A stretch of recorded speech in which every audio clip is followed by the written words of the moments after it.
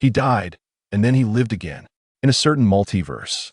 Blue Star, Huagua, Guangnan Province, Shenzhen, around 7 a.m., in a city village, within an unremarkable five-story rental building.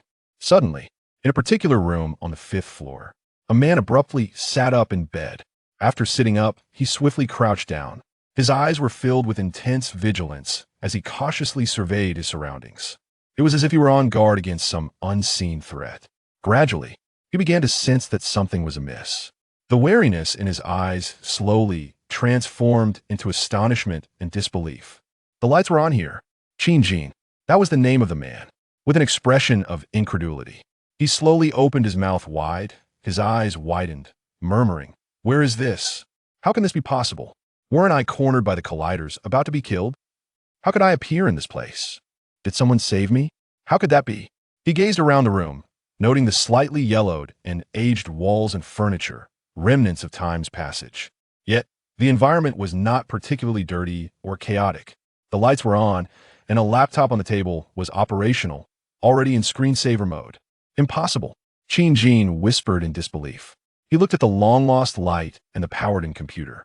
In a post-apocalyptic world, how many survivors could afford such luxuries? Moreover, how could one utilize such advanced electronics?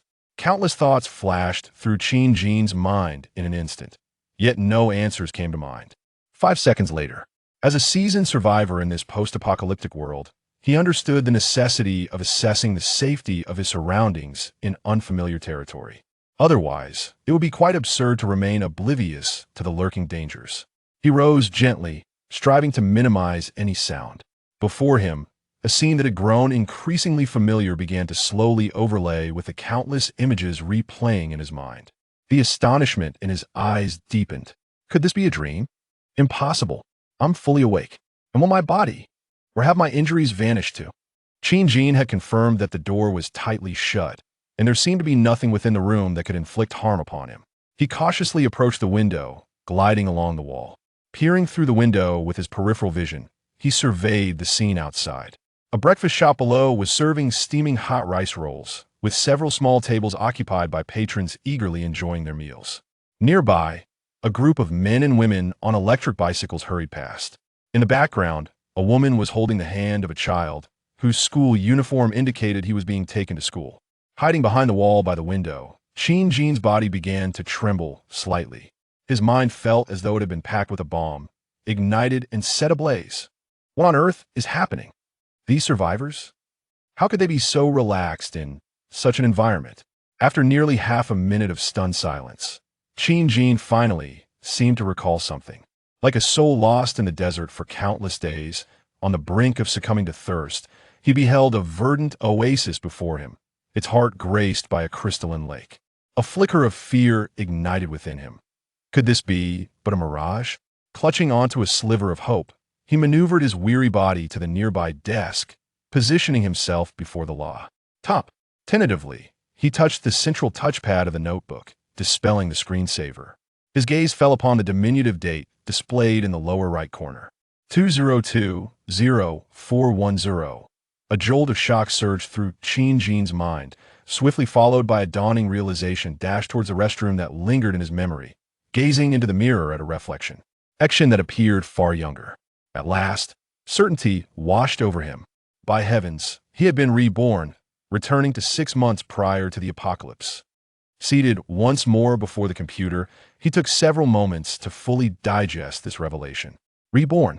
I shan't be confined to that hellish world of the apocalypse any longer. Qin Jin waved his hands in exuberance, yet a thought swiftly crossed his mind. With a degree of awkwardness, he opened the laptop, his eyes scanning the familiar yet alien interface, the various software icons, and the myriad of news articles populating the Wii. Minutes later, he found himself slumped back in the chair, staring blankly at the ceiling. I have not traversed to another world or parallel dimension. I have merely returned to the past. And in 6 months, I shall likely face the apocalypse anew.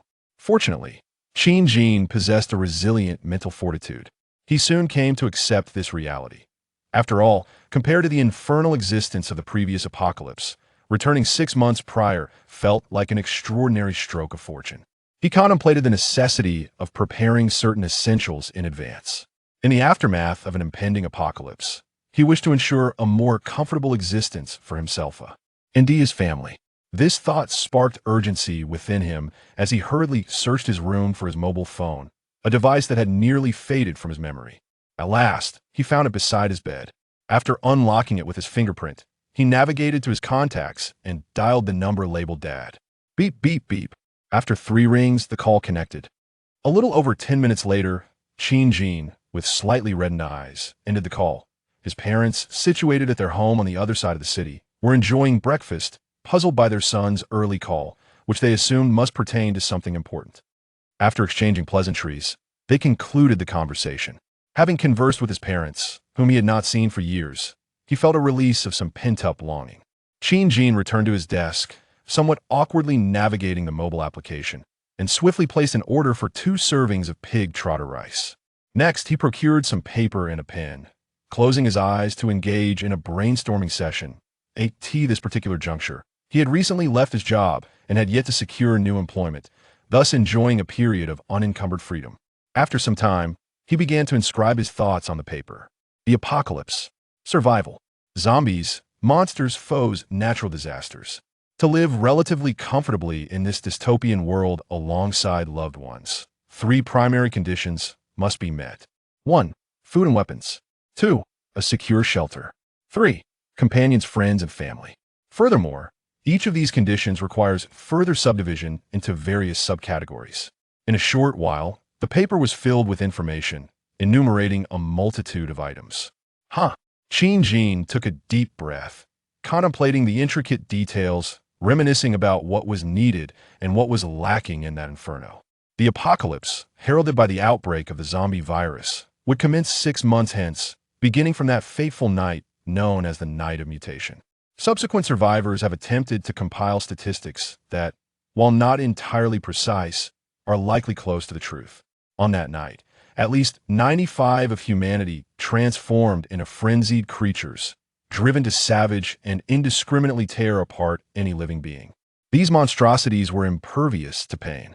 Only by severing their heads or shattering their skulls could one halt their relentless advance. In an instant, humanity lost its dominion over the blue planet. Official organizations across nations vanished, leaving the remnants of humanity to form various groups, large and small, in their struggle against the cataclysm and the tide of the undead. Had the threat been akin to the sluggish, shambling zombies portrayed in conventional films, survival might not have posed such a challenge. The crux of the matter lies in the fact that the mutation outbreak was both global and instantaneous, rendering any form of defense futile. Not even the deepest of bunkers provided sanctuary. An unknown mist surged forth from the Earth's surface, causing the majority of individuals to mutate into zombies almost instantaneously, sprinting about like rabid dogs. The horde of undead amassed to towering heights of several meters. As time progressed, the zombies and certain other creatures underwent further evolution and mutation, giving rise to bizarre entities such as fleas, bombers, long-tongued monsters, chargers, tanks, 2-headed dogs, and flesh dragon hybrids, among others. Though some fortunate survivors experienced their own forms of evolution, the landscape of survival had irrevocably changed. However, the strongest among them merely possesses swifter speed, greater strength than the average individual, enhanced auditory perception, superior olfactory senses, and improved eyesight. In comparison to those monstrous beings, they can only be deemed ordinary, not even qualifying as extraordinary. At the very least, Qin Jin, having endured 5 to 6 years in this apocalyptic world, had yet to hear of any evolved beings worthy of being called superhuman. They were still a far cry from the illustrious Captain America depicted in films. Thus, the primary means of combating the zombie monstrosities remained reliant on firearms. Regrettably, this was an era marked by the collapse of social order, with industrial activities stagnated. Every firearm lost was irreplaceable, and the living space for humanity was gradually constricted. In the end, Qin Jin found himself in a dire situation during a food retrieval mission with a group, where he encountered a creature known as a charger. Despite a valiant struggle, he was ultimately cornered by the charger and suspected to have been killed in a corridor. He also suspectedly perished during his traversal. Oh, and it is worth mentioning that in his previous life, Qin Jin was rather fortunate, being a rare evolutionary among many. His evolutionary trait resided in his legs. After years of rigorous training, he could run like the wind, having measured his speed at an astonishing 7 seconds for 100 meters. His endurance was also somewhat superior to that of the average person. Few could match Qin Jin in the art of escape, which was one of the reasons he managed to survive for so long in the apocalypse. In times of peace, such a feat would have secured him the title of world champion, perhaps even breaking numerous records. Yet in this desolate world, it merely allowed him to scrape by. Despite this, Qin Jin could still be considered a relatively successful survivor. In the realm of survivors, he holds a modest yet notable reputation. It is not uncommon for others to seek his collaboration, capitalizing on his remarkable speed to procure essential supplies and sustenance. Qin Jin scrutinized the contents of the paper once more, his mind forming a rudimentary framework. The past 6 months, neither excessively long nor unduly brief, have offered ample opportunity to prepare, aiming to secure a semblance of self-preservation in the face of impending calamity. Ultimately, the most vital resource in a post-apocalyptic world remains sustenance. One wishes to endure the depths of starvation, again an insatiable hunger that gnaws at one's very bones and soul. Now that he has been granted a second chance at life, hoarding provisions has become an inevitable choice. Furthermore, it is imperative to possess formidable strength to safeguard these supplies, which translates to martial prowess. Otherwise, an abundance of food merely serves as a reserve for the powerful. Your stockpile of grain necessitates my arsenal, your provisions become my lifeline. This is not mere rhetoric. Countless examples have unfolded before him. In a society where order has entirely disintegrated, one must never dare to challenge the limits of humanity, particularly those who have known the pangs of hunger. He harbors several names deep within his heart, and should the opportunity arise, he will undoubtedly ensure that these individuals pay a steep price. He accepted 2 portions of pig trotter rice recently delivered to his doorstep. Though it was still morning, this classic takeaway dish, a hallmark of a harmonious society, is not in short supply among vendors. The tantalizing aroma wafted through the air, accompanied by steaming rice, succulent yet not greasy pork, and vibrant green vegetables. This is a scene often jested about the endless bento boxes devoured by workers. Yet for Qin Jin, it has long been a cherished dream, elusive for years. With a heart full of reverence, he relished every bite, finishing not 1 but 2 entire takeout meals. Not a single grain of rice was wasted. He even licked the plates clean, leaving them so spotless that the vendors would be left feeling ashamed. Qin Jin gently caressed his now rounded belly, letting out a satisfying burp. The scenario he had envisioned countless times in his past life had truly come to fruition. In moments of boredom, he had lost count of how many times he imagined being transported back to the world before the apocalypse, indulging in 2 hearty bowls of greasy pig's trot or rice. Only those who have truly experienced hunger understand that, when one is at the brink of starvation, thoughts of exquisite delicacies and rare seafood are far from their minds. The simplest and most ordinary food suffices. Indeed, during the apocalypse, most days were filled with emptiness and monotony. The most economical and practical activity was to remain still, conserving energy for essential cognitive functions. No one wished to squander the little energy derived from theirs. Scarce food intake. Qin Jin often recalled some absurd scenarios he had encountered in stories about time traveling back to the apocalypse, where characters would toss warm takeout directly into the trash, rushing out to eat something else, only to return for yet another bowl. Survivors boasting years of survival experience in the apocalypse displayed such behavior. He could hardly bear to share a timeline with such individuals. He would certainly be inclined to teach them a harsh lesson. Alas, Qin Jin's reincarnation appears to lack any remarkable advantages. He has confirmed multiple times that his body has not awakened any extraordinary abilities or acquired from it able external aids, such as infinite spaces or storage rings. Otherwise, the possibilities would be significantly greater. Casting this minor regret into the recesses of his mind, he recognizes the fortune of being able to return to a semblance of normal life, granting himself half a year to prepare in advance, a true blessing from the heavens. Why then should he desire more? Focusing on making the most of the forthcoming 6 months is the true path forward. Regaining his composure, Jin tallied his available cash 529.3 yuan. This figure is quite decent compared to his peers. Yet, to realize the myriad aspirations swirling in his mind, it barely suffices. Fortunately, during his previous struggles, with no other forms of entertainment available, the most affordable pleasure lay in various fantasies. Now that he has been reborn, is he to fear the acquisition of wealth? Without further ado, the plan to amass money shall commence immediately. End of chapter. Jin is a 27-year-old man standing at 177 centimeters, possessing an average appearance. With a modest enhancement in his stature and physique, he can barely be considered above average overall. He graduated with a bachelor's degree in electronic information after spending 2 years serving in the military post his college entrance examination, which accounts for his later graduation at 25. Having worked for 2 years, he has navigated the professional realm, recently resigning in pursuit of a higher-paying position. Over the course of 2 years, he managed to save nearly 100,000 yuan, a commendable achievement among his peers. Though it merely places him in a modest position among the general populace, far overshadowed by the truly affluent second-generation individuals. Nonetheless, Jin remains content with his circumstances. He initially envisioned a life of tranquility, culminating in marriage and parenthood with someone he cherishes, thereby leading a conventional existence akin to most. Jin hails from a relatively stable family background. His parents once operated a small factory during his childhood. Although the advent of e-commerce forced them to shutter their business, they still possess a modest financial foundation. In the bustling metropolis of Shenzhen, he owns 2 apartments, a situation that offers him a comfortable standing, neither excessively affluent nor destitute.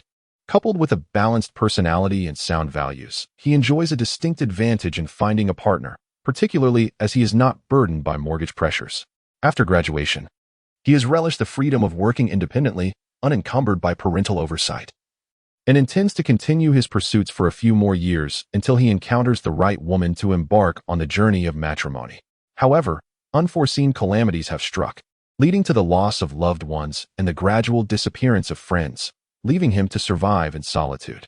Fortunately, a remarkable force from an unknown realm has granted him a second chance at life. He is determined to seize this opportunity to rectify his past regrets and forge a sanctuary of his own, returning to the pursuit of wealth. Countless avenues await every reincarnated individual. The choice lies in which path to embark upon. Currently, Jin finds himself with limited options. With only 6 months at his disposal, he must resort to the methods that yield the quickest and most substantial returns. Unlike other reincarnators, he cannot simply establish a new enterprise or forge friendships with various future tycoons. Lottery tickets are one possibility, yet the likelihood of success is exceedingly slim. It is well known that the lottery industry is heavily influenced by the whims of its overseers. The numbers they choose are often arbitrary. Even if one memorizes the numbers from a particular draw and purchases numerous tickets, if a significant number of people win, it risks depleting the prize pool, which could incite the ire of those in charge. Therefore, Jin has never bothered to memorize specific numbers. It is futile. As a reincarnator, his most immediate advantage lies in his awareness of significant events and their approximate dates. For instance, he is cognizant that 2 countries in the Middle East are poised to engage in conflict by the end of April this year. As an office worker with a decent memory, he recalls that during the last week of April, this news emerged, shocking many. On that day, the stock market plummeted, with the Myanmar A-share market taking a hit, while the mainland A-share market accepted responsibility for the fallout. However, Jin had no intention of investing in stocks at that moment, as the time frame was too lengthy. Although he remembers several stocks that will surge due to certain events in the future, he sees a more promising alternative, the futures market. The crude oil contracts have been oscillating between 35 and 45 for quite some time, driven by the impending conflict and likely influenced by certain foreign powers. The price skyrocketed to between 70 and 80 in less than 2 weeks. While this may not seem like an enormous increase, particularly not a doubling, it is crucial to recognize that the futures market operates on high leverage. At that moment, Jin lamented how exhilarating it would be to invest his entire fortune into leveraged long positions. Opportunities now lie before us, yet what remains lacking is capital. The larger the principal, the greater the rewards one can reap in this market surge. Recollections of various lending applications flood my mind, prompting me to download them directly. I continued to scour the internet for any that I might have overlooked, ultimately installing nearly 30 on my phone before I was satisfied. Fortuitously, we find ourselves in a flourishing era, with the economy remaining robust. The United States is flooding the market with new currency, creating a deluge of capital-seeking avenues for investment. Qin, undeterred by the interest rates of each application, proceeded to apply for loans from any non-fraudulent company that promised disbursement within 3 days. As the end of April approached, with barely half a month left to secure funding, urgency settled in. By 3 o'clock in the afternoon, I had managed to finalize all the lending applications, while 10 institutions would release funds over the subsequent 3 days. Nearly 20 others had already credited my account today. My account balance swelled to an impressive $1.3 million. Negotiations with a few banks and 2 major mobile payment platforms were still ongoing, with Qin's bachelor's degree and a consistent monthly income, securing an additional $100,000 to $300,000 from each lender seemed entirely feasible. Should there be property or vehicles available for collateral, the amounts could be even higher. Although my family owns 2 properties, broaching the subject of selling them for investment with my parents was out of the question. Despite being considered a bright and obedient child throughout my upbringing, my parents were not so open-minded. Qin resolved to give it a try nonetheless. Without further contemplation, I dialed my father once more, directly expressing my intention to embark on an entrepreneurial venture, aiming to establish a factory focused on the cultivation, breeding, and processing of agricultural products. After clarifying the situation, my father requested that I return home the following day. Qin returned home and meticulously outlined some of his plans. It was not quite deceit towards his parents. He intended to transform the factory into a refuge for when the apocalypse arrived. Communication was not as challenging as he had imagined. Qin's father, Qin Guosheng, posed several questions and imparted some advice before handing the property deed of a house to Qin, stating, "Ajin, you are no longer a child. It is commendable to pursue your aspirations, and I shall not hinder you. However, I must insist that I oversee the factory in its initial stages. As someone who has previously managed a factory, I can offer assistance." Qin could not have wished for more. It was best to have family together during the impending catastrophe, thus alleviating the need to concoct excuses for gathering later. Qin's mother, Zhangli, added, "Your father and I will keep an eye on things. Should you encounter any difficulties, do not hesitate to consult us. Pursue your endeavors fearlessly. If you face losses, you can always return to working, and with a house in your possession, you need not fear remaining single." Qin was rendered speechless. He had acquired the property deed for a house that had been registered in his name since childhood more easily than he had anticipated. That very day, he hurried to a nearby bank. Selling the property immediately seemed somewhat impractical. By the time someone expressed interest, and the agent arranged viewings along with all the requisite paperwork, it would be far too late. The only swift option was to use the deed as collateral. This house, situated in a moderately priced area of Shenzhen, had an estimated market value of around 6 to 7 million, with a size of 100 square meters. By securing financing at the current maximum rate of 80 through the bank, he could obtain 5.6 million. With an agreement for the funds to be disbursed within 2 days. Returning to his abode, Qin reclined upon his bed, closing his eyes to contemplate any potential oversights and the intricacies of futures investment. It was in his nature to ensure that he secured a sufficient amount of initial capital for this venture. Otherwise, he would find himself at a significant disadvantage in the future. One must take the lead to stay ahead. 2 more days passed in tranquil monotony, devoid of any notable events. Aside from occasional notifications of incoming funds, Qin diligently refined his inventory list, the design schematics for the factory, shelter, and other future developmental plans. A rather comprehensive framework had begun to take shape in his mind, awaiting his methodical execution. Ding! Qin unlocked his phone, his gaze falling upon the notification of a deposit amounting to 5,600,000. He realized that the fruits of his recent endeavors had finally materialized.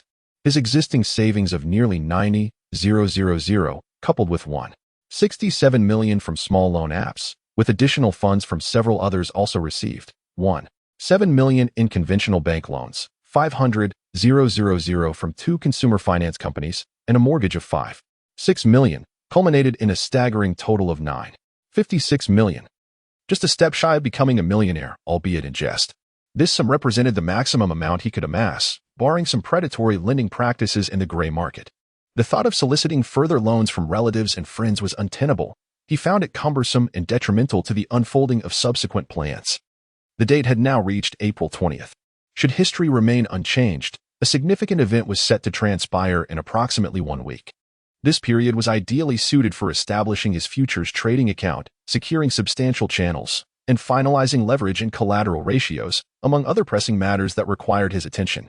Upon receiving the funds, Qin promptly visited the securities trading platform, where he consulted with a professional manager to finalize a maximum leverage of 20 times. The margin requirements and leverage ratios vary across different futures commodities. For instance, commodity futures typically allow for a leverage of only 6 to 12 times. Government bonds can reach 50 times, and crude oil futures may extend up to 20 times, corresponding to a margin rate of 5%. After successfully opening an account, he deposited $5 million. The platform automatically converted the funds into both Huagua currency and Miliguo currency at the prevailing exchange rates. He gradually invested $9 million into the market. The price of crude oil had recently fluctuated between 38 and 40 yuan, exhibiting no significant volatility. He retained 500,000 as emergency capital. Naturally, the maximum leverage of 20 times should not be employed indiscriminately due to the excessive risk. A mere 5% decline could result in a total loss. Therefore, Qin planned to utilize a 5 times leverage strategy ahead of any major events. In the context of the global market, his 9 million Huagua currency was akin to a mere drop in the ocean, hardly capable of creating even a ripple. His average holding price stood at approximately 39 yuan, while the current price of crude oil was 39.6 yuan, yielding a modest profit. As long as the price did not plummet instantaneously below 31 yuan, he perceived little danger. 5 consecutive days passed without incident. Aside from further refining his future plans, Qin indulged in culinary explorations, savoring delicacies from various regions. He also scoured the internet for useful information, seeking the optimal location for a future refuge.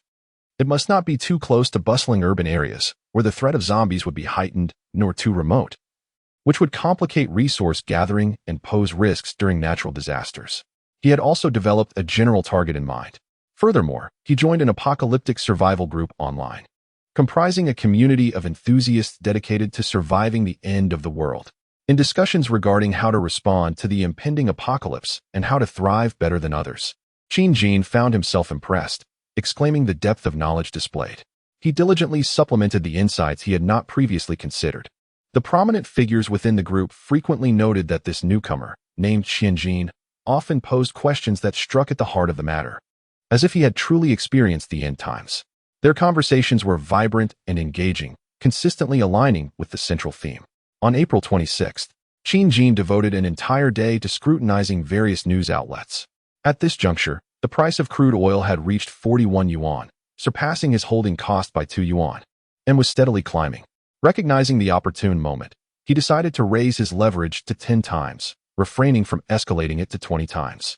After all, his prior involvement had been absent, and years had blurred the specifics of his memory, leaving him uncertain of potential extreme fluctuations. Should there have been any sudden drops below his cost price, it could spell trouble. Achieving profits within the realm of his understanding would suffice to fulfill his plan. As evening approached, the anticipated news had yet to surface, but the price of crude oil had skyrocketed to 45 yuan. Subsequently, a sensational announcement reverberated through major media outlets. 2 oil-rich nations in the Middle East were embroiled in conflict. This stirred a tumultuous wave of excitement. The office workers, yet to conclude their day, were already sharing the news.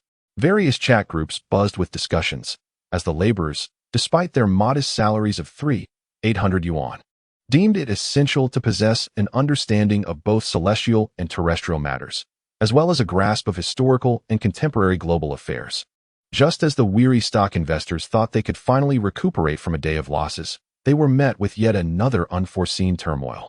As night descends, insomnia looms once more, with thoughts of tomorrow's great investments weighing heavily. The evening arrives, and the price of crude oil has surged to 58 yuan. Nearing the peaks of previous years, Qin breathes a sigh of relief, although the figures in his account ignite a profound excitement within him. He restrains himself from selling immediately. He understands that this is not yet the pinnacle. There is still room for growth, and he decides to hold on for now. In the following 2 days, the price of crude oil experiences slight fluctuations, yet the long-term trend remains upward. Soon, it surpasses the 65 yuan threshold and, amidst a moment of hesitation, steadily approaches the 70 yuan mark. Finally, on April 29th, it reaches the coveted height of 70 yuan. After several days of intense monitoring, Qin decisively begins to liquidate his holdings. He gradually sells off his contracts at prices ranging from 70 to 72 yuan, clearing his inventory. After deducting fees, the figures in his account soar to an unprecedented 89.23 million. Let us disregard the decimals. The initial capital is secured. End of chapter. Chapter 3, establishing the base in the final 2 days of April. Qin expends his resources to enlist assistance in navigating the myriad tasks associated with launching a company. With financial backing, all endeavors become significantly simpler. Numerous specialized teams stand ready to provide their services. As long as the funds are in place, many obstacles vanish. The company is registered under the name Green Source, primarily engaging in agricultural product trade and processing, alongside several ancillary ventures that are still being handled by professionals. He designates the company's address in Guangyuan City, adjacent to Shenzhen, approximately 200 kilometers away, not too distant. This locale also happens to be his ancestral home, affording him a sense of familiarity. The geographical advantages are indeed noteworthy. As will be elaborated later, Guangyuan City, situated in the central region of Guangnan Province, possesses a relatively modest economy within the province, primarily reliant on agriculture and tourism. In recent years, however, a number of manufacturing enterprises have established themselves here, largely due to the insufficient land for development in Shenzhen, prompting many companies to relocate to the surrounding areas. Qin has chosen to situate the factory in Mintang Town, Fenghe County, Guangyuan City. Approximately 20 kilometers to the north lies a substantial mountain range, which naturally serves as a protective barrier. Furthermore, Guangyuan City boasts fertile land conducive to agriculture, abundant water sources, and ample forested areas. Mintang Town is also strategically located at the intersection of several expressways. Most importantly, it is not far from Qin's hometown, a place he visited during his childhood with his parents, making it preferable to other unfamiliar locales. Establishing a factory necessitates a certain level of networking, and Qin's father possesses some resources in the area. As the saying goes, money can work wonders. Under the banner of an anticipated investment of over 100 million, Qin swiftly finalized various contracts and agreements with the local investment promotion office within a matter of days. The promotion office, having encountered such a sizable investment opportunity, offered favorable policies, granting him a parcel of land, 30,000 square meters, for free use for 5 years, with subsequent rental fees to be determined based on tax revenue. Upon confirming the land acquisition, Qin promptly began seeking a professional design firm. He conveyed the preliminary plans and requirements to ensure that the design company could commence work according to his specifications. Simultaneously, he sought reputable construction teams from outside the region, avoiding acquaintances and smaller firms to mitigate potential complications, which will be elaborated upon later. There remain just over 5 months until the impending apocalypse. There is no immediate need to hoard food supplies. Even if one were to do so, there is insufficient space. Thus, the primary focus at present is the construction of a secure stronghold. During this period, Qin has been tirelessly shuttling between the design firm and the builders, meticulously refining the details of his unique design specifications, which have led to a surge in construction costs.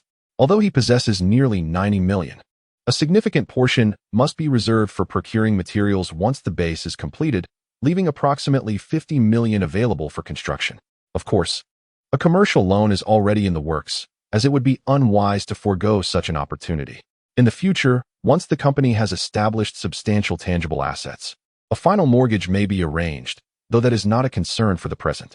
Concerning the previously borrowed funds, the loans chosen at that time are primarily on a 6-month repayment schedule, requiring only interest payments each month. Why repay money acquired through one's own merit? Other loans and mortgages follow a similar pattern. The mortgage properties are not intended for redemption, despite the potential for higher selling prices. After accounting for various fees and taxes, the net gain would be minimal, and considerable time and effort would be expended in the process. It would be wiser to seek additional opportunities to capitalize on events in the financial market. Currently, there are no such plans. The available funds are sufficient to initiate the project, with a focus on constructing the base. The land housing the Green Source factory is one of the key areas promoted by the Investment Bureau. This site has been designated as a new industrial zone by the local government to attract investment. The land has long been leveled and is ready for immediate construction. The factory is projected to cover an area of 30,000 square meters, equivalent to 3 hectares, and will be initially divided into an office area, a research zone, a planting experimental area, a ground-level warehouse, and a manufacturing sector. In addition to various dormitory areas, activity zones, and ponds, the blueprints provided by Qin to the construction team include 2 levels of underground space, thus presenting a significant challenge in construction. Fortunately, the soil quality in this location is favorable, otherwise, the costs could be exorbitantly high. As May approached, all construction matters were finalized, and through financial means, various permits were secured.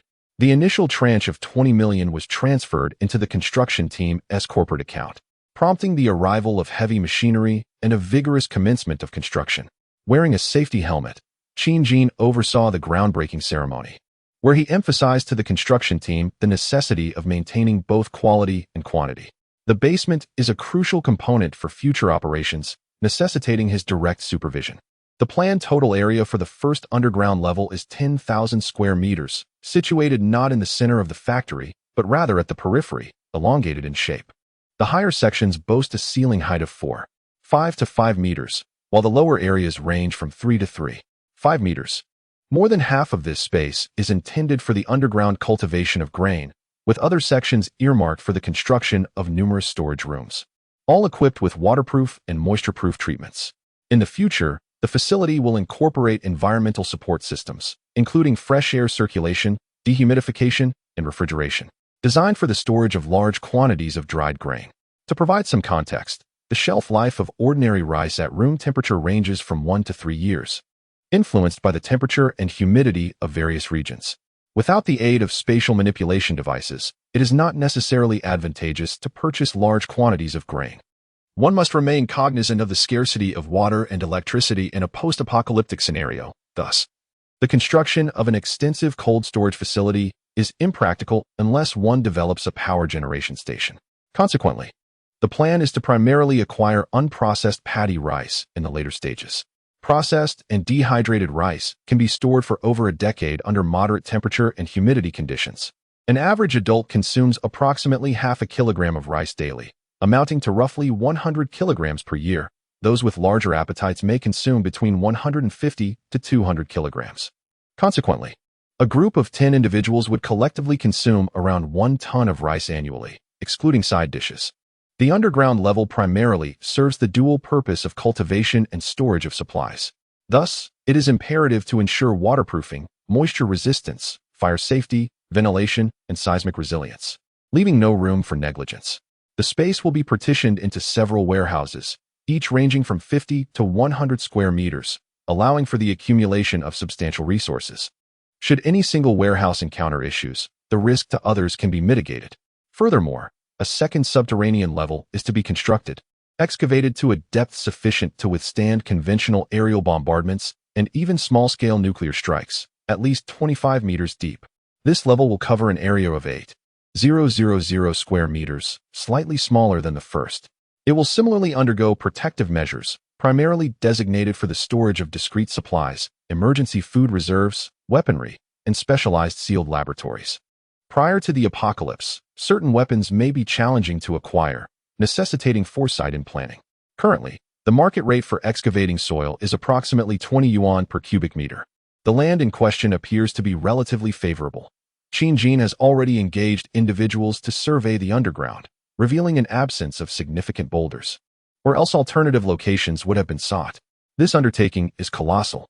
While excavation progresses underground, construction activities above ground will also continue, as some tasks can be carried out concurrently. Although there remain over 5 months, time is indeed of the essence to expedite the construction progress. Qin has even resorted to offering a premium to the contractors, all in pursuit of accelerating the development. On the periphery of the factory, a pond measuring 50 by 50 by 40 will be constructed, capable of storing 100,000 tons of water, serving as a vital resource during apocalyptic times. The interior will be reinforced with cement, and the edges will feature embankments and walkways, with plans to later cultivate various suitable fish species within. Additionally, a smaller pond, measuring 30 by 30 by 30, will be built at the center of the factory with a capacity of 27,000 tons. This pond will also undergo rigorous reinforcement, intended for the cultivation of aquatic life such as fish, shrimp, and crabs. The construction of these 2 ponds alone has cost Xinjiang $2 million. The issue of water sources is as crucial as that of food during the end times. Naturally, the more abundant, the better. Even so, when Xinjiang proposed such a design, the design firm repeatedly sought his confirmation. Ultimately, only after Xinjiang's assertive insistence did they acquiesce. The notion of constructing 2 large water reservoirs within a single factory struck many as peculiar. The surrounding wall of the factory will rise to a height of 5 meters, featuring a fully enclosed design with a thickness of 1 meter, reinforced with 3 layers of high-strength cement filled with steel bars. It is noteworthy that a standard hand grenade can only breach a typical wall of 70 millimeters thickness. Beneath this 1,000 millimeters reinforced barrier, even a rocket launcher would be compelled to circumvent it. When the designer and the construction team heard such demands, they were nearly taken aback in shock, gazing at Xinjiang as though he were possessed, questioning whether he had perhaps indulged too much and lost his senses. After multiple confirmations, they proceeded. Upon confirming that the client indeed intends to proceed with such a design, the matter was left unexamined further, primarily for the sake of financial considerations. This included subsequent designs that seemed fantastical to them. There was no inclination to question them any longer, as long as they adhered to regulations.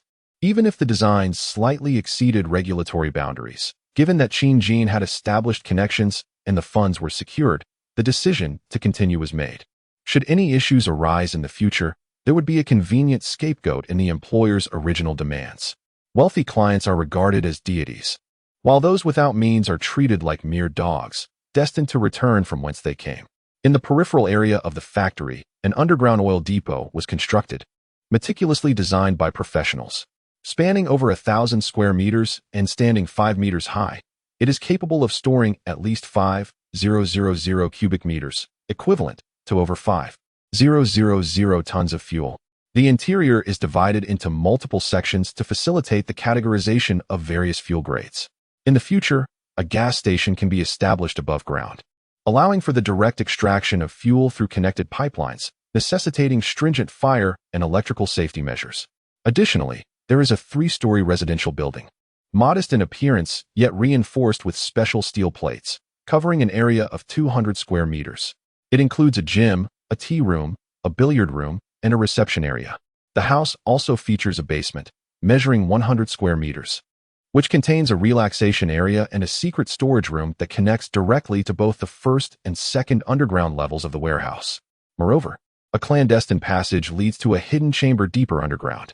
This chamber, less than 100 square meters, is equipped with a bathroom, toilet, and bedroom, and is designed to accommodate numerous shelves for storing supplies.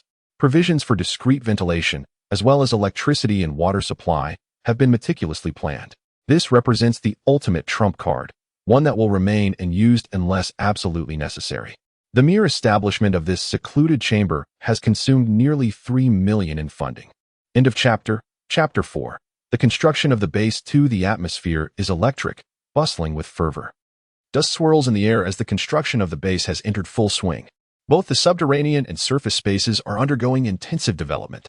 Xinjiang has taken up residence in a nearby hotel, as the base is not situated in a desolate wilderness. Rather, it is surrounded by industrial zones, already inhabited by various enterprises. Just a few kilometers away lie numerous residential areas and small commercial districts, ensuring that basic needs such as dining and lodging are readily accessible. It would be impractical for all workers within the planned industrial zone to reside in dormitories. Some laborers inevitably require personal space. Each day, he visits the site to monitor progress and apply pressure to the contractors. In addition to the underground warehouse and his own living quarters, several significant structures are being erected. 2 dormitory buildings for relatives and friends are planned, each comprising 5 stories and covering an area of 200 square meters. Each floor will house 4 to 5 suites, with the ground floor accommodating 4 units and the upper levels containing 5. Each building will thus offer 24 suites, totaling 48, facilitating comfortable living arrangements for those with families. Similarly, 2 dormitory buildings for regular personnel are under construction, each identical in height and spanning 300 square meters. Each floor will consist of 10 units, primarily one-bedroom apartments with living areas, while some will feature single rooms with en-suite bathrooms. The two structures collectively provide 100 units, sufficient to accommodate at least 150 residents. The available living space alone can cater to 200 to 300 individuals. In the future, these residences are intended for Qin Jin's companions and friends. In a world facing calamity, the notion of absolute equality has become a distant dream, forever unattainable. 2 additional 4-story office buildings will be erected to accommodate official duties, with potential for future modifications as circumstances dictate. A 5-story multi-purpose edifice, encompassing 200 square meters, will house a cinema, library, multiple classrooms, and recreational facilities, including billiards, table tennis, and an internet CAF, to be implemented post-apocalypse for leisure and well-being. Furthermore, 2 expansive workshops, each occupying over 1,000 square meters, are slated for construction on the grounds to facilitate diverse operations. Given current fiscal constraints, the initial phase will prioritize robust frameworks clad in simple sheet metal, emphasizing structural integrity. Of paramount importance is the construction of a greenhouse complex, projected to cover 1/3 of the entire base, amounting to 10,000 square meters. This will be divided into multiple large and small greenhouses, all featuring translucent roofing panels. Certain panels will incorporate mechanized drives, enabling remote-controlled opening and closing. This 10,000 square meter, approximately 15 acres, greenhouse will serve as the primary agricultural hub for post-apocalyptic food production. Consequently, it necessitates the finest materials, ensuring resilience, longevity, and corrosion resistance. In addition to the translucent panels, solar panels will be integrated into the roofing, capturing and storing solar energy for nighttime illumination. While solar energy conversion alone may prove insufficient, supplementary measures will be implemented. Within the 15-acre complex, at least 8 acres will be dedicated to rice cultivation. 2 acres will be allocated to corn, due to its short growth cycle, though with lower edible yield, its stalks can be used as fodder. Wheat is unsuitable for cultivation in southern regions. 3 acres will be designated for an indoor animal husbandry facility, intended for raising chickens, ducks, pigs, cattle, and sheep. The remaining area will be utilized for cultivating vegetables, fruits, and the interplanting of low-lying fruit trees. Before his rebirth, Qin Jin had joined numerous shelters and witnessed various survival models of post-apocalyptic bases. However, now that he found himself tasked with establishing a shelter, he was devoid of experience. He could only strive to refine the project as best he could, believing that minor issues could be rectified later as long as they did not pose significant problems. The next step involved constructing several warehouses, each spanning several hundred square meters, designated for the placement of ground equipment and the storage of various large supplies. The area occupied by these structures exceeded half of the entire base, resulting in a rather compact layout. Furthermore, Qin Jin held exceedingly high standards for the materials used in each building, mandating that they be earthquake-resistant, waterproof, electric-proof, fireproof, and corrosion-resistant, among other requirements. Excluding the additional equipment that would be installed later, the construction alone had already cost Qin Jin over 20 million. Just 1 month into the project, he had to allocate an extra 10 million for the construction team to continue their work, fearing that this eccentric boss might vanish without settling the bill. As June drew to a close, nearly 2 months into construction, the 2-level basement had reached its preliminary completion. Aside from the electrical and water connections, everything else was essentially finished, with 2 external water tanks specially reserved to connect, allowing for the direct use of pond water upon activation of the switch. Accompanied by a professional inspection company he had hired, Qin Jin was conducting quality assessments of the basement. Next to him, the construction team's leader, Zhang Xianlin, chuckled wryly, saying, "Mr. Qin, with you overseeing the construction every day since it began, my team dares not slack off. There will surely be no issues." Qin Jin remarked nonchalantly, "I have faith in your team, General Manager Zhang. I am merely conducting some inspections. If issues arise, we shall rectify them. If everything is in order, then all is well, for I am the one financing this examination." Zhang Xianlin smiled, but chose to remain silent. This was his first encounter with a client like Qin Jin, whose eccentric designs were merely the beginning. He also supervised the construction almost in its entirety. It was indeed challenging for his subordinates to engage in any unscrupulous practices. Hence, they did not cut corners with Qin Jin. The inspection results indicated that the structural integrity and strength of the 2 underground levels were sound, with only minor imperfections requiring repair, which General Manager Zhang could easily arrange. The majority of the above-ground structure had reached a similar stage of framework completion, and they would soon continue pouring concrete. Once the internal renovations were finalized, the premises would be suitable for simple office use or habitation. It was anticipated that completion would take an additional 2 months, granting him ample time to prepare the necessary materials. However, the forthcoming 2 months would not be idle. He had already identified a professional manager named Wang Yang, a middle-aged gentleman with years of management experience. At just over 40, he was in a career hiatus. Following his interview, he was effectively hired by Liyuan Food Factory and was tasked with arranging the recruitment of security personnel, agricultural specialists, and electricians. Qin Jin emphasized that character and integrity were paramount in the hiring process, and while it was preferable for candidates to have families, some flexibility in age could be afforded. Subsequently, he tirelessly sought out various equipment suppliers to customize the essential machinery that would be pivotal for the future operations of the base. The basement was constructed with various interface locations already reserved. Now is the time for the installation of specialized ventilation, refrigeration, preservation, insulation, moisture retention, waterproofing, and fire prevention equipment. A state-of-the-art indoor environmental system has been installed throughout the 2 levels of the basement, while simpler systems have been implemented in the above-ground structures. In the face of extreme heat or cold, there is no need for excessive concern. Next, the electrical system of the base is of paramount importance. A search for an electrical equipment company was initiated, tasked with designing a comprehensive self-circulating power energy system. Durable, corrosion-resistant, retractable solar panels of the latest design will be installed on the rooftops of each building. Additionally, a dedicated area within the base has been allocated for the construction of commercial power generation facilities, with the procurement of several thousand sets of batteries and storage equipment capable of storing 80,000 kilowatt-hours of electricity. Typical non-high energy consumption factories consume between 1 to 3 kilowatt-hours of electricity daily. If utilized judiciously, the electricity stored at the green source base is expected to last for over a month, with careful management allowing for even longer durations. The base will eventually be equipped with extensive surveillance, as such equipment requires continuous operation, supplemented by various electrical appliances, all-day lighting, the basement's ventilation and insulation system, and the above-ground greenhouse ventilation system, among others. Some systems will operate continuously, while others will function intermittently, anticipating a daily electricity consumption of 400 to 700 kilowatt-hours. The true circumstances will only be revealed in a post-apocalyptic scenario. For now, any assumptions are merely speculative. Solar power generation, specifically photovoltaic energy, is an efficient means of converting sunlight into electricity, operational only in the presence of sunlight. Henceforth, the primary source of electricity for the base will rely heavily on this. Hydropower is not a viable option, and wind energy is also unsuitable due to the climatic conditions in the southern region. The cost of wind power generation equipment is considerably high. It might be wiser to invest in more batteries and solar panels instead. Assuming an average of 8 hours of sunlight per day, a 1 kW system can generate 8 kilowatt-hours of electricity.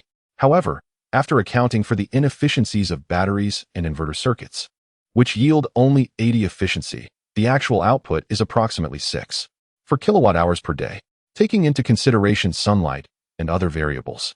An ordinary household with a rooftop area of 60 to 80 square meters can produce around 4 kilowatt-hours daily, if all rooftops in the base are equipped with solar panels.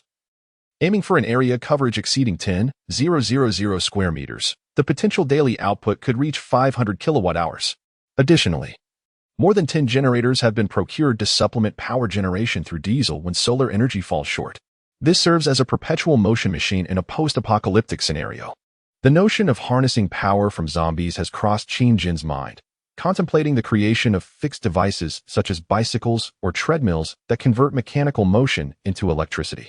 However, consultations with experts revealed that this method exhibits exceedingly low efficiency. A single bicycle might not even generate 1 kilowatt-hour of electricity in a day. And controlling the zombies' movements is fraught with challenges. Variations in speed dramatically reduce efficiency. In an ideal scenario where one zombie operates a power-generating bicycle, producing 1 kilowatt-hour in a day would necessitate 1,000 zombies working continuously, requiring over 1,000 bicycles. To accommodate 20 of these bicycles in a 100 square meter room would demand more than 50 such rooms and several buildings. along with a substantial workforce for management. Furthermore, the potential for zombie mutations introduces an element of unpredictability that could lead to disaster. Thus, this idea remains impractical for the present. It may be reconsidered once the base expands and stabilizes. In the future, as the base's operations normalize, daily electricity consumption could potentially soar into the tens of thousands of kilowatt-hours, rendering this method a mere supplementary option. As previously mentioned regarding the security of the base, Qin intends to install surveillance cameras both inside and outside each building. The surrounding walls are indispensable, with a camera positioned at regular intervals. Locations have been allocated at the four corners of the walls, preparing for the construction of watchtowers in the aftermath of the apocalypse during peacetime. Such structures would be too conspicuous and impractical. While we have yet to face the night of mutations, society remains harmonious, and many regulations must still be observed. Erecting a wall exceeding 10 meters and constructing a watchtower would surely attract immediate reports leading to their dismantlement and the apprehension of those responsible. Qin harbors no desire to languish in prison when the apocalypse arrives. It would be preferable to take drastic measures sooner. The current 5-meter-high walls, along with the 2 underground levels, were only achieved through extensive negotiations and financial investments with leaders and relevant personnel. Without such connections, such constructions would be inconceivable. The endeavor was further facilitated by adopting the guise of a high-tech agricultural enterprise, aligning with the contemporary theme of developing a green and healthy society, thus creating operational leeway. Finally, the base's exit is divided into 2 parts. The primary entrance, facing south, features a double-layered door, within which a large mechanically reinforced steel door has been designed. Standing at 5 meters and operable as a double door, accompanied by a smaller door measuring 3 meters in height. Typically, vehicles can pass through the smaller door, while larger equipment can necessitate the opening of the main door. Both manual and electric controls activate the hydraulic pump, ensuring that no force, whether human or monstrous, can obstruct the opening of the door. Additionally, there is an ornate iron grill gate that serves as an extra layer of defense once the internal main door is opened. In front of the grand entrance, there lies a collision prevention system, which, upon activation, raises protective steel bollards. Even a fully loaded dump truck charging at full speed would be compelled to pause and bow its head. There exists a smaller exit to the north, also fortified with 3 layers of doors, standing a mere 5 meters high, equipped with hydraulically enhanced steel gates, flanked by 2 intricately designed stainless steel doors. The entirety of the base may not boast impenetrable walls, yet it is quite formidable. However, due to constraints in funding, space, and human resource management, it can only be established in this preliminary manner. In a post-apocalyptic world, an abundance of people is not necessarily advantageous, as the consumption of food must also be taken into account. Additionally, one should never test the limits of human nature. End of chapter. Chapter 5. The Foundation Time Flies. Since Qin embarked on his ambitious journey to establish a factory, news of his burgeoning wealth has become impossible to conceal. His parents, Qin Fu and Qin Mu, have already shared the news with several relatives who are now aware that he has somehow accumulated his first fortune. Now, he aspires to expand his enterprise and become a factory owner. There is no palpable jealousy, after all. Qin has always been perceived as a well-behaved child among relatives and friends, having attended university, served in the military for 2 years, and then worked diligently for several years, adhering to the conventional path. His sudden rise to success is not entirely incomprehensible, as such instances occasionally emerge within one's social circle. It is merely that this time, the individual in question is Qin. In today's age of information overload, opportunities may be lurking in the most unexpected corners, and encountering that proverbial pig can lead to soaring success. By July, the foundation has largely been completed, with the main structure taking shape, leaving only the finishing touches in the installation of various equipment. Qin can finally afford to divert his attention to other matters. Wang Yang has already assembled a team of security personnel, personally selected from a security company. After rigorous testing and reputation evaluation, approximately 8 individuals were deemed suitable. Additionally, there are 2 chefs, 3 cafeteria workers, 2 electricians, and 2 accountants.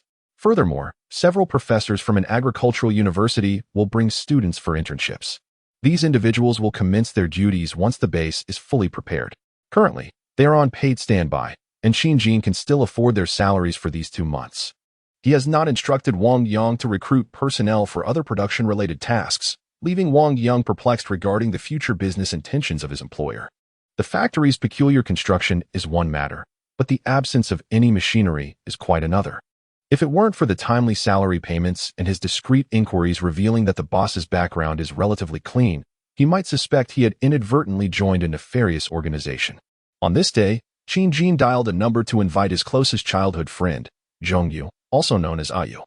They grew up together in a small community in Shenzhen, sharing an inseparable bond. After graduating from high school, they each ventured out to pursue their studies and careers, resulting in fewer meetings. However, they still occasionally connected through phone calls or online chats.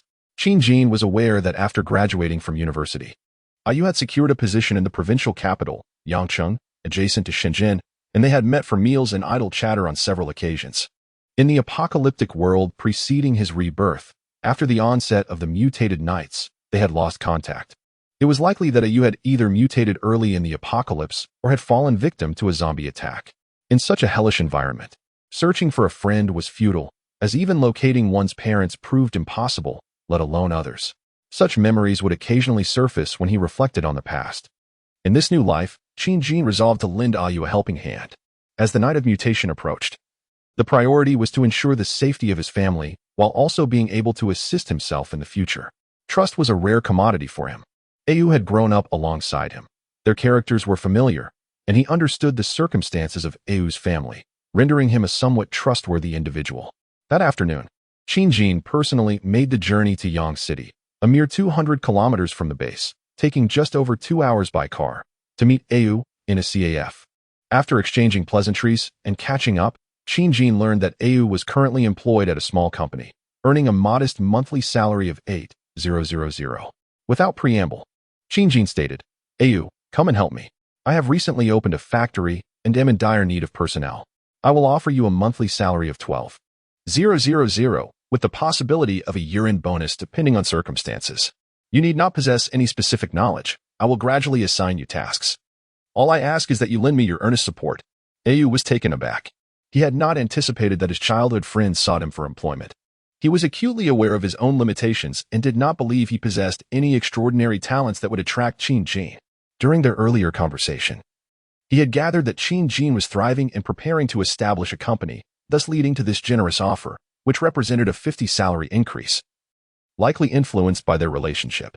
Conflicted, he felt a mix of joy and gratitude, but ultimately replied, "Jin, I appreciate your goodwill, however.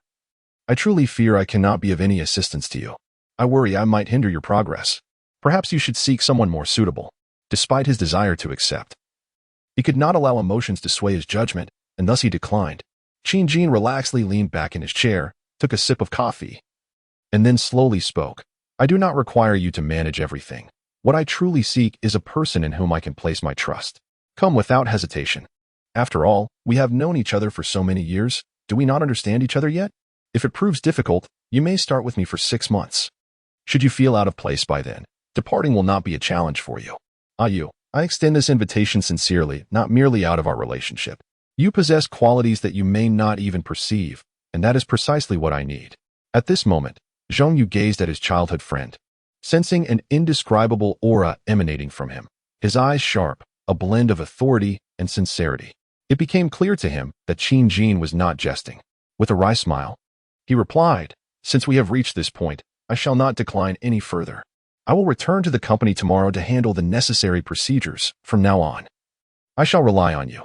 Qin Jin chuckled, extending his hand, palm up, before Ayu. In return, Ayu smiled and reached out, their hands clasping firmly together. With Ayu's matters settled, Qin Jin turned his attention to the next goal, his comrade who had served alongside him for 2 years. His enlistment had largely been influenced by his father, a veteran himself. Growing up amidst such influences, he harbored a certain admiration for military life, and with his family's support, he naturally chose to serve for 2 years. As for why he did not continue in the military, that is a lengthy story for another time. Despite his brief 2 years of service, he gleaned a wealth of knowledge. Without those experiences, perhaps the person he was before his rebirth would have perished in some obscure corner of the world. Years have passed, yet I still maintain contact with several comrades from days gone by. We have a WeChat group where we occasionally engage in lighthearted banter and casual conversation. To my knowledge, there were 10 of us in our squad, with 2 achieving notable success while the others, myself included, have led rather ordinary lives, unable to claim any significant accomplishments. Of the 2 successful individuals, one returned home to manage the family business, while the other embarked on an entrepreneurial journey and has attained a degree of success. Thus, my focus turned to the remaining 7. I reached out to each of them directly, candidly sharing my entrepreneurial endeavors in the realm of high-tech agricultural research and development. I explained that our company would require a substantial security team to safeguard our forthcoming innovative outcomes, offering a monthly salary of $10,000. Immediately, 3 expressed their willingness to join me, indicating they would wrap up their current obligations before coming to my side. 2 others politely declined, while 2 more requested additional time to contemplate their decision, promising to provide a response later. I chose not to press further. Each person harbors their own aspirations. Although this opportunity may significantly impact their lives, who can truly say that perishing amidst the chaos of a mutated night might not be a preferable fate? The 3 comrades preparing to align with me are namely Bowen, Chen Junqi, and Lu Wenhao. We discussed specific details over the phone, agreeing to converse further upon their arrival at the base. I am acutely aware of the complexities of human nature and cannot guarantee their unwavering loyalty in the future.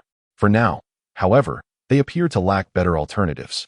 Trust is cultivated subtly over time. It cannot be demanded or hastened unless one is already in a position of power. I do not seek comrades who merely share a close relationship with me. Rather, I desire reliable subordinates upon whom I can depend. In the future, the base must resonate solely with his voice. While he may heed the opinions of others, it shall not sway the overarching direction. Anyone daring to covet control over the base will face his wrath. Not even family members are exempt. No one comprehends the perils of the apocalypse better than he does. Although there are trusted allies amidst the chaos, their presence sometimes equates to an extra life. Having endured those harrowing days, the significance of comrades is indisputable. Yet, human nature can be a terrifying entity. Those who are overly satiated may harbor inappropriate thoughts, and such individuals will be dealt with in a manner unique to Qinjin. As a survivor of 6 years in this desolate world, how many lives does one hold? Perhaps even Qinjin himself has lost count. He has never perceived himself as a virtuous individual. Goodness has no place in the apocalypse, where survival belongs solely to the ruthless. Ruthless to others, and equally ruthless to oneself. After arranging matters for his friends, Qinjin returned to the Deep City. His former rental had long been surrendered, and he now spends the majority of his time at the base. This visit to the Deep City serves a different purpose, to explore the gray areas. Numerous supplies cannot be procured through conventional channels and must be acquired through alternative means.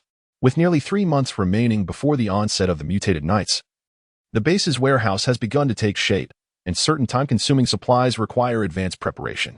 Weapons, not firearms, of course. Before the apocalypse, Qinjin would never have touched such lethal items. His gaze is directed elsewhere. Through online searches for sellers of crossbows and unsharpened swords, he has come to know several individuals engaged in the crafting of these weapons. In a harmonious society, weapons are prohibited, and even knives are classified as regulated items. However, various forms of archery sports and collections of unsharpened blades still exist. Here, Qinjin's attention was drawn. While conventional crossbows possess limited power, those who understand the specialized methods of modification can enhance their efficacy to rival that of a handgun. At that time, purchasing a hand crossbow outright was unfeasible. It required disassembly for separate shipping. Upon receipt, reassembly was necessary. He intended to commission a batch of disassembled hand crossbow components, bows, and various types of unsharpened knives. The arrowheads could be delivered dull to comply with regulations. He would prepare the necessary equipment at his base, allowing for rapid modification when needed. Although there were online vendors, it was evident that their offerings would be severely restricted. What he sought were lethal instruments capable of slaying zombies or even humans in a post-apocalyptic world, necessitating his own methods. Those daring enough to sell such weapons undoubtedly operated within a clandestine network. During his spare time supervising the construction of the base, Qinjin had not been idle. He had discovered numerous such merchants. After careful comparison, he determined that the individual he was meeting in the Deep City today was precisely what he required. He planned to leverage financial persuasion to elicit information from this individual, arranging to discuss matters that could not be articulated online. In an inconspicuous restaurant, within a private room on the 3rd floor, Qin Jin directly confronted the middle-aged man before him, the owner of the crossbow business, laying out his pre-prepared demands for crossbows and arrows. He requested 50 hand crossbows to be shipped disassembled, 30 compound bows, and 100,000 wooden arrows, steel arrowheads, separate shipment, and can be assembled manually later. 100,000 steel arrows. The arrowheads are designed to comply with regulations and are not sharpened. It is also required that certain key components of the crossbow and compound bow can be replaced independently. Once replaced, their power can instantaneously reach a level suitable for public service. The middle-aged, balding owner of the weapon shop, though already familiar with the general needs of this client, was nonetheless taken aback when he truly comprehended the demand. Perhaps accustomed to his trade, he swiftly composed himself and began calculating on his phone. Minutes later, he declared, "It can be done. However, the crossbow and compound bow will be disassembled into different parts for delivery, sent to various addresses. The arrow shafts and arrowheads will also be transported separately. I will designate a location. You can drive over or send someone to collect the goods. The price is $10,000 for a crossbow, $15,000 for a compound bow, $3 for a wooden arrow, and $12 for a steel arrow. Including my risk fee, the total comes to $3 million. Qin Jin pondered this internally and, finding no issues, promptly agreed. He intended to use these weapons only for the initial phase of the apocalypse. After the night of mutation, with order and chaos, he would undoubtedly seek ways to acquire firearms. After further discussing the details, they finalized the transaction with a $1 million deposit. End of chapter. Chapter 6. Foundation preparation. After arranging the crossbow arrows, Qin Jin employed a similar method to meet with other merchants dealing in swords and knives, completing orders for nearly 100 tang swords, steel daggers, machetes, and military knives. Of course, all required to be unsharpened. Everything complies with legal regulations, prioritizing safety. Delivery is scheduled for 2 weeks later to the base. Next comes the procurement of processing machine tools. The weapons acquired now remain sealed, their true potential only to be unleashed in the aftermath of the apocalypse. Therefore, the key to unlocking these seals is indispensable. Fortunately, since this pertains to rough processing, the precision requirements are not stringent. Brand new machine tools can be obtained for several $100,000. It is quite feasible to procure 3 units, with the stipulation of delivery to the base within a month. Of course, Qin Jin would never overlook the machinery for ammunition production. Although firearms are currently absent, this does not imply their future unavailability. In a world fraught with the threat of zombies or human adversaries, such direct weaponry is essential. Merely possessing guns in the future will not suffice. Once equipped with rifles or heavy machine guns, it would be rather absurd to find oneself rendered defenseless after a few skirmishes due to a lack of ammunition. Qin Jin often ponders this. In the apocalyptic novels or films he has previously indulged in, how is it that those who are reborn spend months merely idling about? Do they eat to their fill and then cease to contemplate their next meal? The logic eludes him. Despite the passage of considerable time, the preparation of countless supplies in every conceivable direction is imperative. Each reborn individual seems to effortlessly stumble upon immense wealth, yet they only aspire to procure a few delicacies. Acquire a handful of handguns and ammunition from the black market, and construct a mere iron cage, believing themselves to be secure and carefree. Where's the sense in that? How do such characters survive beyond the 3rd chapter? They poison the audience to the very core. Qin Jin can conceive of more than 10 methods to eliminate such protagonists in under 5 minutes. Moreover, in a world where humanity is driven to madness by hunger, one should never underestimate the ingenuity of people. Thus, he finds himself devoid of even the slightest sense of security. The foes he envisions, aside from zombies and various natural disasters, are overwhelmingly the living. In today's world, shaped by the baptism of the information age, even individuals as advanced in years as 70 engage in watching videos and reading novels, not to mention the younger generations. Once the apocalypse reveals the location of his stronghold, while others struggle for sustenance and warmth, he can vividly imagine the tempest he would face should any details of his base leak. What he perceives as an impregnable fortress may, in the eyes of certain skilled individuals, be riddled with vulnerabilities. However, he does not know such experts. The reality is that locating them is no simple task. All he can do is strive to reinforce his defenses. Since perfection is an unattainable goal, he opts instead to layer his shields relentlessly. Once his defenses reach a certain thickness, he can disregard the majority of threats. Some may wonder why Qin Jin does not report to the higher authorities. It is not that he has not contemplated this, having done so with careful consideration. Reporting to the organization presents several scenarios. 1. His ability to foresee events could attract the attention of higher powers, leading to stringent control and a loss of freedom, while the nation remains insufficiently vigilant, unable to withstand the mutations of the night. With 95% of humanity transformed and society in collapse, he would find himself imprisoned, awaiting a grim fate. 2.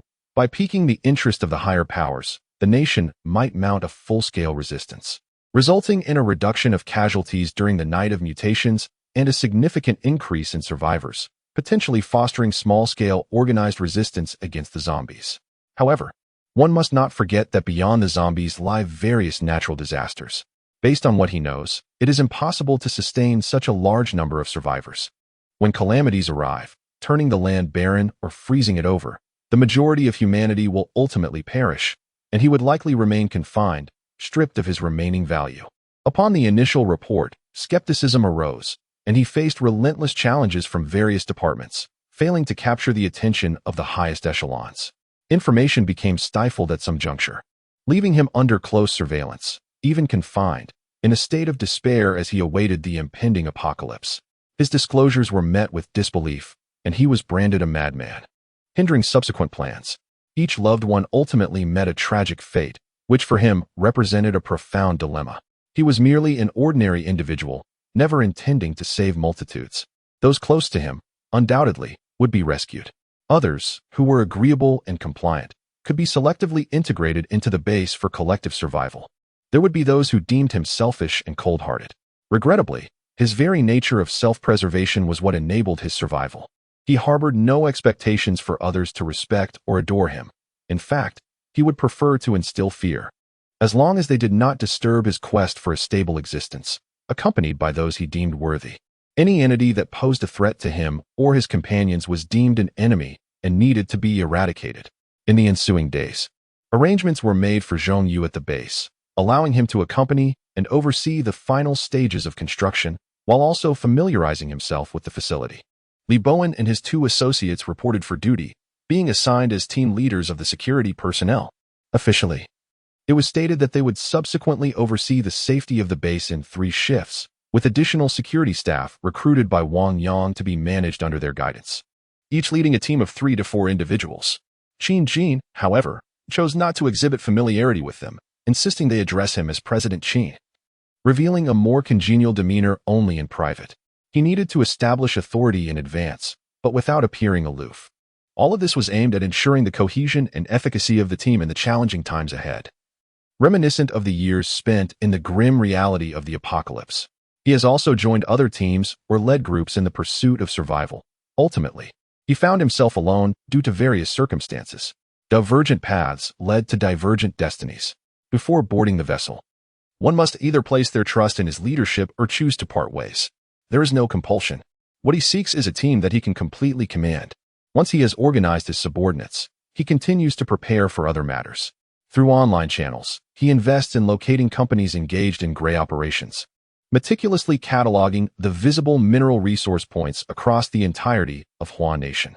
He procured over 10 tablets and multiple hard drives in advance, downloading both free and paid maps available on Blue Star. These accessible resources contain information on various coal mines, oil reserves, iron ore deposits, and more. Personal collection, as long as it remains discreet, does not contravene the law. He has amassed a wealth of resources, including energy points, hospitals, various enterprises, talent pools, and road information, within 1,000 kilometers surrounding the Green Source base.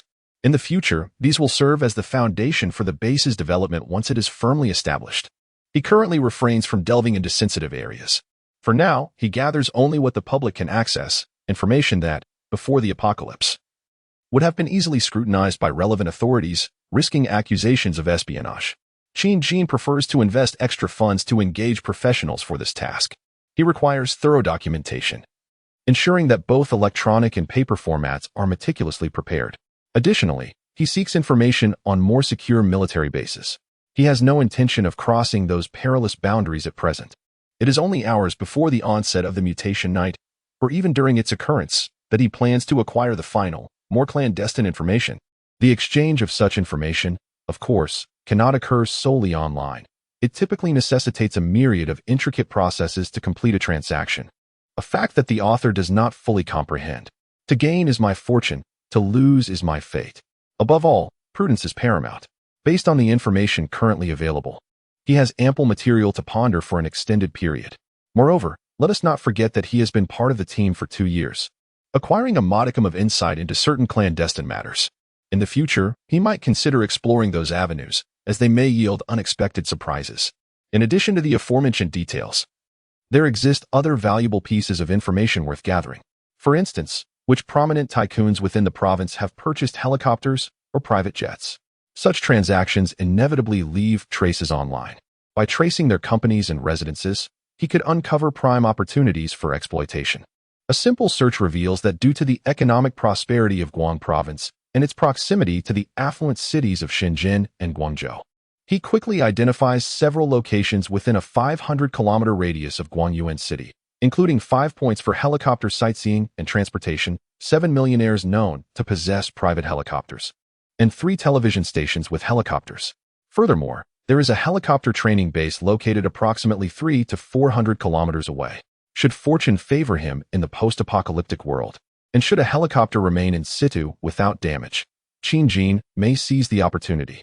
He intends to procure various manuals and online resources on helicopter piloting and, if time permits before the world changes, to learn the craft himself or send Ayu or other teammates for training. Having previously encountered tanks, he is not entirely unfamiliar with the concept. Unfortunately, heavy artillery and tanks may have to wait until circumstances permit. This information could potentially yield astonishing rewards during critical moments. A quintessential blend of low cost and high income. As a reborn survivor from the apocalypse, neglecting to seize this opportunity would feel like a betrayal of his second chance at life. He could never forget the countless times he wielded a cold iron rod in desperation against monstrous foes and fought for survival. His legs, weary from evading zombies, had nearly given way despite the faint whispers of evolution. He yearned for a different existence, free from such relentless pursuits. With this thought in mind, Qin Jin could not help but conduct a thorough assessment of his body once more. Apart from the vibrant vitality coursing through him, he discovered no other peculiarities. Multiple attempts to awaken the system with common phrases yielded no results. It seemed he was merely a soul traversing dimensions with a slight enhancement to his physical constitution. A frustrated exclamation lingered on his lips, but to whom could he voice it? Why did protagonists in novels possess an array of extraordinary abilities, while he found himself wanting?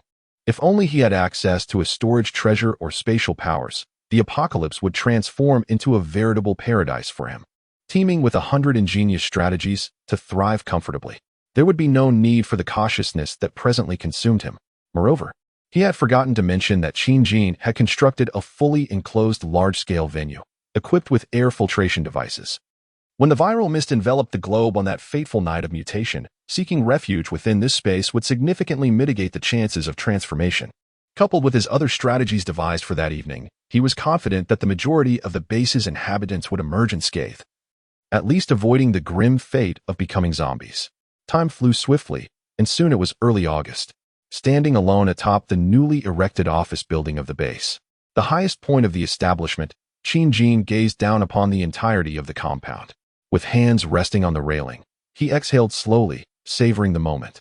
After 4 months of arduous construction, the base has finally taken shape. Towering structures rise before me, complemented by 2 subterranean warehouses hidden from view. Encircled by walls standing over 5 meters high and a meter thick, these fortifications provide me with the confidence to confront the impending apocalypse. With only 2 months remaining, it is time to embark on the crucial phase of stockpiling essential supplies. Chapter 7. Procuring food and constructing the base. The endeavor has cost me approximately 50 million in cash. This figure accounts for additional expenses incurred later in the project, during which I borrowed 5 million from the bank under the guise of a factory. Despite this, the base has yet to undergo inspection, and 30 million of the funds stipulated in the contract are not due for payment until the end of the year. I must apologize to the contractors. Should they survive the post-apocalyptic world, I may consider offering some compensation or assistance, circumstances permitting. Excluding expenditures on information and weaponry, the total investment in the base exceeds 70 million. This substantial sum is largely attributed to my specific requirements, as the construction adheres to high standards. The walls and gates alone consumed several million.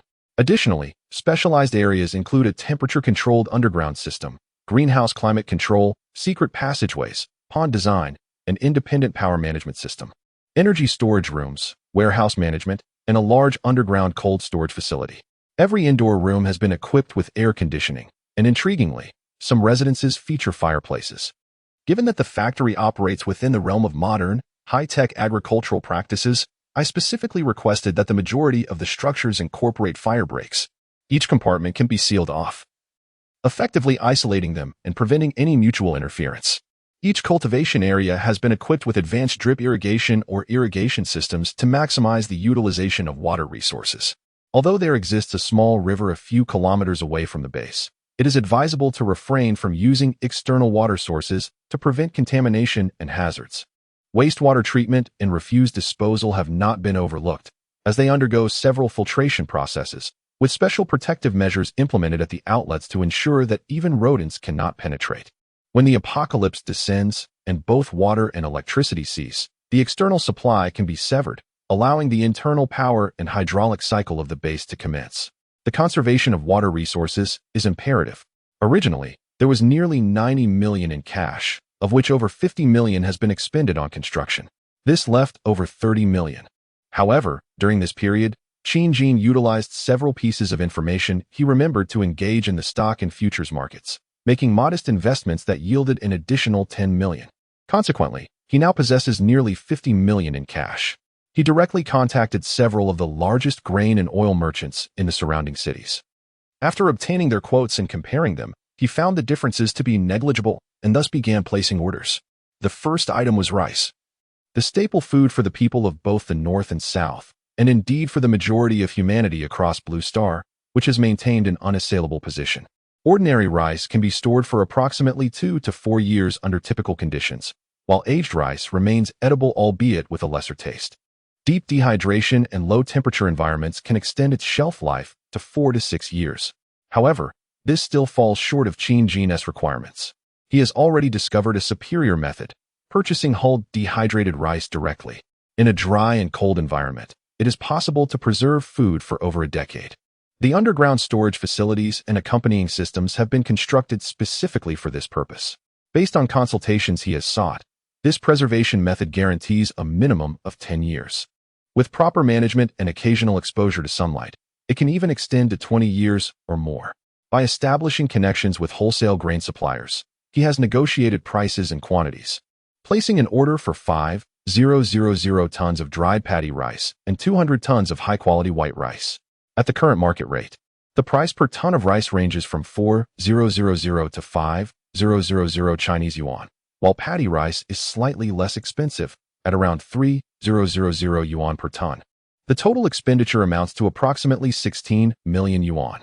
This endeavor supports China, a nation already recognized as a major exporter of grain, which preserves over several hundred million tons annually. Although his quantities are substantial, they do not reach the level of attracting undue scrutiny.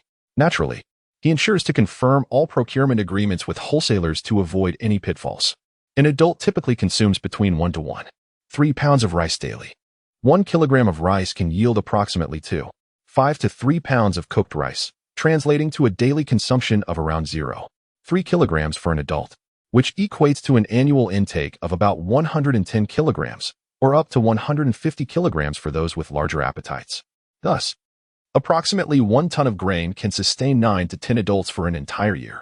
The 200 tons of rice prepared could theoretically provide sustenance for 100 individuals for over 20 years without difficulty. The conversion rate from paddy to white rice is approximately 70, meaning that 1 ton of paddy can produce about 700 kilograms of rice. Additionally, rice husks can serve as animal feed or as fertilizer. No one would ever begrudge an abundance of grain. It will soon become the most resilient form of hard currency. This batch of grain will be transported to the base in staggered shipments over the next month. Subsequently, an additional procurement of 200 tons of wheat will be undertaken, priced at 3,000 Huayuan per ton, amounting to a total expenditure of 600,000 Huayuan. The storage lifespan of the wheat is estimated to be between 5 to 8 years. with an extraction rate of 85, yielding 850 kilograms of flour from each ton. This flour may later serve as a means to adjust culinary flavors. Furthermore, we will acquire 80 tons of soybeans at a price of 5,000 yuan per ton, which can be stored for 2 to 3 years, and can subsequently be transformed into tofu and other culinary delights. Additionally, we will procure 50 tons of various beans, including red beans, green beans, and black beans, with expenditures nearing 1 million yuan. Fortunately, coarse salt is relatively inexpensive, available at a wholesale price of less than 1,000 yuan per ton. Thus, we will purchase 100 tons for just 100,000 yuan. In a post-apocalyptic setting, there will be numerous avenues for collection, so there is no cause for concern. Next, we will procure 200 tons of white sugar, priced at 7,000 yuan per ton. This commodity is also subject to regulation during wartime. Yet we are fortunate to be living in peaceful times. Although it may involve some inconvenience, normal purchasing remains feasible. Numerous food factories are engaged in production, and various sectors of the chemical industry will also utilize this resource. The Vaiyuan Food Factory, prominently displaying its high-tech agricultural credentials, plays a significant role in this regard. White sugar is a vital material that holds substantial importance across medical, chemical, and agricultural domains, and it can even serve as a component in explosive manufacturing. Qin Jin intends to assess the situation. Should conditions permit before the onset of an apocalypse, he will consider an additional procurement. Lastly, we will acquire some long-lasting food items, 20 tons of dehydrated vegetables, priced between 5 to 12 yuan per jin, with significant variety and price fluctuation, and a storage duration of 2 to 3 years. A diverse assortment of cured and smoked meats amounting to 50 tons, which can be preserved for over a decade under low temperatures, has been procured. Additionally, a variety of easily storable pickled vegetables and similar items have been acquired, costing several million. Instant noodles, totaling 100,000 boxes, each containing 24 packets, have been purchased, swiftly depleting the market's supply of various flavors. With an average cost of 30 yuan per box, although they possess a mere 1-year shelf life at room temperature in a post-apocalyptic scenario, as long as they remain mold-free.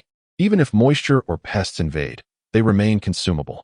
In the realm of the apocalypse, food devoid of a shelf life is deemed valuable. This endeavor totaled 3 million yuan. Furthermore, 50,000 boxes of compressed biscuits, each containing 48 packets and priced at 150 yuan per box, were acquired, with an anticipated expenditure of 7.5 million yuan. Each small packet of these compressed biscuits weighs 120 grams and, when soaked, yields a substantial bowl of dough, sufficient to sustain an adult for an entire day. A single box weighs 7 kilograms, ample for one person to consume over 1 to 2 months. 300,000 cans of various types of preserved food were purchased at an average cost of 10 yuan per can, totaling 3 million yuan. All these provisions are designed for long-term storage. Were it not for financial constraints, he would have eagerly multiplied his purchases tenfold or even 100-fold. To ensure a more palatable daily diet, an assortment of condiments, including oils, salts, sauces, and vinegars, as well as various spices and dried ingredients, were also procured without hesitation. He spared no expense in acquiring any storable provisions available.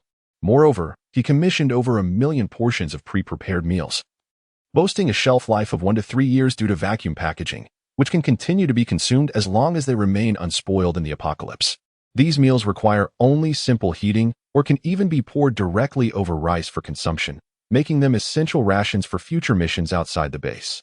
A plethora of vacuum-sealed snacks, beverages, tobacco, tea, and alcohol have also been obtained, costing several million. A sufficient quantity of tobacco, tea, and alcohol should be prepared. Although these items are undeniably valuable resources, their cost-effectiveness is diminished during peacetime due to elevated prices. It would be far more pragmatic to locate tobacco factories, wineries, and large supermarkets post-apocalypse and procure supplies directly. Next comes the matter of potable water. The base is equipped with high-quality filtration systems, and additional units have been purchased as backups. Clean drinking water is an ever-cherished necessity. We have procured 50,000 cases of purified water, mineral water, and 2,000 barrels of drinking water. The base warehouse has prepared 10 5,000-liter water tanks, which will be filled with clean drinking water. Filtration devices will also be plentiful. with a total expenditure of approximately 2 million dedicated to water supply. Additionally, various powdered supplements, saccharin, tea bags, coffee, and milk packets will provide some enjoyment during leisure time. Live poultry such as chickens, ducks, and geese are essential, along with hundreds of pigs, cattle, and sheep raised in dedicated facilities on the base, separated for proper breeding. The risk of mutation in nocturnal mammals due to airborne viruses, albeit lower than in humans, raises uncertainty about how many of these animals may survive. We hope to breed them in the future. Moreover, we cannot overlook the seeds of various plants. All commonly consumed vegetable seeds are readily obtainable, and the base will undoubtedly cultivate crops, as these are the foundational steps. As for the myriad of other miscellaneous items, it suffices to say that we have comprehensively gathered everything related to sustenance that is convenient for storage. However, this undertaking has not been inexpensive. The total expenditure on food and drink alone has reached nearly 30 million. If the population of the base remains at a consistently low level, Qin Jin will be secure in his sustenance for a lifetime.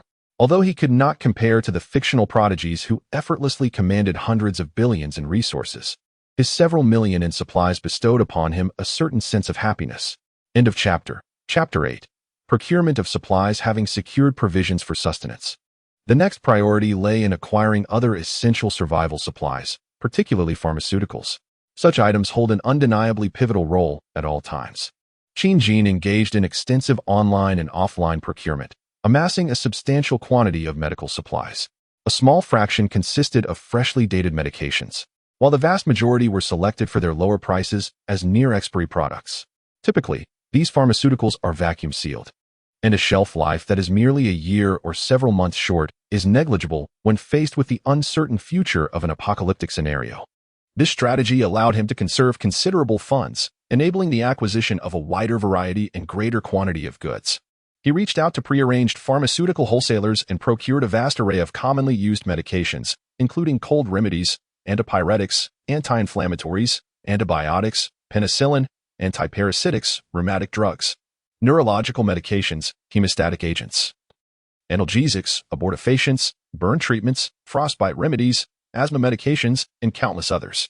Additionally, he obtained prescription medications, targeted therapies, and chemotherapy agents that are generally inaccessible to the average person, all due to their near-expiry or expired status, which allowed them to flow into his possession. Of course, he did not overlook the corresponding array of medical supplies, such as syringes for bags, surgical instruments, and bandages, ensuring a comprehensive procurement.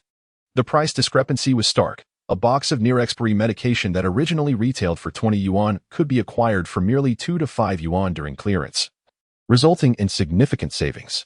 In total, Qin Jin invested nearly 2 million yuan in this endeavor. In truth, there is no necessity to procure excessively before the apocalypse, as the initial chaos will render ample resources available for scavenging. The items acquired now serve merely as precautionary measures, instilling a sense of security within him. The effective shelf life of Western medicine is, in fact, quite brief. Many medications become unfit for use upon expiration, a regulation instituted to mitigate the risks associated with their consumption. In times of peace, medications within their validity period are readily accessible, thus rendering the use of expired drugs unnecessary to avoid potential liabilities falling upon the pharmaceutical companies or the administering hospitals. However, the circumstances following an apocalyptic event differ significantly. The efficacy of most expired medications remains largely intact, often retaining over 80% of their potency. Many drugs, even after 3 to 5 years past their expiration date, continue to be effective, albeit with diminished results. In the realm of the apocalypse, a reduction in efficacy is inconsequential. As long as there exists even a modicum of medicinal effect, they pose no lethal threat. There are those in dire need who may go to great lengths to acquire such supplies. In the absence of external conditions that could halt the passage of time, it is prudent to stockpile a modest amount of these resources. Future scavenging endeavors will likely yield, aside from a few with exceptionally long shelf lives, predominantly expired medications. Unless the base develops the capacity for in-house pharmaceutical production, it is imperative to manage the procurement of Western medicine judiciously.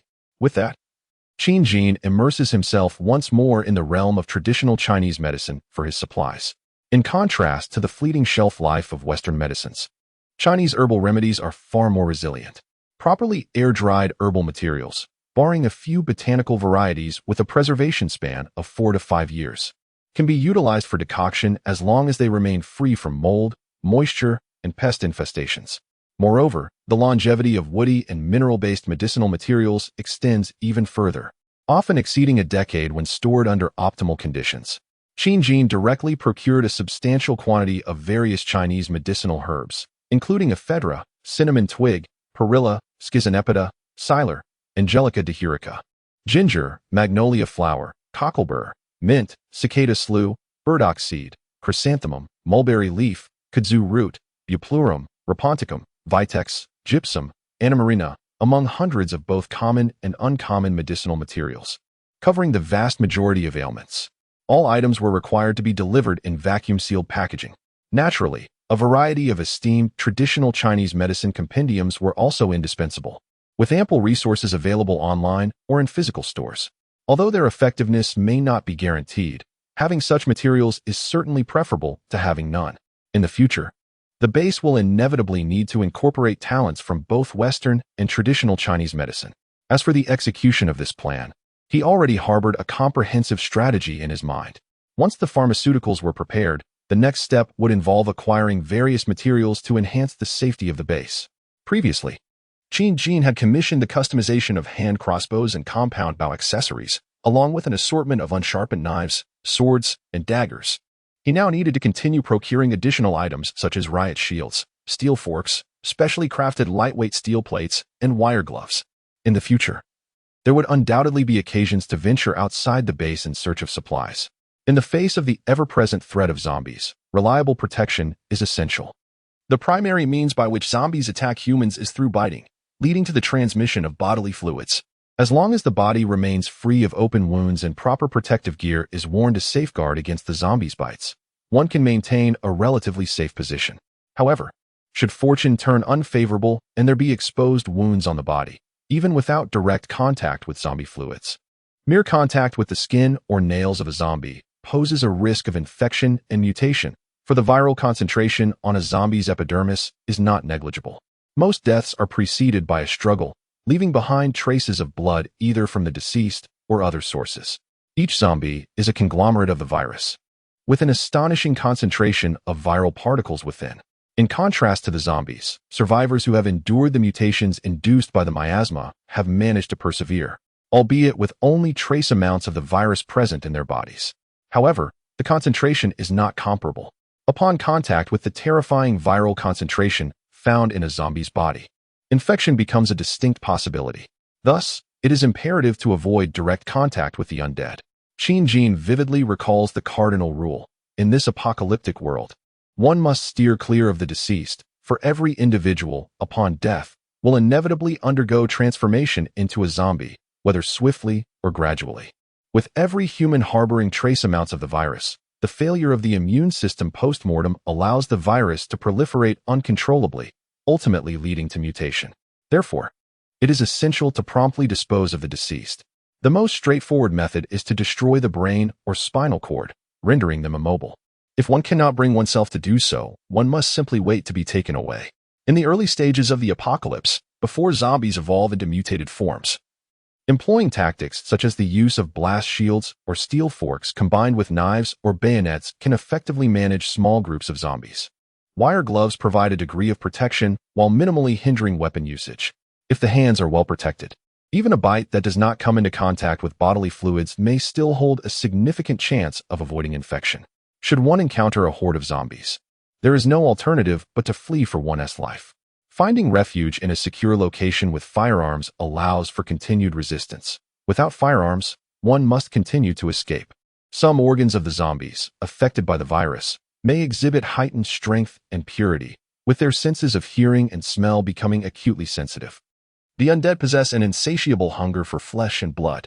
Even if survivors retreat to elevated positions, the horde of zombies will only continue to swell in pursuit until they have devoured every morsel of human flesh.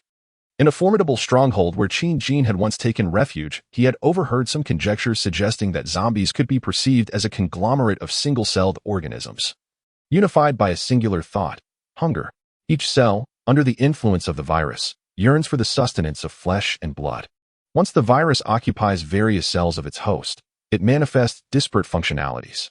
The brain cells persist in issuing commands to navigate the body in search of nourishment. The nose seeks the scent of flesh. The ears discern the direction of sounds, while hands, feet, and mouths rend their prey. Strangely, the eyes appear to have devolved into a severe cataract, capable only of perceiving objects in close proximity and responding to light. Once, an experiment was conducted on a zombie, missing a chunk of flesh from its visage.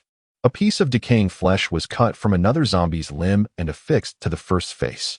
To everyone's astonishment, after a period, the flesh began to regenerate upon the zombie's countenance. This extraordinary phenomenon suggested that the flesh of different zombies could recombine, although not every specimen was capable of this, and certain conditions seemed requisite. The implications were nonetheless astounding. This experiment might hint at a terrifying revelation.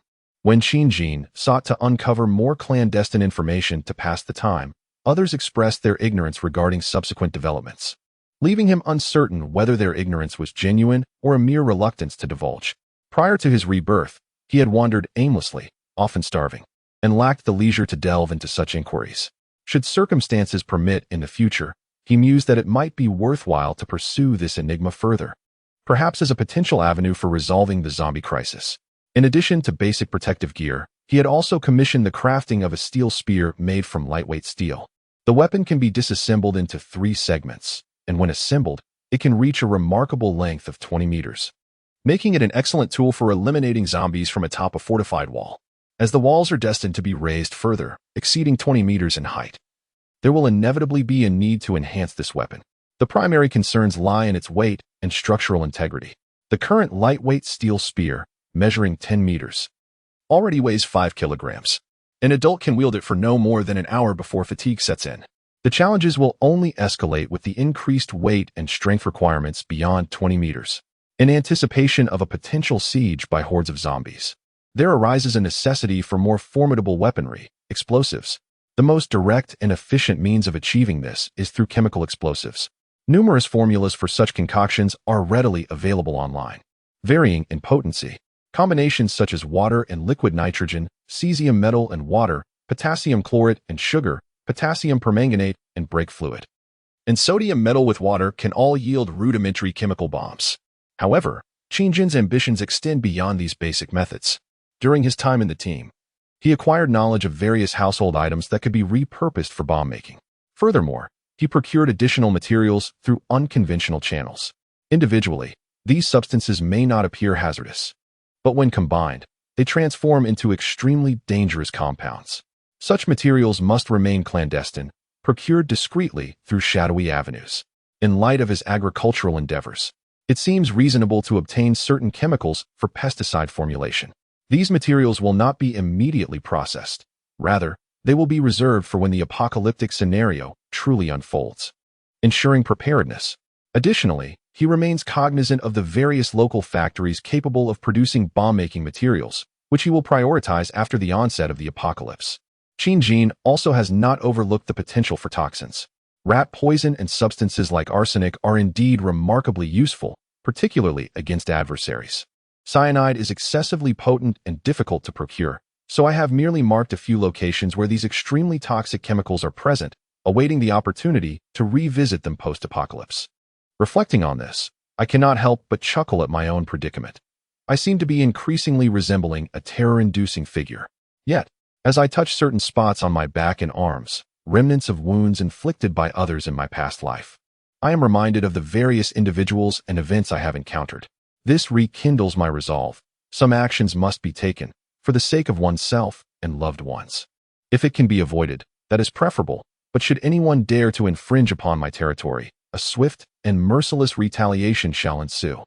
The most terrifying aspect of the apocalypse will always be humanity itself. End of this chapter, Chapter 9, Procurement of Supplies to Prepare the Necessary Pharmaceuticals and Chemicals. Next, it is time to consider various modes of transportation. Ground vehicles. Automobiles are self-evident, as they can be found plentifully in the future. Therefore, I currently have 2 standard off-road vehicles, 2 large trucks, and 2 medium-sized vans, all purchased secondhand. Subsequently, I approached an electric bike vendor and ordered 20 specially designed electric bicycles. Once liberated, they can reach speeds of up to 60 kilometers per hour. With the procurement of specialized modification techniques and components, batteries, motors, tires, etc., I can easily retrofit them myself in the future, achieving speeds exceeding 100 kilometers per hour. As some delivery personnel do. The advantages of electric bicycles lie in their lightweight and silent operation, which will be beneficial in numerous situations ahead. By sacrificing some space to carry additional batteries, a range of 150 kilometers can be effortlessly achieved. The ordinary electric scooter, fully charged, utilizes approximately 1 kilowatt-hour of electricity. An order of 50 snowmobiles has been placed. Such modes of transportation are virtually non-existent in the southern regions, however.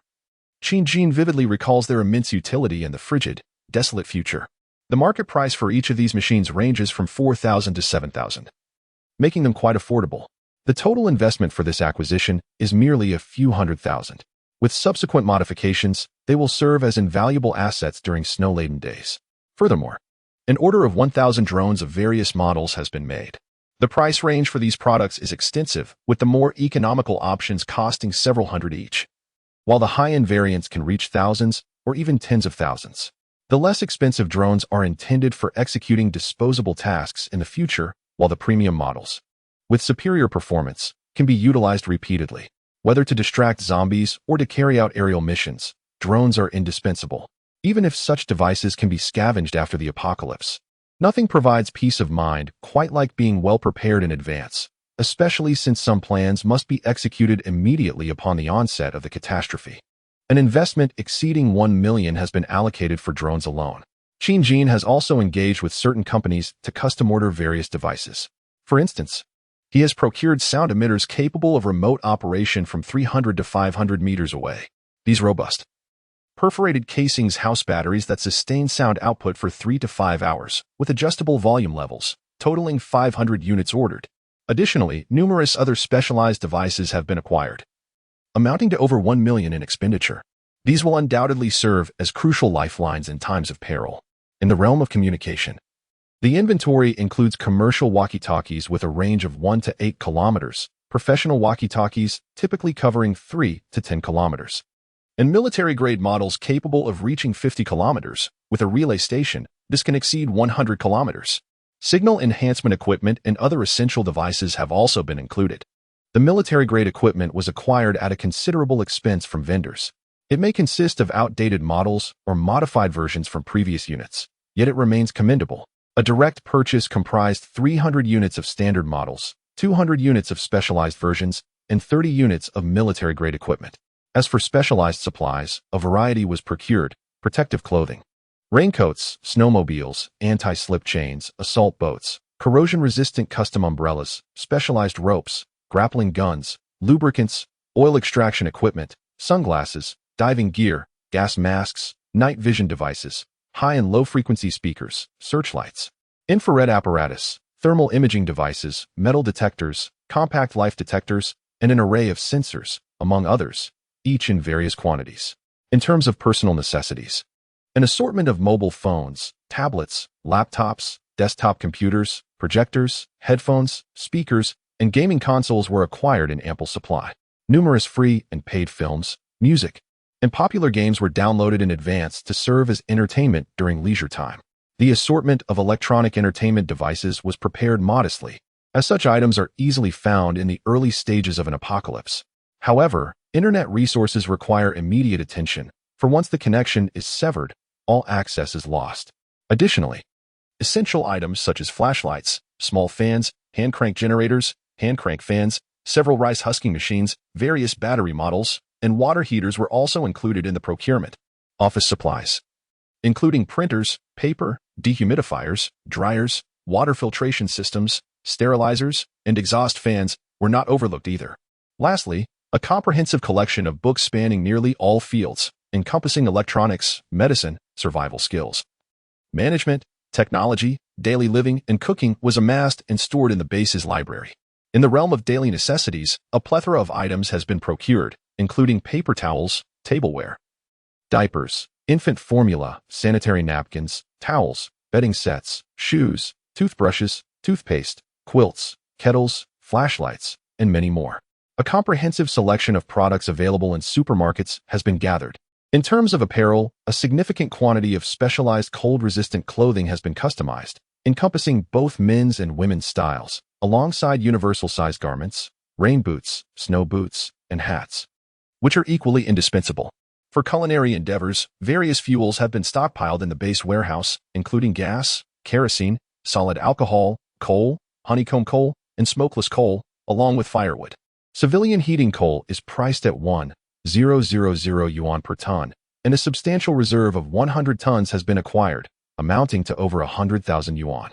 Furthermore, fuel oil resources are of paramount importance as numerous devices necessitate their use.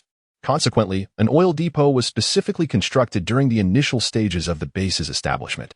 Ordinary individuals are unable to purchase large quantities of gasoline or diesel directly from fuel stations, except for certain specialized operations or corporate production needs, which require specific permits to arrange fuel deliveries. Qin Jin approached this challenge from two angles. On one hand, he collaborated with audacious merchants to procure fuel at a premium price using pre-purchased oil barrels, though the quantities remained modest and progress was average. The alternative method involved refueling vehicles and subsequently extracting the fuel for storage. He instructed Li Bowen and a few others to drive heavy trucks daily to fill their tanks, returning to the base to utilize extraction equipment to transfer the fuel into the oil depot. The fuel tank of a small car holds 65 liters. That of a truck contains 140 liters, while a heavy truck boasts a capacity of 400 liters. Approximately 1 liter of oil weighs around 4 pounds or about 0.73 kilograms, meaning that 400 liters of oil roughly equates to a ton. Each day, Li Bowen and Qin Junqi are tasked with repeatedly transporting heavy trucks from the base. It is possible to procure 10 tons of fuel in a single day, supplemented by direct purchases. Thus, in the final 2 months, the accumulation of resources is of utmost importance. This energy source is indispensable, whether for transportation or power generation. By the late stages of the apocalypse, the fuel at gas stations will have been largely exhausted by the survivors. The past 2 months have been a flurry of activity, characterized primarily by a relentless pursuit of acquisition. One could say that these 2 months leading up to the collapse have been both arduous and joyous for Qin Jin. Various grains and a wide array of supplies have been transported to the base, where they are meticulously unloaded and categorized into different warehouses for storage. Almost every day, one can witness the steady influx and egress of delivery vehicles at the base's entrance. Qin Jin has yet to disclose the details of these supplies to his parents or relatives. Only he, along with Zhong Yu and Li Bowen, is privy to the operations. To the casual observer, Li Bowen and his companions see merely the more mundane supplies. While it may seem peculiar to hoard such a plethora of resources, after months of acclimatization, everyone has come to accept Qin Jin's eccentricities. Who can say that an unexpectedly successful entrepreneur cannot have a few quirks? The critical food supplies, weaponry, and certain compounds are matters known solely to him. He personally transports these items using a forklift to the underground storage facility on the second level. Each primary warehouse is equipped with a temperature and humidity control system to preserve the integrity of the supplies against the ravages of time. In his residence, in the basement of the independent 3-story building, a secret chamber has been established, housing an array of vital information. These are the foundations that may prove indispensable in the future. Over the past 2 months, he has not had the luxury to relish the last moments of a beautiful life. While the world may still hold countless alluring beauties and delectable cuisines awaiting him, such pleasures are fleeting. What he yearns for is enduring happiness, and above all, the will to survive. Thus, stockpiling provisions and resources brings him immense joy. Each day, as he observes the warehouse filling to the brim, a profound sense of security and contentment washes over him. It has been said that happiness derives from comparison, and indeed, this holds true. In a world ravaged by catastrophe, while others suffer from hunger, he and his close friends can satiate their appetites. This is happiness. He does not perceive this as selfishness. This impending apocalypse may herald a new wave of biological extinction, perhaps triggered spontaneously by the blue planet itself. Otherwise, it is impossible to explain the emergence of the mutating mist rising from the Earth's surface globally, alongside the ensuing natural disasters. Such phenomena could hardly be the result of human actions, even if he were to return with extraordinary abilities or an incredible advantage. He has no intention of playing the role of a savior. Moreover, he lacks the means to do so. Should he expend the hard-earned resources of his fortified base and limited supplies to assist strangers outside, only to be betrayed? Even if others label him cold-hearted and inhumane, it matters not, for they are not entirely incorrect. After the cataclysm, he has resolved to embody such a persona. He wholeheartedly agrees and would gladly offer a bullet to the outspoken critic, wishing him to escape the depths of despair and find joy in whatever paradise may exist. In summary, his priority is to lead a fulfilling life before contemplating anything else. Thus, he continues to methodically accumulate resources. Time has silently slipped into the end of September. He will forever remember that date, October 10th, 2020. It marked the dividing line between prosperity and calamity, with merely 10 days remaining. All the necessary supplies have arrived at the base and have been meticulously categorized and stored. Qin Jin has nearly exhausted his funds, with only a little over 500,000 remaining, which he has other plans for. After several months of development, the base has yet to engage in any business activities. Nevertheless, Wang Yang has fulfilled his request by completing the recruitment of various employees who have already received their salaries for several months. Many of the employees have yet to contribute significantly, leading some to feel a sense of guilt about receiving their wages. The workforce has now grown to over 30 individuals. Zhong Yu serves as his assistant, while Wang Yang acts as the recruitment manager.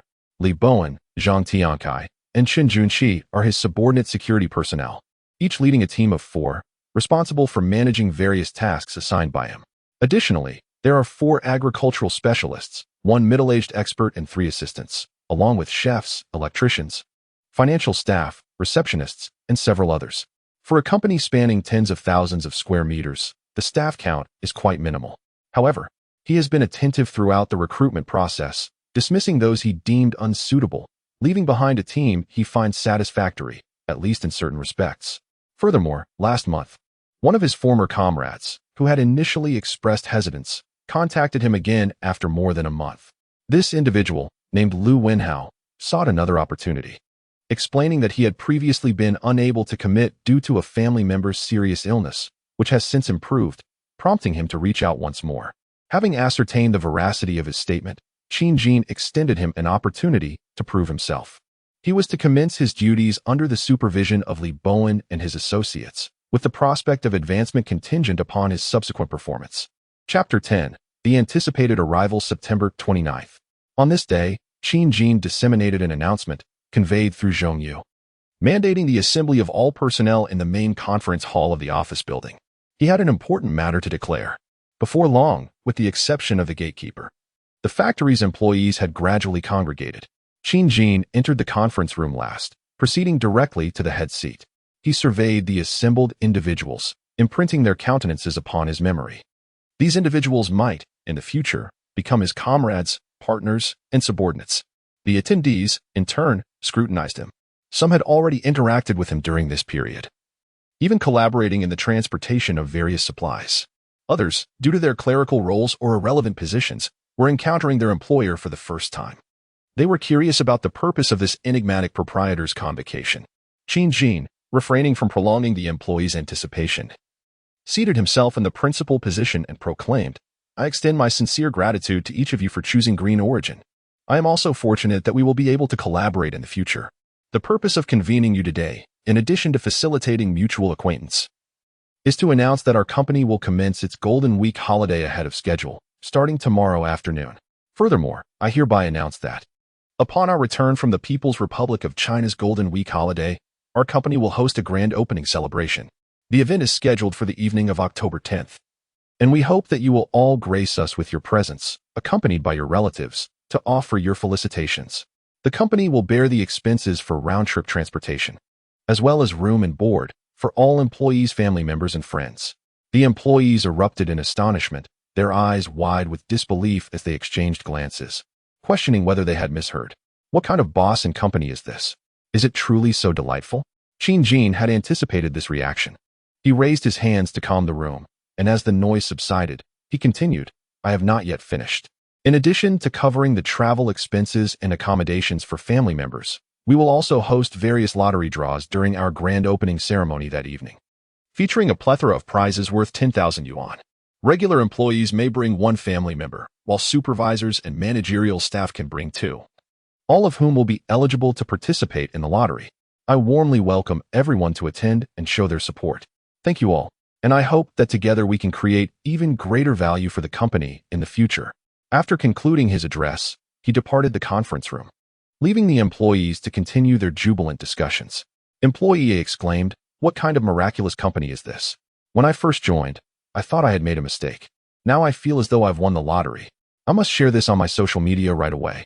Employee B chimed in, "I don't have a girlfriend or any siblings, so I'll have to invite my parents, who are farming back home."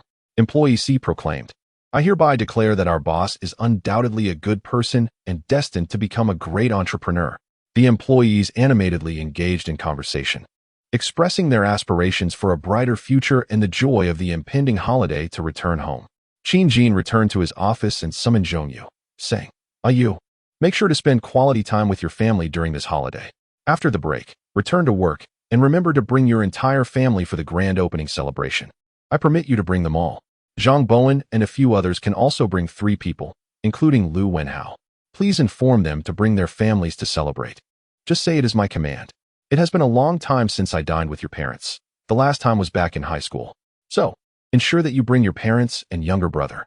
It is imperative."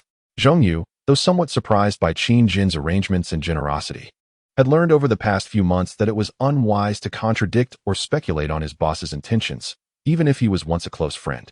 He quickly adapted to his role and obediently responded, "Understood, President Qin." Watching Yu leave the office to carry out his tasks, Qin Jin quietly closed his eyes. Many thoughts swirled in his mind. The childhood friend he once knew could no longer be the carefree person with whom he would chat and boast. While he had gained much, he had also lost certain things. Yet, he harbored no regrets. It was all part of the struggle for survival. His intention behind these arrangements was to bind this group of individuals to his cause. When the apocalypse arrives, a lone wolf devoid of attachments finds it exceedingly difficult to form a sense of belonging to a community. He had once been that way himself. Only by firmly anchoring someone's attachments could one cultivate a sense of recognition and belonging to a place. In the future, this would lead to an instinctive desire to protect that place and to prevent others from causing harm. After careful calculation, he estimated that more than 40 individuals would ultimately be present. Some might not attend for various reasons, but he chose not to concern himself with that. As long as the overall direction remained intact, he was satisfied. His immediate circle of family and friends was relatively small, with only a handful of relatives. Thus, he anticipated the attendance of just his uncle's family, his aunt's family, and his maternal uncle's family. These relatives were essential to include. As for their other relatives, Qin Jin felt he could not manage that many. After 3 generations, they had become strangers, especially in today's society. With this in mind, he calculated that the total number of attendees would likely reach around 80 to 90 individuals. Deep in thought, he pondered if there were any other aspects of his plan that he had overlooked. Suddenly, a new idea struck him. He eagerly took out his phone and dialed a number. Once the call connected, he inquired, "Mr. Zhang, have you found any news regarding Li Kai as I requested?" The person on the other end appeared to be somewhat familiar with Qin Jin. In response to his question, he replied, "President Qin, I have been searching for over 2 months, leveraging my connections, but it has proven quite challenging. The information you provided is rather scant. You must understand, Shenzhen is a vast metropolis with millions of inhabitants. Locating a single individual within such an extensive area is like searching for a needle in a haystack. It requires time." Qin Jin could not help but feel a wave of disappointment wash over him. Months had passed, yet there was still no trace of her. "Please continue your search and expedite the process. I will transfer an additional 100,000 to your account shortly. If you locate her within a week, I will offer you 500,000. With that, he sighed and hung up, remaining seated in contemplation. The individual he had contacted was a renowned private investigator in Shenzhen. Several months ago, I took the initiative to visit their company, entrusting them with the task of locating a girl with whom I had once struggled for survival in a past life. To my dismay, months have elapsed without any news. A sense of helplessness envelopes me. In our previous existence, our bond was profound, yet I had never inquired about her residence or workplace. In a world on the brink of collapse, who still concerns themselves with such trivialities? Moreover, who could have foreseen my return to life? Perhaps this is fate. At the very least, she should have survived the mutations of the night. Perhaps, in the places we once frequented, we may yet cross paths again. After gathering my thoughts, I prepared to return home, the place where I had grown up. It would be my final opportunity to savor the tranquil moments of peace. The Golden Week, a significant holiday in Huagua, witnesses the majority of workers returning to their families for a reunion, second only to the New Year celebrations. Qin Jin found himself back in his family home in Shunsher, spending 3 days with his parents. He eschewed travel and indulgent feasting, choosing instead to remain at home, savoring his mother's home-cooked meals. Occasionally, he would take to the kitchen himself, relishing the serenity that accompanied such simplicity. 3 days later, after reminding his parents to come to the factory on the 8th to assist with preparations for the company's grand opening, he emphasized the importance of securing the doors and windows. With that, Qin Jin drove back to the base. In this final moment of tranquility, he found himself envious of the protagonists in novels who could indulge in extravagant feasts. He no longer possessed the desire to sample the finest delicacies. Instead, he was weighed down by an overwhelming sense of suppression and gravity. There exists an overwhelming sense of helplessness in the face of the surging waves. Within the confines of the factory, he diligently inspected the supplies in each warehouse of the base, ensuring that every item was properly stored and accounted for. He scrutinized whether any essentials were overlooked, whether the accompanying systems functioned seamlessly, and whether all spare parts were at the ready. His footsteps echoed softly through each room he traversed. After inspecting the rooms, he proceeded to the warehouses and the greenhouse planting area, meticulously examining every space to ensure it met his stringent requirements, all the while taking notes for enhancements to be made in the coming days. He did not even overlook the soil for cultivation, insisting on the use of rich, fertile black earth. Ultimately, he surveyed the surrounding walls, recognizing that this barrier would serve as their lifeline, resolutely ensuring its integrity. He examined every inch, his hands gliding across the surface, until he completed the entire circuit and arrived at the security checkpoint at the main gate. Entering the booth, he found a middle-aged man diligently on duty. Upon noticing the boss's arrival, the man swiftly set aside his phone, stood, and greeted him with respect, saying, "Good day, boss." Qin Jin waved his hand dismissively, not wishing to stand on ceremony, and took a seat, engaging the guard in casual conversation. "I remember you. Your name is Zhang Dong, isn't it? Keep up the good work." Zhang Dong, taken aback, felt a surge of gratitude that the esteemed boss could recall the name of a mere lowly figure like himself. A flicker of emotion stirred within him. Thus, the two exchanged pleasantries. Before long, evening descended, and Qin Jin turned to leave, returning to his residence within the factory. Unbeknownst to him, he had seamlessly transitioned into the role of a proprietor of a medium-sized enterprise, a prospect he had never envisioned for himself. If this could continue indefinitely, it might very well signify the dawn of a new narrative. Regrettably, the tasks he must undertake cannot be halted. He has ensured that the base has met his expectations to the best of its abilities. Now, all that remains is to await the outcome. On October 8th, the laborers concluded their respective holidays, returning to their posts with weary bodies. The holiday merely served as an embellishment. Work is the principal theme. The employees of Green Source Company have also resumed their duties, with some individuals from distant hometowns arriving directly with relatives to partake in the grand opening ceremony. Within just 2 or 3 days, several chose to arrive early. Nearly all employees brought family members, with only a handful unable to do so due to legitimate constraints. Qin Jin silently observed the personnel statistics, noting that they aligned closely with expectations.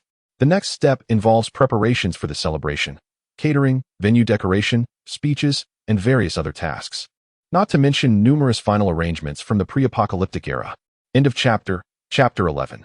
The Night of Mutation on October 10th. The grand opening ceremony of the Green Source base finally arrived. The location, of course, was set within the factory premises.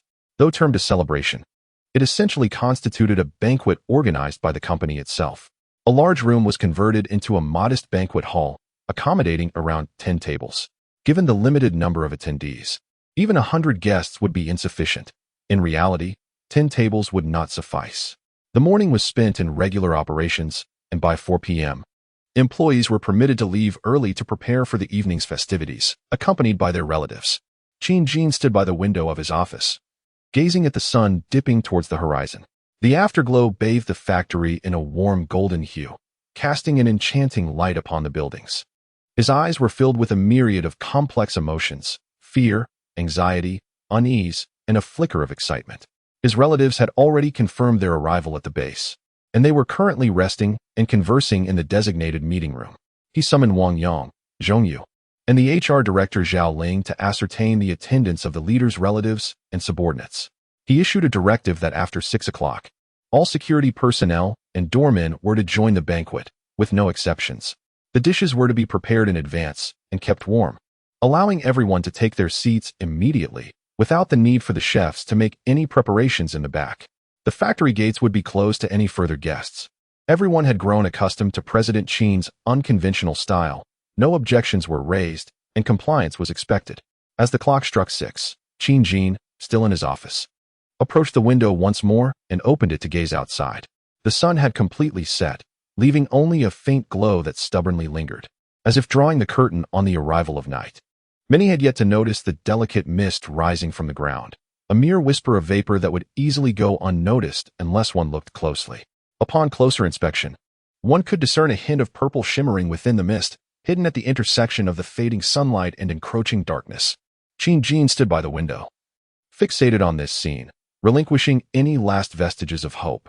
His previously taut body gradually relaxed as he turned to make his way to the banquet hall. Before entering, Qin Jin made 2 final phone calls. The first was to reconfirm the situation regarding Li Kai with the detective agency.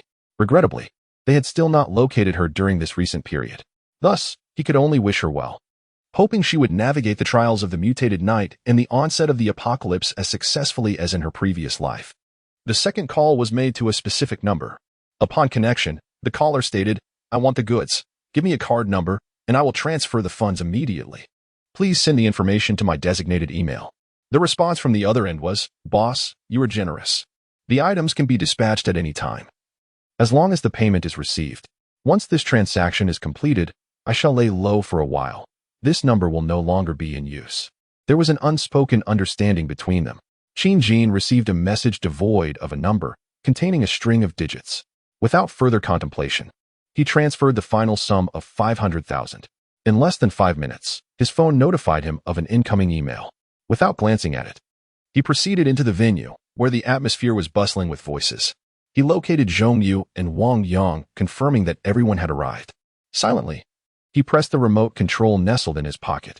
Unbeknownst to anyone, the room had been entirely sealed off, all doors and windows securely closed. Only the specially designed filtration and exhaust system, prepared in advance during the construction of the base, continued to function, ensuring the temperature and humidity were comfortable. Qin Jin took his place at the head of the table. Grasping the microphone, he delivered a brief speech, offering words of encouragement to everyone before allowing the guests to dine. The remainder of the event was entrusted to the company personnel, who expertly managed the lively atmosphere. There were no unnecessary formalities. The focus was simply on ensuring everyone was well fed and hydrated. The delectable dishes on the table had been meticulously sourced from a prestigious restaurant earlier in the day and then finalized at the factory, boasting exquisite flavors. During the day, Qin Jin personally went to the kitchen to replace the beverages intended for the banquet with those he had meticulously prepared in advance, infusing them with various substances, including oral antibiotics. He mixed these into the tea, juices, and alcoholic drinks. While the medicinal properties might be somewhat compromised, they would not be rendered entirely ineffective. These measures were based on the accumulated wisdom of survivors from his previous life. The remaining humans often exhibited certain traits, particularly those who were known to be loquacious. After all, in a world devoid of modern entertainment and electronic devices, they endeavored to minimize energy expenditure each night. Qin Jin had frequently heard discussions about the commonalities among those who had survived the mutated nights. Many either possessed robust immune systems and had seldom fallen ill during their youth, or they had been ill at the time but still managed to endure. Some had even been patients receiving long-term intravenous treatments, yet had emerged unscathed. Thus, his actions aimed to create a somewhat sanitized environment. According to subsequent observations, as long as one could endure the initial 4 to 6 hours of the mutated night, the pervasive viral mist concentration would diminish to a level that would not trigger human mutations.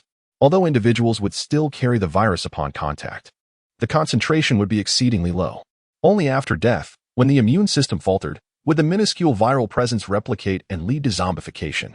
At this moment, Qin Jin's task was to patiently await the decline in the external viral concentration before allowing these individuals to venture outside, confronting the grim reality of the post-apocalyptic world.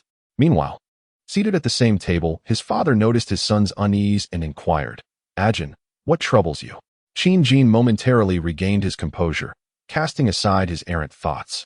He addressed his father, saying, "It's nothing. I just recalled a few things, and I'm fine now. Come, let me raise a toast to everyone.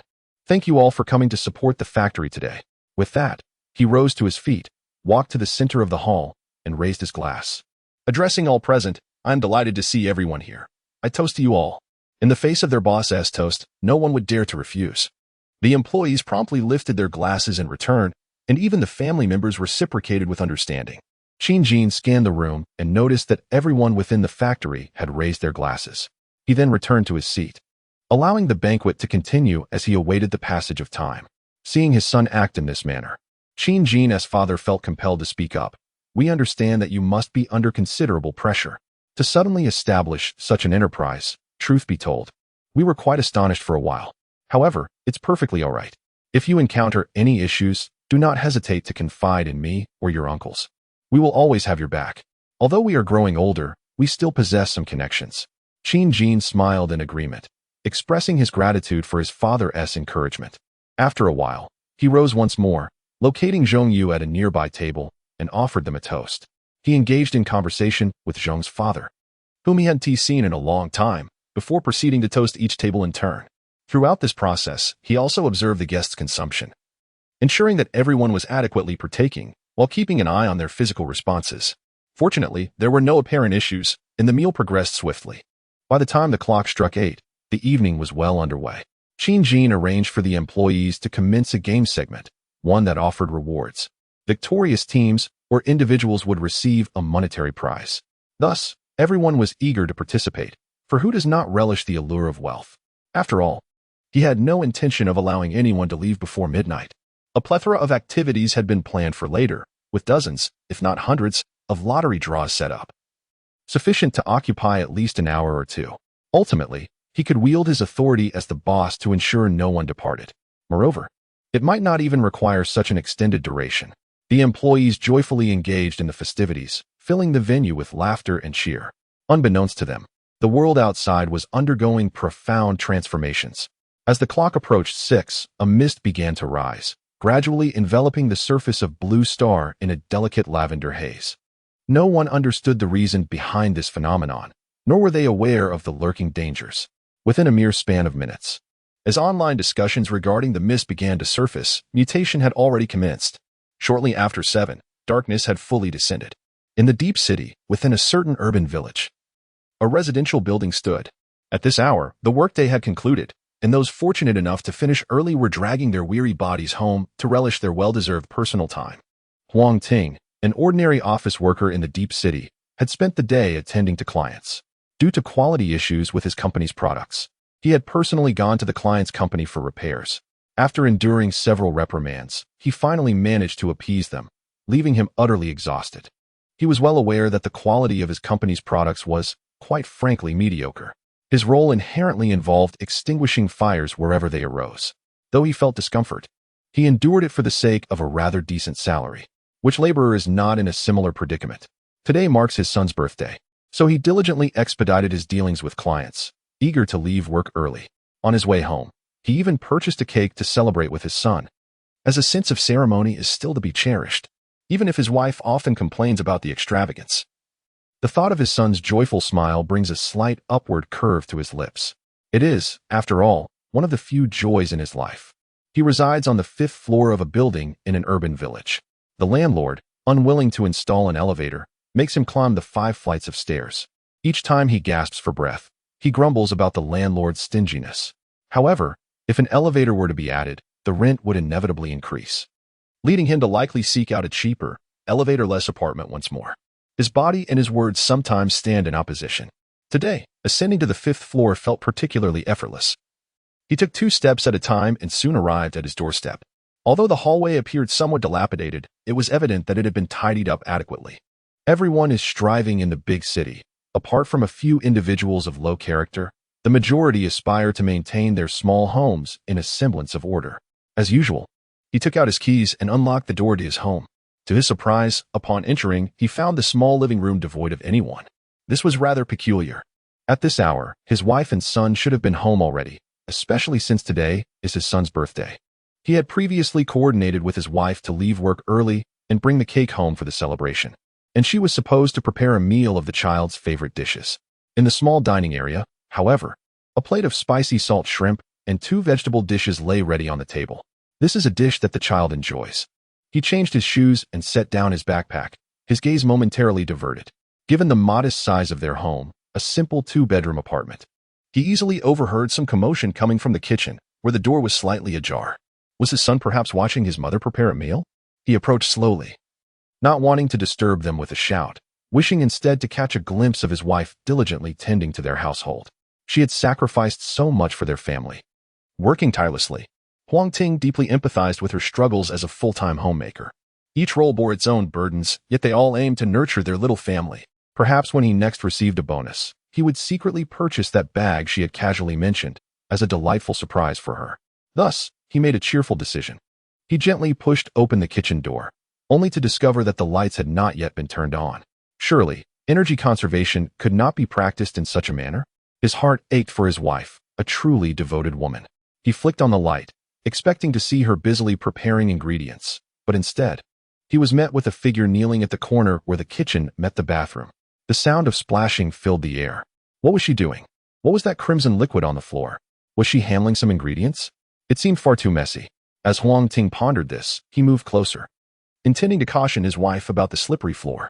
However, as he approached, an overwhelming sense of dread, akin to staring into an unfathomable abyss, surged upon him. His entire being, composed of billions of nerve cells, was frantically transmitting information, causing every hair on his body to stand on end as an overwhelming chill swept through him, threatening to freeze his very soul. Oh! In an instant, his eyes bulged with blood, wide open to their utmost limit, emitting a desperate howl from his gaping mouth. What scene lay before him? A headless body, drenched in blood and lying in a pool of crimson, could be discerned as that of a child from its height and attire. At that moment, it was being devoured by a woman, equally soaked in blood. That was his wife. Her mouth was still clamped around some unknown object. Further away, a small head, turned away from her, seemed to silently convey something. Perhaps it was the resonance of his high-pitched voice that stirred her from her feast. She turned, revealing a face smeared with blood, and her eyes, tinged with red. Fixated on the new source of sustenance, unhesitatingly lunging forward with an insatiable hunger. In an instant, she sank her teeth into the unsuspecting Huang Ting, continuing to tear at his flesh with wild abandon. At that moment, the world before Huang Ting was awash in a sea of crimson. He had forgotten whether it was the blood on the ground that he saw, or if his vision had faltered. His consciousness began to blur. He felt an intense cold and pain, an ache that penetrated to his very soul. Was he dreaming? Yet, why could he not awaken despite the excruciating torment? No one could provide him with the answer. Soon, his awareness was engulfed by an endless abyss of darkness. Following his anguished cry, a cacophony of various sounds erupted around him, descending into chaos. The world had unraveled. What Huang Ting remained oblivious to was that his voice had torn asunder the veil of a new era. End of this chapter, Chapter 12, The Handling of Zombies Nightfall. Around 8 o'clock, within the banquet hall of the Green Source Food Factory, the crowd continued to revel in laughter and merriment, unaware that the world outside was undergoing a profound transformation. Countless individuals began to mutate, with the first to undergo this change charging at those nearby, ravenously biting. Startled by the screams of those around them, they lunged at yet another victim. Countless souls found themselves shrouded in a fog, and increasingly, even those who had not been bitten by the zombies began to transform into one of them. Those who managed to withstand the viral miasma now faced the relentless pursuit of the undead. Only a fortunate few remained unscathed, often sequestered in isolated spaces, free from mutation in the looming threat of zombies. Many had begun to sense the abnormalities in their surroundings. Those who, drawn by the commotion, impulsively flung open their doors, fell victim to this wave of biological annihilation. Those who exercised caution by remaining indoors still possessed the right to life. For this was a grand culling initiated by the Blue Planet, a life-altering selection between existence and extinction where few could make a choice. Except for Qin Jin, the reincarnator, who held the slightest semblance of agency. The rapidity of the mutations rendered the vast majority of media outlets and portals unable to respond in time. Employees of various media organizations had largely succumbed to the transformation, leaving behind bloodied servers still operational. The authorities too were caught off guard, collapsing in an instant. As relevant departments across nations were obliterated, even submarines submerged in the depths of the ocean were not spared. The fog seeped not only from the land, but also mysteriously permeated the waters, harboring the same insidious virus. Through the submarine's water source, gas exchanges, and various blind spots, a silent infiltration pervaded the vessel. Without the consumption of specific medication, a submarine could harbor dozens, if not nearly 100, individuals. Even though the probability of mutation was somewhat diminished due to concentration factors, a considerable number of personnel still underwent transformation, the outcomes of which were predictable within such a confined space. They remained eternally ensconced in the profound depths of the ocean. This metamorphosis was all-encompassing, with few able to evade its grasp. As the clock struck 9, the festivities at the base had transitioned to the lottery segment. After the host delivered an introductory speech, they would draw a number from a box, eliciting jubilant cheers from the lucky winners in the audience. One by one, they eagerly ascended the stage to receive their prizes, with nearly everyone experiencing fortune never left empty-handed. Even after the prize balls had been drawn, they were returned to the box, offering a chance for resurrection. And some individuals had even won 3 times, their joyous eyes squinting with delight. Qin Jin observed all of this in silence. Occasionally, he would check his phone to monitor the surveillance. He had installed software that allowed him to connect to all the factory's cameras, enabling him to access the app and view footage from any angle at will. Just an hour prior, he had witnessed a bloodied, frenzied figure darting past the factory's perimeter. He understood that the chaos outside had already commenced. In his previous life, he had fortuitously returned home from work, hiding in the farmer's house he rented, narrowly escaping the initial onslaught. The footage still faintly displayed the lavender mist swirling about. Venturing out now posed too great a risk. He resolved to maintain the status quo for as long as possible. Minutes passed, and many had already won their prizes. However, under the relentless onslaught of monetary temptation, attention remained steadfastly focused here. Some individuals, occasionally glancing at their phones, noticed that the media has begun to behave oddly. A few speakers emerge, seemingly deranged, uttering incomprehensible phrases. At that moment, the host triumphantly announces the drawing of another prize ball, exclaiming, "Number 76, congratulations to the fortunate winner of a grand prize of 2,000 yuan. Please come forward to claim your reward." The crowd begins to scrutinize one another, pondering the identity of this lucky individual. This is a significant sum, equivalent to several days or even half a month's wages for many. Only Mr. Qin is so generous. After a moment, when no one approaches the stage to claim the prize, curiosity ripples through the audience. Qin Jin, too, regains his focus, glancing at the surrounding employees. Just then, one employee exclaims, "I remember Xiao Zhou is number 76. He showed it to me. Where is he? Why hasn't he come to collect his prize?" "Ah, it's Xiao Zhou. He mentioned feeling dizzy and is resting at that table by the pillar." Another employee, seemingly acquainted with Xiao Zhou, rises and heads towards the service table obscured by the column. Suddenly, a loud voice booms from the front table. Everyone turns to look, and the person making their way to the corner halts in their tracks. It is their boss. Qin Jin swiftly stands up, his expression serious, striding purposefully toward the corner. Beneath the coat he has been wearing, something seems to be concealed, pressed tightly against him by his left hand. Moreover, his former comrades and childhood friends, Zhong Yu and Li Bowen, quickly reacted and followed closely behind Qin Jin. They were security personnel at the factory and the owner's assistants, having been with Mr. Qin for several months, and thus possessed a certain level of competence. Qin Jin had reached the corner where a man lay on a service table. Although his face was obscured, his attire suggested he was quite young. If memory served him correctly, this young man was Zhou Bin, a subordinate of the company's agricultural expert. Recently graduated, he had joined the company under the guidance of his mentor. Zhou's companion, his girlfriend, also realized the situation. The company's policy allowed for friends to be considered family, which is why Zhou had chosen to bring her along instead of his parents, a subtle opportunity for him to showcase her. This girlfriend had been preoccupied with a raffle, dismissing her boyfriend's claim of feeling unwell to rest aside. Little did she know that her boyfriend's condition seemed genuinely concerning, drawing the attention of their boss. Would they need to take him to the hospital later? That would indeed be rather embarrassing. Perhaps she should consider finding a new boyfriend, one who was physically robust. Zhou had likely focused solely on his studies and research, leaving him somewhat frail and inadequate to meet her expectations. This had led her to occasionally seek solace in the company of other male friends, which she found utterly vexing. All of this was Zhou's fault. At that moment, Zhou lay motionless, his hand supporting his head on the table, seemingly indifferent to the commotion around him. Qin Jin's expression darkened. Something was amiss. Indeed. As others called out to him, Zhou appeared to stir slightly, his body beginning to twitch as if jolted by an electric current. Subsequently, he lifted his head. It was a face devoid of color, pallid and lifeless. Dark, bluish veins surfaced upon it, and the pupils had nearly vanished, leaving only the whites of the eyes, accompanied by engorged capillaries and drooling from an agape mouth. Every detail bore witness to the abnormality of this individual. At this moment, the others dared not contemplate the notion of a zombie. After all, such occurrences seemed too fantastical. Most believed it to be merely an episode of epilepsy or a similar ailment. The swaying little Zhou appeared to have just undergone his final transformation.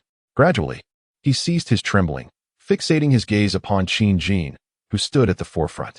With a roar, without a word, for none could be spoken, he lunged directly at him. Though Zhong Yu and Li Bowen anticipated some form of aggression, they were taken aback by little Zhou's assault on their boss.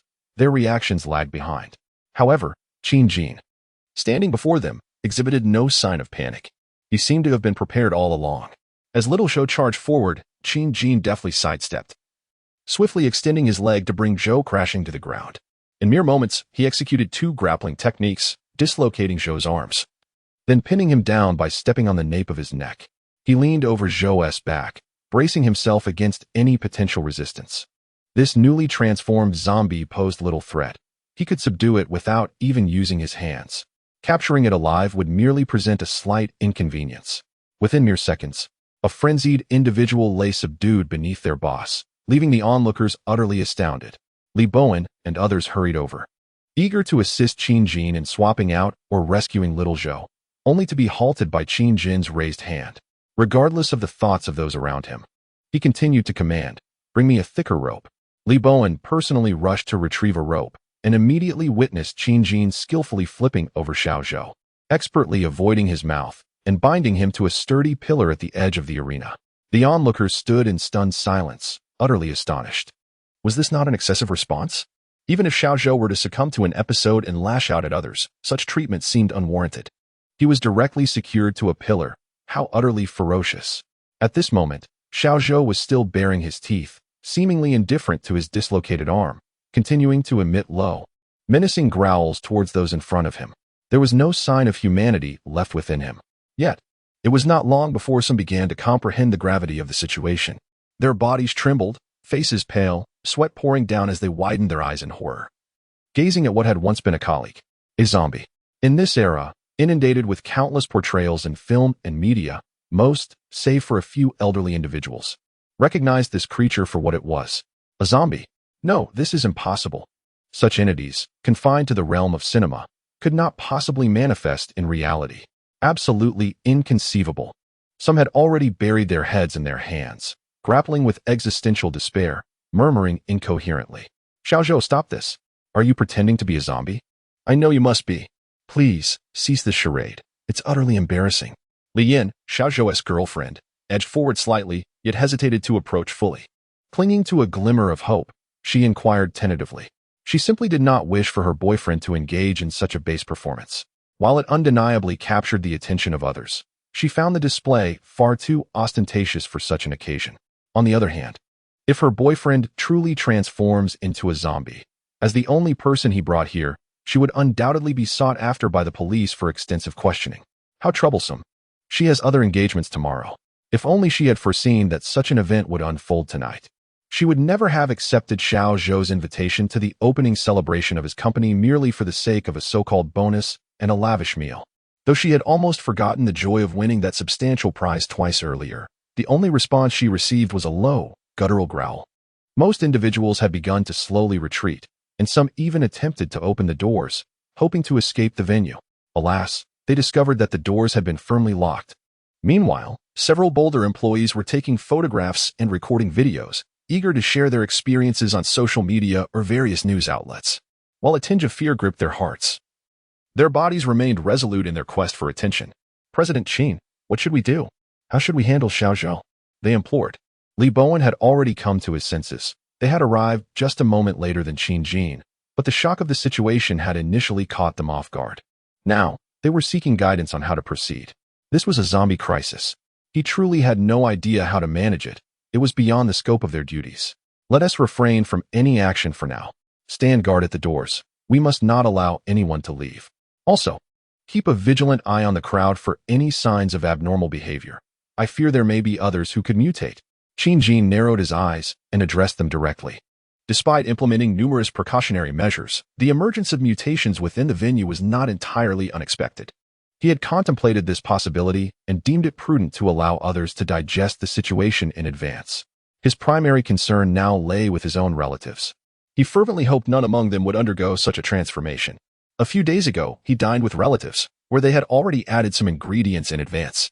Logically, their short-term immunity and antiviral capabilities should be stronger than those of others. However, no one can say for certain. With mutations, who knows what may happen? Even he himself cannot guarantee with absolute certainty that everything will be fine, considering he has returned from the dead. Thus it is. The mutated zombie of Xiaozhou was confined to a corner of the venue, while everyone else remained on the opposite side.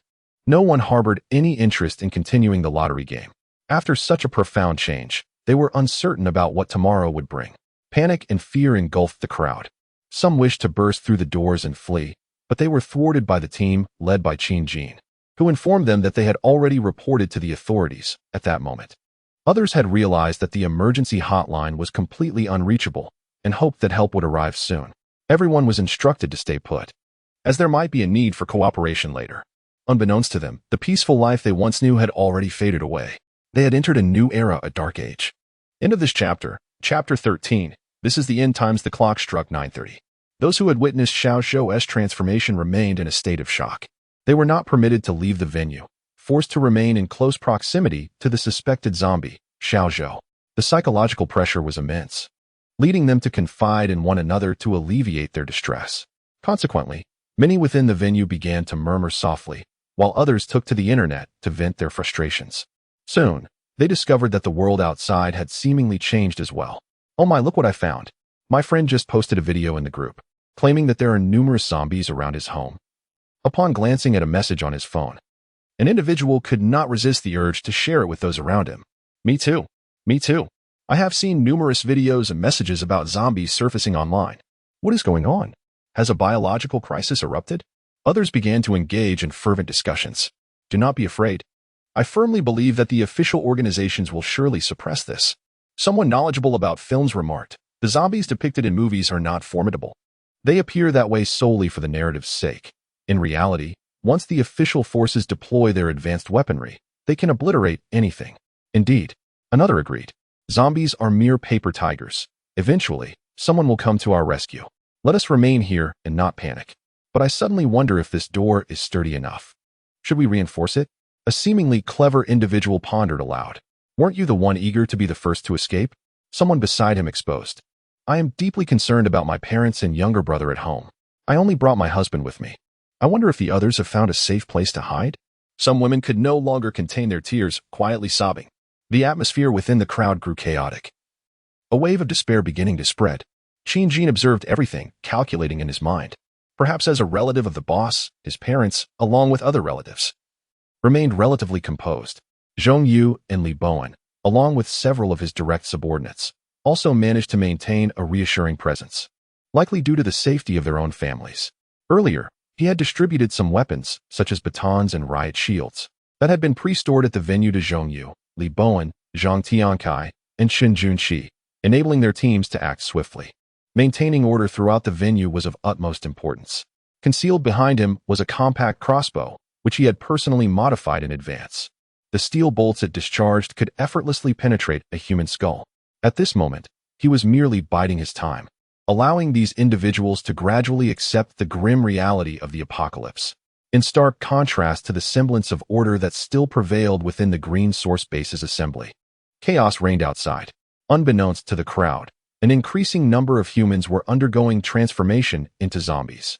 From the early hours of 7 until now, past 9, over 90% of humanity had already succumbed to mutation. They then began to prey upon the surrounding survivors. Within just a few hours, the population of Blue Star, once in the billions, had dwindled to less than 300 million, and the numbers continued to decline. The fortunate few who remained were those who had narrowly escaped mutation. having found refuge either in isolated spaces or amidst the chaos of the mutated zombies. However, there would be no rescue. This was a celebration solely for the undead. As the clock struck 9:40, within the confines of the Green Source Base Assembly, the attendees remained on high alert. Wary of the zombie that had once been Xiao, anxious about its potential to break free. They also feared that the main entrance might not be secure enough to withstand a sudden onslaught of zombies that could tear them apart. A sense of unease continued to spread like wildfire. At that moment, an employee suddenly noticed that his family member, whom he had brought along, appeared to be unwell. Anxiously, he inquired, "Mom, are you feeling all right? Your complexion looks dreadful, and you're sweating profusely. Should I fetch some medicine for you?" He had brought his mother, an elderly woman of considerable age, who was now trembling with her arms wrapped around herself, her pallid face suggesting either fright or some other affliction. Others gradually began to notice her peculiar behavior, silently distancing themselves from the mother and son. No one was foolish. They understood the imminent threat posed by what appeared to be a zombie. Upon witnessing certain individuals exhibiting unsettling traits, it became prudent to maintain a safe distance. The crowd dispersed swiftly, and the security team approached, their vigilance directed towards the pair. Lee Bowen stepped forward, stating, "I strongly advise you to distance yourself from your mother. If she has not yet mutated, there may still be a chance for treatment. However, once she transforms, it will be perilous." "Impossible. My mother cannot become a zombie. She's merely unwell. That's all." "It must be." The young man seemed unwilling to relinquish his mother, becoming increasingly frantic. He positioned himself defensively, shielding her from the approaching security personnel. "Xiao Zhang, you should heed my advice and come over here. If your mother has not mutated yet, there will surely be a solution," urged the other staff members, yet he remained obstinate. The situation reached an impasse. At that moment, the mother, sheltered behind Xiao Zhang, appeared to have undergone a transformation. Suddenly, she lunged at her son, sinking her teeth into the nape of his neck with alarming ferocity. Before Xiao Zhang could emit a scream, his blood gushed forth like water from a burst pipe, splattering against the ceiling. The onlookers, as if jolted by an electric shock, frantically shoved one another in a desperate bid to escape. The previously maintained order disintegrated into chaos once more. Lee Bowen and his colleagues swiftly encircled the mother and son with riot shields, uncertain whether to confront the situation or continue observing its progression. Qin Jin silently advanced once again to the forefront.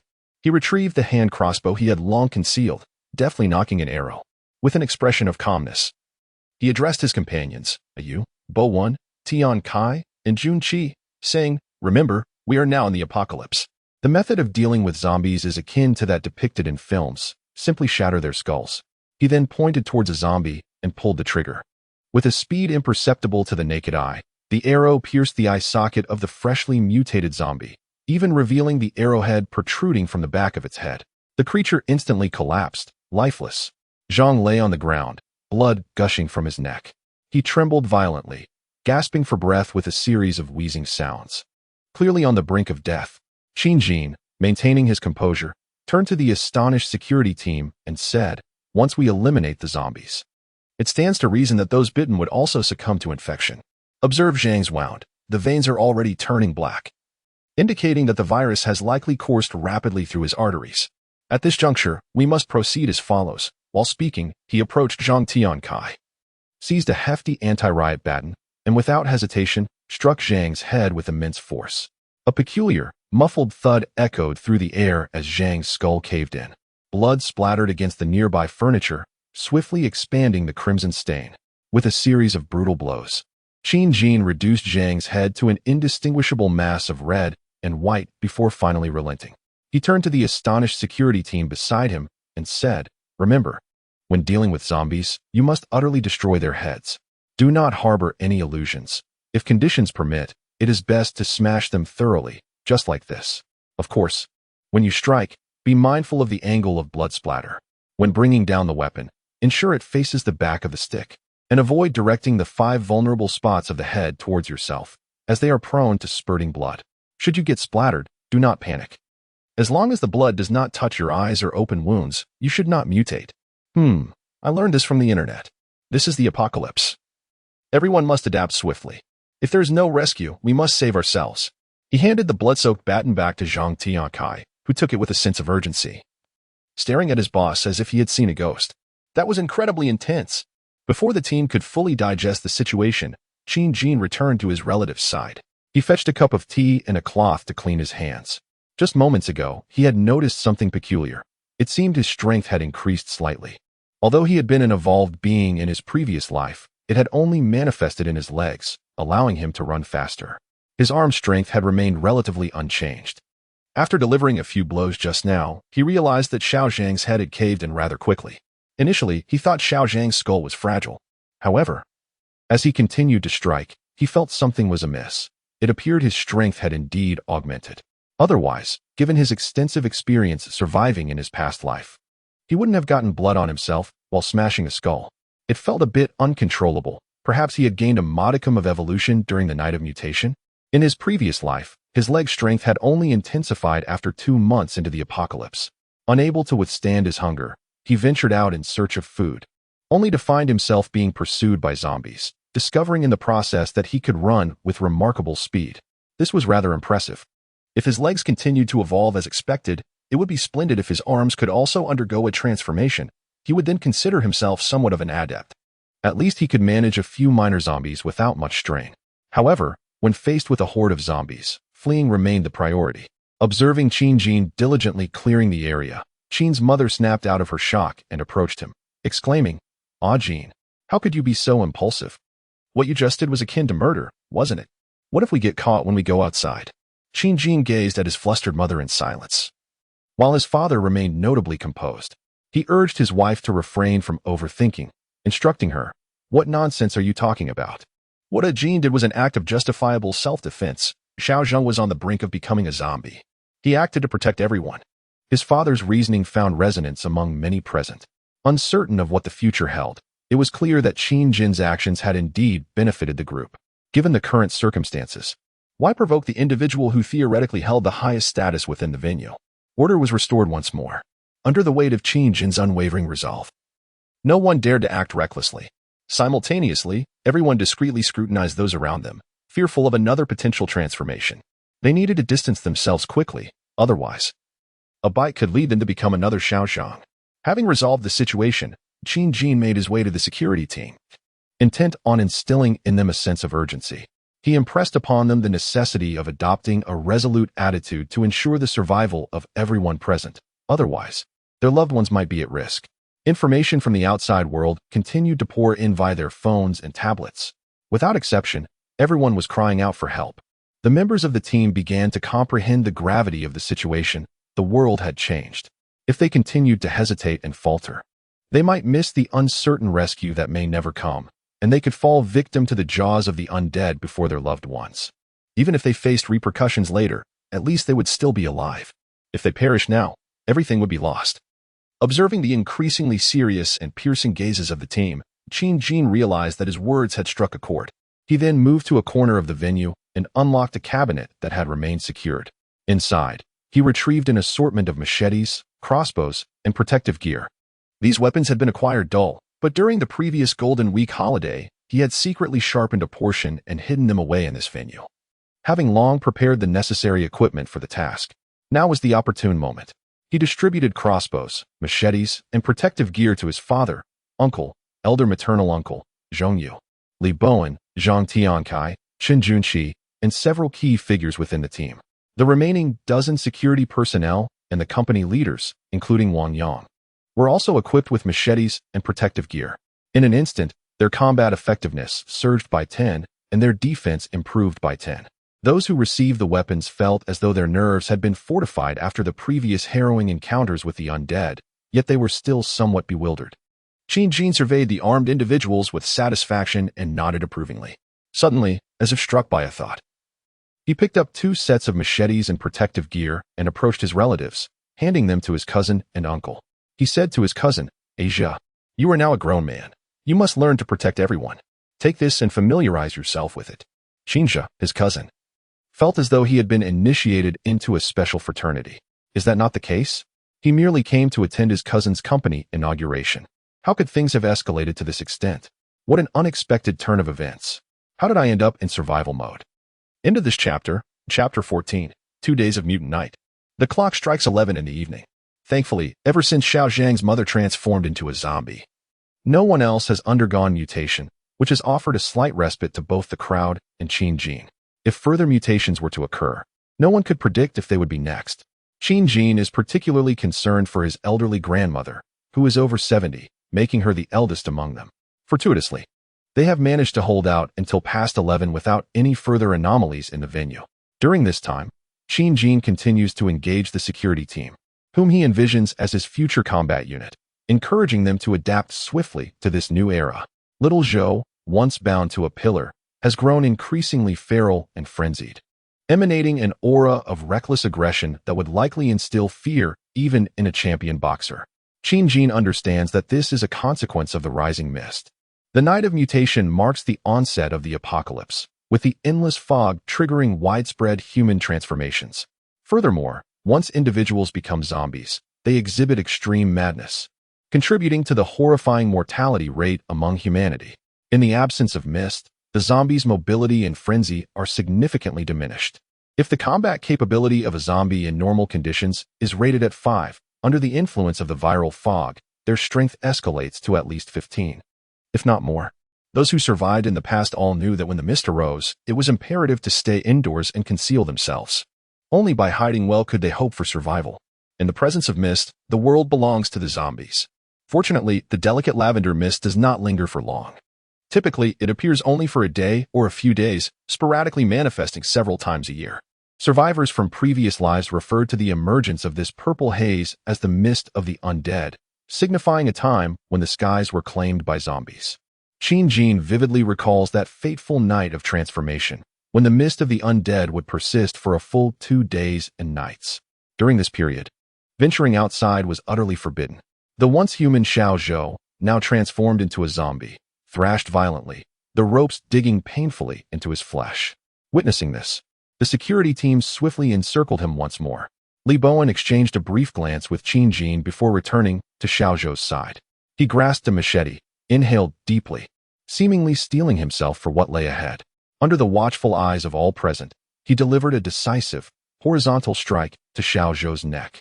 With no element of surprise, and bolstered by his prior experience and preparation, Li Bowen swiftly severed the head from its body. This time, there was no gushing torrent of blood, for Xiao Zhou had already succumbed to death upon his transformation into a zombie. With his heartbeat ceased and blood circulation halted, the decapitation elicited only a slow trickle of black ichor.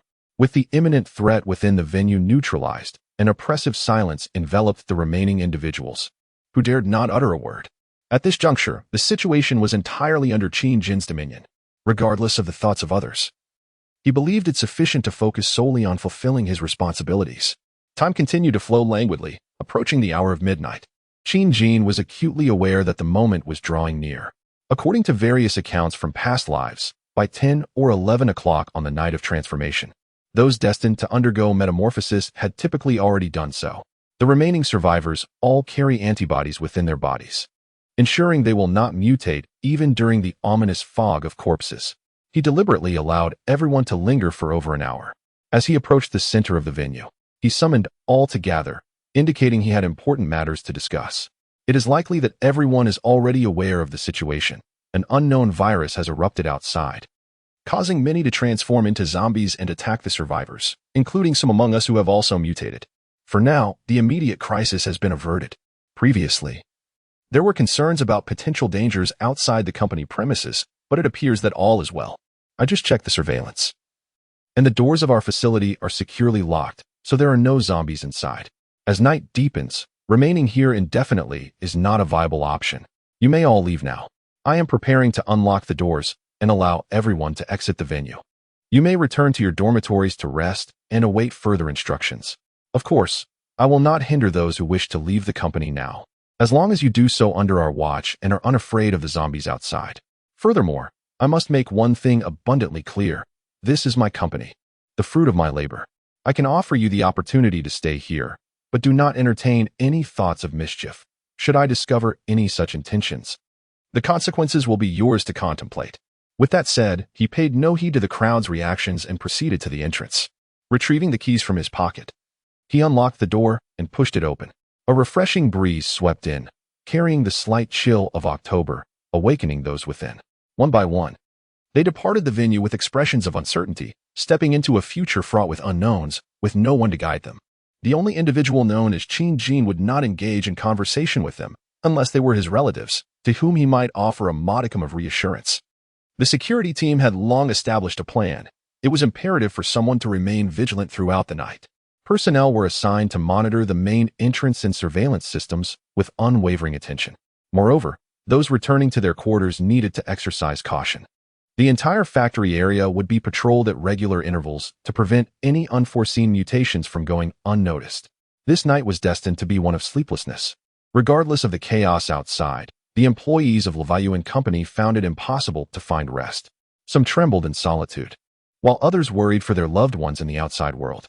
Many resorted to frantically dialing their friends and family. Previously, numerous attempts had been made to contact loved ones from within the conference hall, but all calls went unanswered.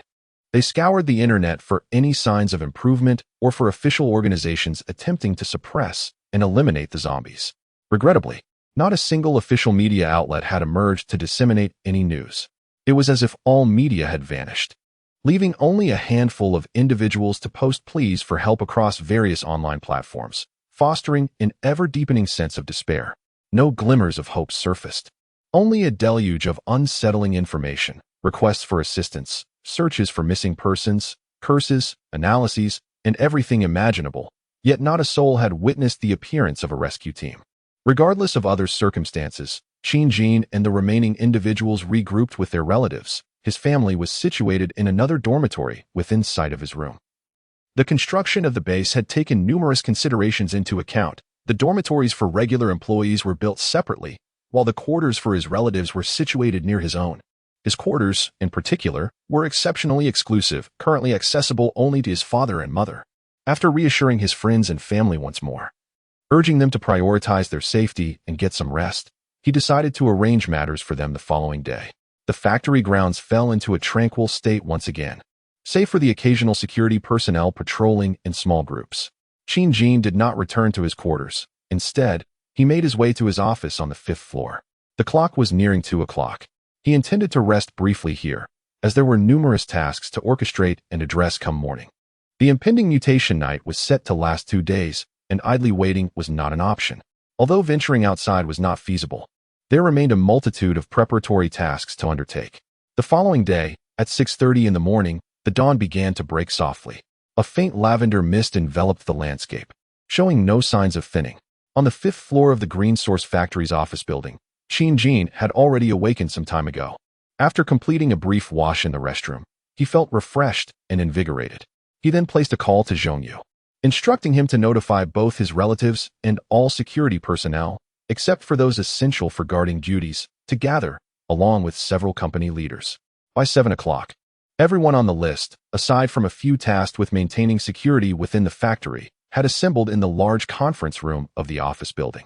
Fortunately, the room was spacious enough to accommodate 30 to 40 individuals, albeit a bit cramped. At that moment, everyone could clearly see each other's panda eyes, as it was evident that no one had managed to sleep soundly after such a terrifying upheaval. Qin, straightforward in his approach, addressed the weary crowd. The purpose of gathering you all today is to assign tasks. Among those present, aside from my relatives and friends, everyone else has been personally interviewed or is a comrade in arms that I trust. You are individuals I hold in high regard. As you are all aware, we are currently facing a dire situation. Outside, hordes of zombies roam freely. The fact that we have this factory as a safe haven is a significant achievement, and I urge everyone to help maintain its security. Although I have already deployed security personnel in 3 shifts for patrol, their efforts alone are insufficient. I hope that others will contribute as well.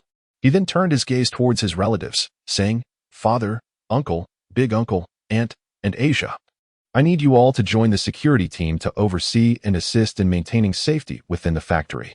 Mother, Little Aunt, Qin Lu, Sister Dan, Cousin, Luo Dan, and Sealing, younger cousin, Qin Sealing. You will temporarily be responsible for ensuring order in the company canteen.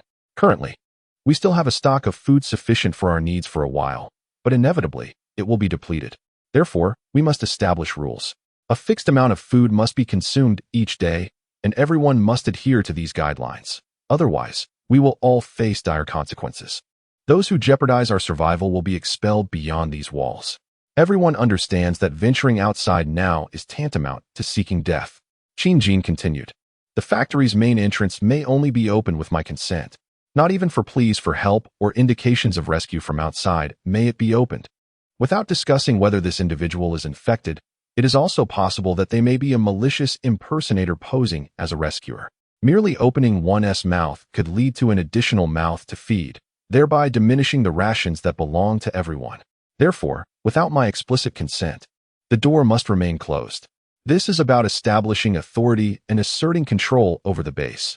It should be comprehensible to any rational person. Qin continued to outline his plans. The final point is to further strengthen our internal capabilities, enhance our defensive measures, eliminate all unstable factors, and create an environment conducive to our survival. I hope everyone can exert their utmost effort. Following this, he provided each individual with more detailed assignments. Everyone believed that he had contemplated these arrangements throughout the night, unaware that these plans had been in the works for months. As long as we hold on to our food and weapons, others will think twice before acting recklessly.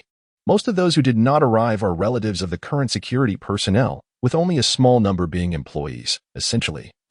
They can all be considered as part of our own.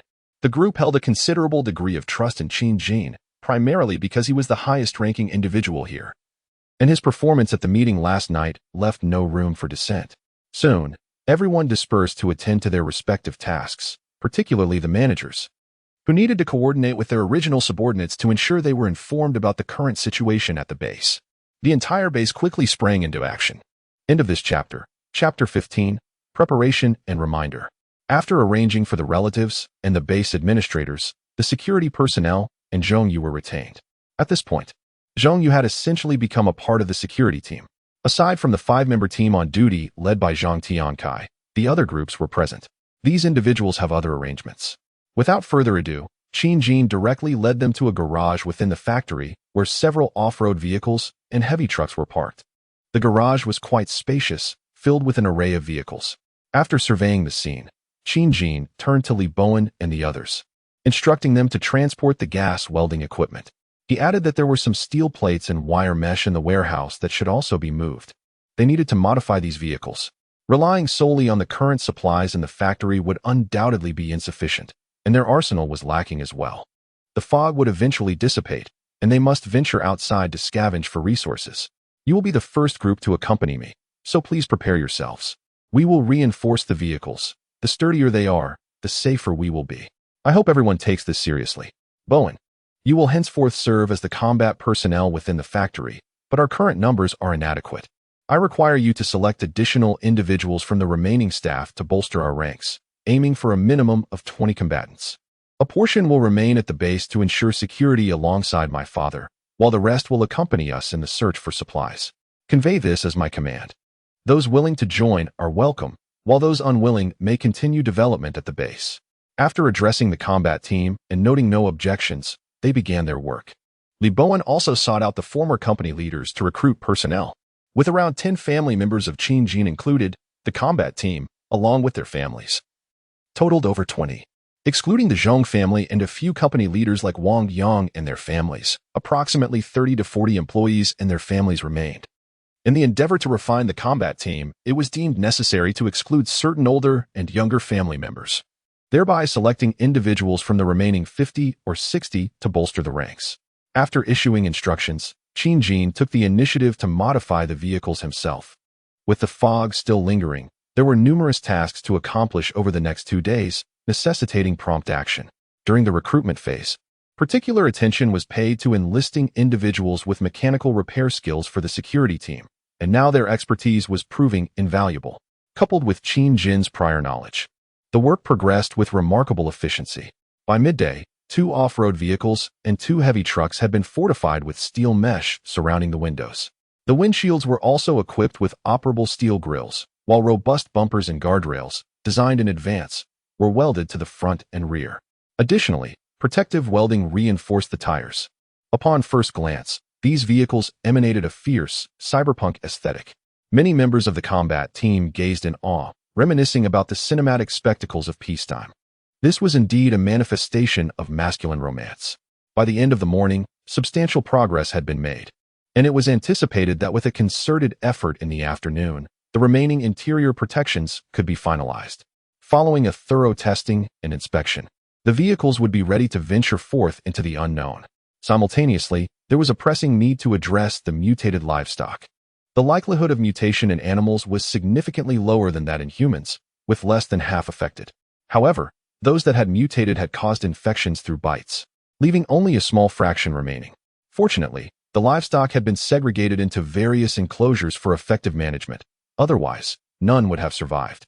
The remaining poultry and livestock needed to be nurtured as they could serve as a crucial food source once their numbers increased. At the very least, the feed required for livestock was more accessible than the grain necessary for human consumption. It was now time for the midday meal. All the personnel gathered in the company cafeteria, having been informed earlier that meals would henceforth be collectively served in this location. The previous venue had already seen the removal of the body last night, and thorough cleaning had been conducted. Nonetheless, given the circumstances, it was deemed more appropriate to return to the cafeteria for dining. The meals were rather simple, with each individual receiving a standard serving of one meat dish, 2 vegetable dishes, and a soup. Even Xinjin was not afforded any special treatment, at least not for now. The apocalypse had only just begun, and there was no need to deprive everyone of adequate sustenance, as such an approach would likely yield adverse effects. However, the atmosphere was rather bland, as most individuals found their meals lacking in flavor. Just last night, they had feasted on abundant delicacies, yet overnight, the world had transformed dramatically, creating an overwhelming sense of disparity. This morning, news spread that the Green Source Base had issued certain regulations, and it was rumored that a team would soon be organized to venture out in search of supplies. The mere thought sent shivers down many spines. With so many frenzied zombies outside, how could one feel safe remaining at the base? Ultimately, only 6 individuals expressed their willingness to join the combat team. The reluctance of others stemmed not only from genuine fear of the outside world, but also from a glimmer of hope that the authorities had not yet collapsed, and that a structured rescue team would soon emerge. The risks of venturing outside were deemed too great. It was wiser to remain sheltered within the base, especially since the management appeared disinclined to take any drastic measures against them. After all, it was unlikely they would be cast out to serve as fodder for the undead. Among the 6 who joined the combat team was surprisingly a woman, which drew some raised eyebrows. In Qin Jin's estimation, joining the combat team did not necessarily entail immediate departure from the base. They might instead be assigned to undertake defensive tasks within its confines. However, he kept this notion to himself, as this was merely the initial phase of selection. In the future, the personnel at the base will undoubtedly be categorized into core members and ordinary staff, subjected to a series of rigorous tests and evaluations. The original combat team members need not be mentioned. It is imperative that they swiftly acclimate to the new era.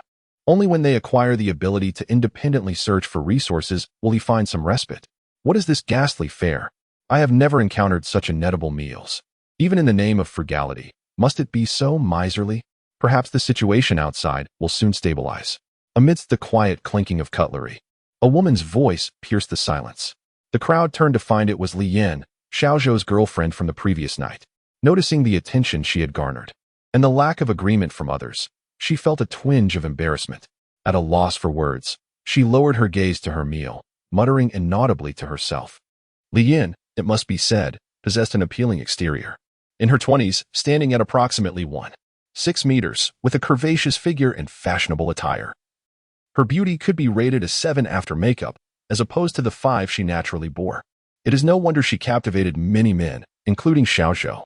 Having never faced hardship since entering society, she had long basked in the flattering words of admirers, elevating herself to the status of a goddess. Qin Jin cast a cold glance her way before returning to his meal in silence. He had no time to deal with such trivialities. Should she dare to act out of line in the future, he would remind her whose domain she was in. The lunch was consumed in silence. Qin Jin stood up and addressed everyone. This morning, you should all be aware that we have established some new regulations. These are designed to ensure our survival. If anyone has differing opinions or better suggestions, I welcome you to express them, so we may amend our course together. Our ultimate goal is to cultivate a safe environment. Our food supply is not infinite, and our weapons may not always withstand the onslaught of the undead. Therefore, we must seek opportunities to replenish our provisions and reinforce our defenses. We will not venture out immediately. We will wait until it is relatively safe to consider such actions. I hope more people will join us in contributing to the factory's efforts. Those who have made up their minds are still welcome to join. After speaking, he surveyed the room, placed his tray in the designated area, and then departed. In the afternoon, the fervor of modifying vehicles continued, now incorporating weapon enhancements. They extended the blades and crafted more user-friendly sheaths. Adjustments were also made to the shields, improving both their defensive capabilities and agility. Each person's armor was meticulously detailed. It could be said that, should they encounter only a small number of zombies, as long as they exercised caution, Qin was confident he could lead them back unscathed. Observing that the modifications were nearly complete, he retrieved several drones and attached specially designed soundballs, previously ordered, instructing the combat team on their usage and tactical deployment. Zhang Tiankai and the others were left astonished, marveling at their boss's expertise. Qin modestly brushed off their admiration. It is evident that I have always had a penchant for flying drones and have been an enthusiast of post-apocalyptic survival scenarios. Possessing a few peculiar toys is quite normal. This is irrefutable. The day swiftly passed. During this time, I occasionally glimpsed through the surveillance cameras at the chaotic zombies meandering outside, amidst the industrial district, which also housed several other factories, perhaps even a few survivors. Alas, no one could assist anyone else. The 5-meter-high walls of the green source base remain a reliable bastion for the time being. The mutations have only just commenced. Unlike in later stages where survivors dwindle and zombies begin to congregate, forming various scales of hordes. Thus, the day unfolded with a blend of excitement and safety. After enjoying a communal meal in the evening, everyone retreated to their respective quarters for rest. Tonight, Qin returned to his room. Although he had taken a brief nap the previous night, he felt relatively refreshed. However, after a day filled with myriad tasks and arrangements, fatigue began to set in. The base has now established a new preliminary order, and the next steps involve further consolidating and strengthening their resources. That evening, he found a moment to take out his phone and browse the internet. This indispensable artifact of the age of information civilization was on the verge of vanishing in a few days. He contemplated the possibility of establishing a local area network within the base in the future, should circumstances allow. As he navigated the online realm, he was met with a stifling scene. An increasing number of media outlets had begun to disconnect, possibly due to server damage or a lack of maintenance leading to their collapse. The platforms available for survivors to voice their pleas for help were dwindling. The remaining platforms were saturated with despair, predominantly filled with cries for assistance and the dissemination of negative energy, leaving one increasingly hopeless. Qin perused the few surviving media platforms, letting out a helpless sigh. Though he is a reincarnate, he is no savior. Apart from salvaging his own existence, he possesses no surplus strength. He has contemplated disseminating information to resist the mutated knights online, yet how many would believe him? The logic inevitably circles back to seeking the official response.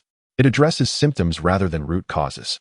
Even if he survives temporarily, facing the impending apocalypse unprepared is a fate worse than hastening an end to his suffering. After perusing the media reports, he shifted his attention to various group chats, where a number of survivors had shared messages, though their frequency had begun to dwindle. Suddenly, he stumbled upon a group, one dedicated to enthusiasts of the apocalypse, which he had previously joined to acquire valuable knowledge and ideas. He had established a certain familiarity with several members of this group. Presently, a few survivors remained engaged in conversation, primarily sharing their respective situations. After observing for a while, he decided to contribute to the dialogue. The apocalypse has arrived.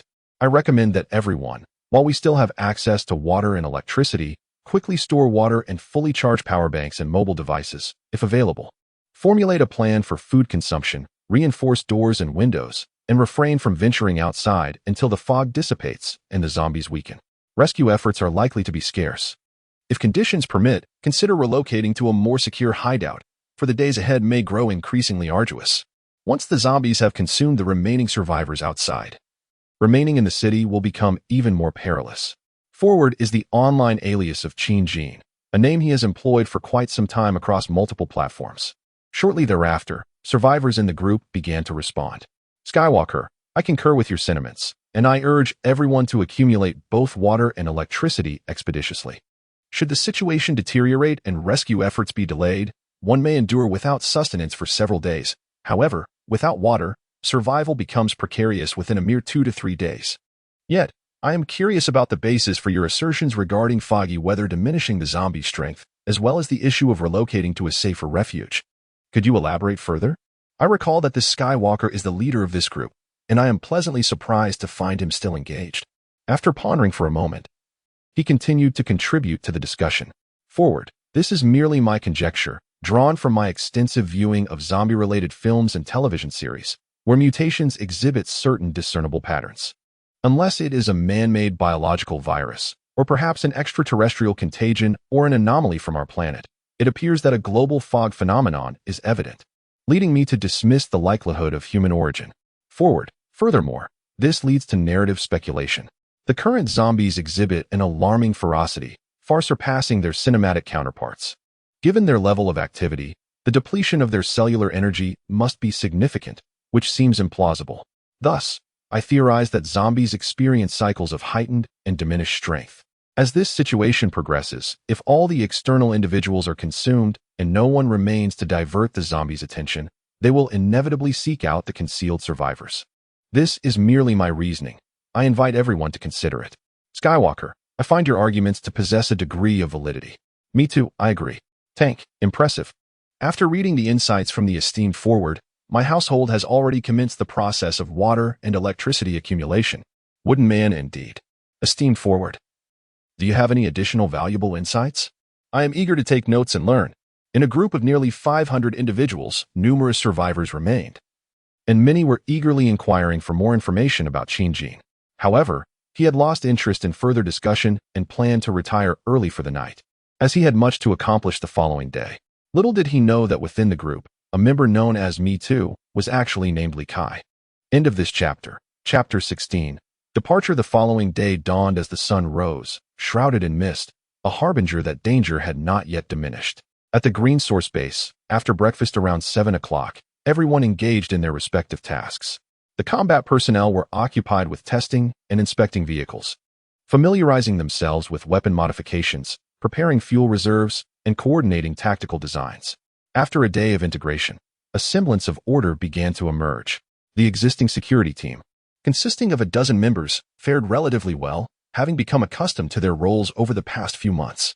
However, the newcomers who joined just yesterday felt quite out of their depth, relegated to learning from their more experienced counterparts, all in an effort to enhance their chances of survival.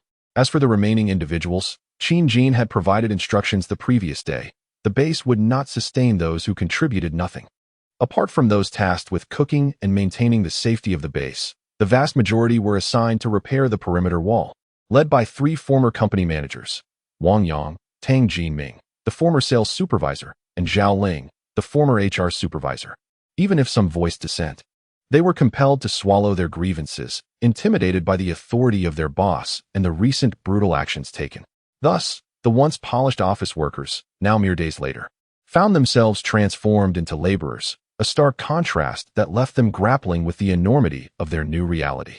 At that time, Qin specifically recruited several individuals with prior engineering experience to join the company, who are now perfectly positioned to guide their peers.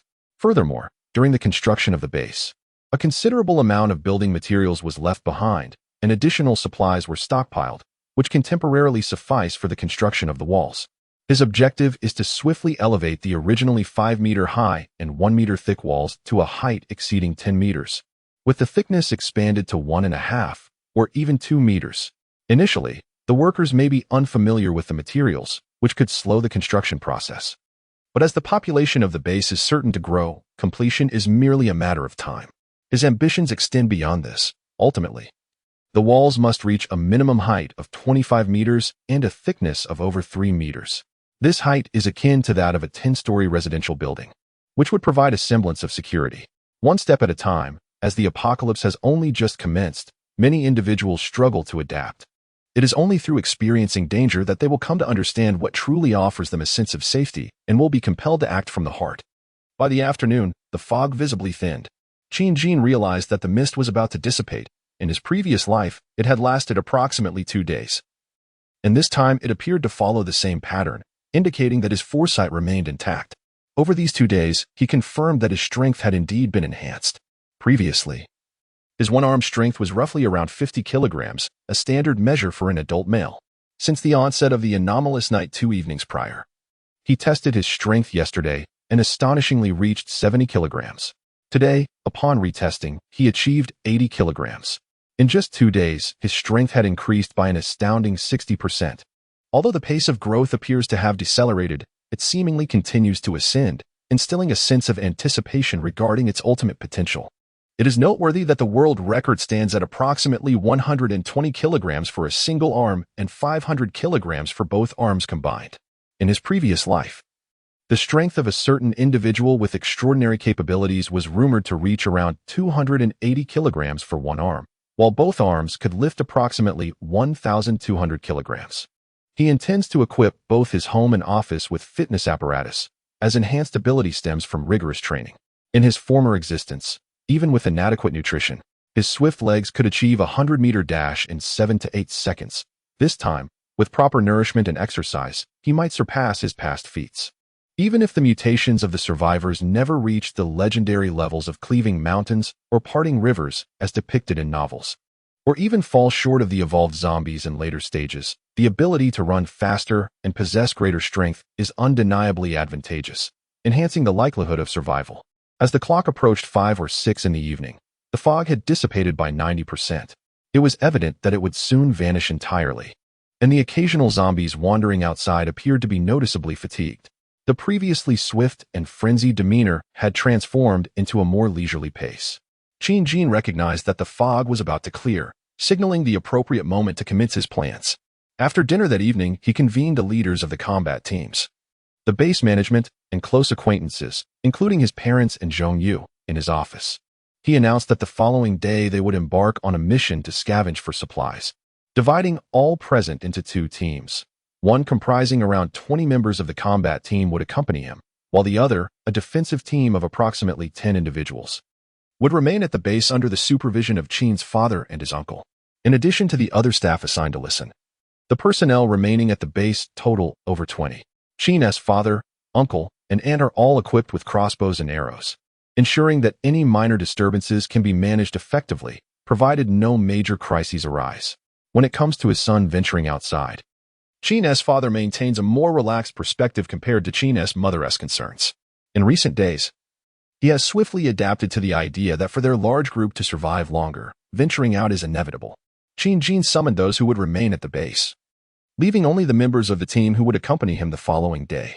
Among the combat team, aside from a few who stayed to assist his father at the base, others such as Li Bowen, Chen Junqi, and Lu Wenhao would join him. Lu Wenhao has been promoted to temporary squad leader, and if he performs well, he stands a chance of being formally appointed. Zhong Yu will also accompany them. His parents have long been acquainted with Qin's family, allowing him to quickly integrate into Qin Jin's circle of relatives, effectively becoming part of Qin Jin's close-knit faction. Notably, Zhong Yu's younger brother, Zhong Ming, has also expressed a desire to join the combat team. Zhong Ming, who enjoyed following Qin Jin during childhood and occasionally sought him out with his brother as they grew older, is no stranger to the group. Having witnessed Qin Jin's decisive and ruthless methods in recent days, he has developed a sense of admiration for strength and thus eagerly requested to join the combat team. Wishing to contribute his efforts, Qin Jin did not decline. Rather, he welcomed the initiative, believing that in this apocalyptic world, there is no room for idleness. Everyone must exert themselves and strive for survival. Those who choose to be passive may as well await death. That evening, they meticulously reviewed their tactics, discussing how to handle emergencies, rescue operations, and escape plans, striving for a safe departure and a secure return. Until nearly 10 o'clock, everyone remained occupied before dispersing to rest. Qin Jin lingered in his office, retrieving a tablet to meticulously review the locations he intended to sweep the following day. After confirming that the offline maps and routes were flawless and finalizing his itinerary, he settled onto the large sofa in his office, preparing to sleep only past 11. The upcoming confrontation was of utmost significance, an indispensable element for the rapid development of the base, thus he allowed for no failure, only success. On October 13th, at 6:30 in the morning, the horizon began to brighten gradually as nature stirred from its nocturnal slumber. At the Green Source base, the combat team assembled at the vehicle warehouse by 6 o'clock. They meticulously rechecked all items to be taken out, ensuring everything was in order. Each member donned their protective gear and weapons, standing in formation before the base owner, awaiting further commands. Qin Jin, positioned in front of the combat team, was already prepared. With a sweeping glance over the assembled group, he recognized their pivotal role in the rise of the base. With a serious demeanor, he addressed them directly. We are about to confront a new era outside, fraught with numerous challenges, including flesh-eating zombies and various unknown threats. But shall we cower in fear? No, we shall not. For there are others here who depend on our safe return. Should the zombies dare to obstruct our path, we shall crush their skulls. If the enemy dares to harm us, we shall sever their limbs. Remember, we are not heroes. We are a band of demons fighting for survival. Tearing apart everything solely to extend the duration of existence, the battle team found their spirits ignited. Previously, they had merely obeyed orders, seldom contemplating what the future might hold, often adopting a philosophy of living day by day. Yet, upon listening to their leader's impassioned rhetoric, a newfound understanding emerged. Indeed, in the past, their labor was for the sake of family and self-preservation. Now, they were merely adopting a more direct and brutal approach to survival for their loved ones and themselves. Humanity, from its primitive origins, had evolved by treading upon the corpses of other beings. Once they ascended to dominance on the blue planet, their primal instincts were concealed, not eradicated. When provoked, they surged forth with ferocity. The latent warrior genes within the team seemed to awaken, diminishing the persistent fear of the outside world. As they yearned to vanquish a zombie with a single stroke. Observing the team's heightened morale, Qin nodded in satisfaction and commanded, "Get in the vehicles." With a rapidity that echoed their resolve, the team members took their places in the 5 modified vehicles, 2 off-road vehicles, 2 heavy trucks, and 1 cargo truck, which had been retrofitted just the day prior. Qin occupied the front passenger seat of the lead off-road vehicle. Utilizing the intercom to confirm details with the squad leaders in each vehicle, they proceeded cautiously towards the gate, once more requesting the station personnel to ascertain the safety of the exterior before opening the door. Upon confirmation that no zombies lurked outside, the gate, which had remained shut for several days, began to creak open. Without hesitation, the lead vehicle surged forward, promptly followed by the others. The convoy swiftly vanished from the sight of the remaining personnel. At that moment, a ray of sunlight cascaded down, unobstructed by any mist, illuminating the slowly closing gates. It was a clear day. Chapter 17. Weapons. Morning dawned, as sunlight bathed the earth, adorning the ground with a golden hue. The plants, having been deprived of sunlight for 2 days, eagerly unfurled their bodies to absorb the energy bestowed by the magnificent star. In stark contrast to the indifference of the flora, other forms of life had suffered unimaginable calamities over the past 2 days. The roads were strewn with haphazardly parked vehicles, and many buildings lay in a state of disrepair. Occasionally, pools of dark red blood marred the roadside, bearing witness to the horrors that had transpired here. At this juncture, a convoy of vehicles emerged onto the road, stirring up a whirlwind of plastic bags and paper that danced in the breeze. Leading the procession were 2 modified and reinforced off-road vehicles, followed closely by 2 heavy trucks and a cargo vehicle, all clad in menacing armor. This was the party of Qin and his companions, who had just departed from the Green Source base. They had not ventured far when they found themselves on the nearby national highway, momentarily free from peril. Qin's objective for the day was unequivocal: to reach the nearest police stations. He required access to firearms at the onset of this apocalyptic era to maintain control over the base and to secure the means for expansion. The evolutionary advancement of humanity in the future would be minimal. One could not expect to rally others merely through personal charisma. Everything must be dictated by the power of firearms. Otherwise, all would be but an ephemeral illusion. As they traversed the road, everyone remained utterly vigilant, bracing themselves for the dangers that could materialize at any moment. The nearest police station, their intended destination, lay merely a few kilometers from the base, a distance that would typically be covered in no more than half an hour during peacetime. However, the present circumstances rendered such estimations uncertain. The convoy was not traveling at a rapid pace, maintaining a speed of only 50 to 70 kilometers per hour. The main thoroughfare was occasionally obstructed by debris and abandoned vehicles, necessitating evasive maneuvers, and at times, they had to reduce speed to nudge obstacles aside. Along the roadside, the team occasionally glimpsed gnawed bones, haunting images that subtly transformed their worldview. Qin, however, was no stranger to such sights, having witnessed far too many in his past life.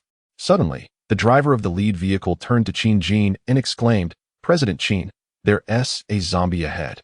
Redirecting his attention to the front of the vehicle, Qin indeed observed a figure standing in the distance. The individual was tattered and covered in blood.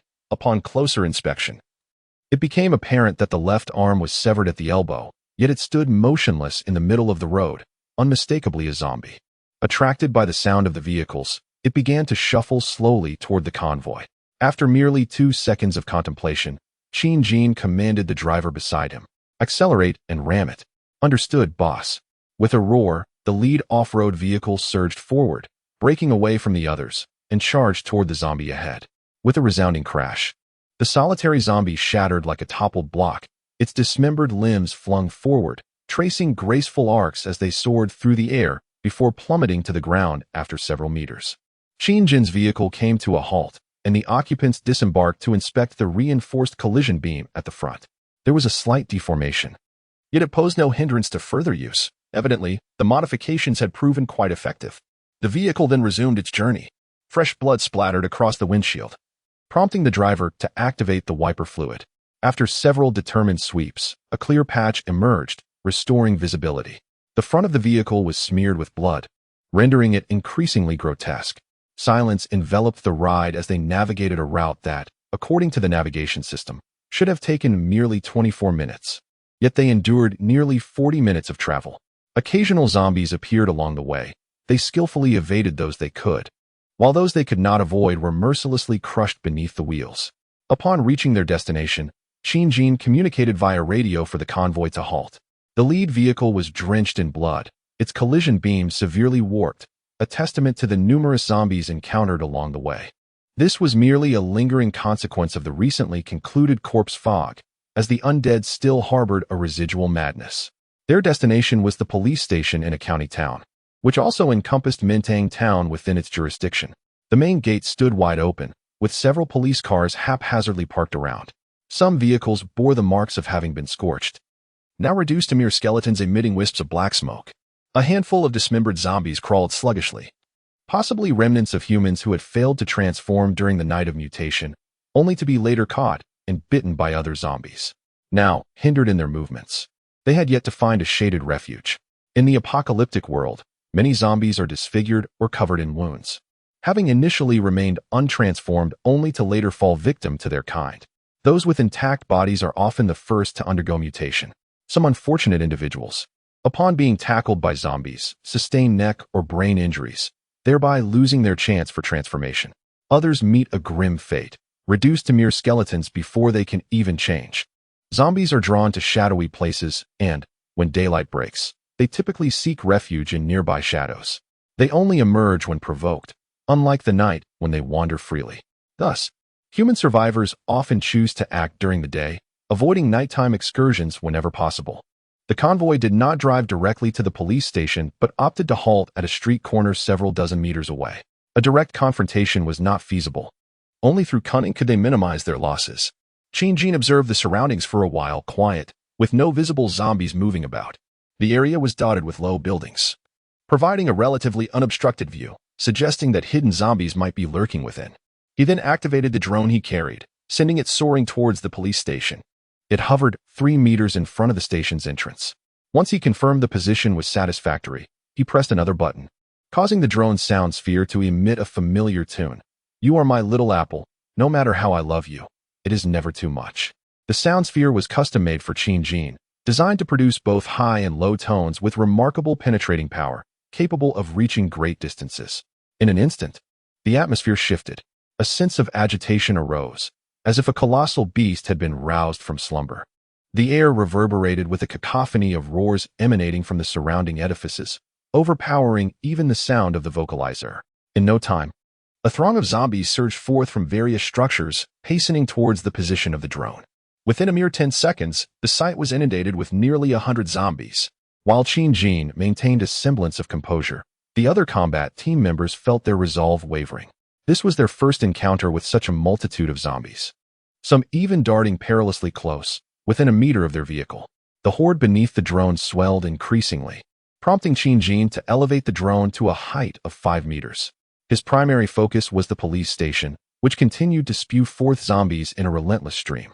The undead persistently reached out towards the drone, and within mere minutes, their numbers had amassed to a height of 3 meters.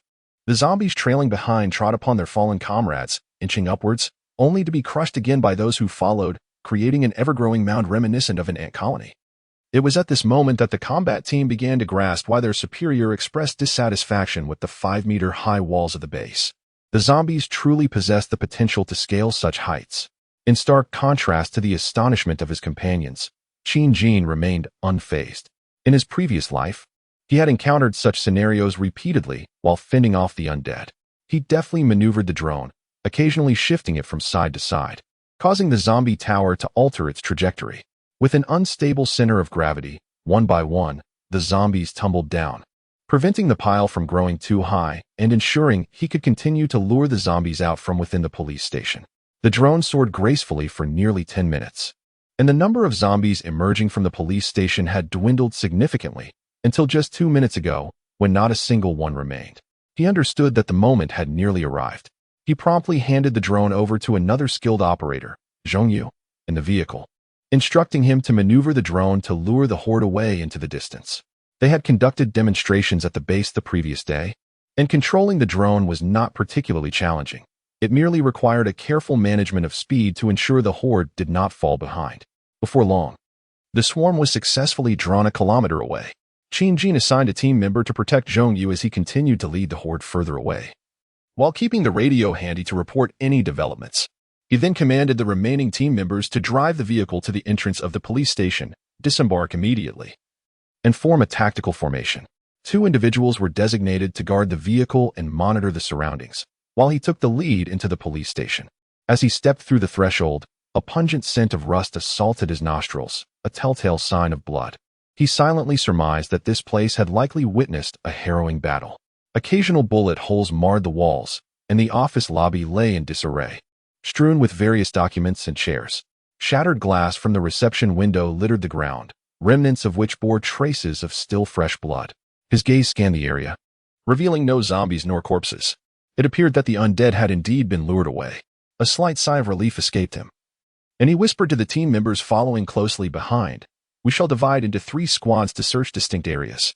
Firearms are typically stored in the armory, likely located on the 3rd floor. I will lead one team there, while the other 2 squads will explore different sections. Let us gather any weapons and supplies we may find and bring them back." The zombies should have been lured away, yet uncertainty lingered regarding any potential oversights. With everyone yearning for a safe return, he cautioned them to exercise utmost vigilance. He whispered swiftly to his team, and without further ado, he pressed forward with his right hand, finally commanding, "Action." He swiftly crouched low, the crossbow bolt poised and aimed ahead, each step calculated as he silently approached the staircase. His teammates mirrored his movements, wielding shields and machetes as they advanced alongside him. Gao Chong, 36 years of age, possessed a dark complexion, a square face, thin lips, and stood at a modest height of approximately 1.7 meters, his appearance strikingly ordinary. Once a fishmonger at the agricultural market in Menteng Town. On the morning of October 10th, a quarrel with the market authorities escalated into a physical altercation, resulting in one of their eye sockets being bloodied. Subsequently, he was detained by the arriving police. After interrogation, he was cast into a detention facility, while he wallowed in regret for his violent actions. Pondering the financial reparations required to resolve the matter, disaster struck that evening. Fortuitously, he found himself alone in a temporary cell. Through the thin walls, he witnessed the harrowing transformation of the other detainees in the adjacent room into zombies, ravenously tearing apart those around them. Eventually, even the guards succumbed to the mutation, pursuing the remaining uninfected officers. Death claimed nearly all, leaving him in a state of disbelief. He felt as though he had lost his sanity, unable to fathom the reality before him. As time unfolded, he realized it was not he who had gone mad, but indeed, the others had succumbed to madness, all perishing in the chaos. Numerous individuals who were bitten gradually transformed into new zombies. A detainee, whose neck had been severed, lay mere meters away in another cell, devoured by a horde of the undead. The splattered blood even stained his own body. Xiao, accustomed to a livelihood of slaughtering fish, was thoroughly terrified by this grotesque spectacle, his scalp prickling and his entire being chilled to the bone. He pondered whether his habitual killing had summoned this fate, as if he were now condemned to hell to endure such torment. After his cellmate was completely consumed, the zombies did not disperse. They continued to surround his cell, reaching out with clawing hands and incessantly howling, evidently eager to feast upon him as well. Before this apocalypse, he had often loathed the iron bars that confined him. Yet now he yearned for their fortification, desiring them to be reinforced, stronger, and more impervious than ever, impervious to the relentless assault of the undead. He had never envisioned the essence of despair, but now he found himself fortunate enough to experience it. Surrounded by blood-soaked, grotesque figures, some of whom were missing limbs, he felt as though he were encircled by a throng of malevolent spirits. He longed to burrow through the concrete floor to hide, believing it preferable to being scrutinized by these fiends. Thoughts of his younger sister and brother, who were outside, plagued him. What had become of them? Had the zombie outbreak reached them as well? Had they found refuge in a safe haven? The more he contemplated, the heavier his heart sank into the abyss. Perhaps his mental fortitude had indeed manifested. The iron bars steadfastly repelled the onslaught of zombies, keeping them at bay several meters away. It was not until 2 days later, when the fog lifted and the zombies' frenzy subsided, that their aggression diminished significantly. Many of the undead, with dulled senses or distracted by other sounds, had thinned in numbers around his cell, leaving only a few tenacious individuals still clinging to their intent. His spirit only relaxed from a state of intense tension, feeling as though he had just endured an exhausting night of excessive exertion, coupled with 2 days and nights without a drop of water or a moment's respite. He was teetering on the brink of collapse. Amidst this high-strung haze, he lost track of time until suddenly, a classic melody jolted him awake. The remaining few zombies that had surrounded him were drawn away by the sound, leaving him entirely alone in the space. A sudden jolt coursed through him, akin to an intravenous injection of adrenaline. A long-awaited thought flashed through his mind. Rescue had arrived. Yet, another peculiar thought crossed his mind. Why did this rescue team seem rather unorthodox? End of chapter. Chapter 18. Within reach. The perspective shifts back to Qin Jin. On the 3rd floor of the police station, Qin Jin, accompanied by his team, cautiously made their way, fortunate not to encounter any dangers. After 2 consecutive days of foggy weather, it was evident that few survivors remained. The zombies seemed to have been lured away, and they navigated through the station without encountering any threats, successfully reaching the 3rd floor. Based on the information he had gathered before the apocalypse, it was typical for police stations in Blue Star to store firearms and ammunition on higher floors. The lower levels were generally reserved for detaining offenders and receiving the public. The 2nd floor housed various police offices and meeting rooms. Of course, this pertained to smaller police stations.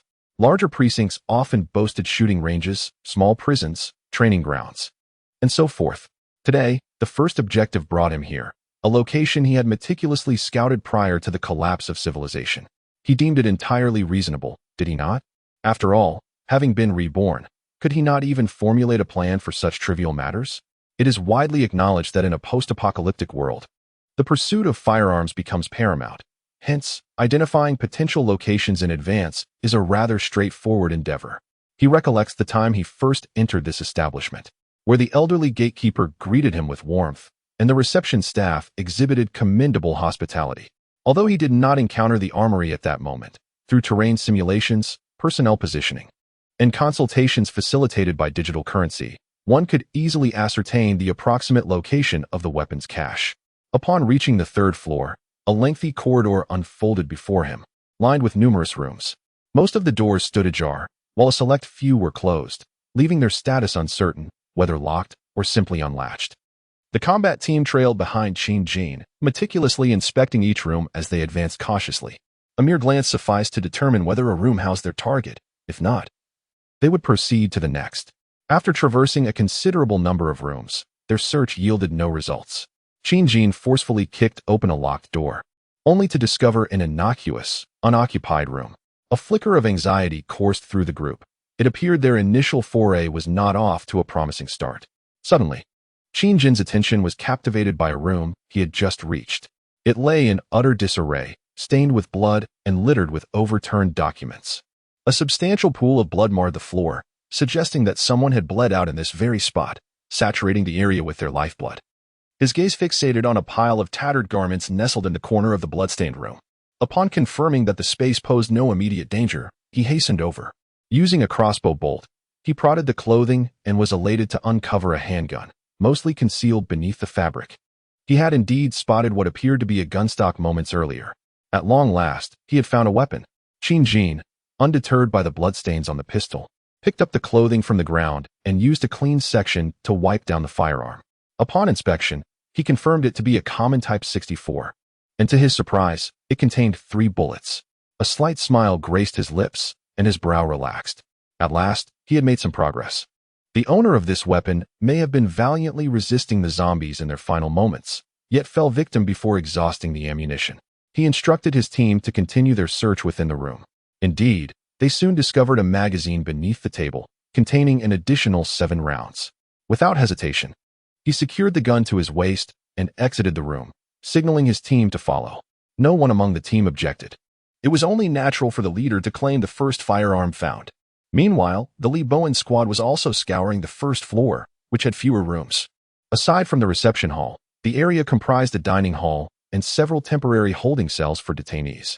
Fortune smiled upon them as they came across an interrogation room, where, in a manner akin to Qin Jin's, they uncovered a deceased individual's pistol. With a spare magazine, they amassed a total of 17 rounds, which Lee Bowen promptly secured. Having all served in the military, they were no strangers to handguns and could wield them proficiently. However, they preferred to avoid using the pistol unless absolutely necessary, as the noise could attract unwanted attention. As for Lee Bowen, acquiring the handgun did not ignite ambitions of leading his own faction or plotting against Qin Jin. It was not due to a lack of cunning. Rather, he possessed a keen sense of self-awareness. He was cognizant of Qin Jin's recent endeavors to consolidate his authority over the base. Qin had even stationed his relatives and friends at the base while dispatching them to toil and risk their lives for him. He considered this to be a natural progression. From the moment Qin Jin approached them months ago and offered them employment, he had been deliberately establishing a hierarchical relationship. The camaraderie of former comrades, though still present, had become tainted. He had privately conversed with Zhang Tiankai, Chen Junqi, and Lu Wenhao, and they all concurred that Qin Jin was destined for greatness. Over the past few months, Qin Jin had exuded an aura of decisiveness, ensuring that all directives were executed promptly. Furthermore, he occasionally displayed a chilling aura, though he was uncertain if that was the correct term. Nonetheless, it evoked a sense of unease, causing goosebumps and sending shivers down their spines. When treating others with discourtesy, his frigid gaze seemed to regard them as mere corpses. They perceived this as the commanding presence of a superior. They all believed that as long as President Qin did not transgress the law and get apprehended, he was bound to achieve significant accomplishments sooner or later. Although they were unaware of what their former comrade had experienced to transform him in such a manner and to amass such wealth to establish companies and factories, the fact that he had sought them out and provided them with well-compensated employment was undeniable. Since they were working alongside such a formidable figure, why not embrace the opportunity? They speculated that Qin Jin might not have completely severed ties with the military, but had instead joined a clandestine special forces unit. He had spent several years fighting in war-torn regions overseas, emerging as a highly skilled soldier before retiring to urban life for various reasons. Their imagination was quite impressive. If Qin Jin were to learn of this, he would undoubtedly give them a thumbs up.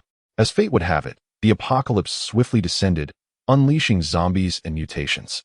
That evening, in the conference hall, General Qin once again demonstrated his exceptional decisiveness and control. Subsequently, he meticulously organized the entire base, assigning new responsibilities to each individual, all centered around a singular, renewed objective: surviving in this new era. It felt as though he was a born leader. Lee Bowen reflected that, were he in charge, he might not even achieve a fraction of Qin Jin's effectiveness. This sentiment was not his alone. Many members of the combat team shared similar thoughts. They could vividly imagine the plight of other survivors outside and contemplated how they would fare in such circumstances. Certainly, it would be despair. In comparison to the hopelessness portrayed online, they considered themselves fortunate. At the very least, they had food to eat, a safe place to reside, and loved ones by their side, collaboratively striving to create a more secure base. A sense of willing submission burgeoned in the hearts of most. Aligning with the strong was not inherently wrong. Moreover, when this strong figure demonstrated kindness, their allegiance was even more genuine and willing. Should anyone propose to harm General Qin or undertake actions detrimental to the base, they would instinctively intervene to eliminate the source of discord. They had genuinely come to see themselves as part of the base. An attack on the base was an attack on them. This transformation had not occurred overnight due to the apocalypse. Rather, it was the result of months of subtle influence. At least, those currently working on the base's perimeter walls were certainly not among the many who complained about their leader. Qin Jin did not insist that they all transform.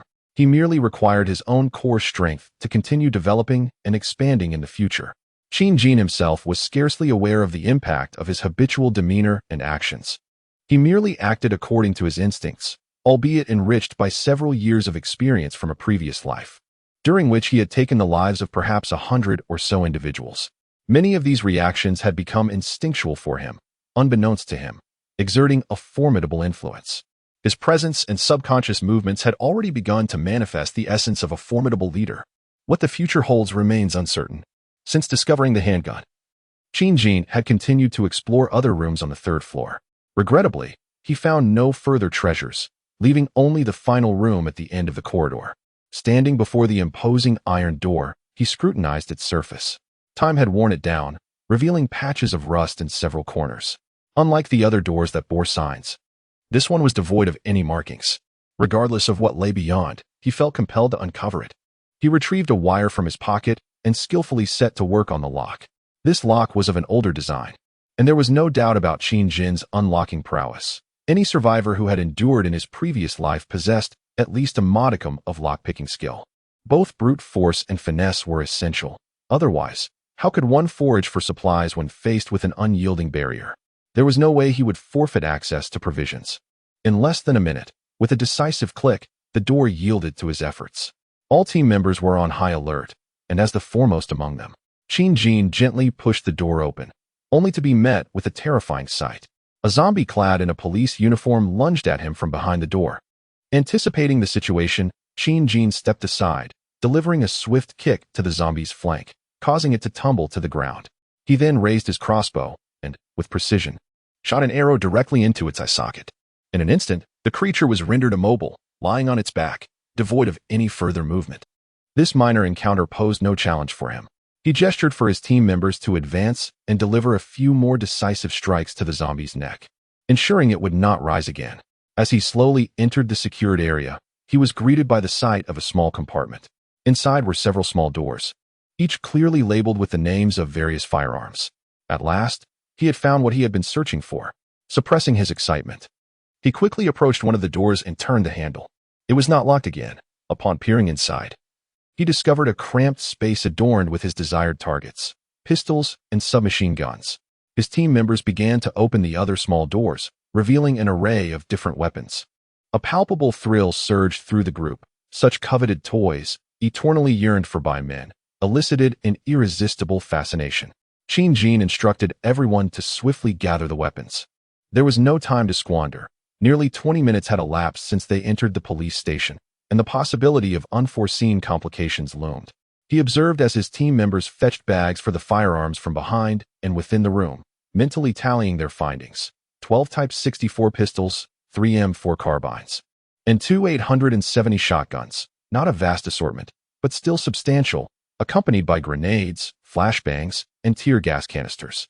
Most importantly, there were several crates of ammunition, estimated to contain over 1,000 rounds. This initial haul was an undeniable windfall. The weight that had long burdened my heart suddenly felt as though it had shattered into fragments. At long last, the essential weaponry for surviving the apocalypse has been procured. Yet, one must not grow complacent. The end times have only just commenced. Countless challenges await, and it is imperative to continuously augment our strength if we are to earn the right to confront the arduous future. End of chapter. Chapter 19. The next objective. Team Qin Jin on the third floor. At long last, we have identified our target firearms and an array of weaponry. Swiftly, we packed everything. However, the total number of bullets and various accessories was considerable, making it impossible for our team to transport everything in a short span. Thus, we summoned 2 additional teams, led by Li Bowen via radio. Upon witnessing the assortment of weapons, excitement surged through the group. These items were the foundation for their survival in the days to come. The atmosphere was electrifying, as if invigorated by a surge of adrenaline, and no item in the room was overlooked. Even paper documents were collected, for who knows if they might prove useful for reference or weapon maintenance in the future. We could not afford to miss anything. We would deal with the logistics later. While the team members busily gathered supplies, Li Bowen approached Qin Jin to report an urgent matter. He stated, "Captain Qin, we have discovered a survivor in one of the cells. How should we proceed?" Intrigued, Qin Jin pondered the situation. Amidst the chaos that had befallen the police station, it was remarkable that anyone had managed to survive.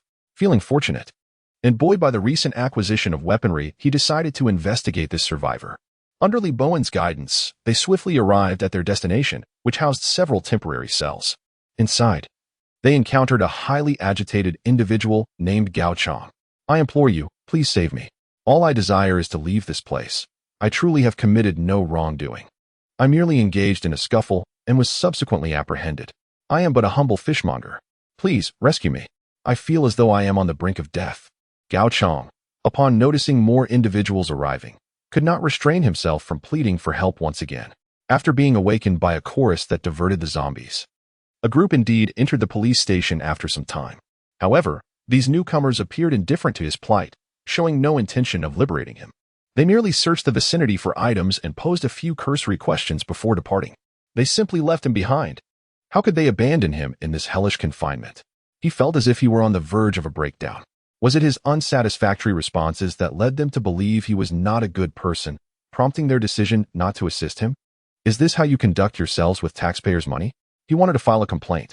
Although uncertain about the future, he felt an overwhelming sense of exhaustion and regret. His body ached, and his spirit was weary of this world. Why was everyone against him? Why had he not simply paid the protection fee to the market's authorities that day? Why did he throw that punch? He only wished to earn a little more to support his younger sibling's education. How infuriating! As he lamented his life and drifted into a haze of despair, he unexpectedly heard footsteps once more. They had returned. This time, he resolved to plead earnestly, to perform admirably, in hopes of securing even a chance for rescue. He was overwhelmed with thirst, hunger, and despair, deeply concerned for the safety of his younger siblings outside. He continued, tears streaming down his face. "I am Gao Chang from Fish Stall Number 4 at the agricultural market in Minang Town. I have grown up here. I am truly just a simple man who raises and sells fish. I beg you, please save me. I am not a bad person." "Oh, another resident of Minang Town?" Qin Jin remarked, his interest piqued. He directed 3 questions at Gao Chong. "Why are you here? Hasn't anyone else come in these past 2 days? What benefit is there for me in rescuing you?" Gao Chong was momentarily taken aback. He had not anticipated encountering a young man he had never seen before. Observing Lee Bowen, who had led the earlier group, standing quietly behind Qin Jin, he surmised that this newcomer must be their leader. Gathering his thoughts with the last remnants of his energy, he hastily replied, "I was bullied by the city management. I couldn't help but strike one of them and ended up getting arrested. No one else has come in during these 2 days. To my knowledge, one of the people in this room has been consumed, and the rest have turned into monsters. As for the last question, if you rescue me, my life will be yours. I will do anything for you, as long as it does not harm my younger siblings." Qin Jin chuckled inwardly, finding Gao Chong rather straightforward. It was uncertain whether to label him as foolish or wise, as he had inadvertently revealed his vulnerabilities. Contemplating the future of the base's fish pond, he considered the possibility of finding someone to manage it. Noticing that Gao Chong had fallen silent, seemingly lost in thought, his heart began to race with anxiety. He understood that missing this opportunity might mean he would not survive until the next uncertain rescue, as he had not consumed food or water for 3 days. And even the act of urination had become impossible. His body was already signaling that he was approaching his limits. Qin Jin did not ponder for long. Merely a few seconds, and without responding to Gao Chong, he approached the padlock of the iron bars and skillfully demonstrated his lock-picking abilities. Gao Chong, growing increasingly desperate as he awaited a response, soon witnessed the young man bending down to fiddle with the door lock. With a click, the iron gate, which had evoked both love and hate in him, finally swung open. He collapsed to the ground, tears streaming uncontrollably, nearly splattering Qin Jin's shoes with his snot. Disgusted, Qin Jin stepped aside, observing that Gao Chong seemed incapable of standing on his own. He instructed Lee Bowen to assist Gao Chong as they made their way back toward the convoy. The transportation was nearing its conclusion. A dozen individuals had busily made 2 trips to transfer all the weapons, including those that might be needed, into the heavy truck parked at the main entrance. During this process, Qin Jin first allocated handguns to Lee Bowen and several other squad leaders. He addressed his comrades, stating, "Our initial operation has proceeded rather smoothly, and we have acquired a significant amount of weaponry. However, these will only be distributed for the use of the squad leaders, as they are former soldiers and familiar with firearms. It is unwise to allow those inexperienced with weapons to use them, as such items require a certain level of skill.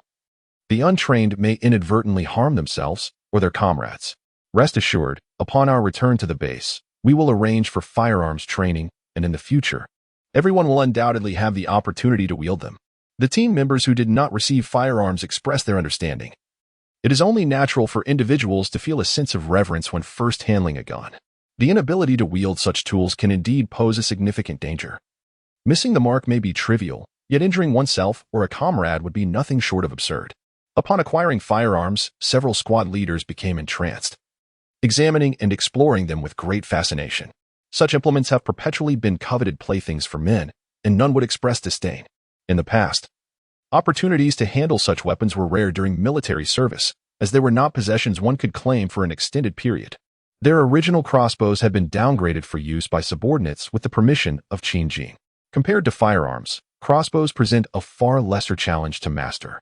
With attention to a few critical points, even novices can wield them.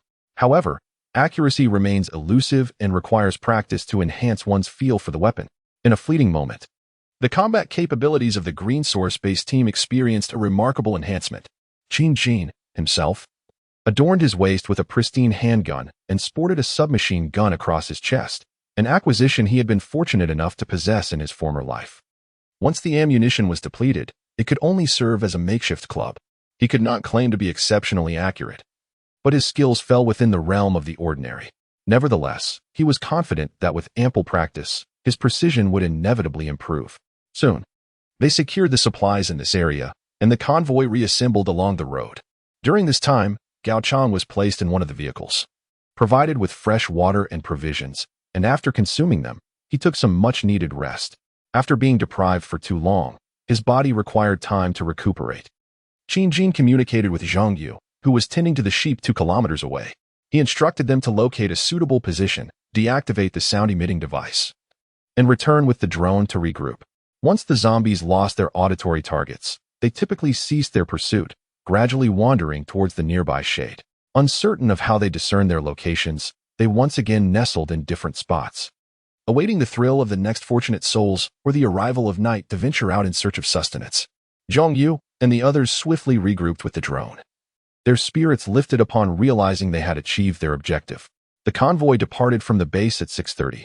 It took over 40 minutes to reach the police station, and an additional half-hour was spent scouring and transporting supplies. The hour was still early, merely past 8, and it was still considered morning. Originally, they had not intended to visit only one location, so the convoy set forth, continuing towards their next target. His aim was to scour other police stations within 100 kilometers of the base. It was not essential to visit all of them today. However, it was imperative to gather resources from the nearer stations first, at least in the early days of the apocalypse. Before other survivors could react and firearms were either destroyed or taken, the more they could stockpile, the better. Once industrial civilization crumbled, these resources would become non-renewable. Naturally, he had no intention of spending the night outside.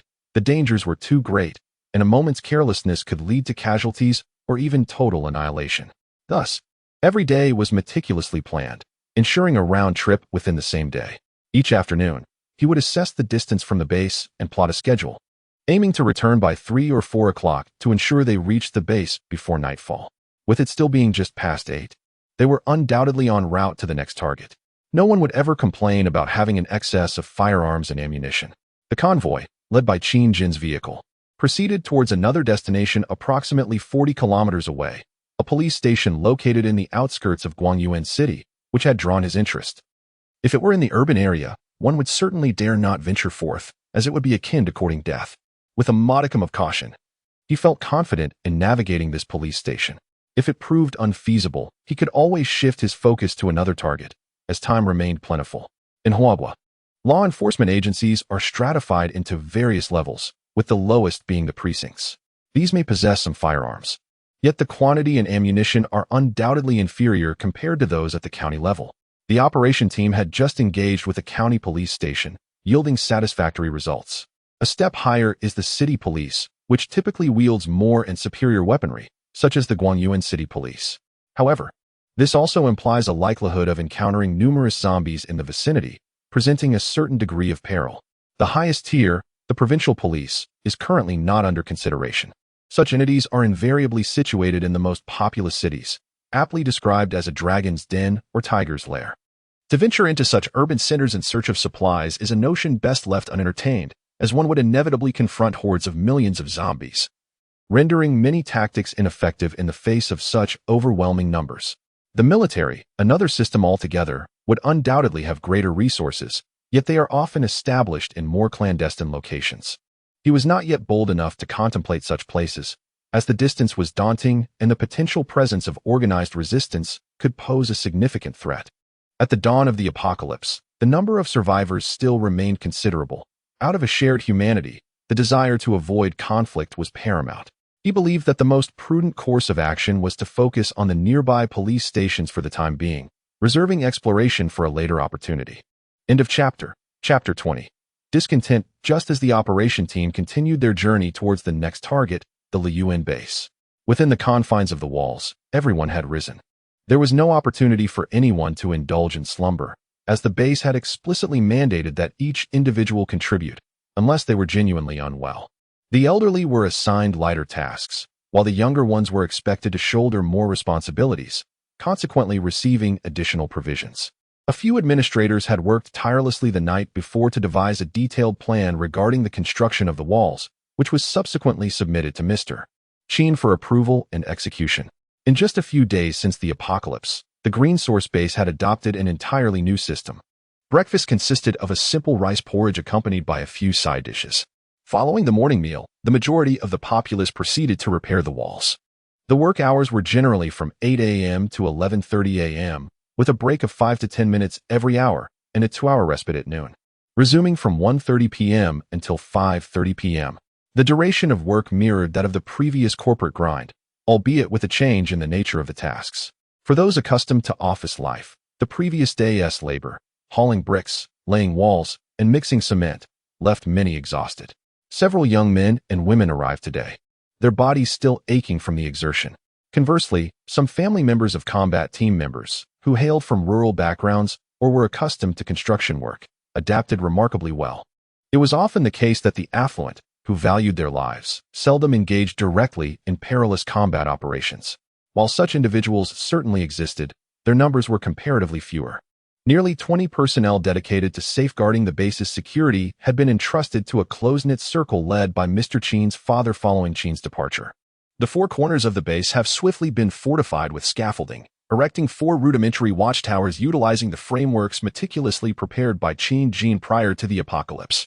Once assembled, they are filled with concrete, making it feasible to construct 2 stories within a single day. This fortification serves a dual purpose, safeguarding against external threats and monitoring the internal conditions of the base. While electricity and water supplies remain uninterrupted, many devices are still operational, prompting the base to accelerate its construction efforts. 2 days prior, 2 ponds were entirely replenished with pristine water, and the storage tanks within the warehouse are now brimming, ensuring a steady water supply for the time being. Regarding food supplies, Cheen has assured everyone that rationing will suffice for several months. He also plans to lead expeditions to procure additional resources, thus alleviating concerns over food scarcity. A sufficient supply remains assured. However, he has yet to disclose specific figures to anyone. He intends to wait until the base stabilizes before entrusting the management of the warehouse supplies to someone he can rely on, as he harbors distrust towards others. Revealing such information to his parents would only exacerbate their anxiety and could potentially incite unnecessary complications. A careless leak could lead to catastrophic consequences in the future. He has witnessed too many such instances in the past. Humanity, when driven to the brink of starvation, becomes desperate and will resort to any means to acquire what they desire. Hence, he continuously strives to bolster his own strength. Those who have finished breakfast have eagerly commenced their labor. Beneath the walls, numerous scaffolds have been erected. Some are pouring concrete, while others transport bricks. And those with skilled hands ascend to construct the walls. Their goal is to elevate the wall height to 10 meters as swiftly as possible. At this moment, several of the younger individuals cannot suppress their grievances. A young man sporting a stylish haircut lamented to a companion beside him, "I cannot believe this. Every day I hear about moving bricks, and now I am actually doing it. My arms ache terribly. After toiling all day yesterday, I could barely lift chopsticks this morning. Why must misfortune cling to me so?" Alas! His companion nodded in agreement, saying, "Indeed. I initially thought that attending the grand opening of your company would grant me a reprieve. But I find myself having escaped from the tiger's den only to fall into the wolf's lair. I cannot fathom when this ordeal will end. I long for the days when I could game contentedly after a satisfying meal. Now, even the gaming servers seem to be shutting down, and not a single specter remains." Sigh.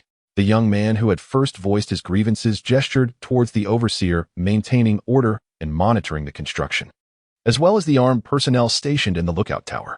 With a hint of displeasure, he remarked, "Look at those in leadership positions, how comfortable they are. With a mere flick of their fingers, they accomplish their tasks. Once the repairs are completed, they will undoubtedly claim all the credit. Why should they be the only ones in management? I could do that too." Several individuals nearby overheard and quietly echoed his sentiments, expressing that if they were in charge, they would certainly ease the burden on everyone, sparing them from such arduous toil. Heavens, the walls were originally 5 meters high. What kind of zombie could leap that high to breach our defenses? It seems they merely wish to exploit those of us who are less fortunate. Most of us find it hard to believe that such towering walls are insufficient for safety against the terror of the undead. Although it is known that a zombie virus has erupted outside, the majority of content online consists of mere lamentations, with only a handful of hastily captured images and videos. However, the clarity of these visuals is profoundly inadequate, rendering it exceedingly difficult for the remaining survivors, still clutching their phones, to grasp the true horror of the undead. Those who managed to capture effective close-ups of the zombies have largely perished. Many survivors still mistakenly believe that zombies merely shuffle about like mindless husks. In reality, once transformed, the human body's functions cease, becoming entirely dominated by the virus, which effectively unlocks the limitations previously imposed on the human form. In a normal human, the brain regulates the threshold of strength, preventing it from exceeding certain limits to avoid injuries such as strains. Yet, once mutated into a zombie, this constraint is lifted, theoretically enabling the body to exert its full potential.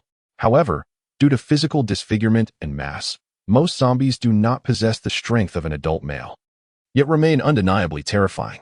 Imagine a zombie capable of pushing aside objects weighing nearly 100 pounds. Their joints may become rigid, yet they can still achieve the speed of a brisk jog. Coupled with their acute sense of smell and hearing, it becomes exceedingly difficult for an untrained individual without weapons to confront a zombie alone. The situation grows even more dire in foggy conditions, where the zombies are enhanced in every aspect, compelling survivors to rely on terrain for defense, as direct confrontation becomes virtually impossible. Observers, having witnessed their boss dispatch zombies with the ease of slicing vegetables, mistakenly perceive the undead as trivial threats, completely oblivious to the fact that Jean possesses years of experience in dealing with zombies, along with enhanced strength, and that the zombies have only recently mutated, their powers not yet reaching their zenith. In this small circle, the youth engaged in their work while nonchalantly critiquing the operations of the base that they found objectionable, feeling increasingly united in their camaraderie. At this moment, Li Yan, a woman transformed by her past relationship, found herself drawn into the conversation.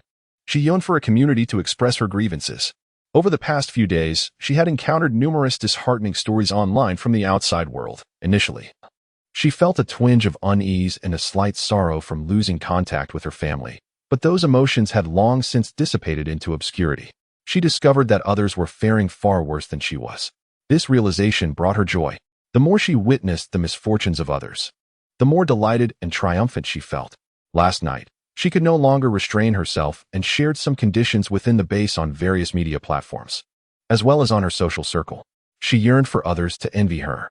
She even surreptitiously captured images of the grand feasts and the imposing, sturdy walls of the base, eager to showcase the security of her environment.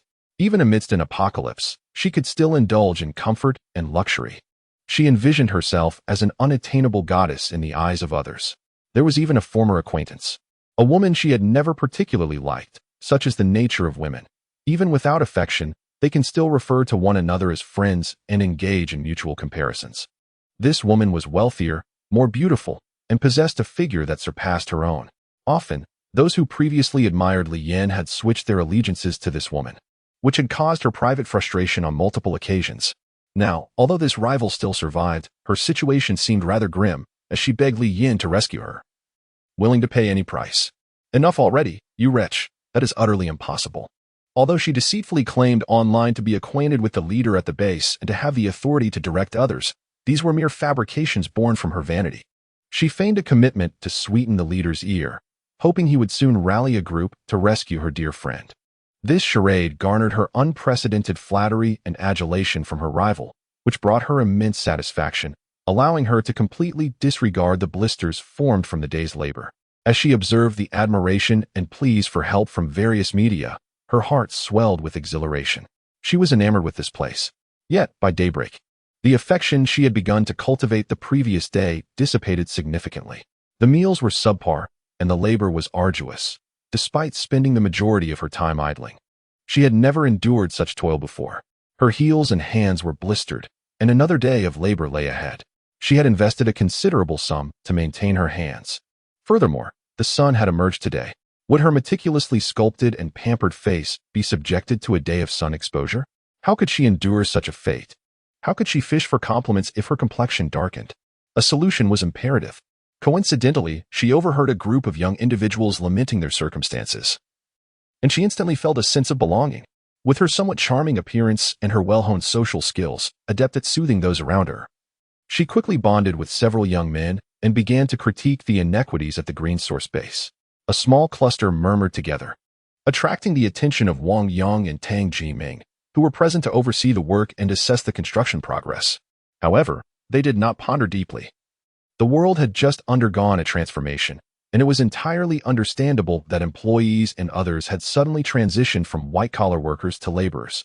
Normally, after a period of adjustment, they would come to accept the changes in society, and thus they were not pressed too hard. Tang Jiming approached to remind them to speak less and work more, then left them to their own devices. This only bred further discontent among the group. Why should they bear the burden of labor while others were merely tasked with oversight? Moreover, their management and the boss surely had better provisions, perhaps clandestinely enjoying superior meals while they toiled. If they were in the same position, they would undoubtedly do the same. Now, with the personnel at the base seemingly sparse, each survivor was invaluable, and the boss would certainly not mistreat them. After all, they would need their assistance for future defenses against zombies and various constructions.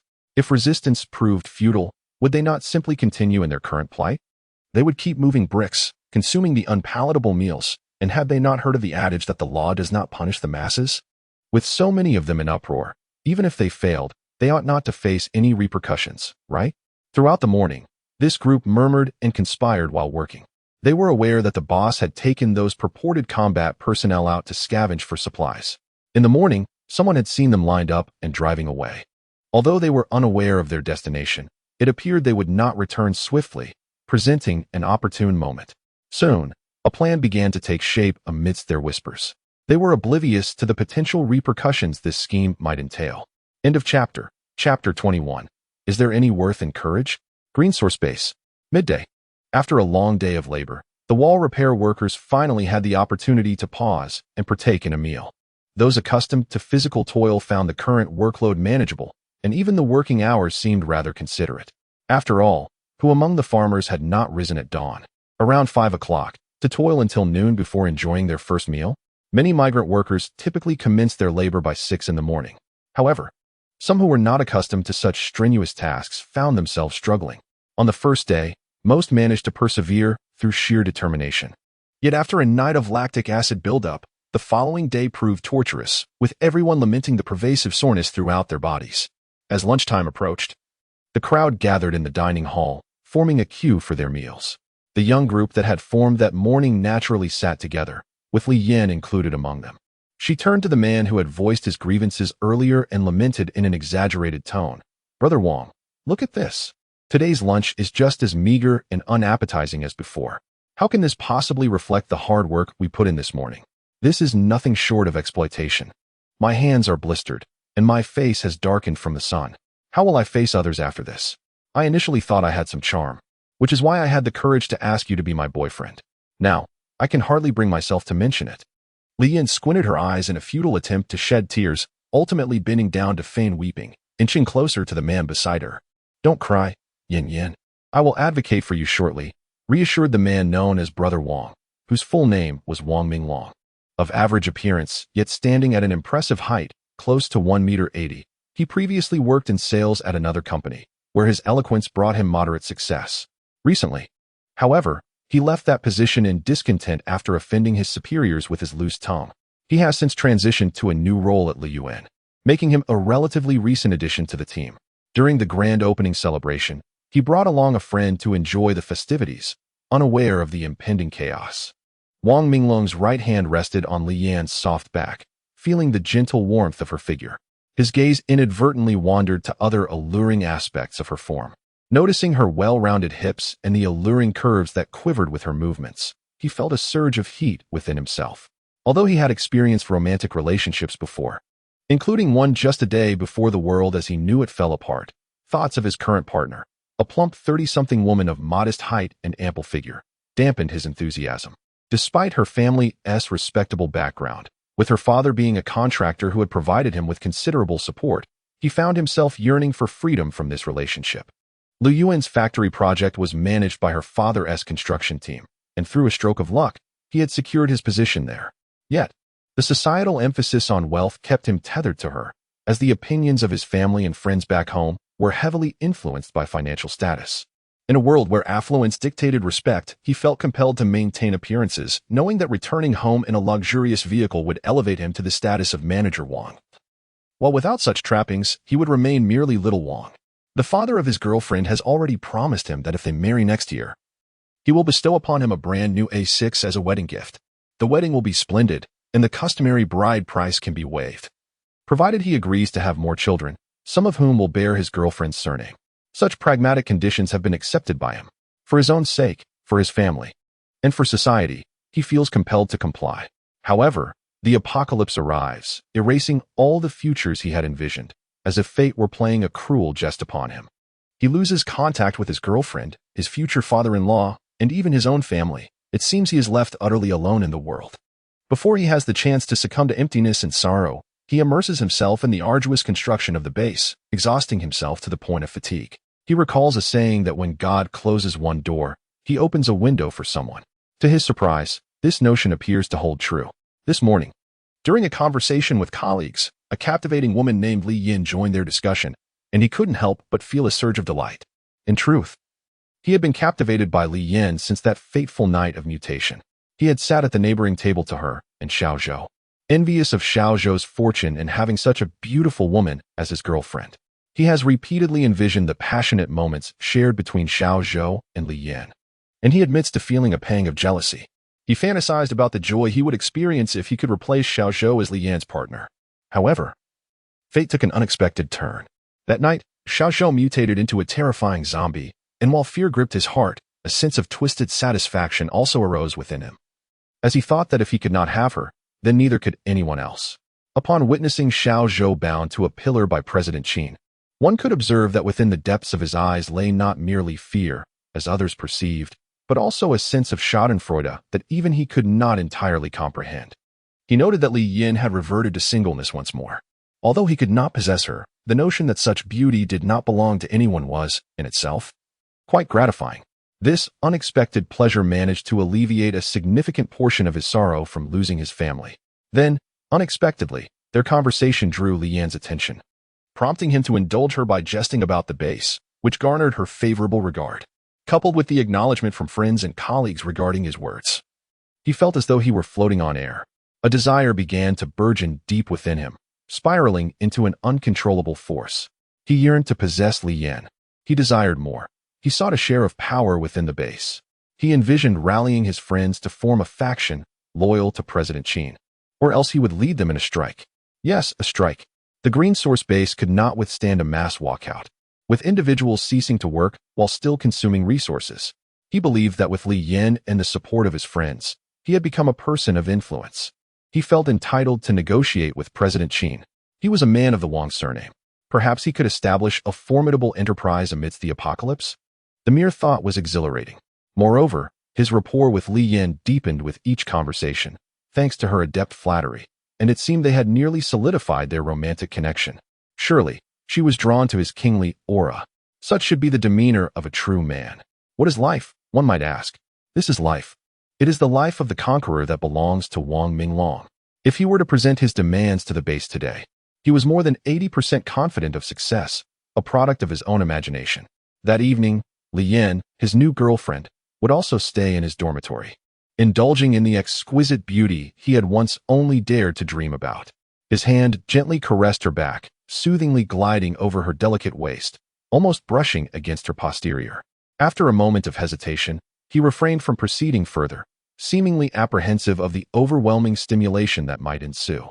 Wang Minglong resolved to exercise restraint, deeming it inappropriate to overstep boundaries and jeopardize the forthcoming matters at hand.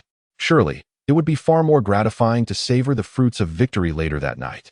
He rose abruptly, his gaze shifting from frivolity to steadfast determination as he strode confidently to the center of the dining hall. With fervor, he surveyed the room, inhaling deeply before addressing the bewildered onlookers. Do nobles and royals possess the monopoly on valor? We have been treated unjustly. We are being exploited. Our worth is being undermined. He pointed accusingly at Wang Yang and several managers, as well as some relatives of Qin Jin, his eyes ablaze with conviction. Why are they exempt from laborious tasks? Why do they wield authority over us instead of us directing them? Why do those of us who toil the hardest receive the least? Why? His words echoed the existential queries of the soul. Was it merely because they were relatives of the affluent? Is this equitable? It is not fair. What we seek is justice. By this point, he had ascended onto the adjacent dining table, raising his arm in fervent appeal. At that moment, his companions, who had previously agreed to rise in solidarity, quickly echoed his sentiments. Indeed, it is unjust. What we seek is fairness. The Green Source Factory must provide us with justice. In this moment, Wang Minglong felt himself transcending.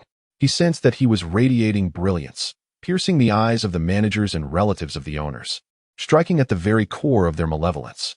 They ought to kneel before him in repentance.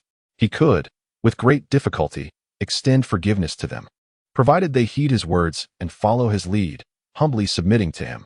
He would then consider bestowing upon them a modicum of favor. Thus, it was settled. A resounding applause erupted, as Li Yan and her faction began to clap. Seeing Li Yan's encouraging, slightly flushed face fixed upon him filled him with satisfaction. He felt the aura of a protagonist enveloping him. Once he ascended to a higher position within the base, he would be sure to reward her generously, for it was she who had awakened the kingly spirit within him. The crowd stared in astonishment at Wang Minglong, who stood atop the dining table. What was unfolding here? It was Tang Jinming, Wang Minglong's supervisor, who quickly regained his composure and rushed to his side, his expression stern as he shouted, "Wang Minglong, get down. Did you bump your head while moving bricks today? Hurry down. What on earth are you doing?" Wang Minglong did not cast a glance in his direction, continuing to speak with disdain. "You have no standing to discuss this with me. If you wish to talk, summon someone with authority from the base to speak with me." He maintained his defiant posture. Tang Jinming was momentarily taken aback. The boss had just stepped out, and now this chaos had erupted. How would he explain this to General Qin upon his return?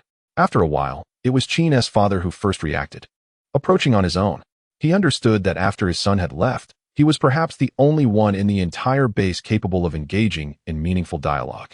At that moment, he could not evade the situation. Before stepping forward, he exchanged glances with Mr. Zhang and several members of the security team. Soon, Qin's father stood 3 meters away from Wang Minglong, gazing up at this ambitious young man. He spoke slowly. "Young man, if you seek fairness, feel free to articulate your thoughts. My son is not present today, but as his father, I can lend him my ear." Wang Minglong tilted his head slightly, casting a sidelong glance at Qin's father, contemplating his response.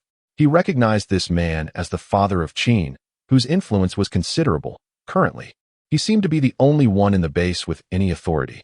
With an air of confidence, he replied deliberately, "We require fairness. Each of us deserves an independent dormitory, improved meals, and better working conditions. Additionally, we need weapons." A hushed gasp rippled through the cafeteria as many listeners absorbed Wang Minglong's demands. They could not help but wonder if he had lost his senses. Qin's father was momentarily taken aback, seemingly surprised by the grandiosity of this young man's aspirations. After several seconds, he found himself laughing in exasperation. Suppressing his anger, he inquired, quite an intriguing notion. Pray tell, young man, how many individuals are in need? What quantity of food and weapons do you require? Please provide me with the numbers so that I may make the necessary arrangements." Wang Minglong was somewhat astonished. He had not anticipated Qin's father to be so astute. Had he, perhaps, been captivated by his own brilliance? It seemed so.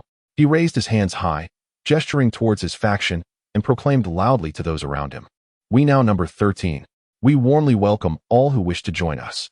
The more resources we gather, the better. Anyone who feels wronged may align with us. And I shall endeavor to create a superior living environment for all." His intention to instigate a confrontation during the meal at the cafeteria was primarily to gather like-minded individuals into his small group. The more members he accrued, the greater his influence would inevitably become, and consequently, the larger the share of the spoils. Such was his thinking. However, regrettably, apart from the 20 individuals led away by Qin Jin, only about 60 remained in the cafeteria. His faction, comprising merely a dozen individuals, saw no new recruits joining. As they stared at him with expressions of disbelief, he felt a surge of dissatisfaction. These individuals truly did not recognize their fortune, and he vowed to make them pay for their insolence when the opportunity arose. Qin's father observed and discerned that the only individuals making a fuss were those gathered in the corner with Wang Minglong. Without further pretense, he gestured for the security team, who had been waiting in the wings, to move in, commanding loudly, "Surround them." Chapter 22. No, listen to me, surround them. With Qin's father's order, the personnel stationed for the Foundation swiftly advanced. Most wielded crossbows or riot shields, encircling Wang Minglong and his group. With crossbows aimed at the assembly, they halted any further actions, pausing for Qin's father's next command. The onlookers, displaying a commendable sense of self-preservation, began to disperse. The meal was scarcely finished when the urgent need to distance themselves from the troublemakers arose. After all, being mistakenly associated with them could lead to dire consequences. Wang Minglong found himself in a state of bewilderment, pondering the unexpected turn of events. This isn't how the script is supposed to unfold. Why the sudden escalation to violence? Shouldn't we be negotiating instead? The terms are negotiable. You can lower your demands, and we can adjust ours accordingly. This is the natural progression of negotiations. A cold sweat began to bead on his back, and his complexion turned grim as he addressed Qin's father. "Old Qin, are you certain of what you're doing? This will fracture the unity of the base. You are creating trouble for General Qin." Qin's father, momentarily amused by the absurdity, cast a scornful glare at the gathering crowd. The small faction appeared equally unprepared for the situation's escalation, their expressions betraying their confusion and indecision. A few astute individuals attempted to discreetly merge back into the larger crowd, but were swiftly thwarted by the base's guards, leaving their faces even more ashen. Li Yan, one of the instigators of this debacle, seemed to sense the shift in circumstances. Her previous smug demeanor had vanished. Now, a hint of anxiety clouded her features, her eyes darting around as if contemplating her next move. Wang Minglong could no longer maintain his position at the table. He stumbled down, nearly losing his footing, and in that moment, the imposing aura he once exuded diminished significantly. He felt the sharp gaze of a crossbow aimed at him, an unsettling awareness creeping along his spine. Although October had ushered in a slight chill, beads of perspiration still soaked through his garments, and his pallor intensified. Yet, he remained undeterred, suspecting that Qin's father might be orchestrating a scenario to his advantage, perhaps aiming to negotiate more favorable terms. Wiping the beads of sweat from his forehead, he gritted his teeth and declared, "Indeed, old Qin is as shrewd as ever. I humbly concede, we can negotiate terms. Surely we can reduce some demands, can't we? I believe you would not wish for discord within our base. We merely seek a slight enhancement in our welfare. We harbor no intentions of sabotage. If you grant us a modicum, I shall willingly return to my duties. Wouldn't you all agree?" At this juncture, he could not restrain himself from turning to the small group and asserting his stance. This was his leverage. He was compelled to articulate it, for if he failed to rein in the situation, he sensed it would spiral into chaos. The small group, albeit reluctantly, nodded in agreement. Li Yan regretted having encouraged Wang Minglong, as she had not anticipated that this boastful individual would crumble in the face of a more formidable opponent. What should she do? "Look, old Qin, we merely wish to live a little better. There is no malice in our intentions. We are all part of this base, after all. It would be unwise to create an unpleasant spectacle, as it could hinder your ability to govern the sentiments of the base in the future," he continued, forcing himself to speak, realizing he had no path of retreat left.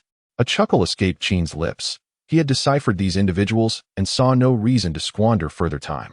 Addressing Wang Minglong, he stated, "I cannot predict how my son will ultimately handle your case, but I am certain he will not entertain negotiations with you.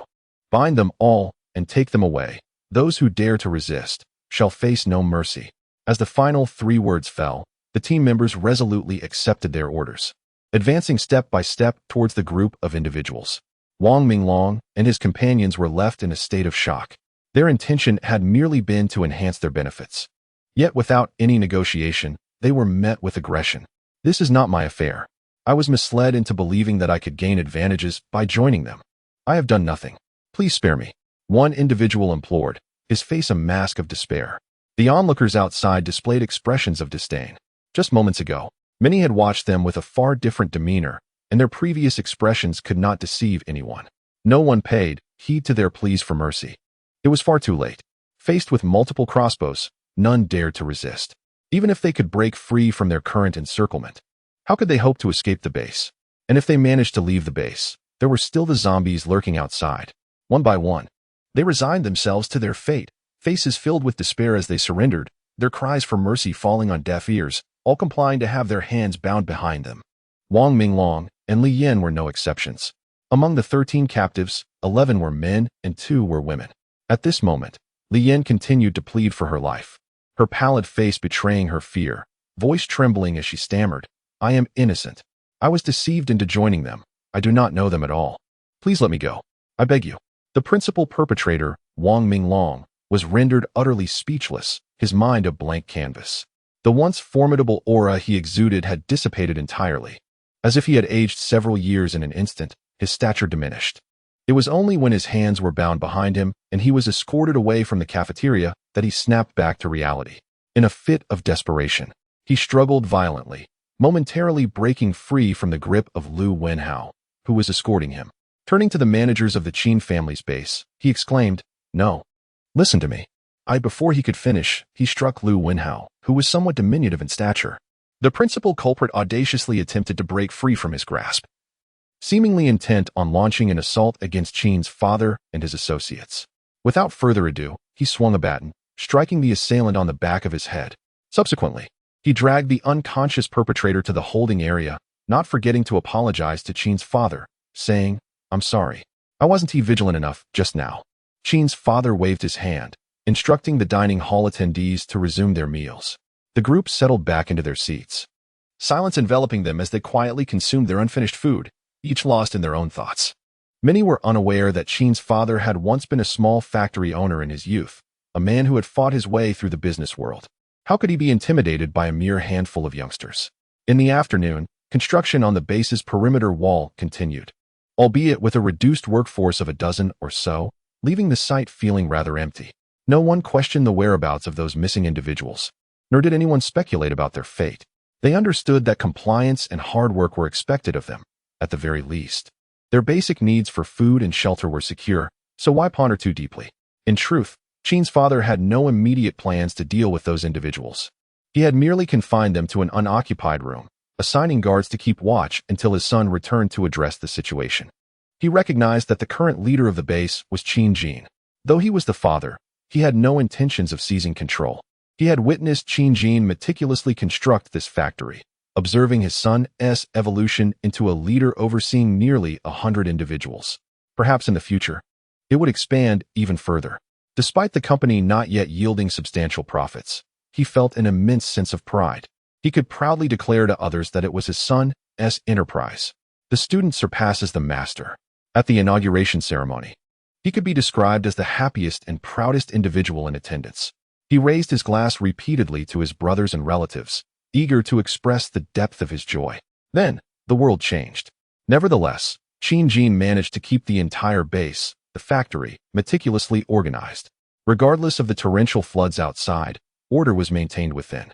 Everyone had food to eat, a place to reside, and secure walls surrounding them. He recognized how rare this was. His pride remained intact, even intensified. Therefore, when Qin Jin assigned him tasks, he readily offered his assistance. Even in the absence of formal assignments, he would volunteer to help. After all, that was his son. He was determined to safeguard his legacy at home. And what was today's absurdity? Anyone daring to covet his son's possessions would be slapping Qin Guoxing's face. His son was fighting hard out there. He was not oblivious to the world beyond. He too accessed the internet, Conversations with relatives revolved around the dire state of affairs outside. The order had completely collapsed. How many lives had been lost? No one knew.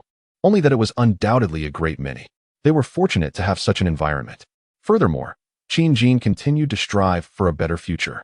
And now, someone had the audacity to seize the opportunity to create chaos, to demand power, to seek benefits, to request weapons. Who dared? It was an invitation to death. At present, he refrained from personally punishing those causing turmoil, believing that Qin, as the leader of the base, would manage the situation effectively. His sole responsibility was to vigilantly guard the base, which is why the defense level was elevated that afternoon to prevent any further incidents. He was indeed overthinking. Many who were not involved were equally taken aback, as they never anticipated that the usually amiable old Qin could be quite formidable when provoked. Even those who harbored some ulterior motives restrained themselves, at least for now, not daring to provoke the proverbial tiger. Thus, they continued to work steadily until dusk. A palpable sense of urgency had already enveloped the base. Many relatives of those repairing the walls had joined the combat team, making today's anxiety inevitable. However, the worry did not linger for long. The personnel at the lookout had spotted vehicles returning from a distance and shouted towards the base. "They're back! They're back! Prepare to open the gate. Wait for confirmation, and if all is well, then open it." Amidst the anticipation of the crowd, a convoy of several vehicles slowly approached the base's entrance. Leading the way was a weathered bomb-proof police vehicle, the Saber-Tooth. End of this chapter. Chapter 23, A Bountiful Return. Let us rewind to the morning at Qin's combat team. The first objective of the day was successfully accomplished, and their convoy swiftly moved towards the next destination. The subsequent target was located in the outskirts of Guangyuan City, a journey spanning over 40 kilometers. It took them nearly 2 hours to arrive. Along the way, they encountered numerous abandoned vehicles, some of which were obstructing the road entirely. They had no choice but to send team members to displace these vehicles using tools or to push them aside in order to continue. The journey was a series of starts and stops. Occasionally, they confronted zombies blocking their path, which they dispatched with sheer force. The off-road vehicle that Qin had originally been riding and had sustained considerable damage to its front steel beam, compelling them to switch to another vehicle to lead the way. Upon encountering commendable off-road vehicles and large trucks along the way, he would signal to his team members to inspect them, selecting those that exhibited minimal damage for their journey. After all, the combatants were all proficient drivers. As they hastened towards their destination, the convoy's numbers steadily increased, particularly with the addition of box trucks and freight vehicles, which were invaluable assets in this post-apocalyptic era. Relying solely on sedans or off-road vehicles for resource acquisition proved inadequate due to their limited carrying capacity. It was the trucks that constituted the primary means of transport. With their robust horsepower and ability to withstand modifications, these vehicles were essential in this new world. Of course, this was not to suggest that sedans lacked utility. Their value depended on the context. For simple travel, sedans were undoubtedly more advantageous. In the aftermath of the apocalypse, the pursuit of speed was seldom a priority. Being able to maintain a velocity of 60 to 80 kilometers per hour was regarded as fortunate. Moreover, the roads were fraught with obstacles, and as time passed without maintenance, they became increasingly dilapidated, subjecting low-clearance vehicles to great hardship. Thus, after a series of halts and starts, nearly 2 hours elapsed before they arrived at their next destination, the outskirts of Guangyuan City. This area was already classified as suburban, with numerous buildings surrounding it. While it was not a bustling urban center, it possessed a modest population. Aware of the challenges that lay ahead, Qin had long been prepared. He opened the car's sunroof, rising to peer through his binoculars towards the distant municipal office, estimating it to be nearly 300 meters away. Having previously scouted this location before the collapse, he was familiar with the general layout of the office. However, at that time, he had been unable to delve deeper, merely infiltrating the lobby for a brief observation before retreating to avoid detection. He could not procure relevant information online, as it was not on par with the data available for town or county levels. This visit necessitated further scrutiny to ascertain the situation before proceeding with their plans. At this moment, the intercom crackled to life with the voice of Li Bowen. "General Qin, zombies have appeared outside, likely attracted by the commotion from our vehicle." Qin surveyed his surroundings and indeed saw several zombies gradually emerging from the distant buildings. Everyone remained silent and concealed. We shall deal with the approaching zombies using crossbow bolts. The command was swiftly issued, and the convoy soon fell into a hushed calm. The team members focused their minds and stilled their voices, keeping vigilant watch outside. Perhaps due to the minimal disturbance or their quick concealment, many zombies emerged without noticing them, gradually retreating back into the shadows.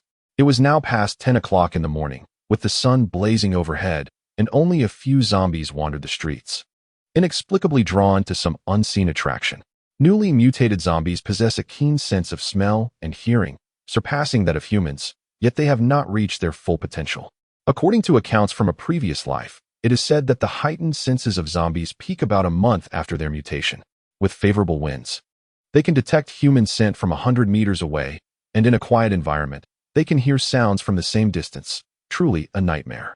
Their abilities are stronger at night, and foggy conditions only exacerbate the terror. It is during those times that survival becomes exceedingly difficult.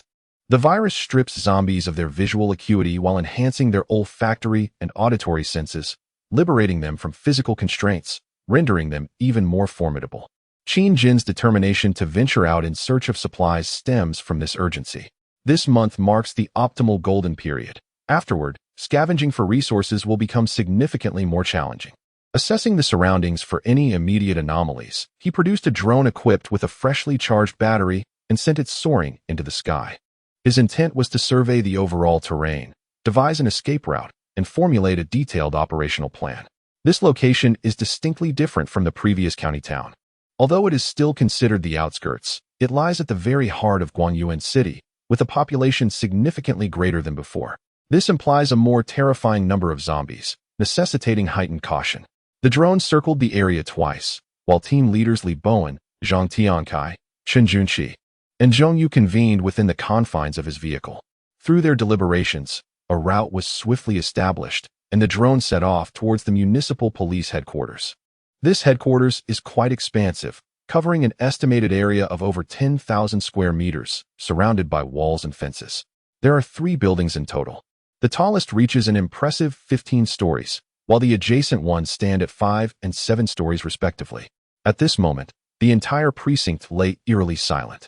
Smoke billowed from some of the windows in the parking lot and the building, remnants of a recent fire. The ground was strewn with the wreckage of vehicles, bearing witness to the chaos that had transpired. Suddenly, Zhang Tiankai, who was observing the drone's feed, exclaimed in astonishment, "Is that a saber-toothed tiger?" The others turned their gaze to the screen, where an enormous vehicle came into view.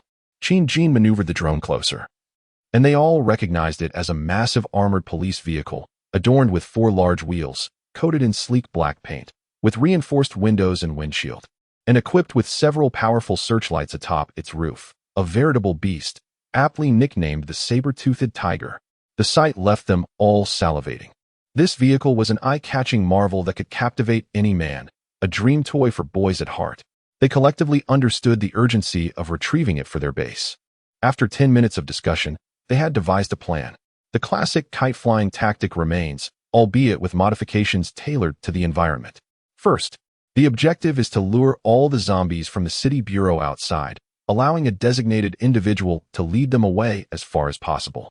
Meanwhile, others will drive into the bureau's courtyard, using several large trucks to block the exits before searching a few buildings. The plan is straightforward and direct, garnering unanimous agreement among the group. After the squad leaders brief their respective teams, they commence their operation. This time, 2 drones have been deployed, initially soaring to the center of the street opposite the city bureau. The special sound-emitting spheres are activated. These spheres can produce sound directed toward a specific location, while the noise in other directions is significantly reduced. This innovative device was a product of Qin Jin's earlier endeavors, developed through financial investment. Though not particularly advanced in technology, it proves to be remarkably practical. The curiosity of Zhong Yu and his companions regarding the origin of this ingenious device prompts Qin Jin to explain that it stemmed from his past interests. He even provides a brief overview of its mechanism. The sound-emitting sphere contains simple circuitry and a microcontroller-controlled wireless RF module. Upon receiving a remote signal, it transmits a signal to the power chip to activate the speaker, while also allowing for unit management to direct sound in various directions. Equipped with a 3,300 mAh, 18,650 battery, it can operate at full power for 5 hours, with a production cost of under 50 Chinese yuan. The group listens in astonishment, genuinely impressed by their boss's extensive knowledge. The familiar voice of a man resonates, announcing the collection of refrigerators, air conditioners, water heaters, washing machines, and old televisions. Suddenly, the city bureau resembled a pond disturbed by a stone, ripples of chaos spreading rapidly. Within mere seconds, a horde of zombies surged forth from the grand entrance of the tallest building in the bureau, hastening towards the direction of the drone. From the other two structures, additional zombies also poured out. In just a few minutes, hundreds had gathered around the drone. Some had undoubtedly been lured from other locations, leaving the combat team astonished. It was estimated that soon the number would surpass 1,000. Observing that no new zombies were emerging from the bureau, Qin Jin understood that the operation was nearing its conclusion. Completely clearing the area was impractical. Some zombies had remained inside for various reasons and would require their intervention. He instructed the two team members operating the drone to manage the horde carefully, guiding them away from the vicinity while awaiting further instructions or finding a secure location to stand by. After about 10 minutes, seeing that the drone had successfully lured away the surrounding zombies, the remaining personnel swiftly initiated their vehicles and entered the bureau. They positioned 2 large trucks at the entrance, while the others disembarked to organize their gear in preparation for action. "Well, this vehicle is truly formidable and impressive," Qin Jin remarked, having just inspected the interior, confirming its functionality and that it was fully fueled. "We can drive it away together once we leave." Zhang Tiankai, unable to contain his excitement, rushed over to admire the saber-tooth, this magnificent beast, which captivated everyone's attention. The others gazed in awe at this behemoth, measuring 6.7 meters in length, 2.36 meters in width, and 3 meters in height. Qin Jin had no objections and, without wasting further time, the squad leaders gathered their teams, embarking on a search of the largest building in the vicinity.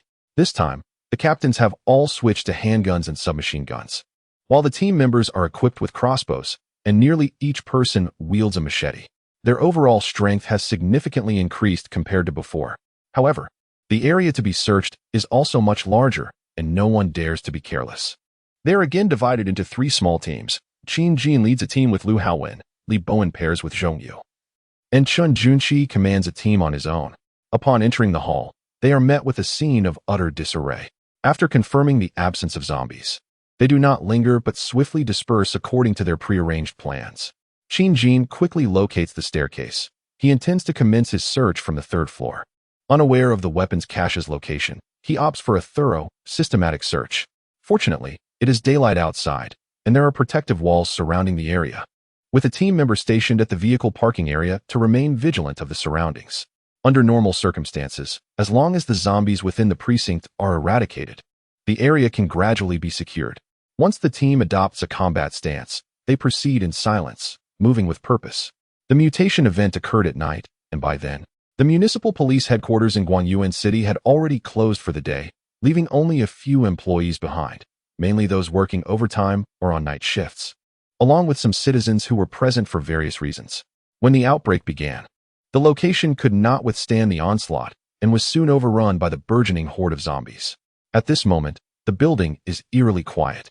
The emergency lights in the corridors are lit, some doors ajar, and various documents and items are strewn across the floor. Occasionally, traces of blood can be seen on the ground and walls, suggesting that a riot once transpired here, evoking a sense of stepping into a horror film. Reality has indeed transformed into a horror narrative. The combat team meticulously searches each room, carefully noting the inscriptions on the door plaques. Most of the rooms were of an office nature, and it seemed that the events had transpired during the night. They discovered that many of the rooms remained relatively tidy, untouched by chaos, yet they found nothing of use. 10 minutes later, Qin Jin's team had reached the 9th floor. Upon arriving, the team members swiftly dispersed to examine the rooms, realizing that this method was far more efficient. Just as Qin Jin stepped into a darkened room, he heard an enraged roar echoing from the corridor behind him. He quickly turned back and saw one of his comrades being overwhelmed on the ground by a zombie clad in a police uniform. Without a moment's hesitation, he leaped forward and delivered a powerful kick to the zombie's arm, sending it crashing into the wall, where it tumbled down. Before the creature could regain its footing, Qin Jin advanced, unsheathing his machete, and with a decisive stroke, severed the zombie's neck in one fluid motion. The entire sequence unfolded in less than 5 seconds. Once he confirmed the threat had been neutralized, he turned to the fallen team member and inquired, "Are you all right?" I'm fine," the shaken member stammered, clearly rattled by the encounter. Just a moment prior, as he opened the door, the zombie had lunged at him. Thankfully, he had managed to react in time and raised his shield to deflect the attack. Check if you are injured. If you are, report it. If not, continue with the mission. Qin dismissed any further chatter, assessing that the member appeared unharmed and likely had not been bitten. He reminded the other teammates who had gathered around to keep an eye on the startled comrade and to remain vigilant before turning back to resume their search. In the early days of this apocalypse, a lack of experience was forgivable. As they persevered, they would inevitably acquire the survival skills essential for their continued existence. He is capable and willing to assist, and I hope these individuals can stand on their own in the future. After nearly half an hour, the three teams hastily searched the building, finding no weapons, not even a single handgun, let alone an arsenal. It seems some individuals transformed into zombies while carrying handguns, and the building lacked any armory. The group exited the building and reconvened in the open area on the first floor. After communicating with those stationed outside and the operators of the drones, they found no anomalies. Thus, they prepared to continue their search in another 5-story building, maintaining the same division into 3 teams for area-specific searches. Qin's team ascended directly to the 3rd floor. Just as they were about to locate their target, the intercom crackled with Chun Junqi's voice. The intercom can be toggled on or off. "Attention all units. I have made a discovery. Please hurry to the southwest corner of the 1st floor. I repeat, please rush to the southwest corner." Upon receiving this information, Qin's team promptly abandoned their search and hurried down the stairs to the 1st floor. Upon arrival, they found Li Bowen's team had just arrived as well. They had just come from the 2nd floor. Together, they made their way towards the southwest corner where Chun Junqi was located. After navigating several turns, they finally spotted Chun Junqi and his team standing before a heavy iron door, above which were emblazoned the words weaponry and equipment. Suppressing his excitement, Qin rapped on the iron door and listened intently for a moment before retrieving his trusty tool to fiddle with the lock. Perhaps this lock truly boasts exceptional quality and anti-theft capabilities, taking Qin several minutes before he heard the satisfying click of it unlocking. Cautiously, he pushed open the iron door, and without surprise, his gaze was immediately drawn to the objective of their visit, an arsenal of weapons. For a moment, the hearts of those present skipped a beat upon witnessing the scene within. Behind the door lay an expansive space filled to the brim with an array of weaponry. Various firearms were on display. The Type 54 pistol, Type 64 pistol, Type 77 pistol, Type 92 pistol, Type 05 revolver, Type 06 submachine gun, Type 79 submachine gun, and the Type 95 assault rifle. Additionally, an assortment of police equipment was present: batons, handcuffs, tear gas canisters, high-intensity flashlights, first aid kits, cut-resistant gloves, bulletproof vests, stab-resistant clothing, and stun guns. A dazzling array indeed. It was truly the headquarters of the city's law enforcement. They also spotted several sniper rifles, striking it rich. Without the need for words, 3 characters echoed in everyone's minds. Qin had not anticipated discovering such a vast and comprehensive cache of weapons. Although he had harbored some hope, he was nonetheless astonished by the treasure before him. However, with the haul still to be transported, there was no room for complacency. He quickly composed himself. Addressing the group, he commanded, "All right, everyone, stop daydreaming. Bowen, Junqi, you 3 quickly tally the number of weapons here. The rest of you start packing. We need to expedite our efforts." Understood. The group sprang into action, searching the warehouse for containers to hold the supplies. If there weren't enough, they would venture outside to find more. There was an overwhelming quantity. It would undoubtedly require considerable effort to pack everything efficiently, and time was of the essence. Arriving at this location shortly after 10, they spent some time deliberating and formulating plans, luring away the zombies before embarking on the search of a building. By now, it was already noon. There was no time for lunch. Securing the weapons took precedence. Goodness, this task was more exhilarating than dining. The team members busily transported the equipment, occasionally feeling an urge to kiss the weapons, revealing their deep affection for these items. Qin also lent a hand, taking the opportunity to communicate with the team members operating drones, reminding them to monitor battery consumption and distance, instructing them to return once they were nearly finished. The thrill was immense. They were handling their very own treasures. Qin Jin had already declared that once they returned and familiarized themselves with the firearms, everyone would be equipped. Whether they wished to wield a submachine gun or a pistol, they would have the choice. Henceforth, the combat team would transition from makeshift weapons to formidable artillery. The joyous work hours passed swiftly. They toiled until 1:30, finally managing to pack all the weapons onto the vehicles, filling 5 trucks to the brim. Fortunately, they had summoned additional vehicles. Otherwise, the few that had originally departed from the base would not have sufficed. At that moment, Zhong Yu approached Qin Jin to report on the harvest, holding a notebook and recounting. Mr. Qin, this time we acquired 72 assorted handguns, 31 various submachine guns, 11 shotguns, 7 sniper rifles, 800 grenades, and over 30,000 rounds of ammunition, along with numerous operational supplies. It was truly remarkable. These weapons would adequately supply the base for a considerable duration. Suppressing his excitement, Qin Jin nodded and replied, "Excellent. Excellent. Excellent. I appreciate everyone's hard work this time. We shall discuss further upon our return to the base. For now, let us hasten to have our meal." As the realization struck that lunch hour had passed, everyone began to chuckle sheepishly while retrieving their simple provisions or fetching some basic rations from their vehicles. They had set out for battle equipped with easily consumable items such as compressed biscuits and instant noodles, along with rice and flour. Though the latter would depend on the circumstances, clearly, there was no time for leisurely cooking now. A group of individuals settled down to eat and rest within the building where they had discovered the weapons, also notifying the 2 members stationed outside to consume their personal rations. Qin Jin calculated that it was already nearing 2 o'clock. Venturing to the next destination seemed impractical, while returning to the base would feel slightly premature.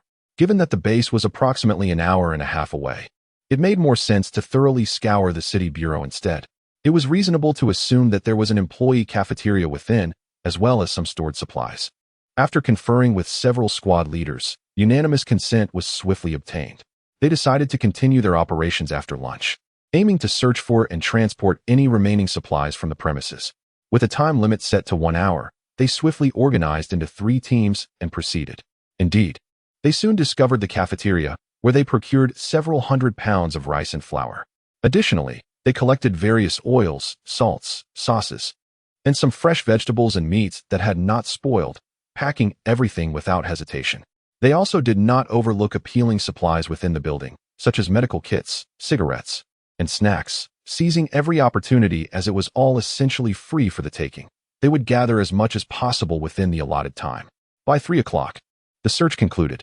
They made sure not to waste any fuel from the cars in the parking lot, utilizing their oil extraction equipment to siphon fuel into their vehicles' tanks until completely filled.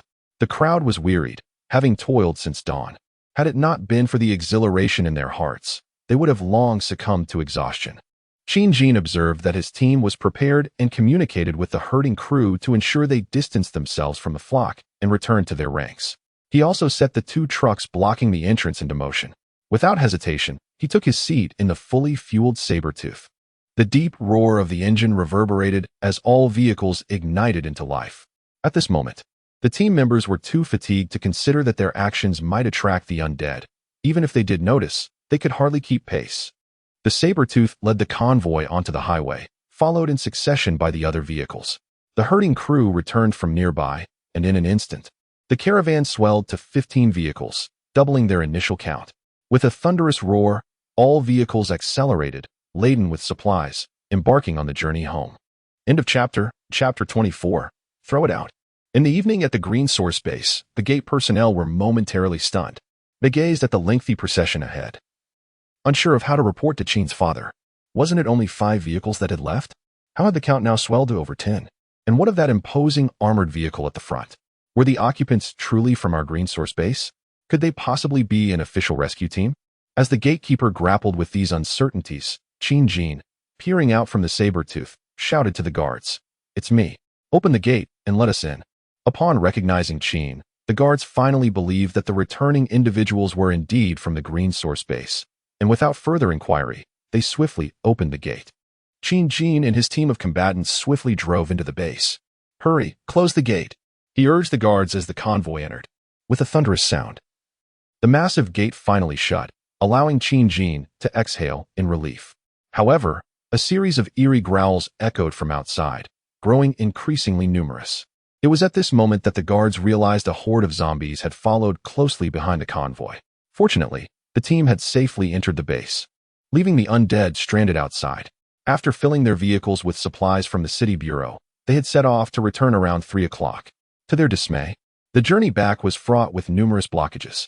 They were forced to navigate around obstacles, which consumed a considerable amount of time. By 4 o'clock, the sun began its descent. Perhaps due to the sheer size of their vehicles and the accompanying noise, combined with the encroaching darkness, the number of zombies seemed to swell, with many beginning to pursue them. Initially, they could maintain a safe distance from the encroaching horde, but the obstacles on the road necessitated frequent stops, allowing the zombies to close in. It became a relentless chase, and by the time they neared the base, the number of undead had swelled to the hundreds. A truly terrifying sight. Thankfully, they had returned to the safety of the base. Qin pondered the necessity of establishing a fortified citadel or quarantine zone. In the future, should they face zombie pursuits, they could retreat into such a zone, secure the gates, and methodically deal with any encroaching foes. Unlike the present scenario, where they were relentlessly pursued, the gates could not be opened carelessly, for a breach would spell disaster for the base. Before the apocalypse, it was impossible to construct a grand city. The approval procedures would never pass. He envisioned not a diminutive establishment, but a sprawling metropolis spanning several hundred square meters. After all, how would the convoy find adequate parking upon their return? The fleet would undoubtedly grow larger, comprised entirely of substantial vehicles. An insufficient space would hinder the accommodation of numerous cars. He pondered these considerations silently, while simultaneously instructing the personnel at the base to move the vehicles into the ground-level storage facility. Later, he would arrange for others to methodically inventory the supplies. Such critical assets as weapons would eventually need to be stored in the meticulously prepared underground vault. The combat team was thoroughly exhausted from their expedition. Returning unscathed while bringing back such a wealth of strategic resources exceeded his expectations. A celebration was in order. He insisted that the mess hall provide additional meals for the weary combatants. Meanwhile, Gao Chong, who had been unconscious in the rear of the vehicle throughout the day, began to awaken as they returned to the base. Although still quite weak, Qin arranged for someone to assist him in finding a dormitory for rest, and if necessary, to summon a doctor for an examination later that evening. In a buoyant mood, he summoned several managers from the base, along with his father. Intending to inquire about the situation at the base during their absence, the progress of the wall construction, and to instruct them to prepare for the receipt of the incoming supplies. At that moment, the base's management team and his father arrived just at the entrance. Their safety and the apparent bounty of resources they had brought back filled everyone with joy. The stronger the base became, the safer everyone would be. There was no shortage of warm exchanges among the group. Qin instructed the combat team members to return home for a shower and rest, promising a hearty meal together later in the cafeteria. He then approached his father, briefly relaying the events of the day.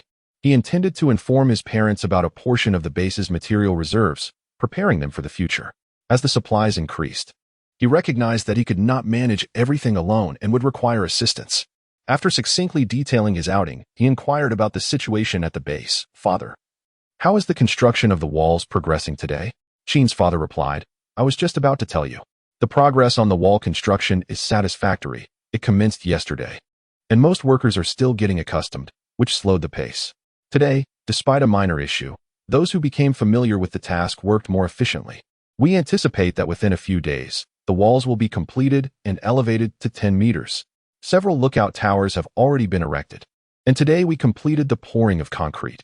In a couple of days, they will be ready for use." Qin's expression turned serious as he pressed for details about the day's incidents. His father, without reservation, recounted the events involving Wang Minglong, presenting the facts plainly, ensuring Qin understood the entirety of the situation. Upon hearing about the audacity of individuals who dared to voice demands on the very first day of their expedition, even proposing a strike, Qin's previously positive demeanor was shattered. His countenance darkened, revealing a hint of menace. He understood the intricacies of human nature and recognized that with development, as the population increased, disparities in treatment would inevitably grow, leading to feelings of imbalance among certain individuals, a reality that could never be wholly avoided. Yet, he did not anticipate that among those sheltered by the base, a dissenting voice would arise so swiftly. It had only been a few days since the apocalypse commenced. Fortunately, they had not yet gained substantial momentum. Otherwise, the fruits of his arduous labor would be jeopardized. He suppressed the fury brewing within, choosing silence instead. Even so, those around him could sense a palpable tension, hesitant to meet his gaze. Particularly, Tang Jinming felt the weight of the situation. As a former subordinate of Wang Minglong, he found himself inextricably linked to the unfolding turmoil. At the very least, he would be marked with the blame of inadequate oversight, and he had mentally prepared himself for the impending consequences. Qin Jin adjusted his mood. He had just heard from his father that this group had been contained and could be dealt with at any moment, so there was no need for immediate action. Today was a day worthy of celebration, and he resolved to ensure that the brothers who had ventured into battle were well fed first. After dismissing the crowd, he returned home to wash up. After a day of activity, even as his strength continued to evolve, he felt a hint of fatigue. Perhaps it was the weariness of the spirit. Time swiftly approached 6:30. In the base's dining hall, the lights shone brightly. Qin's mother had kindly arranged for additional dishes, including chicken stewed with mushrooms, scrambled eggs with tomatoes, boiled beef, and mapo tofu, dishes once commonplace before the cataclysm. Now a rare delight. Thankfully, during the construction of the base, an underground cold storage had been established, preserving a wealth of frozen food. Both the wall repair crews and the combatants returning from the field were weary, and they expressed their satisfaction with the sumptuous meal before them. They are all aware that the harvest from today's expedition was quite fruitful, benefiting everyone except for a few who found themselves at a disadvantage. The evening meal concluded amidst satisfied murmurs. In the dining hall, Qin Jin observed that everyone had eaten their fill and thus addressed the gathering. You all have seen or heard that today, while our combat team was valiantly engaged outside, a group attempted to disrupt the peace of our base. I have pondered this for quite some time. Have I not provided adequately for you? Have I been exploiting you? I ask myself sincerely, and the answer is no. All of this is to ensure that everyone at the base can survive longer.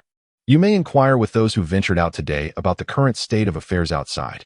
If some feel unsatisfied, then I shall provide them with an opportunity. With that, he led the group to the makeshift prison, a converted equipment room where Wang Minglong and others were being held. He opened the door and switched on the light. Inside, a group of individuals were bound with zip ties, their hands restrained. Upon seeing the base's overseer enter, they reacted with fervent pleas for mercy. They had been confined there since noon, enduring discomfort, parched throats, and empty stomachs, many now regretting their complicity with Wang Minglong in this debacle. As the principal instigator, Wang Minglong had come to a stark realization of the foolishness of his actions. He understood that his fate was sealed and could scarcely fathom the punishment that awaited him. Throughout the afternoon, he had been met with concerned inquiries from friends and colleagues, yet now he found himself at a loss for words. Especially in the morning, Lian, who had previously been fervent and enthusiastic towards him, now regarded him as a foe, hurling various curses in his direction. As the true master of the Green Source base entered, he appeared dazed, his gaze devoid of emotion as he surveyed the individuals within. Qin Jin, without a trace of feeling in his eyes, instructed those behind him, "Take them all away, follow closely." The security personnel and combatants complied without hesitation. Ignoring the desperate pleas and struggles of the dozen individuals inside, they forcibly escorted them to follow Qin Jin outside. Upon reaching the open space before the main gates of the base, the chaos instigators were presented before the onlookers within the base. The expressions of the crowd varied. Some were curious, others hostile, some sympathetic, and many indifferent. Not a single person spoke on their behalf. Qin Jin fixated on the group, still begging for mercy, his eyes betraying no emotion. He remained silent, unwilling to entertain their explanations, having acted as they did. They must bear the consequences. Without any semblance of a trial, he addressed the team at the gate, and by extension, the assembled crowd. With a chilling command, "Open the gate and cast them out." A cacophony erupted from both the base's inhabitants and the unruly group. Many questioned their own hearing. "Open the gate and throw them out."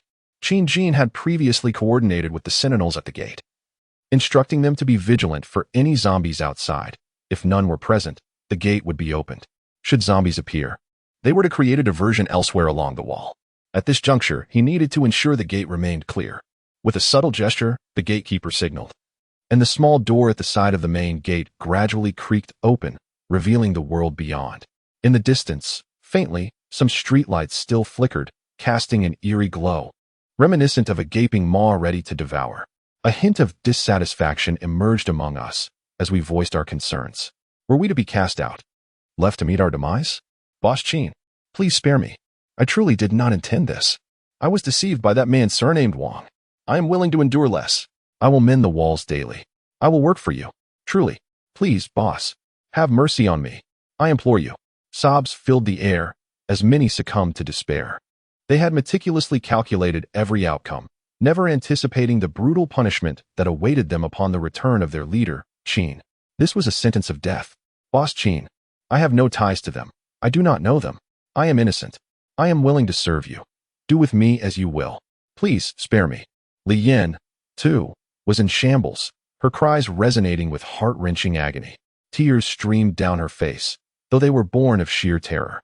In that moment, her hair fell wildly about her as she struggled fiercely, attempting to barter her beauty for a chance at clemency.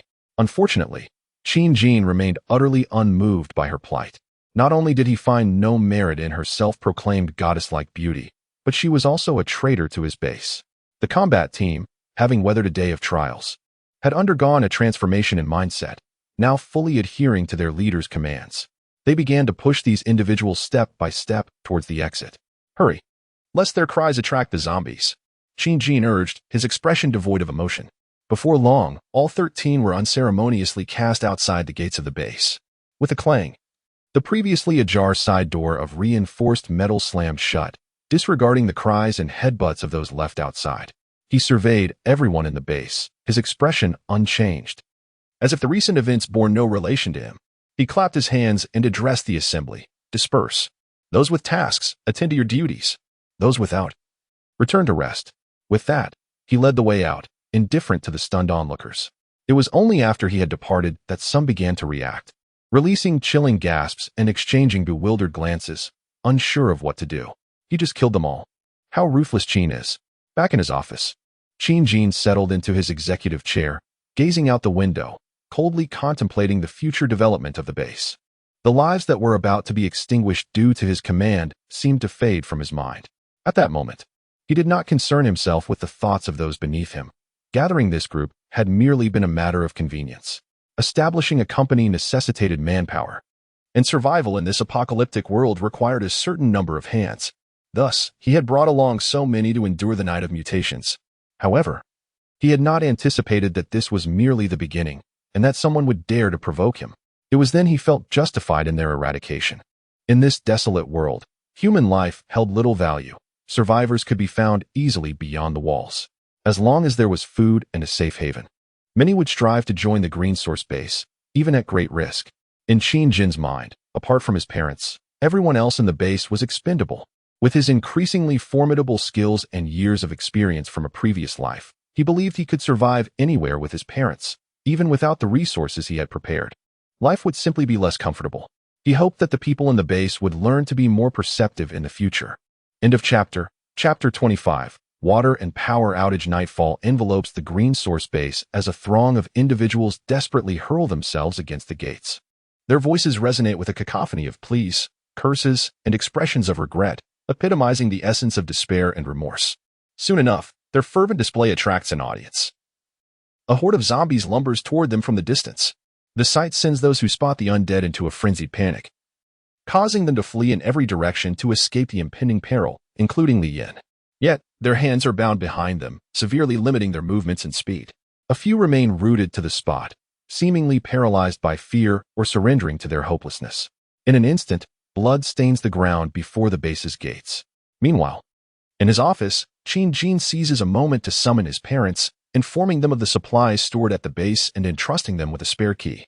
He emphasizes the necessity for them to oversee the management of food and weaponry, ensuring that all firearms and ammunition are meticulously accounted for with each entry and exit.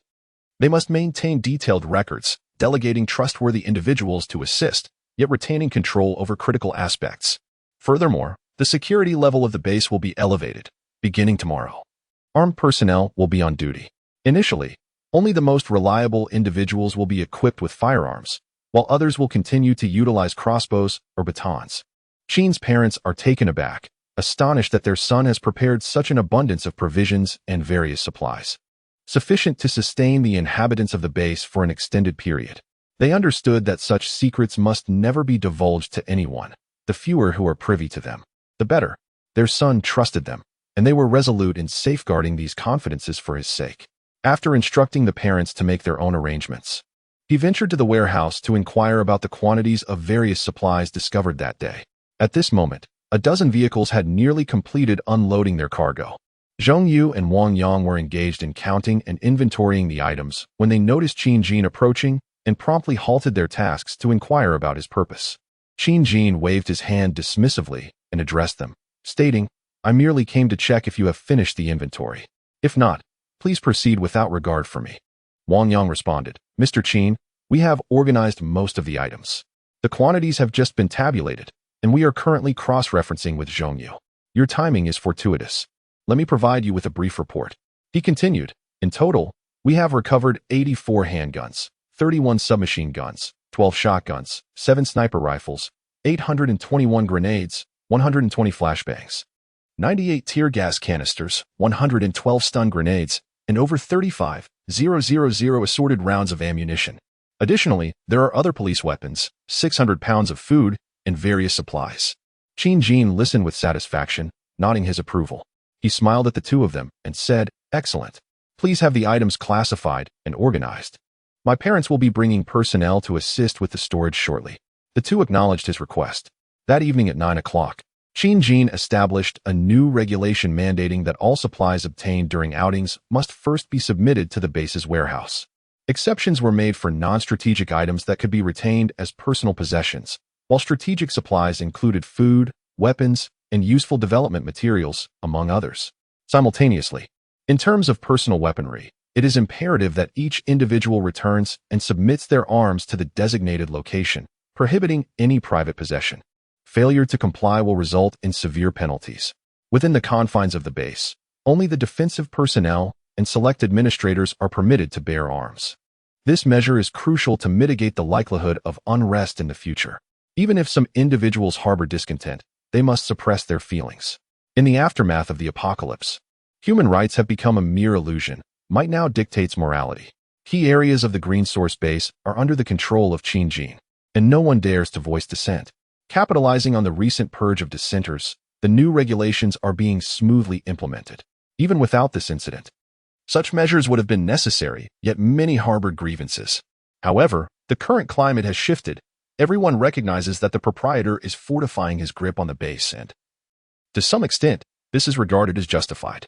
Originally, the base housed over 100 individuals, but following the recent cleansing, the population has dwindled to below 90. Qin Jin contemplates the myriad tasks that will require manpower in the future. The walls need repair, and a quarantine area must be constructed. As the base's defensive capabilities are enhanced, the cultivation of crops in greenhouses must be prioritized. It is unsustainable to rely solely on stored rations. A balanced diet necessitates the inclusion of vegetables and fruits, as well as the proper management of livestock. Furthermore, many sectors of the base require reconstruction. In the event of water and power outages, personnel will be essential for management of these resources. In addition, he plans to erect a perimeter of barbed wire to encircle the entire base, providing an added buffer against the undead. Moreover, the combat teams tasked with scavenging for supplies must be trained and expanded. It is impractical for him to lead every expedition personally. It is undoubtedly essential for others to possess the capability to lead expeditions, as each commander of a combat team envisions themselves as a figure of independence. Currently, the combat team consists of merely 20 individuals, with each of the team leaders, including Li Bowen, overseeing only a handful of subordinates, which is still insufficient. The multitude of tasks at hand is overwhelming. Yet, regardless of the challenges and complexities, they must be addressed, albeit gradually. He recalls that the anticipated water and power outages seem to be scheduled for tonight. The vast majority of the surviving human population will be deprived of the technological illumination of the night, plunging into an era of darkness. Soon, he intends to consult several base administrators, urging them to monitor the transition of electrical and water supplies to avert any mishaps. The outages are predictable. Given the current chaos outside, without maintenance, interruptions are inevitable. The capable individuals rescued during the day have been assigned to the dormitory.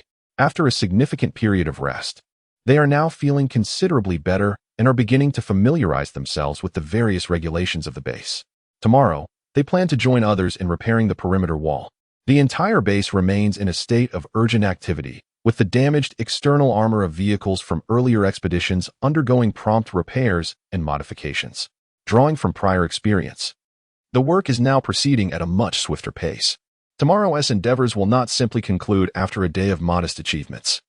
This past month has represented a critical window for resource acquisition that must be seized, for future opportunities may not present themselves as readily. Regrettably, the other survivors remain oblivious, most of them hiding in their shelters, quietly enduring, unaware that this period presents the prime opportunity to gather supplies and relocate to safer grounds. A month hence, as the zombies mature, a deeper despair will ensue. Suddenly recalling something, Jean retrieved his phone from the office. Glancing at the network signal, there was still connectivity, likely the last flicker of the digital age.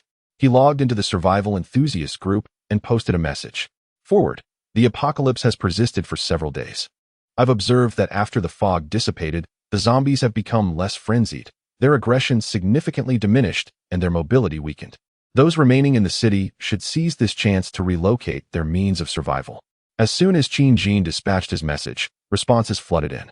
Skywalker, we have also deliberated this situation in the group over the past few days. With the fog lifted, the zombies have weakened. However, we remain uncertain of where to go. Staying in the city seems quite advantageous, does it not? The steel and concrete effectively shield us from the dangers posed by the undead, and food can still be procured within the urban confines. Tank, indeed, forward. We have missed your presence online these past few days. We have engaged in extensive discussions, concluding that remaining in the city can also be a viable survival strategy. Having watched numerous zombie films, the protagonists often venture out later to scavenge for food and resources. Jean scrolled through the previous chat logs, noting the abundance of conversation. For these remaining survivors, conversing online might be their last form of entertainment. He continued to type. Today, I ventured outside and observed some peculiar variations among the zombies. Among the same adult transformations, some exhibit great strength, while others display remarkable speed. Certain zombies possess slightly enhanced olfactory senses, while others seem to have superior hearing. I am concerned that as time progresses, these zombies may evolve with differing focal points of enhancement. Should their evolution continue in such densely populated urban areas, we could witness the emergence of truly formidable zombies. For instance, those with extraordinarily sensitive noses may be able to detect individuals from great distances, rendering our future foraging for sustenance increasingly perilous. Wow, has the esteemed Forward ventured out for a thrill today? Truly admirable. Incredible. The master is indeed exceptional, setting out just as the fog lifts. By the way, is it true that the core within the zombies can induce evolution and strength upon consumption? I've perused numerous post-apocalyptic novels where protagonists relish in slaying zombies to level up. Might we also partake in such endeavors? Haha. Jean remained speechless, pondering the vast imaginations of these apocalypse enthusiasts, as he too entertained similar thoughts. Regrettably, there are no suspicious cores or items within the zombies. As it stands, humankind cannot strengthen itself by vanquishing zombies. What a pity. We had even discussed this matter. However, the zombies were far more frenzied than those depicted in films, and none among us possessed the confidence to confront them unscathed. Moreover, it appears that no one among us has awakened any extraordinary abilities, and no one has successfully killed a zombie yet. After a moment of contemplation, Jean continued typing. You may decide for yourselves. I merely wish to offer a suggestion. Here in Guanyuan City, Guangnan Province, if anyone is nearby, they might consider coming to my location. The environment here is quite pleasant, and for the time being, the issues of sustenance and safety have been resolved. In 10 days, I will pass by this address, and those who arrive first may wait for me here. Subsequently, Jean shared the address of a gas station in the group chat, situated over 60 kilometers from the base, according to his plan. He would pass through this location later. He harbored some thoughts about the survival enthusiasts within the group, individuals with vivid imaginations who frequently present fantastical ideas. He had drawn considerable inspiration from them even before the apocalypse. Thus, he extended an olive branch. If anyone was genuinely willing to come, he would be more than happy to welcome them into the base, which is currently in dire need of talent. Many in the group felt a surge of excitement. Yet the omnipresent threat of zombies made decision-making difficult. Moreover, some were situated in distant provinces, rendering the journey too arduous. No one explicitly indicated their intention to go. as they were not truly acquainted and harbored a degree of wariness, unless pushed to a desperate situation. After discussing this topic, Qin Jin ceased his comments, exited the group chat, and briefly perused other media platforms. Many commonly used apps had become inaccessible, and those that remained open were rife with despair. After one final experience of the digital age, he shut it down. Henceforth, his phone would serve only as a flashlight, camera, or gaming device, devoid of any opportunities for calls or internet access. This evening was destined to be an unrestful night. The base remained brightly lit, with cars being modified, supplies organized, and preparations underway for the continued expedition the following day. The defensive procedures for the remaining personnel have been reinforced, while the combat team members engage in daytime reflections and firearm training. Everything is in motion. The Liyuan base is gradually adapting to this new era under Qin Jin's meticulous guidance. No one can predict what the future holds, but at least for now, the inhabitants of the base are not entirely engulfed in despair. They possess the motivation and courage to persevere, even if the path ahead may be fraught with difficulties. As the clock struck 11, preparations for various tasks were nearly complete. Some engaged in conversation, others attended to their personal hygiene, while many remained ensconced in their blankets, engrossed in their mobile devices, reluctant to succumb to slumber. Suddenly, with a sharp crack, the entire base was engulfed in darkness. Chapter 26. The outside world. A shroud of darkness enveloped the Liyuan base, with only a few safety indicator lights casting a faint green glow. A hushed commotion arose within the base as numerous individuals emerged from their dormitories, inquiring about the sudden power outage. What had transpired? Was there an issue at the base? Everyone, please remain calm. Return to your rooms, came the reassuring voices of several base administrators, including Wang Yang, Zhao Ling, and Tang Jinming. The external power supply has been interrupted, but the base is not in jeopardy. Repairs are already underway. Our base has its own internal power supply. Please refrain from creating a disturbance. Loud noises may attract the zombies outside. Upon hearing these words, the crowd fell silent. Indeed, the excessive noise could disturb the zombies lurking outside, which would be quite detrimental. The combat team that returned today has already informed everyone of the situation. Zombies are drawn to sound, and it is said that a massive pile of corpses can reach heights of several meters. Upon hearing this, everyone was taken aback, realizing the terrifying nature of the zombies outside. They instantly recognized the necessity of reinforcing the walls, with some expressing a fervent desire for tomorrow to arrive swiftly so they could commence work. This was not merely the construction of walls. It was, in fact, a desperate effort to fortify their defenses for survival. The managers quickly reassured the crowd, and before long, the base was illuminated once again. In Qin Jin's office, several managers arrived, gradually briefing him on the situation. Qin, the base has switched to internal power, except for essential areas such as the cold storage, temperature-controlled storage rooms, surveillance systems, and lighting in various locations. All non-essential electricity has been turned off, and it will be reinstated as needed. As for the water supply, it has not yet been interrupted, but it is not expected to last long. I know the personnel at the water plant in Guangyuan City. They will likely cease operations shortly after the power outage. Water storage and switching operations will continue until the water runs dry. Qin Ji nodded in agreement and remarked, "Very well, we shall conserve power wherever possible, except in essential areas. Starting tomorrow, all lights must be extinguished after 11 o'clock at night, except for necessary locations. In the dormitories, portable lamps or solar-powered lights may be used, and everyone should take responsibility for charging them during the day. Tomorrow, we shall commence the meticulous tracking of daily electricity consumption alongside solar charging capacity, for I seek to ascertain precise figures to determine our self-sufficiency." Indeed, Wang Yang, Zhao Ling, and Tang Jinming are to be included. Additionally, Qin Fu and Zhong Yu are present here, and we have simply established the management of the base following a power outage.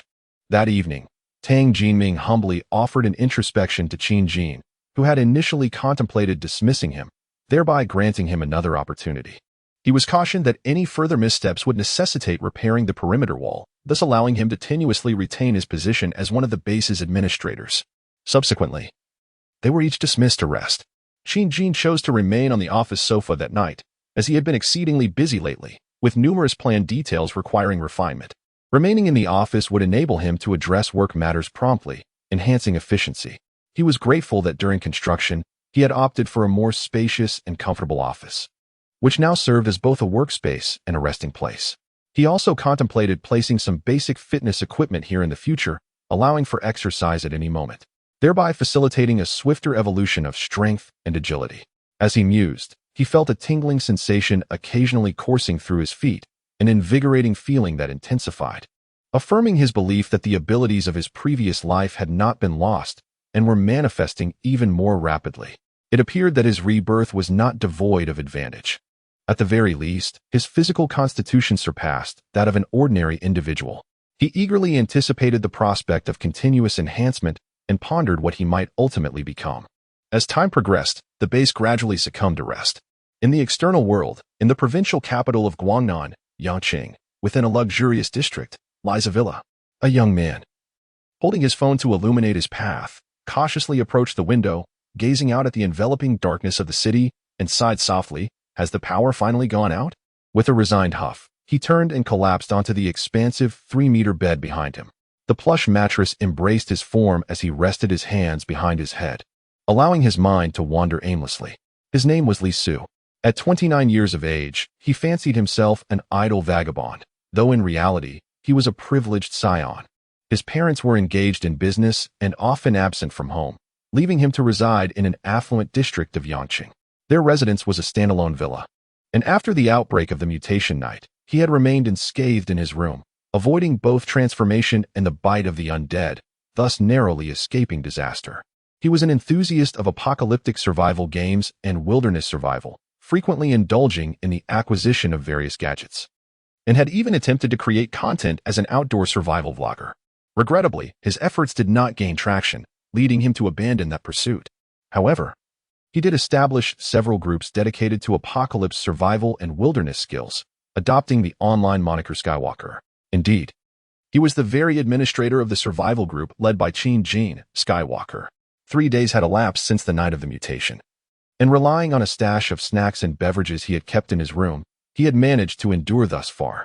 His room boasted an ensuite bathroom, sparing him the plight faced by many survivors confined to cramped quarters without proper facilities. He recalled the words spoken earlier by Qin Jin in the group chat. Indeed, the zombies outside appeared to have weakened today. Even the mutated housekeeper who had once battered at his door no longer did so, a clear indication of their diminished vigor. Yes, he was both fortunate and unfortunate to be holed up in his home, with a single zombie blocking the entrance. Otherwise, he mused, the entire villa could have been his playground. He has formulated a plan. First, he must eliminate the external threat posed by the lurking zombies and reclaim all that is rightfully his, with provisions from the other villas. He should be able to sustain himself for an extended period. However, recalling the warnings about the evolving strength and mutations of the undead, he realizes that residing in the villa district adjacent to the bustling city of Sheep City may not be as secure as he initially thought. If the zombies were to grow even more formidable, he would find himself trapped with no escape. Yet, venturing out to Guangyuan City, which lies over 200 kilometers away, presents its own formidable challenge. Moreover, the actual circumstances of his journey remain a mystery. What if it were a trap? He is engulfed in uncertainty. Nevertheless, he resolves to take it one step at a time, focusing first on tomorrow's objective. After all, there are still 10 days until the deadline, providing ample time for contemplation. Tomorrow, he must first vanquish the zombies and reclaim the villa. In a tranquil neighborhood of Deep City, amidst Western-style architecture that, while not quite villas, constitutes upscale self-built residences. A 3-story building stands. In stark contrast to the surrounding darkness, a room within this building glows faintly with light. The windows are tightly covered with sunshades, preventing any light from escaping, while a conversation unfolds within the illuminated space. Clearly, these are 2 survivors. Mom, there's no need to worry too much. Dad will be fine. In a few days, we will go find him. This is the voice of a young woman. Following the sound, one can see that she possesses fair skin, which seems to emit a luminous glow even in the dimly lit room. Her complexion is like finely crafted jade, with a delicate face resembling a peach blossom and almond-shaped eyes that sparkle like stars. At this moment, standing by the window is a tall and graceful figure, nearly 1.70 meters in height, exuding an undeniable beauty. Opposite her is a dignified and voluptuous woman, whose appearance belies the passage of time, revealing little evidence of age. The similarities in their expressions suggest a familial bond, and from their recent conversation, it is not difficult to deduce that they are mother and daughter. Alas, the power has been cut off, indicating that no organized rescue efforts have been initiated by the authorities. What are we to do? Your father is still at the factory in Shropshire. Previously, we could reach him by phone. He was trapped somewhere within the factory. Now, with the network down, we have completely lost contact. He is alone in his office, and the food he has one tea lasts long. The mother, filled with anxiety, grapples with the sudden disconnection from her husband, rendered helpless. The beautiful young woman, seemingly her daughter, offers words of comfort. I believe Dad will find a way to save himself. After all, he built this substantial company from the ground up. He is an extraordinarily capable man, and I cannot imagine that he would be unable to handle a mere monster. Moreover, he mentioned that there are other survivors in the company. If they band together to deal with the zombies in the factory, they may be safer than we are. Let us hope so, the mother replies, her voice tinged with uncertainty. Who knows what the future holds? Will there be any opportunity for rescue? If none comes, what shall we do? Our food supplies will only last a month or two at most, and we must eventually venture out in search of sustenance. The daughter understands that her mother is not typically one to despair. It is merely the abrupt severance of contact with her father that has momentarily overwhelmed her. She continued to reassure, "It's all right. I can always go out to find food later. Don't forget that I, your daughter, am quite the athlete." Indeed, this woman was not only beautiful, but also remarkably resilient. Since childhood, she had a passion for running about, and as she grew older, she reveled in various thrilling activities, never missing an opportunity for skydiving, bungee jumping, or rock climbing. Her name was Li Kai, now 27 years old, hailing from Shantou but raised in Shenzhen. Coming from a well-to-do family, she excelled academically, completing her university education by the age of 21 and then studying abroad for 3 years. Upon returning with a master's degree, she had been working for 3 years and recently secured a position at a large publicly listed company in Shenzhen, establishing herself as a formidable career woman. She planned to hone her skills for a few more years before returning home to take over her father's business. Unfortunately, just days ago, the world transformed, and all semblance of order crumbled. At that moment, she had just returned home from work, sharing a meal with her mother when a cacophony erupted outside, revealing a scene of horrifying chaos filled with cannibalistic figures.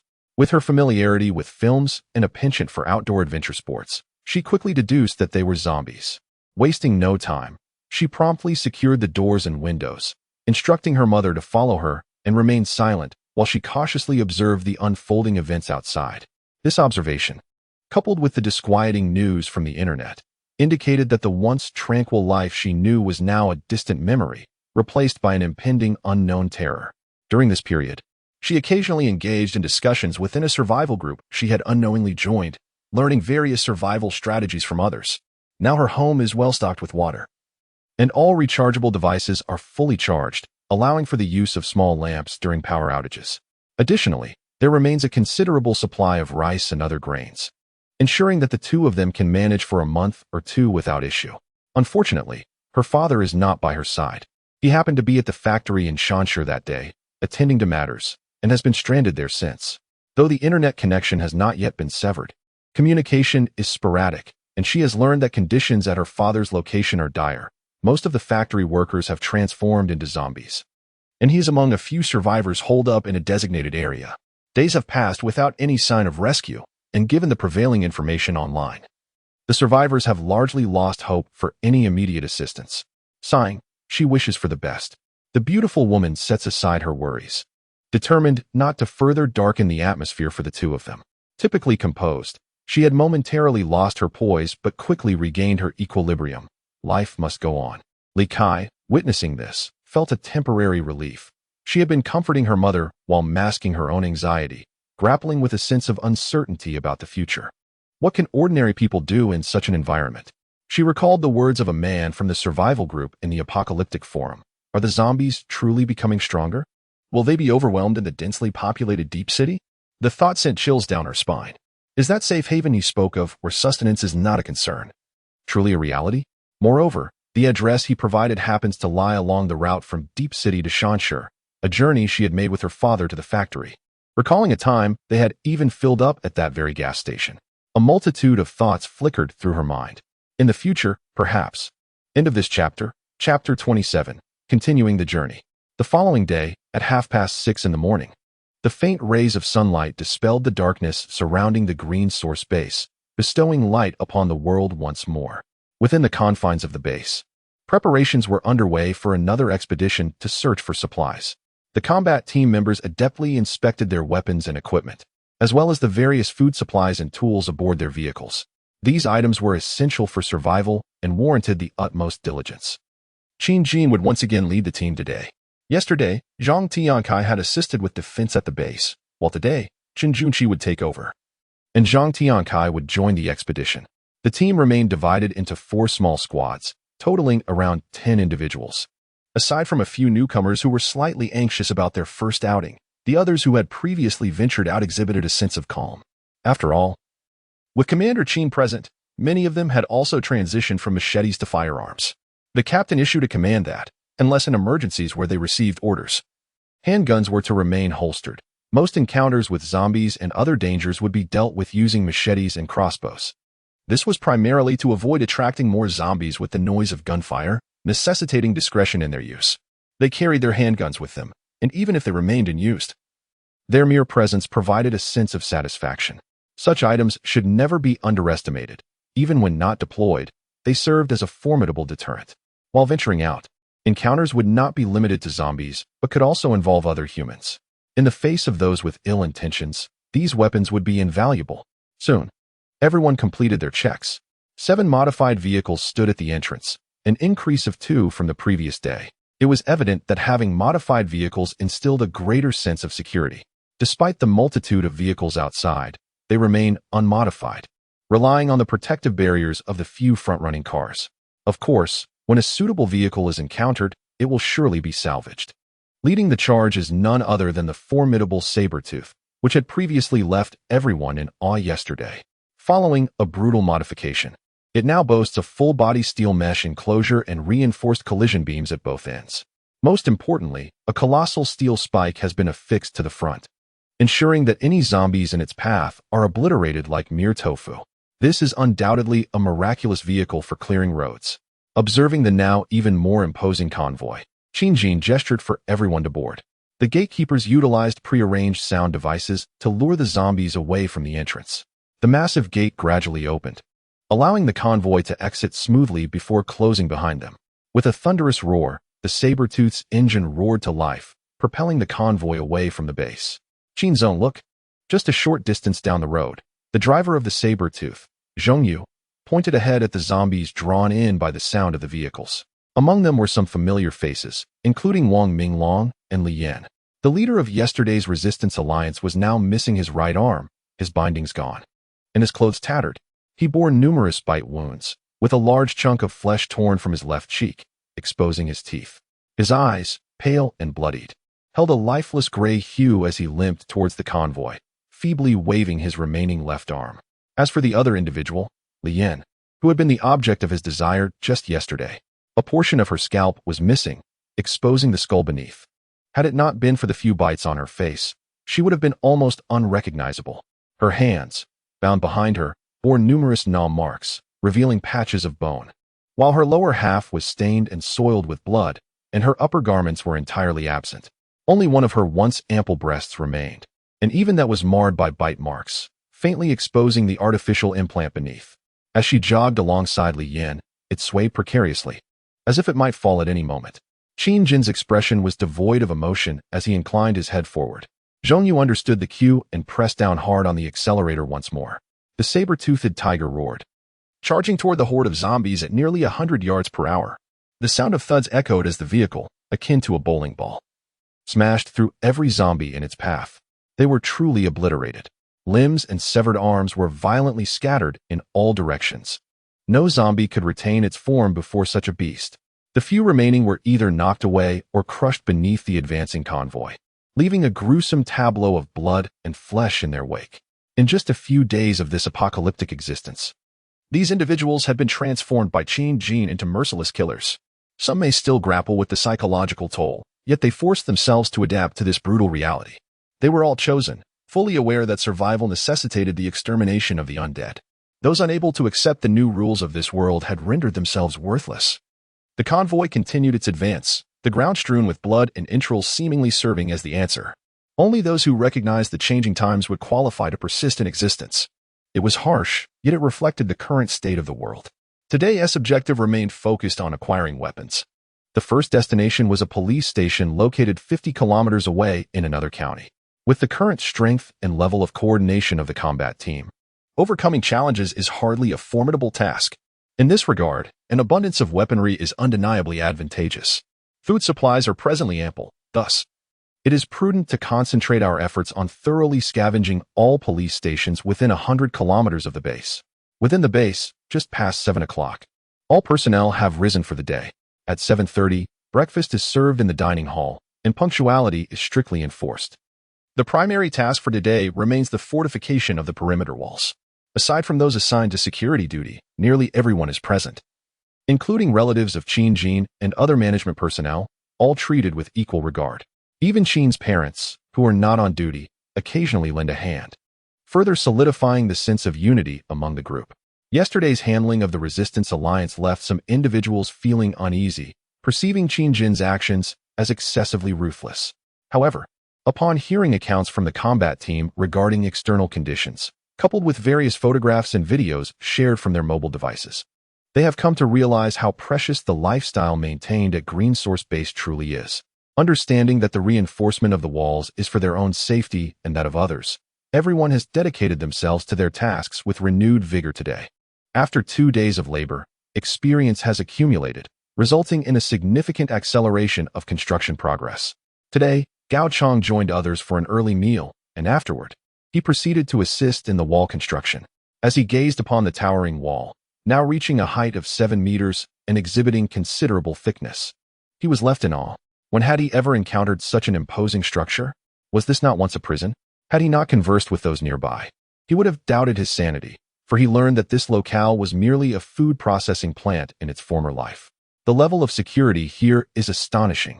Although he had been isolated from the outside world for several days, after being rescued, he occasionally glimpsed the chaotic scene beyond the vehicle. One word could describe it: chaos. The surroundings were in utter disarray, with no signs of life, only the presence of the undead. He pondered the whereabouts of other survivors, growing increasingly concerned for his younger siblings. How he wished that Ah Sheng and Xiao Lan could have made it to this place. Alas, despite his anxiety, there was little he could do for the moment. He had to focus on his own well-being first. He learned that the one who had rescued him was the leader of this place, Mr. Qin, and he had readily agreed to do anything for him. Mr. Qin did not come to seek him out the previous evening, leaving him uncertain about how to proceed. He resolved to inquire when Mr. Qin returned that night. Today, the base was enveloped in a sense of harmony, with everyone diligently attending to their tasks, and nothing unusual had occurred. Suddenly, a figure sprinted from a distance, halting breathlessly before Mr. Qin and the other administrators, exclaiming, "Mr. Qin, Mr. Wang, the water supply has ceased." Displaying an air of composure, Mr. Qin and the other administrators appeared unperturbed by the announcement. Mr. Qin calmly addressed Mr. Wang and the others, stating, "Last night, we had already devised a contingency plan. We will promptly sever the external water supply and switch to the internal water system. Our pond has long been equipped with a pumping and filtration system, ensuring that our drinking water remains unaffected. Please attend to this matter immediately." Mr. Wang and the others promptly took their orders and set about addressing the situation. Qin's father then addressed the others at the base. "As you all are aware, there is currently a suspension of water and electricity outside. Although our base is still equipped with generators and a pond that provides us with water and power, it is impossible to maintain the same level of comfort as before. We must conserve our resources." The crowd nodded in agreement. They were already aware of the power outage from the previous night, and the continuation of the water shortage today came as no surprise. The Green Source Base has begun utilizing the substantial stockpile of batteries that were prepared in advance. Thus, the impact has not been overly severe. All rooftops and sunlit areas have been adorned with solar panels. Moving forward, electricity usage must be judicious, as wastefulness may lead to penalties. The base also possesses a number of fuel generators. However, we have yet to reach a point where their use is imperative. While we have hundreds of tons of fuel, it cannot be directly employed for power generation, given the multitude of other necessities for its utilization.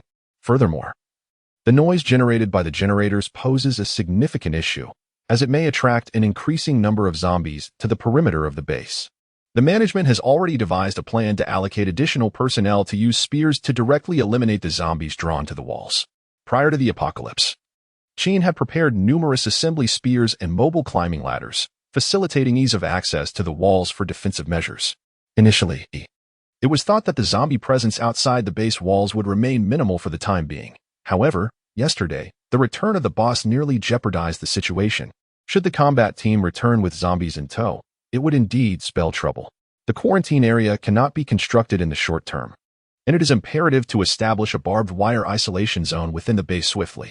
Even if the combat team returns with zombies following them, we will be able to halt and eliminate them with composure. Moreover, it is imperative to regularly allocate personnel to eliminate the zombies beyond the walls, ensuring their numbers do not accumulate excessively.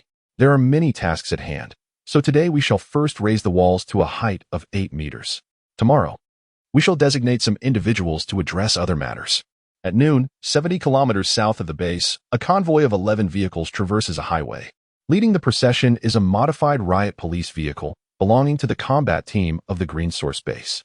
Seated comfortably in the armored vehicle, Qin Jin wears a contented smile, reclining in his seat, enjoying the breeze while gazing at the scenery outside. His expression reflects a buoyant mood, signifying that the morning's objectives were accomplished with ease. Utilizing the same kite tactics, the relatively secluded location of the county's police station contributed to a sparse presence of zombies, allowing for a swift and effortless clearance of the premises. After expending a little time, they successfully located the weapons depot, which, though not comparable to the vast stores of the Guangyuan City Police Station, proved superior to the one encountered in another county the previous day. After spending some time gathering and packing all supplies, 3 hours had elapsed.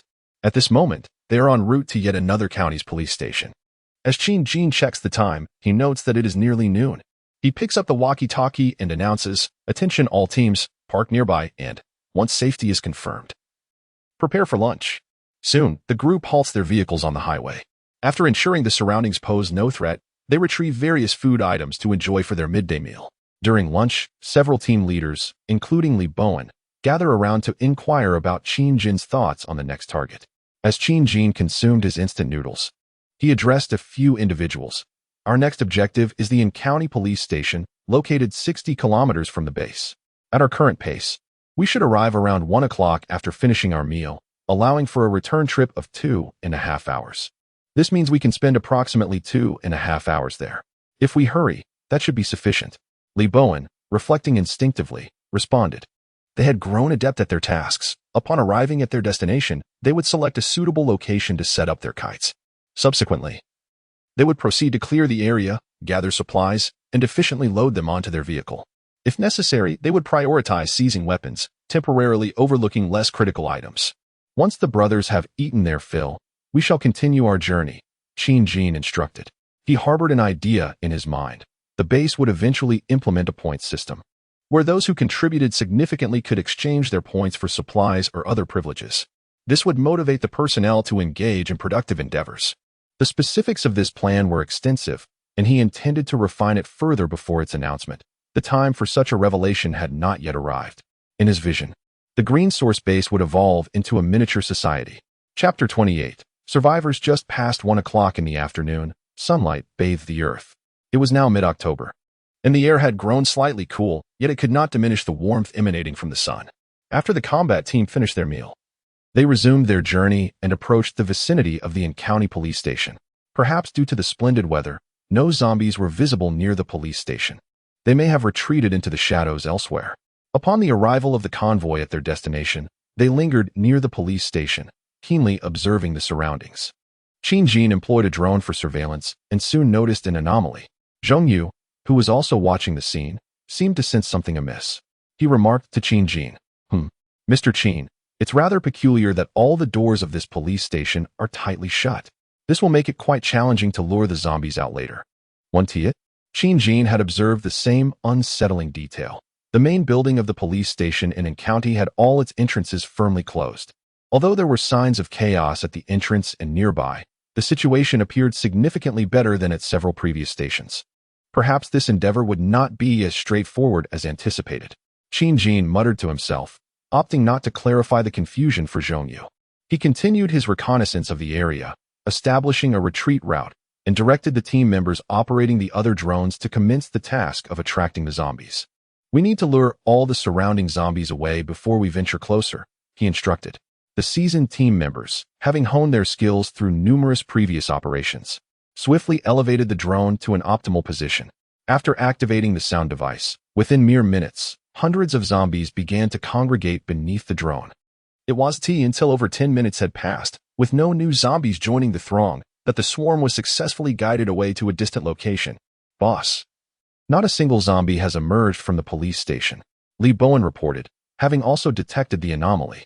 The drone had been hovering conspicuously in front of the police station. Yet no signs of zombies attempting to break free were evident. Everything seemed suspicious. Even with the doors closed, one would expect the zombies to bang against or claw at the doors. However, upon closer inspection, it was eerily silent. There appeared to be no one inside at all. There is no need to overthink it. Since the zombies have already been drawn away, let us proceed to investigate. Prepare the brothers for battle at any moment, Qin Jin stated with a hint of seriousness. Aside from those tasked with scouting, the rest of the team entered the precinct's courtyard. Once they secured the gate, everyone disembarked and readied themselves for combat, awaiting orders from their leader. As Qin Jin approached the entrance, he observed the bloodstained door and was about to retrieve his wire for a technical maneuver when suddenly, voices emerged from within. "Who are you? Was it you who made the noise outside just now? Are you part of the official rescue team?" A male voice called out from inside. Qin Jin swiftly raised his right fist, signaling the combat team to halt and remain silent. He fixated on the door, contemplating for a few moments. Subsequently, he gestured to the squad leaders, instructing all combat personnel to conceal their firearms, leaving only crossbows and melee weapons at hand. Once everyone had safely stowed their firearms, he addressed the voice from within. "We are not a rescue team. We are merely passing through. Who are you, and what are you doing in the precinct? Can you open the door and allow us entry?" He refrained from answering the inquiries posed to him, instead presenting several questions of his own. Silence reigned for a full half-minute, leading Qin Jin and his combat team to grow somewhat impatient, preparing for their next course of action. Suddenly, with a creak, the door swung open. There stood a weary middle-aged man, cautiously leaning against the door, scrutinizing Qin Jin and the combatants who were equally vigilant in their observation. Upon observing the weapons in the hands of the combat team, machetes, crossbows, and the like, the middle-aged man grew increasingly cautious. He seemed to sense that Qin Jin was the leader of this group and continued to address him, inquiring, "What brings you out here? There are monsters everywhere that devour humans." Qin Jin, perceiving the man's unease, reassured him, "We are not villains. We are merely a team in search of supplies and sustenance. Might we enter to rest for a spell? In exchange, we can share information. We have been out for 2 days and have gathered some insights. Exchanging information is acceptable. But we have no food to offer you." "Please wait a moment," the man replied. Although skeptical of Qin Jin's words, he appeared intrigued by the prospect of sharing information. He promptly closed the door, presumably to confer with any other potential survivors present. Qin Jin remained patient, awaiting their response. At this juncture, the most enticing offerings to the survivors, aside from safety and sustenance, were undoubtedly intelligence about the outside world. Just days prior, the internet had not yet been severed, allowing glimpses into the conditions faced by survivors in various locales. Yet, the knowledge gleaned from those who had ventured nearby was certainly more detailed. Before long, the people from Green Source were not kept waiting. The door swung open once again, revealing the same weathered man. He gestured for Qin Jin and his companions to enter. Qin Jin signaled to his team with a hand gesture, instructing them to remain prepared as he led the way inside. His confidence in his own abilities was unwavering. And given that the apocalypse had only just begun, humanity had not yet descended into complete chaos. As they passed through the entrance of the police station, they were greeted by a relatively spacious hall. The interior reveals little evidence of disorder, suggesting it has not endured significant chaos. At this moment, there are over 20 individuals present in the hall. Among them, a few officers in uniform are vigilantly observing the newcomers, with some having their right hands resting on their waists, the bulges indicating the concealed presence of weapons. The surviving individuals encompass a diverse array of people, including 2 children. From the attire of some men and women, one can vaguely infer their professions: delivery personnel, office workers, homemakers, and so forth. A man in uniform, seemingly in charge, approaches the combat team. The weary man from earlier follows closely behind. Addressing Qin Jin, he states, Greetings, I am an officer from this police station. My surname is Lee. You may call me Officer Lee. After surveying the other members of the combat team, the self-identified Officer Lee continues. I observe that you all exhibit a certain level of discipline. Could you share your circumstances with me? Also, what is the situation outside at present? In response to Officer Lee's inquiry, Qin Jin's thoughts flicker, and his deep-set eyes convey a sense of calm as he nods. He replies, We are individuals from the same factory. I am their employer. We ventured out to search for food and various supplies, passing through this area, hoping to rest and procure resources. I did not anticipate encountering so many people here. Officer Lee mentally assesses the credibility of Qin Jin's words, observing the fully equipped group, which displays a notable lack of fear. This stands in stark contrast to the majority of the survivors present, who appear to have been left traumatized and disoriented by the recent disturbances. Officer Lee's skepticism is palpable, as if he senses the doubt lingering in his own gaze. Qin Jin continued to explain, In our factory, some individuals have transformed into zombies. We incurred certain costs to eliminate them and secured the factory doors. After observing the external environment for a couple of days, we ventured out in search of supplies, noticing that the zombies outside are not as frenzied as before. With society now in disarray and production halted, the necessity for food and resources remains paramount. Thus, we organized a team to scavenge for essentials. Without concern for whether the other party believed him, Qin Jin retorted, I see there are quite a number of you here. Are you some of the survivors from the vicinity? What is the situation like on your end? Are there other survivors nearby? Officer Lee, unable to discern the credibility of Qin Jin's words, responded honestly, given that there were currently no conflicts between them. We gathered together after the incident a few nights ago. I happened to be resting in the duty room at the time. There were not many of us in the station. Some individuals transformed into monsters and killed several of our comrades.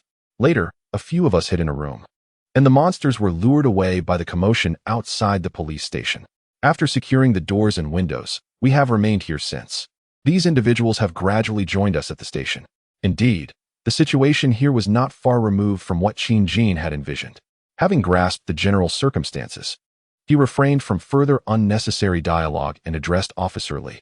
Officer Lee, in light of this, might we consider a trade? We have managed to procure some food supplies over the past few days, and I would like to exchange them for certain resources. Oh, what resources do you wish to exchange? Officer Lee seemed to be somewhat moved. These individuals had been trapped here for several days, surviving on scant provisions. Yet they managed to endure. However, this could not be sustained indefinitely. With zombies lurking outside, obtaining food was undoubtedly a favorable option. I proposed to exchange provisions for weapons, handguns, machine guns, and ammunition would suffice. Absolutely not. Officer Lee's face darkened as he vehemently refused. Firearms are official property. Only designated personnel are permitted to possess them. Regardless of the chaos outside, I shall not permit any weapons to leave my custody. His stern refusal left no room for negotiation, and his demeanor shifted. Now regarding Qin Jin and his companions as nefarious individuals, he continued to urge them, There is nothing here that you require. Please leave. Qin Jin's expression soured. He had hoped to engage in a constructive dialogue with Officer Lee, seeking alternative means to acquire the weapons without conflict. To his dismay, the mere mention of firearms had prompted a swift dismissal. After weighing the situation, he realized that while he could confront these individuals, the same could not be said for his fellow combatants. They were, after all, trained personnel, and the base was currently in dire need of manpower, particularly the combat unit, which would be difficult to replenish after sustaining losses. With this assessment in mind, he coldly addressed the dismissive officer, Since you are unwilling to entertain an exchange, we shall not squander any further time. Let us depart. With that, he slowly retreated towards the entrance. He gestured to several squad leaders to refrain from acting impulsively, leading those who had entered to exit the police station once more. The doors closed behind them. Qin Jin returned to the car without hesitation, calling for the other team members to join him in retreat. It was not until the convoy had reached the road that Zhong Yu inquired, Chief Qin, why did we leave so abruptly? We could have forced a negotiation or subdued them. After all, they were only 5 armed individuals. Victory was within our grasp. Qin Jin stretched lazily and replied, And then what? How many of us would be injured or worse? Are you confident we could resolve this without casualties? They are trained individuals, and we can only speculate on how much skill they still possess. I have no desire to see our team suffer losses. For a moment, Zhong Yu and the other team members in the vehicles fell silent. Indeed, In the heat of combat, with weapons drawn, no one could claim immunity from injury. A sense of gratitude began to blossom within them. Chief Chin's actions the previous night had left a profound impact on many. Numerous individuals had perceived him as cold-blooded. Yet today, another facet of his character seemed to emerge. Qin Jin paid little mind to the thoughts of those around him and continued, "Moreover, there may yet come a time when we return and have the opportunity to acquire those weapons." The others did not grasp the meaning behind his words, nor did he offer any explanations. This was merely the early stage of the apocalypse, and survivors had yet to comprehend the harsh realities that lay ahead. As he observed some of the individuals within the police station, he too harbored his own suspicions. There was no need to ponder further. If this target was unsuitable, it was best to let it go for now. Outside, countless supplies await his discovery. There is no need to stubbornly linger here. He summoned the team members who were flying kites back.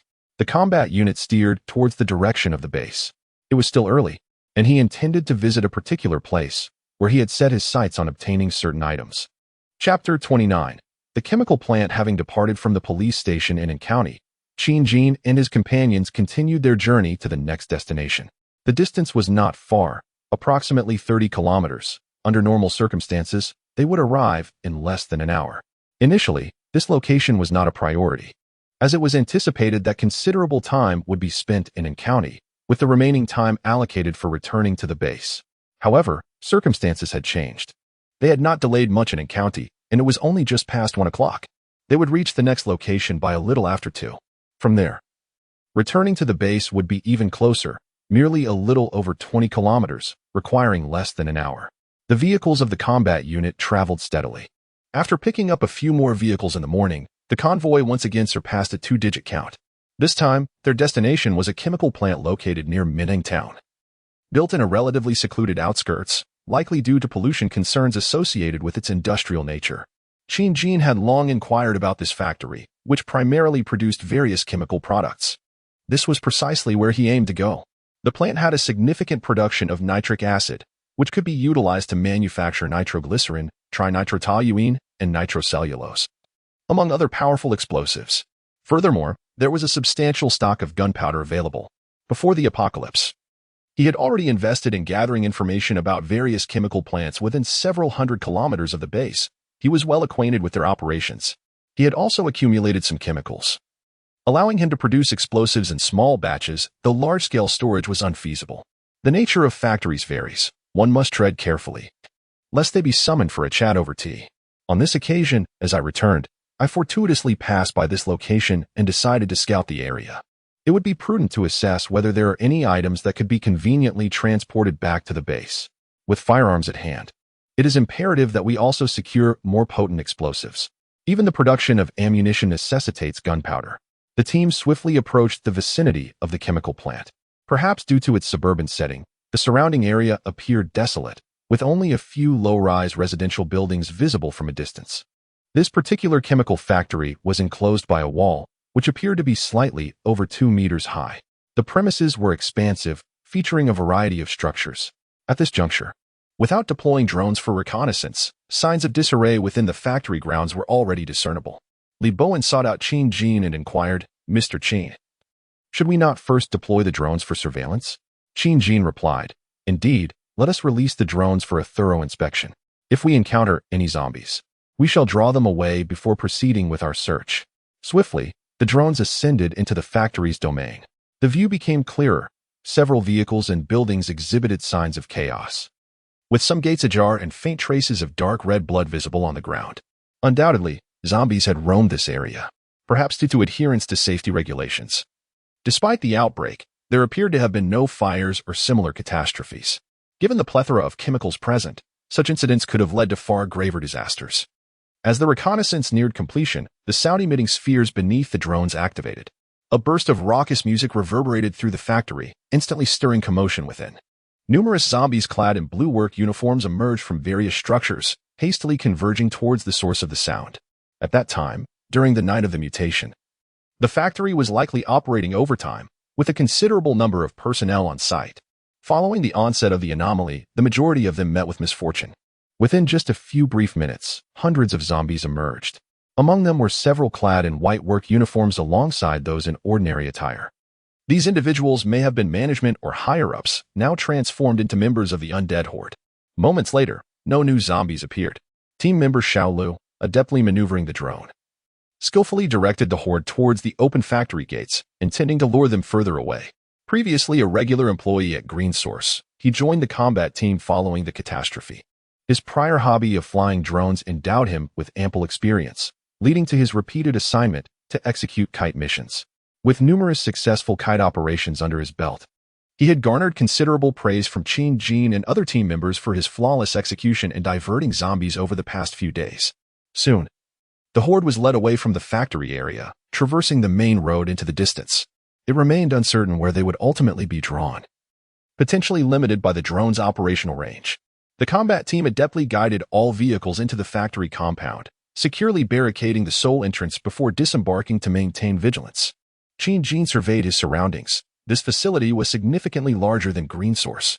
This might be attributed to its previous purpose of manufacturing hazardous materials, resulting in considerable distances between various workshops and warehouses. Aside from a few office buildings and dormitories, most of the premises consisted of large warehouses and equipment. Observing the towering 2-meter walls encircling the area, he pondered thoughtfully. This chemical plant could potentially serve as a backup base or a secondary facility.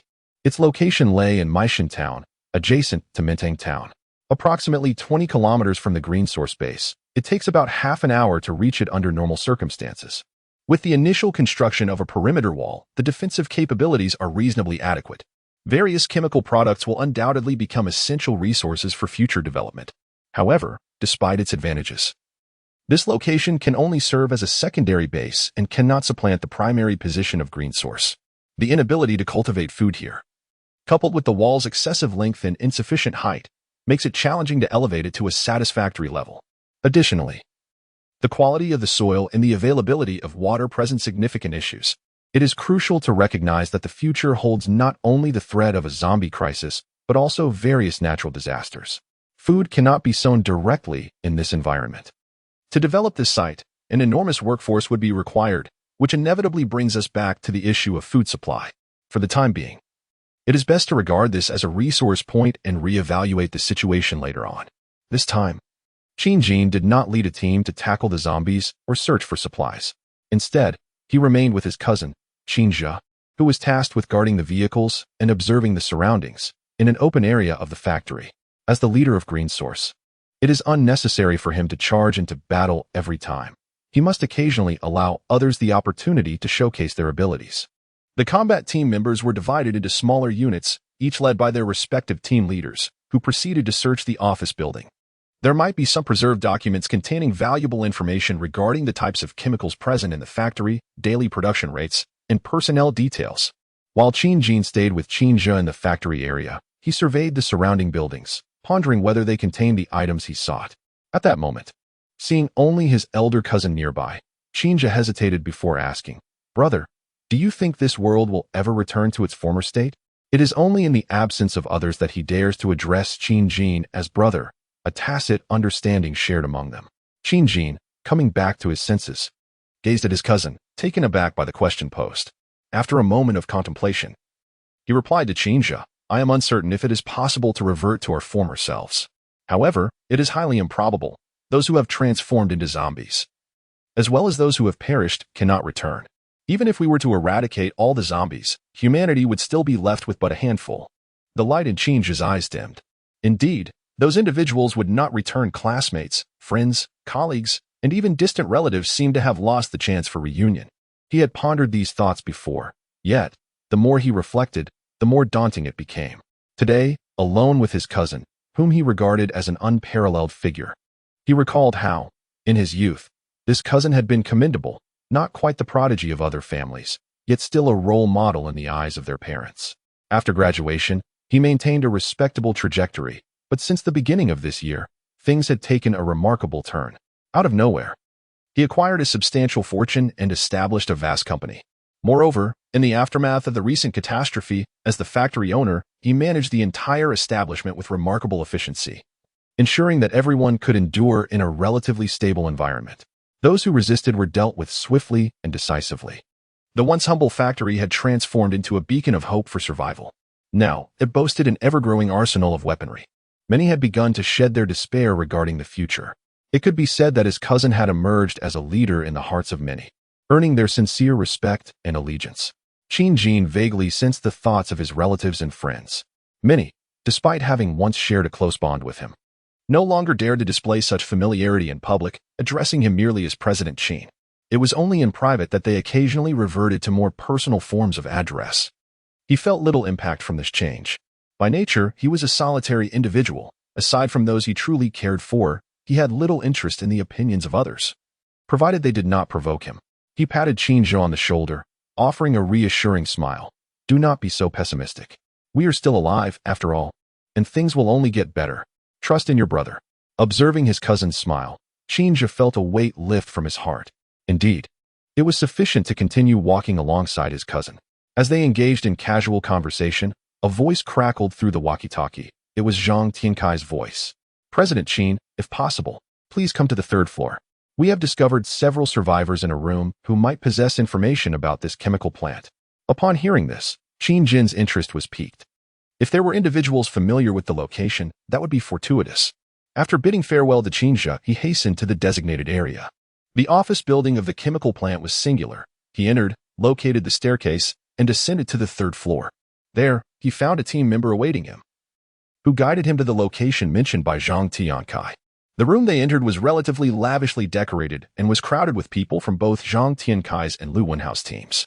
In the center, surrounded by them, stood three individuals, 2 men and 1 woman, the men appearing to be in their 30s or 40s. One of them was clad in a blue uniform, reminiscent of the majority of the zombies that had just been lured away. The other donned a white work outfit, presumably a member of the management or technical staff. As for the woman, she was impeccably dressed, her beauty striking, appearing to be in her early 30s. Her attire exuded the aura of a formidable career woman, accentuating her curves, while gold-rimmed, frameless glasses perched elegantly on her nose. Standing before the 2 men, her gaze was intense, radiating a commanding presence, with the other 2 seemingly deferential to her authority. Upon noticing Qin Jin's approach, the combat team parted to make way. Qin Jin seized the moment to position himself before the trio, scrutinizing them with keen interest. It was evident that the man before him was the leader of this group. The woman, with her piercing eyes, disregarded the subtle expressions of the 2 men beside her and bluntly interrogated Qin Jin. Are you the leader of these individuals? It's been several days since the incident. Why have you only now come to our rescue? Do you have any idea what we have endured during these days? We were nearly devoured by the undead outside. Her questions cascaded forth like a rapid-fire barrage, seemingly an outlet for her pent-up frustration. Qin Jin's already foul mood, exacerbated by the misfortunes of the afternoon, soured further. His expression hardened instantly, and he turned impassively to Zhang Tiankai, whose countenance also shifted. Who are these individuals? He inquired. Zhang Tiankai, wishing he could deliver a sharp rebuke to the woman, reluctantly mustered the courage to respond. I apologize, Mr. Qin. These individuals are from the chemical plant. I inquired earlier, and the woman is the general manager here, while the 2 men are a technical director and a production manager. When we searched this room, the individuals believed we were a rescue team. We inquired about their situation, but before we could explain anything to them, we called you over. I sincerely apologize for the misunderstanding. So, these individuals thought we were here to save them? Qin Jin understood the implications, realizing why the woman spoke in such a tone. Perhaps she believed there was still order outside. He was disinclined to engage with her, yet found the technical director quite intriguing. Ignoring the overbearing woman, he approached the technical director directly and asked, You are the technical director here, correct? Would you be interested in coming with me? He extended an olive branch without hesitation. Upon hearing this, the lady beside him was incensed. The leader, who had just spoken, had the audacity to disregard her. After such a long time, there was still no acknowledgement of her presence. When had she ever been treated this way? She stepped forward, hands on her hips, chest thrust out, and pointed a finger at Qin Jin, sharply exclaiming, I am speaking to you. I am in charge here. No one is allowed to leave without my permission. Furthermore, you must rescue me immediately. My father is a director at Tianqing Group. I am the general manager here. If you get me out, I will ensure you receive commendation. And you, tell me your number right now. After we exit, I will file a complaint against you to your superiors. Is this how you treat victims? I will sue you. End of chapter. Chapter 30. Attracting talent faced with the lady's tirade, Qin Jin's expression darkened further. He could not comprehend why such oblivious individuals continued to emerge. Today, Officer Lee at the police station shall remain unmentioned. He is a dedicated individual whose commitment speaks for itself. One cannot help but admire such tenacity, even though in this apocalyptic world, such steadfastness may seem foolish. Yet, it is precisely the perseverance of individuals like him that once contributed to the stability and prosperity of society. However, what of the rebels from the base yesterday? Or this woman I encountered today? Have they ever contemplated their own predicaments? Qin Jin had no desire to engage with her any further. It was not that he lacked an appreciation for beauty, but a woman with such temperament held no allure for him. Casting a cold glance at this lady, he redirected his attention to the technical director from earlier. He resolved that even if the director refused to accompany him today, he would ensure the individual was taken captive. He possessed some knowledge of explosive formulas, yet it would be far more prudent to recruit a specialist in this field. Even if this person lacked the ability to construct bombs, expertise in handling other chemicals would still be invaluable, as the base was in dire need of such talent. Moreover, who would believe that a technical director of a chemical plant would lack the capability to concoct explosives? The technical director, sensing that the leader of this group seemed to place considerable importance on him, cautiously glanced at the woman before addressing Qin Jin. Hello. I am indeed the technical director here. My name is Dong Hui. I have been employed at this chemical plant for nearly a decade since completing my doctorate. As for what you mean by coming with you, I am afraid I do not quite understand. What is the situation outside? A few days ago, we were pursued by a monstrous creature and hurriedly took refuge in this office. We lost our phones and were unable to call for help. After waiting for several days, we are relieved to finally see you. Could you please enlighten us about the situation outside? Thank you very much. The man named Dong Hui displayed remarkable composure. He was neither aggressive nor domineering. Instead, he lowered his gaze and briefly introduced his predicament to Qin Jin, subsequently voicing his inquiries. This was the behavior of a rational individual. Encountering someone so attuned to the circumstances, Qin Jin felt a greater inclination to communicate. Disregarding the woman beside him, who appeared both irate and eager to hear about the situation outside. Turning to Dong Hui, Qin Jin stated, "We are not a rescue team, merely a group out searching for supplies. We cannot ascertain if calamity has befallen the entire world, but at least in our nation, it seems that a majority of the populace has succumbed to becoming flesh-eating zombies. The social order has collapsed, and there is no rescue in sight. Everyone is struggling to survive in isolation." Oh, but that is not entirely accurate. We can indeed be considered a survival organization. When I asked you to accompany me, it was an invitation to join our survival team. Upon hearing Qin Jin's words regarding the collapse of society and the ensuing chaos, the three of them were rendered speechless. The most dire scenario had materialized.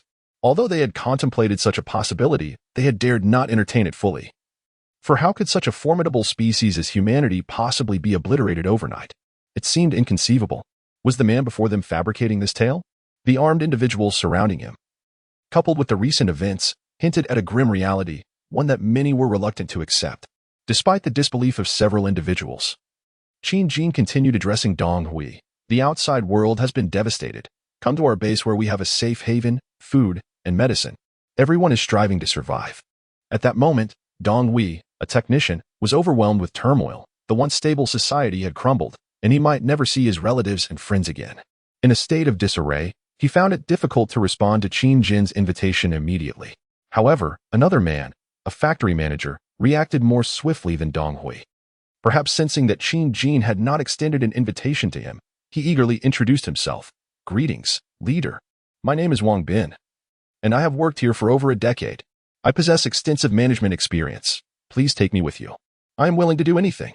This individual, who had previously followed the woman, quickly shifted his allegiance to the combat team as soon as the tide turned. Truly, he was a seasoned manager, adept at navigating the winds of change. Qin Jin cast a glance at him, but offered no response. The base was not in need of additional managers at the moment. If this man lacked any special skills, he would only be able to assist in repairing the perimeter wall. Perhaps further consideration was warranted. The remaining woman found herself in a state of isolation, as one companion had aligned with another and the other remained lost in existential doubt. Yet, accustomed to her previous domineering demeanor, she did not lower her stance.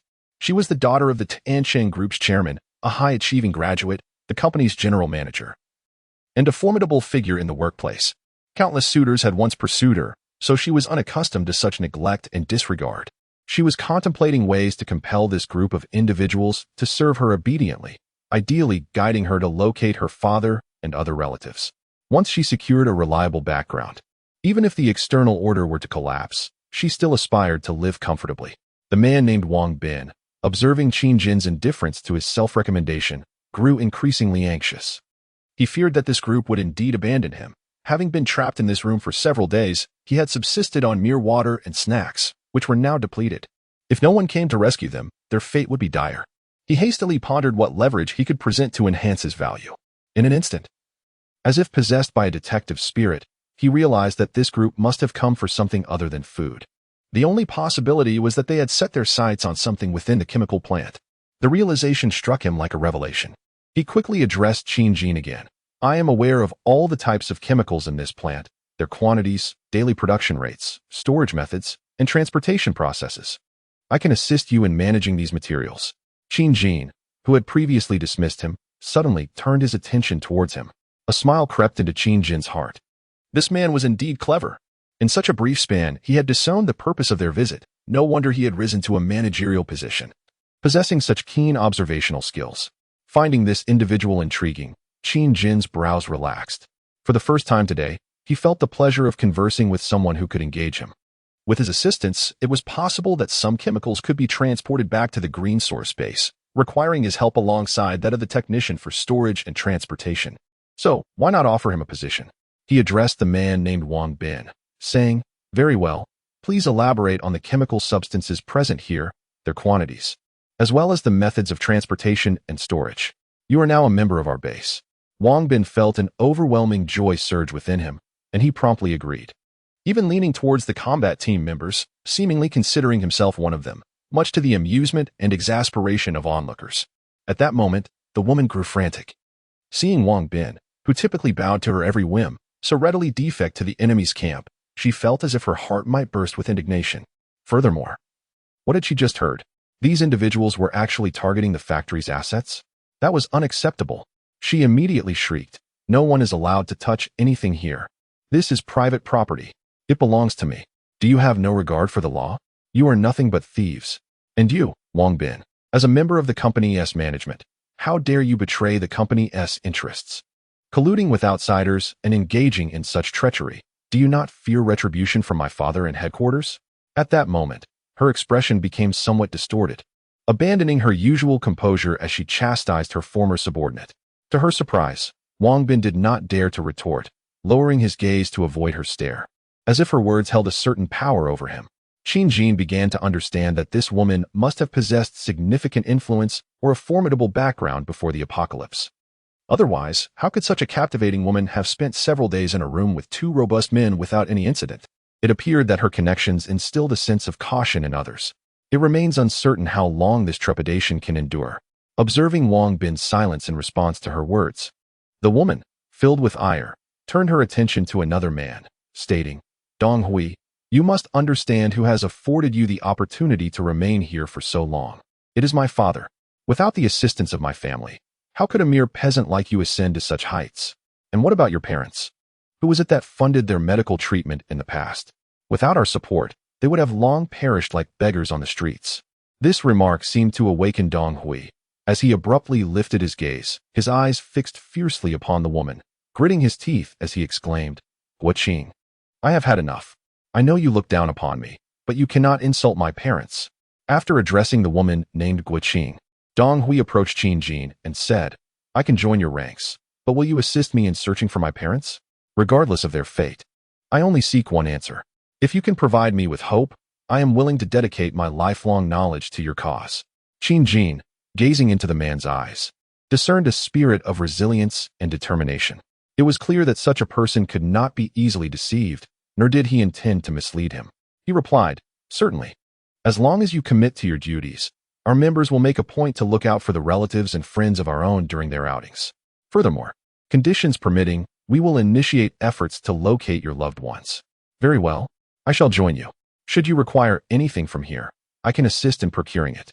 I am familiar with every screw and component within this place, Dong Hui concluded, retreating to his previous position, falling silent thereafter. In a brief span of time, Two key personnel from the chemical plant joined the green source base, effectively allowing Qin to acquire detailed information about the factory.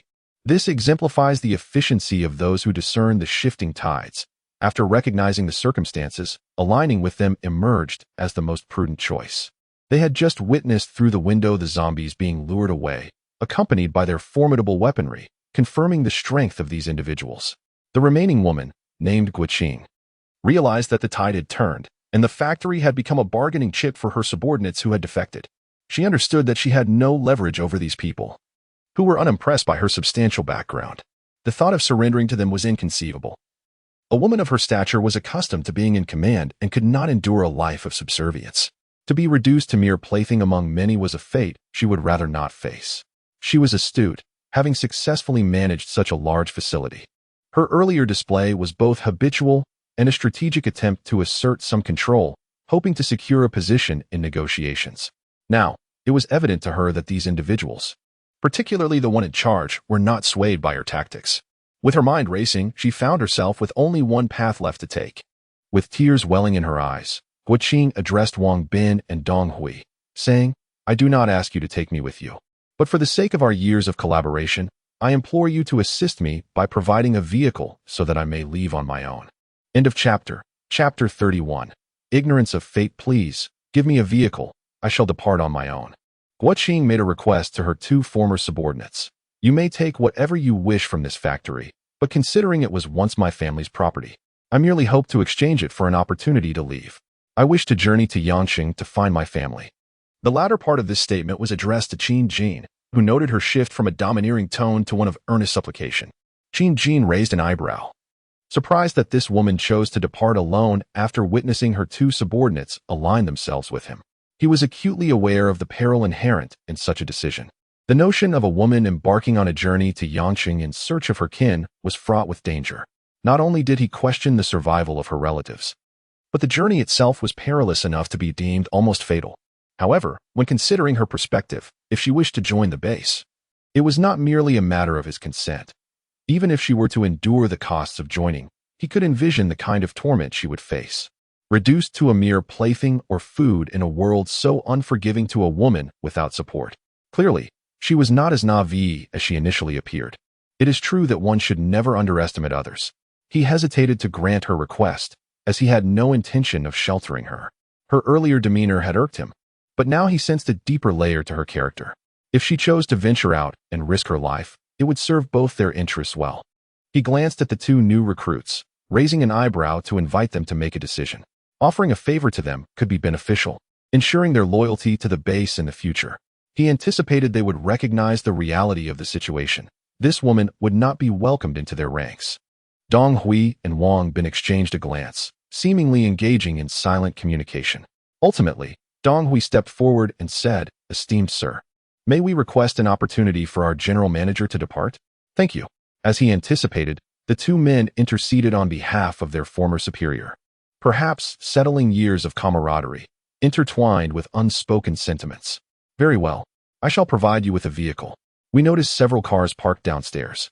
You may select one to drive away, and my associate will escort you down shortly." Qin consented, allowing the woman to depart in her own vehicle, the outcome of which remained unexamined by anyone present. Each person was aware of the unspoken understanding. The atmosphere lightened momentarily. The tactical team located two key personnel from the chemical plant, acquiring detailed information regarding the transportation and storage of chemicals. Perhaps Dong Hui could still unveil some unexpected surprises. The two newcomers found refuge by aligning themselves with a new power, seemingly ensuring their future well-being. The woman, a former high-ranking official of the plant, also obtained what she desired, receiving a chance to extricate herself from the situation, though the ultimate outcome remained uncertain. Qin glanced at the clock. It was just past 2, not quite 3. There was still time to transport a portion of the chemicals back to the base. Without delay, he commanded two team members to escort Guqing downstairs while the others continued to clear away any lingering zombies. He retained Zhong Yu along with Dong Hui and Wang Bin in the office, intending to first gather insights about the chemical plant from these two individuals. After the power outage, further complications may arise. Once the combat team has eradicated the zombies, two individuals must be dispatched to assess the situation within the factory. It is imperative to ascertain whether certain chemicals can still be safely stored following the blackout. Otherwise, any ensuing issues could prove troublesome. The group sprang into action, and soon only 4 individuals remained in the office. Qin settled onto a nearby sofa by the window and addressed the 2 newcomers. My name is Qin, and I shall be your new employer. Now, I invite you to disclose what ready-made materials this chemical plant possesses, and whether you are capable of producing explosives for me. Speak boldly. The outside world has already descended into chaos. There is no need for subterfuge. We must arm ourselves with the means of protection and will resort to all necessary methods. Zhongyu, having instinctively activated the recording device and retrieved paper and pen, prepared to document the conversation. Donghui cast a glance at Wang Bin before turning back to Qin with a serious expression. Mr. Qin, at this moment, the factory certainly does not possess any ready-made explosives. However, we do have a stockpile of nitroglycerin, sulfuric acid, toluene, potassium nitrate, sulfur, methanol, ammonia, chlorine gas, among others. These can be utilized to create explosives, albeit with varying degrees of potency. I am familiar with several formulations and can concoct liquid explosives. Solid explosives are also within my capabilities, with stability adjustable according to requirements. All the necessary chemicals are currently available within the factory. Should the boss have any special requests, I can certainly attempt to formulate them. I believe I can produce what is needed. If we are to take materials from here, I am well aware of their locations, and I can guide us shortly. Once we reach the new site, we will need to reorganize the laboratory. Thus, I suggest we also move some equipment. Qin felt a surge of vitality. At that moment, his gaze towards Donghui resembled that of a man beholding an enchanting beauty in her natural state. It is imperative to safeguard this individual. His life holds greater significance than that of most others. Deep within, he resolved that, unless absolutely necessary, Donghui must not be allowed to leave the base. He must be securely protected within its confines, contributing positively to its endeavors. Nearby, Wang Bin, observing the excitement in Qin's eyes, understood that the new boss had recognized Donghui's potential. Concerned about being overshadowed by his colleague, he hastened to display his knowledge, sharing details about the chemical plant's various aspects, inventory, production processes, and storage protocols, like a flurry of beans spilled from a bag. Fearful of losing the spotlight to Donghui, he even divulged the background of Guoqing, nearly revealing the color of her undergarments, until Zhongyu promptly interrupted him, urging him to return to the matter at hand. This greatly enhanced Qin's understanding of the premises. The frustration from the earlier failure at the county police station dissipated entirely, as he realized that this chemical plant offered resources no less valuable than those acquired from yesterday's raid on the municipal office. They could produce a plethora of explosives. In fact, they could even manufacture gunpowder here. With the right materials, they could create firearms and ammunition on site. He had already procured 2 small lathes. If that proves insufficient, they could venture outside to retrieve even better equipment. He had long since acquired the address, and it was certain that he had not overlooked the method of bullet production. However, his proficiency might initially be somewhat lacking. Yet, once the personnel at the base became adept, would there be any concern regarding the sufficiency of ammunition? Moreover, he was brimming with various tactical strategies, intent on arming the entire base to the teeth. At this moment, he felt a sense of relief wash over him. He instructed the 2 individuals to continue refining the relocation process, determining which equipment needed to be moved first and which chemicals were in stock for convenient storage. Preparations must commence immediately for those. Some items would be addressed today, while others would require additional personnel tomorrow to continue the work. Suddenly, amidst their busy tasks, an ear-piercing alarm rang out. Qin abruptly looked up, retrieved his walkie-talkie, and shouted with a grim expression, "Are you seeking death? Who made that noise? Turn it off immediately. We'll attract the zombies." Beside him, Donghui stepped forward and exclaimed, "It's the fire alarm. Someone must have triggered it. The entire factory area appears to be set off." Qin quickly inquired, "How do we turn it off?" "Think of a solution."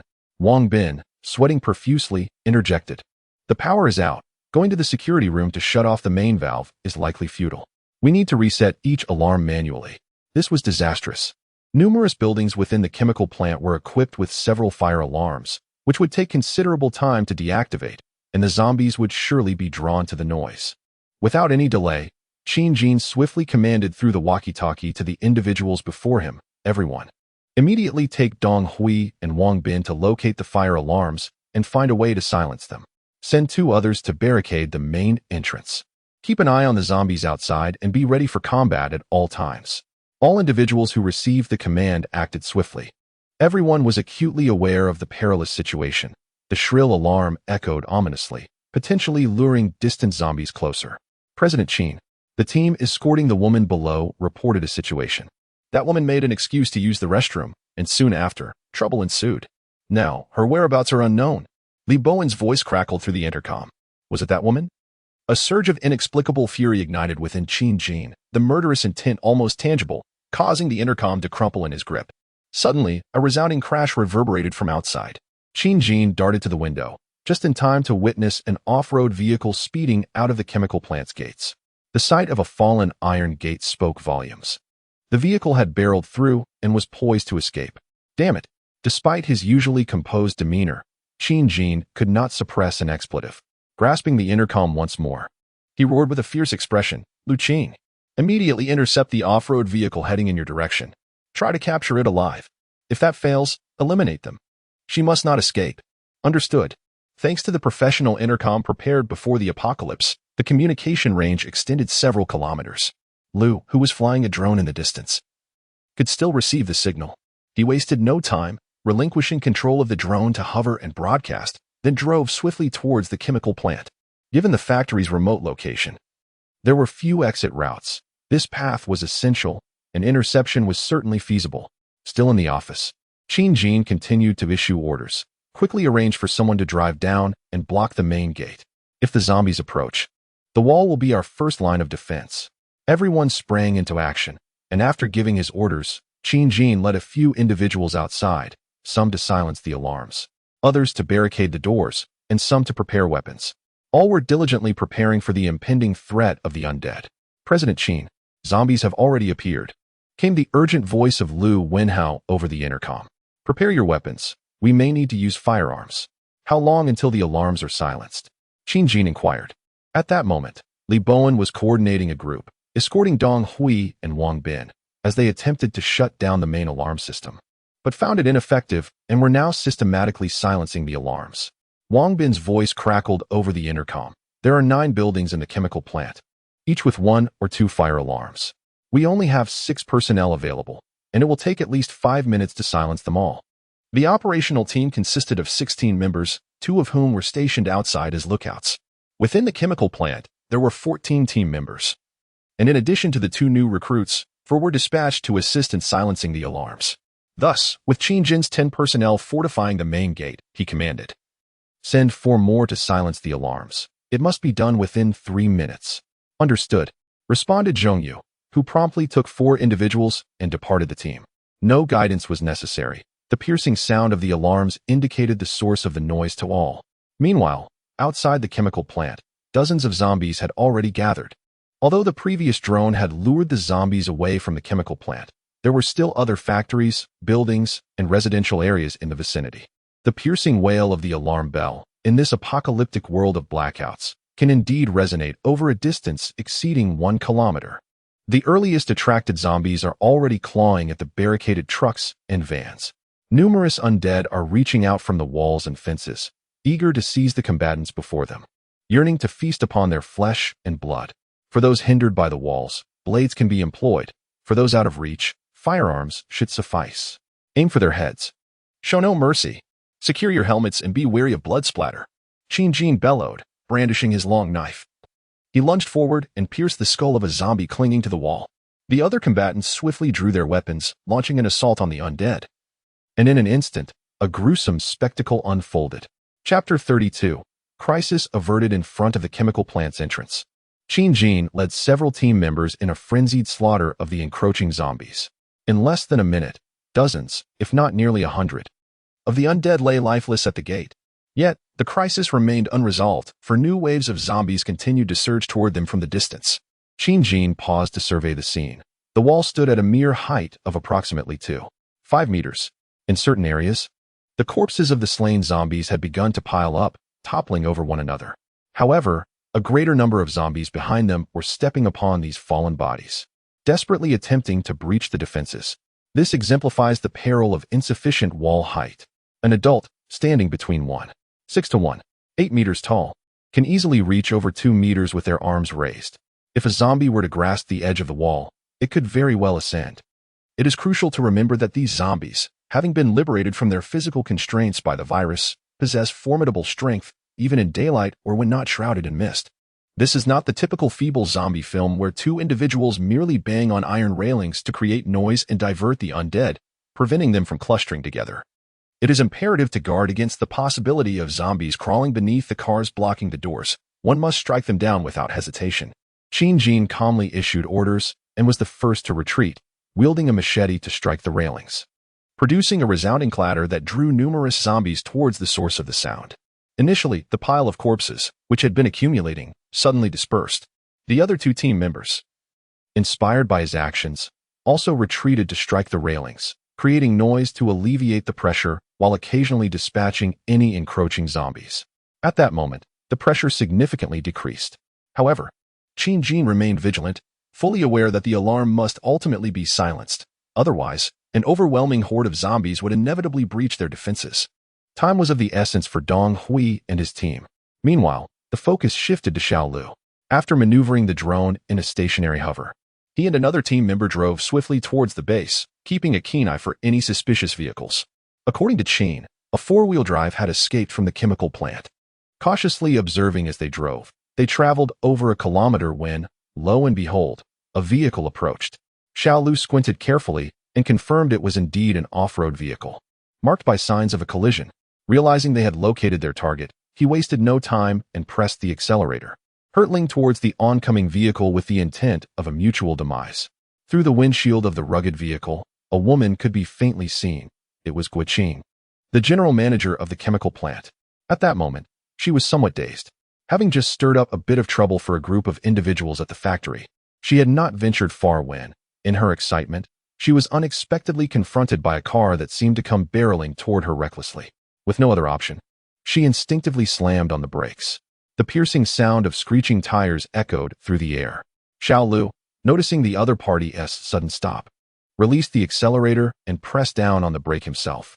The two vehicles narrowly avoided a collision. Xiao Lu wiped the cold sweat from his forehead, silently applauding his earlier impulsiveness as he managed to force the other vehicle to halt. He swiftly drew his pistol, while another team member brandished a crossbow, aiming it at the woman across from them. Xiao Lu barked, "Raise your hands. Get out of the car immediately. If you make a move, I will shoot you dead. Hurry." As he shouted, he advanced toward the driver's side. Guiqing was equally startled. Just as she came to a halt, two armed figures emerged, pointing their weapons at her, reminiscent of a scene straight out of a movie. Before she could fully comprehend the situation, one of them smashed the butt of his gun against her car window. With a resounding crash, the glass shattered, scattering fragments across the ground. Guiqing quickly ducked, while Xiao Lu reached in to unlock the door, then yanked it open, pressing his gun against her head. "Unbuckle your seatbelt now. Get out of the car."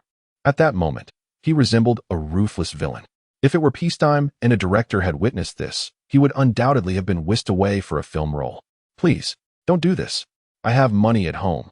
Whatever you want, I can provide. Just let me contact my father." Guiqing cried out in panic, her hair disheveled, and tears streaming down her face like a wronged little woman. She was bewildered, having just escaped a den of wolves, only to find herself in the jaws of a tiger. She could not comprehend what had transpired in the world. Had a mere few days of confinement rendered her unable to grasp the progress of society? Had chaos ensued in such a short span? Were there strangers emerging from the shadows to obstruct her path and seize her possessions? Xiao Lu, however, paid no heed to her plight. He observed as his teammates approached, crossbows drawn, effectively regaining control of the situation. He stepped forward to unfasten her seatbelt, then roughly seized her arm, yanking her out of the driver's seat. Guiqing fell onto the pavement, landing painfully on her backside. Before she could regain her composure, her professional attire was soiled and disordered, her fitted skirt revealing more than intended. The very man who had just pulled her from the car twisted her arm and pressed her against the concrete, swiftly binding her hands with shoelaces, the pain coursing through her body. Xiao Lu showed no mercy, swiftly transforming the once delicate woman into a mere marionette, leaving his teammates in stunned silence, swallowing hard in disbelief. One exclaimed, "Lu Gu, where did you come from? You're incredibly formidable." At this moment, Xiao Lu, Seeing that he had fully subdued the target, finally exhaled in relief. When he heard his teammate's inquiry, he responded with a hint of bashfulness. No. I was just an ordinary homebody, someone who enjoyed the occasional workout, played video games, and watched movies. Is this not the end of the world? Just now, I heard General Chen's tone over the intercom. It was the first time I witnessed such fury from him. Fearing that the target might escape, he resorted to a heavier hand, albeit just a slight excess. A team member, observing the woman beneath his knee, who was groaning in pain, her hands bound and body marred with numerous abrasions, her clothes disheveled and torn, silently gave a thumbs up to Xiao Lu, exclaiming once more, "Impressive. Such ferocity." Xiao Lu, blushing with modesty, replied, "A woman merely hinders my speed in drawing the sword." He retrieved the intercom, disregarding Guoqing's pleas for mercy, and reported to the team channel. "Report to the boss. We have intercepted the SUV. Inside is a woman, now under our control. How should we proceed?" There was a pause of nearly 10 seconds on the other end before Qin Jin's voice resonated. "Well done. Secure her first. Await my orders." It was that person. Guoqing, sprawled on the concrete, her once delicate face now smeared with dirt and grime, momentarily disregarded her pain as her mind erupted in chaos. These two individuals were in cahoots with those from the chemical factory. Trouble loomed. At that moment, her terror surged like a tide. She had just set a trap for someone, only to find herself ensnared almost immediately. The pretense of fake tears and feigned helplessness was no longer necessary. Genuine tears of fear streamed down her face uncontrollably. Ignoring the abrasions from the pavement, she howled for mercy, desperately pitching her background and wealth in hopes of bargaining for her freedom. Yet, her hopes were in vain. Xiao Lu and his companions are witnesses to a new era, where the significance of monetary background has long been swept into the annals of history. What truly matters now is the strength of one's fist. Xiao Lu lifted her and tossed her into the back seat of their vehicle for his teammates to see. He was prepared to drive away. Remaining here was not a viable option. It was uncertain when they would receive word from the boss, and it would be wiser to return to the drone location to check if there were any issues with the corpses, as they would also need to retrieve the drones later. At the chemical plant, Qin Jin and his team continued to fiercely fend off the onslaught of zombies at the entrance. Dong Hui and Wang Bin, collaborating as combat teammates, hastened to silence the alarms. At this moment, they had reached the final building. Within this last structure, 2 alarms were still blaring. Li Bowen commanded, "2 individuals to each direction, quickly. Wrap this up as soon as possible. The rest of you follow me back to assist the boss with the defense." They were unsure how much longer the boss and the others could withstand the zombie siege. Should the zombies breach their defenses, it would spell doom for them all. The group acknowledged the command and dispersed towards their respective targets. Qin Jin and his companions were nearing the completion of their round along the factory's perimeter. Even as they led the majority of the zombies away, they were on the verge of exhaustion, with the encroaching horde numbering nearly 500. Several team members engaged in relentless combat, but within mere minutes, they began to feel fatigued, and their defensive line appeared precarious. Finally, after several minutes of piercing cacophony, the blaring alarms ceased. Qin Jin and his team, still in a state of shock, had grown somewhat numb from their relentless efforts. In the distance, Li Bowen, accompanied by the frontline combatants, had arrived. "Boss, we have arrived." Upon reaching Qin Jin, he gasped. Before discussing anything else, help fend off the zombies. Qin Jin instructed the newly arrived combat team members. Understanding the situation, they wasted no time and swiftly armed themselves, joining the ranks to defend against the undead. With the reinforcements, the immediate crisis diminished significantly. Observing the situation, Qin Jin realized they could withstand the onslaught for the time being. However, prolonged engagement would inevitably exhaust the team, leading to peril. In a moment of urgency, he quickly activated the intercom. Calling out to Xiao Lu outside the chemical plant, "Xiao Lu, abandon the zombie horde over there and bring the drone here immediately. Divert some of the zombies at the entrance of the chemical plant." Initially, when the incident occurred, he had contemplated summoning Xiao Lu to alleviate the pressure with the drone. Yet the blaring alarm was too deafening, rendering the sound ball ineffective. Even if it returned to emit sound, it could not compete with the multiple fire alarms attracting the zombies' attention. Moreover, relinquishing control of the several hundred to nearly 1,000 zombies could be catastrophic if they were drawn back by the alarm, leaving them unable to withstand the impending onslaught. Hence, he had been waiting for the right moment. Now was that moment. Upon hearing the call, Xiao Lu promptly piloted the drone towards the chemical plant. The horde, deprived of sound, became disoriented and gradually dispersed. A few were drawn towards the distant gunfire echoing a few kilometers away. Fortunately, these were not yet the fully matured zombies that would have developed heightened senses within a month. Otherwise, they would have all been lured to the chaos at the chemical plant. Xiao Lu arrived near the chemical plant in just 2 minutes. Witnessing the horde assaulting the facility, he exclaimed in astonishment. Without delay, they swiftly maneuvered the drone into position, activating the sound-emitting device. In an instant, numerous zombies turned their attention towards the drone, creating a diversion. The individuals within the chemical plant realized they were saved. As more and more zombies were lured away, the threat of breaching the walls dissipated. Qin Jin commanded the cessation of gunfire, aiming to conserve ammunition and avoid attracting additional zombies with loud noises, for these creatures seemed insatiable. The new horde followed the drone into the distance. At this juncture, the zombies faced 2 choices: to pursue the drone or to continue their assault on the chemical plant's walls and gates. Some of them could still detect the tantalizing scent of humans and were relentless in their pursuit of this delectable prey. The zombies surrounding the chemical plant were mercilessly cut down by the combat team, their numbers dwindling until the last fell. The dark blood of the undead stained a vast area before the entrance of the chemical plant, except for Qin Jin, who, due to his enhanced physical condition, still possessed some energy. The other team members experienced numbness in their arms, utterly fatigued, and sought places to rest. This marked the first encounter for the green source-based combat team against a zombie siege. Relying on modest walls and rudimentary tactics, they expended nearly 1,000 rounds of ammunition, eliminating several hundred zombies. Such an achievement could only be deemed mediocre in Qin Jin's eyes as a reborn individual. End of chapter. Chapter 33, Execution and Return. They assessed the losses in weaponry and equipment, confirming the health of themselves and their comrades. Aside from Lu, who was outside flying a kite, the rest of the team, including 2 new members, gathered not far from the entrance of the chemical plant to rest. After silencing the fire alarm, Dong Hui and Wang Bin hurried over to assist in fending off the zombies. Within a mere 30 minutes, the group had endured a perilous crisis, fortunately emerging without any casualties. Qin Jin glanced at the time. It was already past 4 o'clock. Given the recent battle, everyone was utterly exhausted. It seemed there would be no time today to address the transportation of chemicals, so he resolved to arrange it for later. He instructed Wang Bin, "Dong Hui, please assess the inventory here.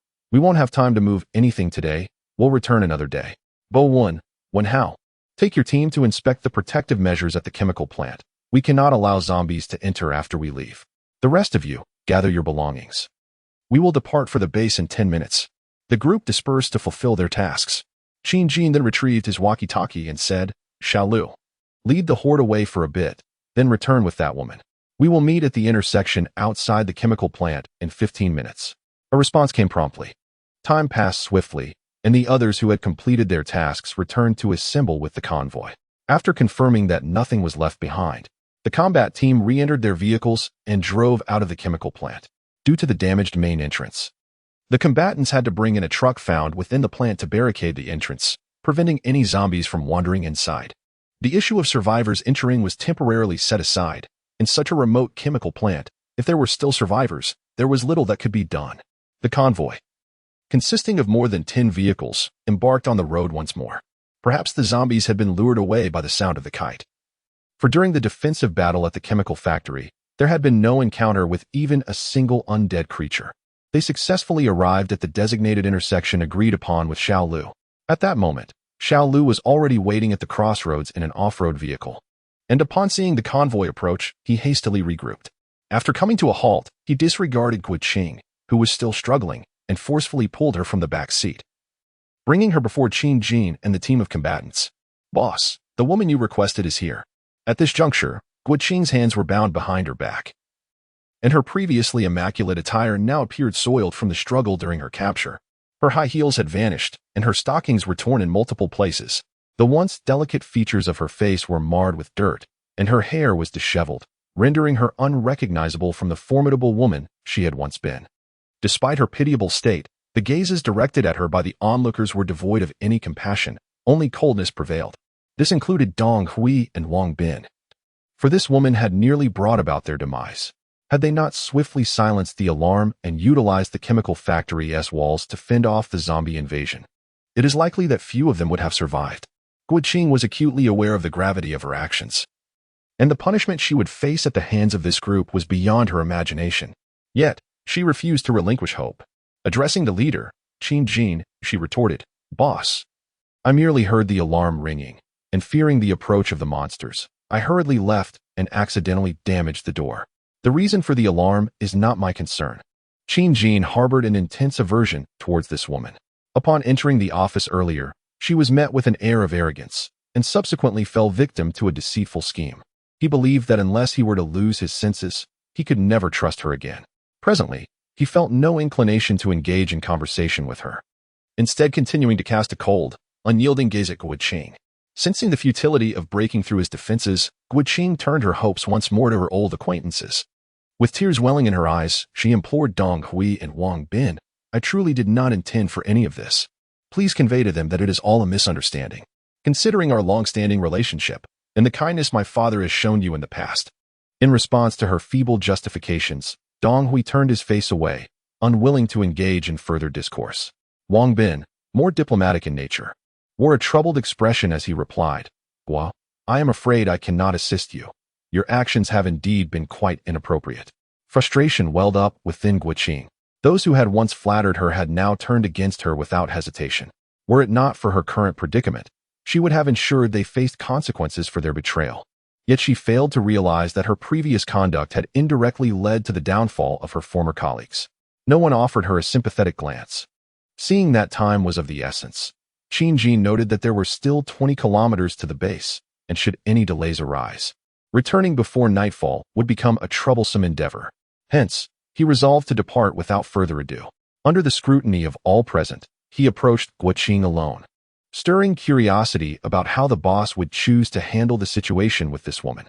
As Guoqing observed the leader of the group advancing towards her, she understood that her fate hinged upon this individual, for she could rely on no one else.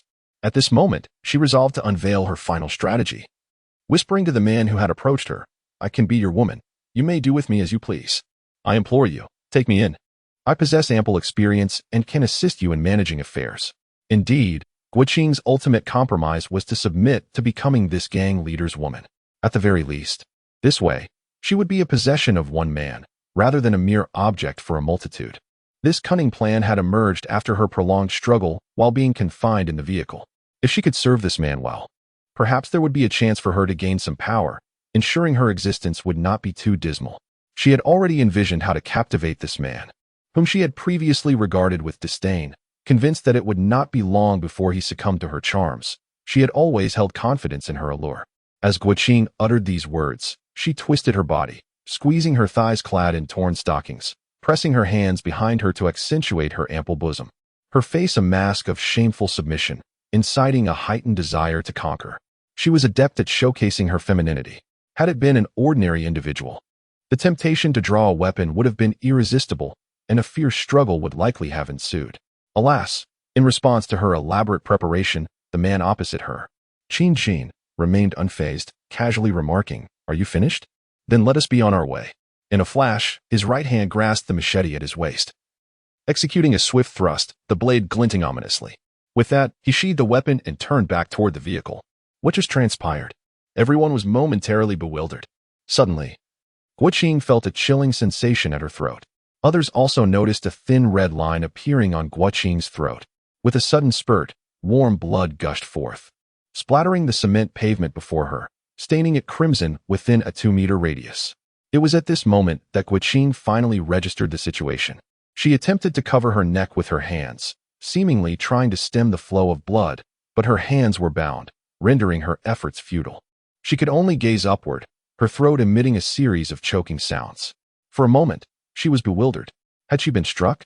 In mere seconds, an overwhelming sense of weakness enveloped her, and she collapsed to the ground. The lack of blood and oxygen caused her already muddled consciousness to become even more obscured.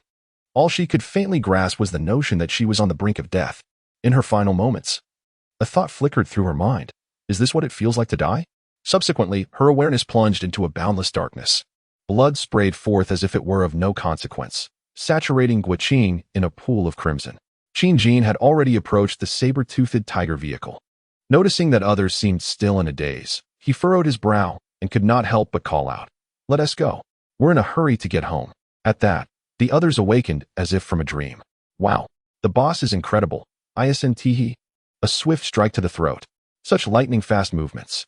Almost no one had grasped the entirety of the event. It was merely a blink, and the boss turned and sauntered away, not even glancing back at the outcome. How confident he was. Shock rippled through the crowd. Previously, they all knew that Qin Jin possessed considerable skills, having directly captured a newly mutated zombie on the night of the mutation, but he had not displayed much since then, maintaining a low profile in the days that followed. However, that recent display revealed the terrifying extent of his abilities. Indeed, the master of the Green Source base commands not only admiration for his management skills, but also instills a sense of awe with his formidable combat prowess. It is a testament to true strength. Yet, unbeknownst to them, Qin Jin himself is reflecting on the strike he just executed. That was a well-prepared blow. In his previous life, although his legs had undergone evolution, his arm strength remained quite ordinary. Unlike now, where both his legs and arms are evolving, his power has reached an unimaginable level. Speed can be converted into kinetic energy, and similarly, once strength attains a certain threshold, it can also translate into speed, resulting in a strike that is nearly imperceptible to the untrained eye. Furthermore, he senses that his reflexes have also intensified. During that moment of concentration, he experienced a fleeting sensation of time slowing down. Albeit subtle, it was undeniably present. Fascinatingly, it seems that not only has his limb strength augmented, but other facets of his being are also transforming. He must carve out time to explore this further. After their astonishment, the others do not linger. They hastily board their vehicles. Their concern about remaining in one location too long stems from the fear of attracting zombies, especially as the scent of blood begins to permeate the air, inevitably drawing the undead closer. Once everyone has settled into their vehicles, they follow the lead of the saber-toothed tiger towards the base. As they pass by Guoqing's lifeless body, many cannot help but steal a few glances. Just moments ago, this woman was contemplating submission to save her life, and many had believed their leader would show leniency. Empathetically, several found her appearance somewhat appealing, thinking it wouldn't be unreasonable to take her home as a trophy. Had their leader shown acceptance, they would have had no grounds for objection, even considering her previous betrayal of their group. Yet now, there are no what-ifs left to ponder. She has transformed into a lifeless, cold corpse. The consciousness known as Guoqing has dissipated from this world. Many were profoundly shaken by the ruthless decisiveness exhibited by their leader. Previously, when he had cast Wang Minglong and his group into the wilderness to fend for themselves, it could still be considered indirect murder. However, today marked a stark contrast. As a vibrant life was extinguished with a single, unhesitating stroke, the act executed with chilling precision, blood splattering mere meters away from onlookers. Awe deepened in the hearts of many, a reverence for the leader's merciless nature. Dong Hui and Wang Bin, who had recently joined, trembled in fear. This was their first encounter with genuine homicide. The previous encounters with the flesh-eating undead could still be categorized as monstrous. But witnessing a fellow human commit such an act instilled an unparalleled sense of terror. It was as if they were meeting their new boss for the first time. The person who had previously engaged them in amiable conversation bore a terrifying side. They could only wonder what the future held for them, silently hoping they had not wandered into a den of wolves. As for the demise of their former leader, they perceived it with a certain detachment. Recognizing that she had indeed paved her own path to death, that they had refrained from delivering a final blow was perhaps a blessing. With a myriad of thoughts swirling in their minds, the group drove their vehicles toward the base. End of chapter. Chapter 34. Rest and Recuperation Green Source Base. 5:30 in the afternoon. As the sun dipped below the horizon, the guard stationed at the entrance scanned the road outside, preparing to welcome back the combat team returning from their mission. Moments ago, the team had communicated via intercom, informing that they were 2 kilometers away, nearing the base, and requested that the zombies surrounding the main gate be cleared in advance. The individuals within the base have now become remarkably adept. Upon hearing the imminent return of their leader, they promptly arranged for the loudspeakers installed at various locations along the perimeter wall to be activated. The resulting cacophony quickly lured the wandering zombies near the gates, effectively clearing the entry points for a brief period. Indeed, mere minutes later, a convoy of several vehicles appeared at the distant bend of the road, led by the boss's formidable mount, the saber-toothed tiger. The convoy proceeded directly through the gates that had been opened in advance, and only after all vehicles had entered the base did the gates close once more. Upon returning to the interior of the base, the makeshift quarantine area, hastily constructed with barbed wire and steel reinforcements, proved invaluable. Spanning nearly 200 to 300 square meters, it was more than adequate to accommodate a dozen vehicles. Qin Jin and the other combat team members disembarked, commencing a thorough inspection of both the interiors and exteriors of the vehicles. They scrutinized for any signs of zombies that might have clung to the chassis during transit or, unbeknownst to them, entered the trunk while parked. The emphasis was on ensuring safety. As the population increased, a designated observation period would also be established to prevent any potential concealment of zombie bites. Individuals would need to wait in the quarantine area for a specified duration before being cleared. This initiative was precisely what Qin Jin had envisioned for the quarantine area, allowing for the isolation and resolution of certain risks beforehand. Dong Hui and Wang Bin also exited their vehicles, keenly surveying the green source base. If all went according to plan, this would be the place where they might reside for an extended period. They gazed at the towering 6 or 7 meter high walls, alongside various construction materials and equipment in progress. All around, imposing watchtowers loomed in sight. The personnel patrolling with rifles stood before a massive, imposing gate. Even the visible structures within the isolation area spoke volumes of the extraordinary nature of this place. The two exchanged glances, each reflecting the astonishment in the other's eyes. It had been less than a week since the incident during the mutated night, and already a base of such magnitude had been established. Truly, it was a testament to the remarkable leadership of Director Qin. Soon, it was confirmed that the returning combat team was in good condition.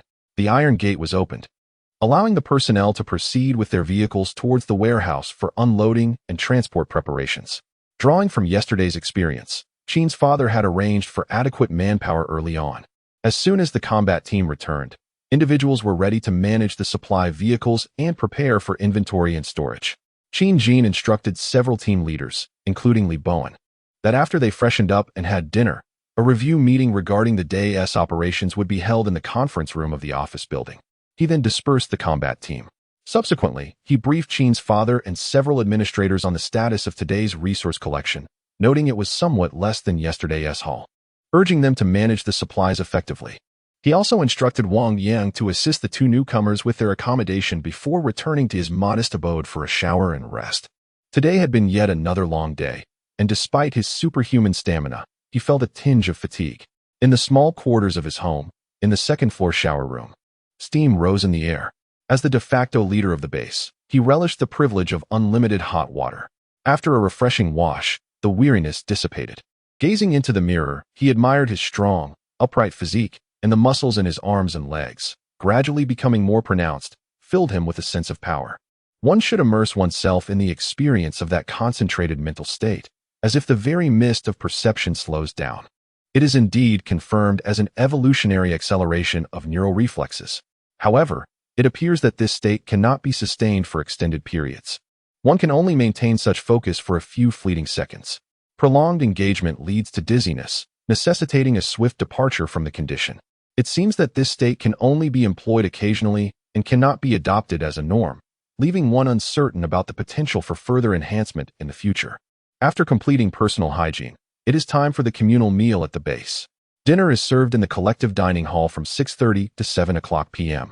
As night descends, the base, apart from essential facilities, is illuminated by energy-efficient LED lights strategically placed between the walls and buildings, ensuring a modicum of light. Most other areas succumb to darkness. Should one require illumination, tools such as mobile phones or flashlights are available.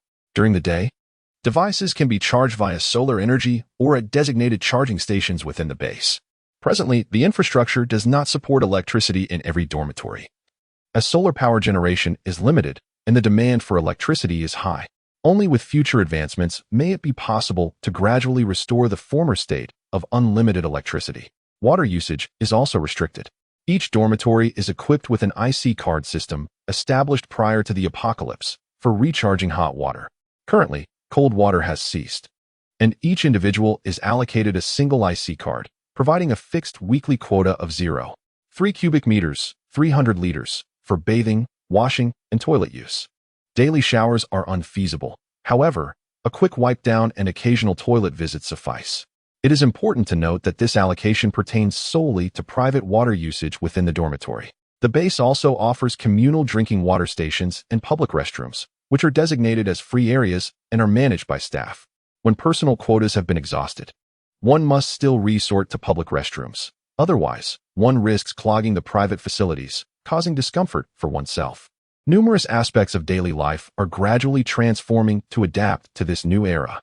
After dinner, a small group of those without tasks typically return to their dormitories to rest or engage in casual conversations in the common areas of the base.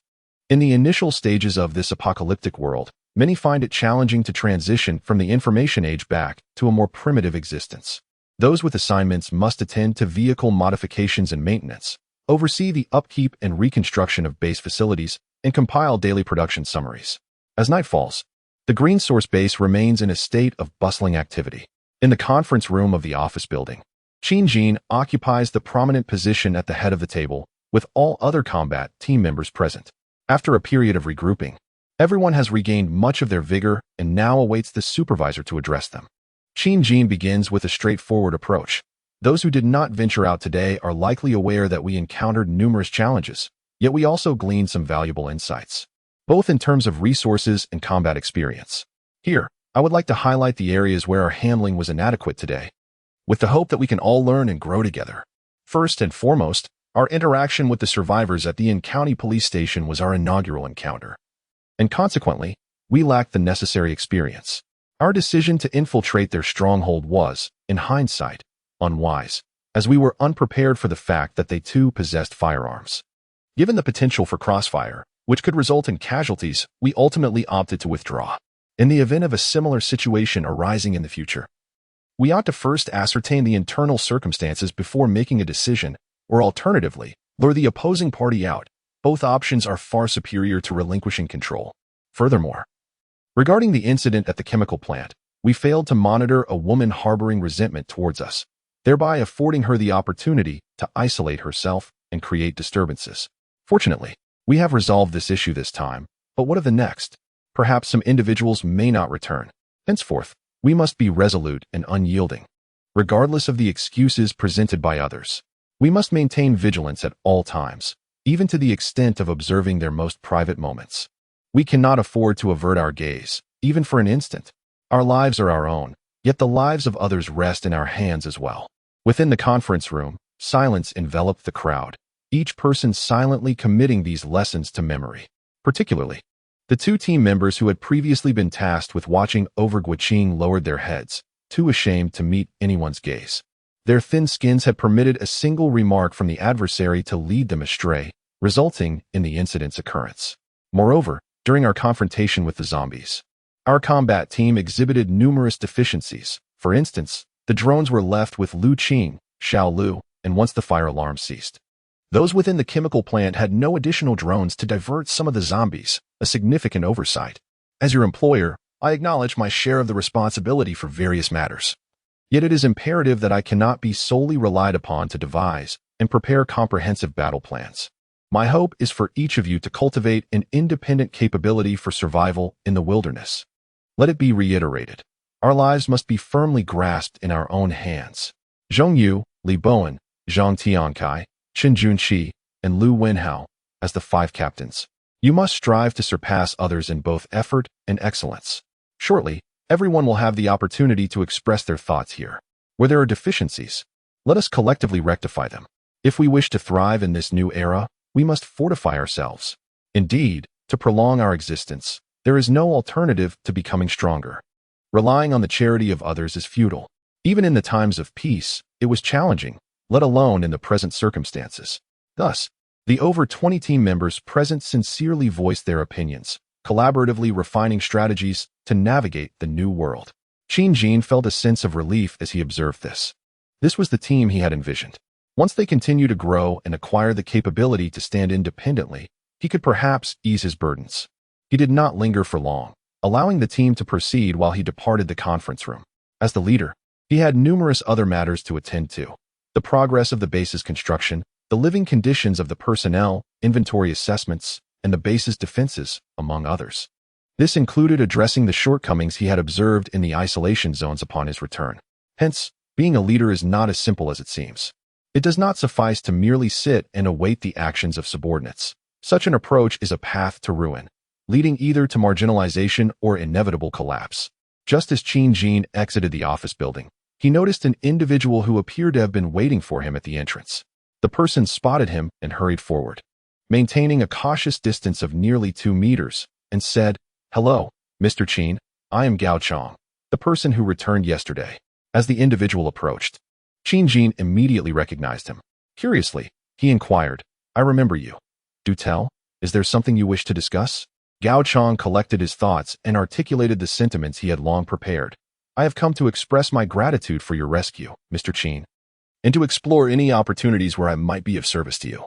After a brief pause, he continued, "I mentioned yesterday that my life now belongs to you, Mr. Qin. I shall do as you command." "Oh?" Qin Jin discerned the underlying meaning in his words. It was rather implausible that someone recently saved would be so eager to offer assistance without ulterior motives. "I did have plans for you, but your enthusiasm is unexpected. Very well, I need you to tend to the fish in the 2 ponds within the base. This task should not prove too difficult. Furthermore, speak plainly, do you have more to say?" Gao Chong, seemingly taken aback by Qin Jin's perceptiveness, hesitated momentarily before mustering the courage to respond. "Indeed, Mr. Qin. I accept the responsibility of caring for the fish. It is a manageable task. However, I also wish to join the combat team here. May I inquire about your reasons?" Qin Jin asked with genuine interest. Gao Chong clenched his jaw and finally voiced his innermost thoughts. "I seek more opportunities to venture outside, even if it means confronting zombies. My brother and sister are still out there, and if given the chance, I wish to find them. Mr. Qin, do you believe there is still hope for my siblings? My brother was running a mobile phone shop in the outskirts of Shenzhen, and my sister is a doctor at a hospital in the city. Are they safe?" He inquired with a glimmer of hope. Today, he had garnered a fundamental understanding of the external circumstances. The more he discovered, the deeper his despair became. Most individuals here were aware that the humans outside had mutated into cannibalistic monsters. He had witnessed this firsthand. The survivors were indeed a rare breed. Even if his younger siblings had miraculously evaded the mutations, they still faced the looming threat of zombies. The likelihood of survival was exceedingly slim. This despair had tormented him throughout the day. By nightfall, he could no longer contain his urge to seek out the leader of this place, yearning for more accurate information and a greater chance of connecting with the outside world. As the leader of the base, Qin Jin possessed a wealth of knowledge. Yet Gao Chong dared not harbor excessive hope. After all, such calamities were beyond human control. What he did not anticipate was that, upon posing his question, Qin Jin provided an astonishing response. "Your siblings may indeed still be alive." In the face of Gao Chong's incredulity, Qin Jin continued, "I am not merely offering you empty comfort. There is indeed a significant possibility that your siblings are alive. Of course, it is merely a possibility. Given the current chaos outside, no one can claim to survive indefinitely in such an environment. This is a conclusion based on certain information I have gathered. You are free to believe it or dismiss it as mere deception. I do not oppose your desire to join the combat team. Shortly, you may enter the conference room of the office building where the combat team members are currently convening. You can greet them and take the opportunity to learn." Qin Jin continued to speak to the now joyful Gao Chong. "Keep pushing forward. Perhaps in the future, you may truly encounter your siblings. I assure you, I am not deceiving you. This is merely a conjecture from a certain perspective." He gently patted Gao Chong on the shoulder and proceeded to walk away. Despite the age difference, neither felt any awkwardness. Gao Chong was filled with intense excitement. He refrained from relentlessly pursuing the reasons behind Qin Jin's words, for he understood that even if he were to uncover the truth, it would ultimately hinge on belief. If he chose to believe, Qin Jin's statements sufficed. If he chose disbelief, further inquiries would be futile. Perhaps what he yearned for most was indeed this very answer. He wished to preserve such hope. He bowed deeply to Qin Jin's departing figure before turning to enter the office building. He was determined to join the combat team. Qin Jin, sensing something, glanced back at his silhouette and casually retrieved his walkie-talkie, informing Zhongyu about Gao Chong's intention to join the combat team. Unbeknownst to Gao Chong, Qin Jin had not misled him. According to his knowledge from a previous life, many survivors had managed to endure as families or through blood ties. Numerous survivors had parents, siblings, and children, which initially seemed unbelievable to many. Eventually, a hypothesis emerged, gaining widespread acceptance. The mutations of the virus followed a discernible pattern. The fog that emanated from the earth during the fog days transformed the majority of humanity into zombies, yet left behind a significant number of survivors with loved ones, likely due to possessing a certain trait within their bodies.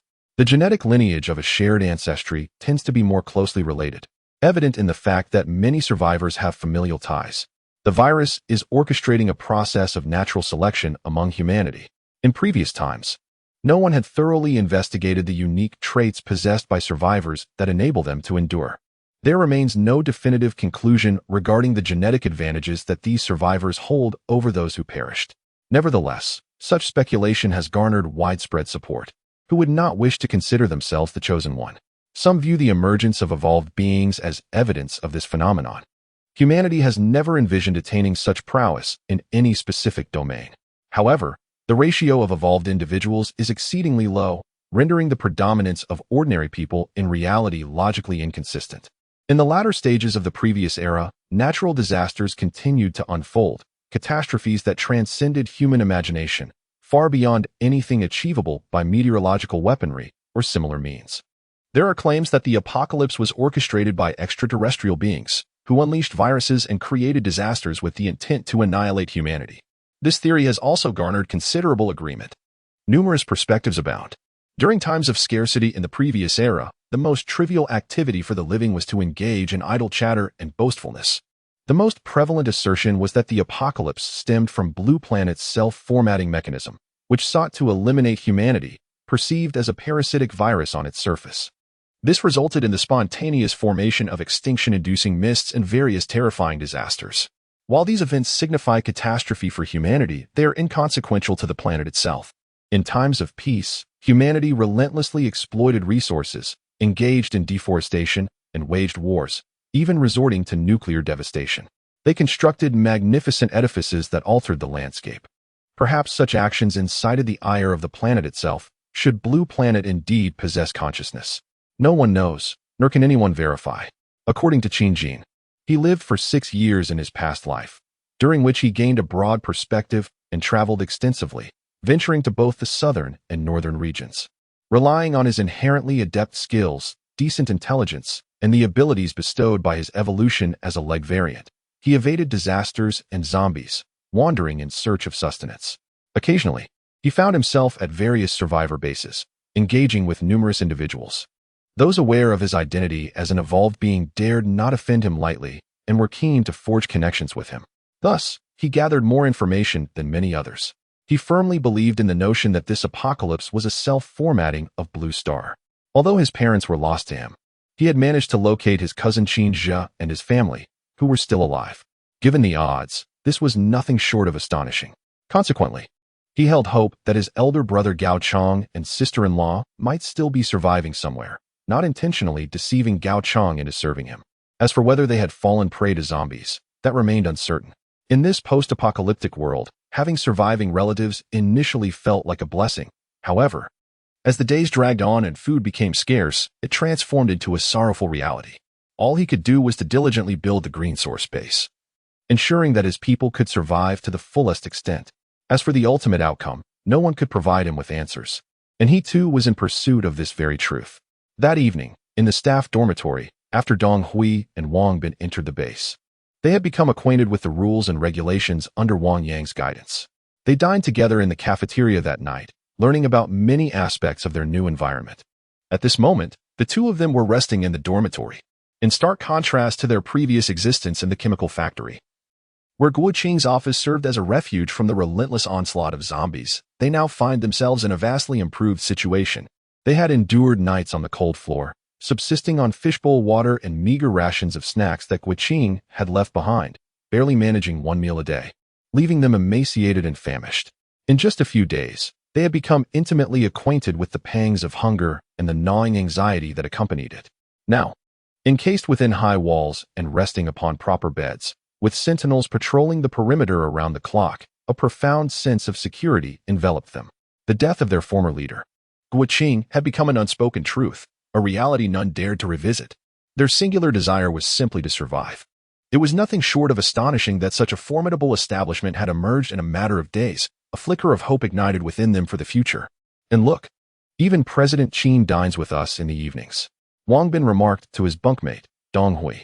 Indeed, it was customary for Qin Jin to join everyone in the dining hall during normal circumstances. Indeed, this leader of the base is none other than President Qin. It is my first encounter with someone of such stature. I find myself at a loss for words to articulate my impressions, Dong Hui replied. Let us hope we can thrive here. Thoughts of our families are too daunting to entertain. For now, our focus must be on our own survival, Wang Bin conceded. His own family a distant thought after days steeped in despair. We must prioritize our well-being. The rest is left to prayer. As the two engaged in their conversation, a sudden knock at the door interrupted them. A voice called from the opposite side, Dong Hui, please step out. President Qin requires your presence. They hastily rose to open the door, revealing Wang Yang, the individual who had welcomed them earlier that day. Without delay, Wang Yang promptly led Dong Hui away from the dormitory to a certain warehouse, leaving Wang Bin behind, who could only exclaim, TSK, TSK, old Dong has truly soared. Possessing such skills is indeed enviable. Wang Yang swiftly guided the bewildered Dong Hui to the edge of the base, where a few individuals were already awaiting their arrival, namely, Qin Jin, along with several former factory employees, including Qin's father. Upon seeing Dong Hui, Qin Jin wasted no time and directly stated, Engineer Dong, I heard you mention today that you could manufacture a considerable amount of explosives. Although the materials from the chemical plant have yet to be relocated, we still have an array of chemicals available. Please take a look at this list and see if you can help us prepare some explosives tonight. He continued. The potency need not be excessive. Our priority is safety and stability, as I require them for tomorrow. With that, he handed over a list. Dong Hui promptly accepted it, adjusting his glasses as he meticulously examined the contents. After a brief moment, he confidently replied, no problem at all. There are indeed sufficient materials here to formulate at least a few stable explosives. Provide me with some glass bottles or sealed containers, and I will prepare a list of additional common materials needed. I can have it ready tonight. Qin Jin was elated. The greatest gain of the day was undoubtedly this talent. Dong Hui alone could rival the weaponry of an entire police station.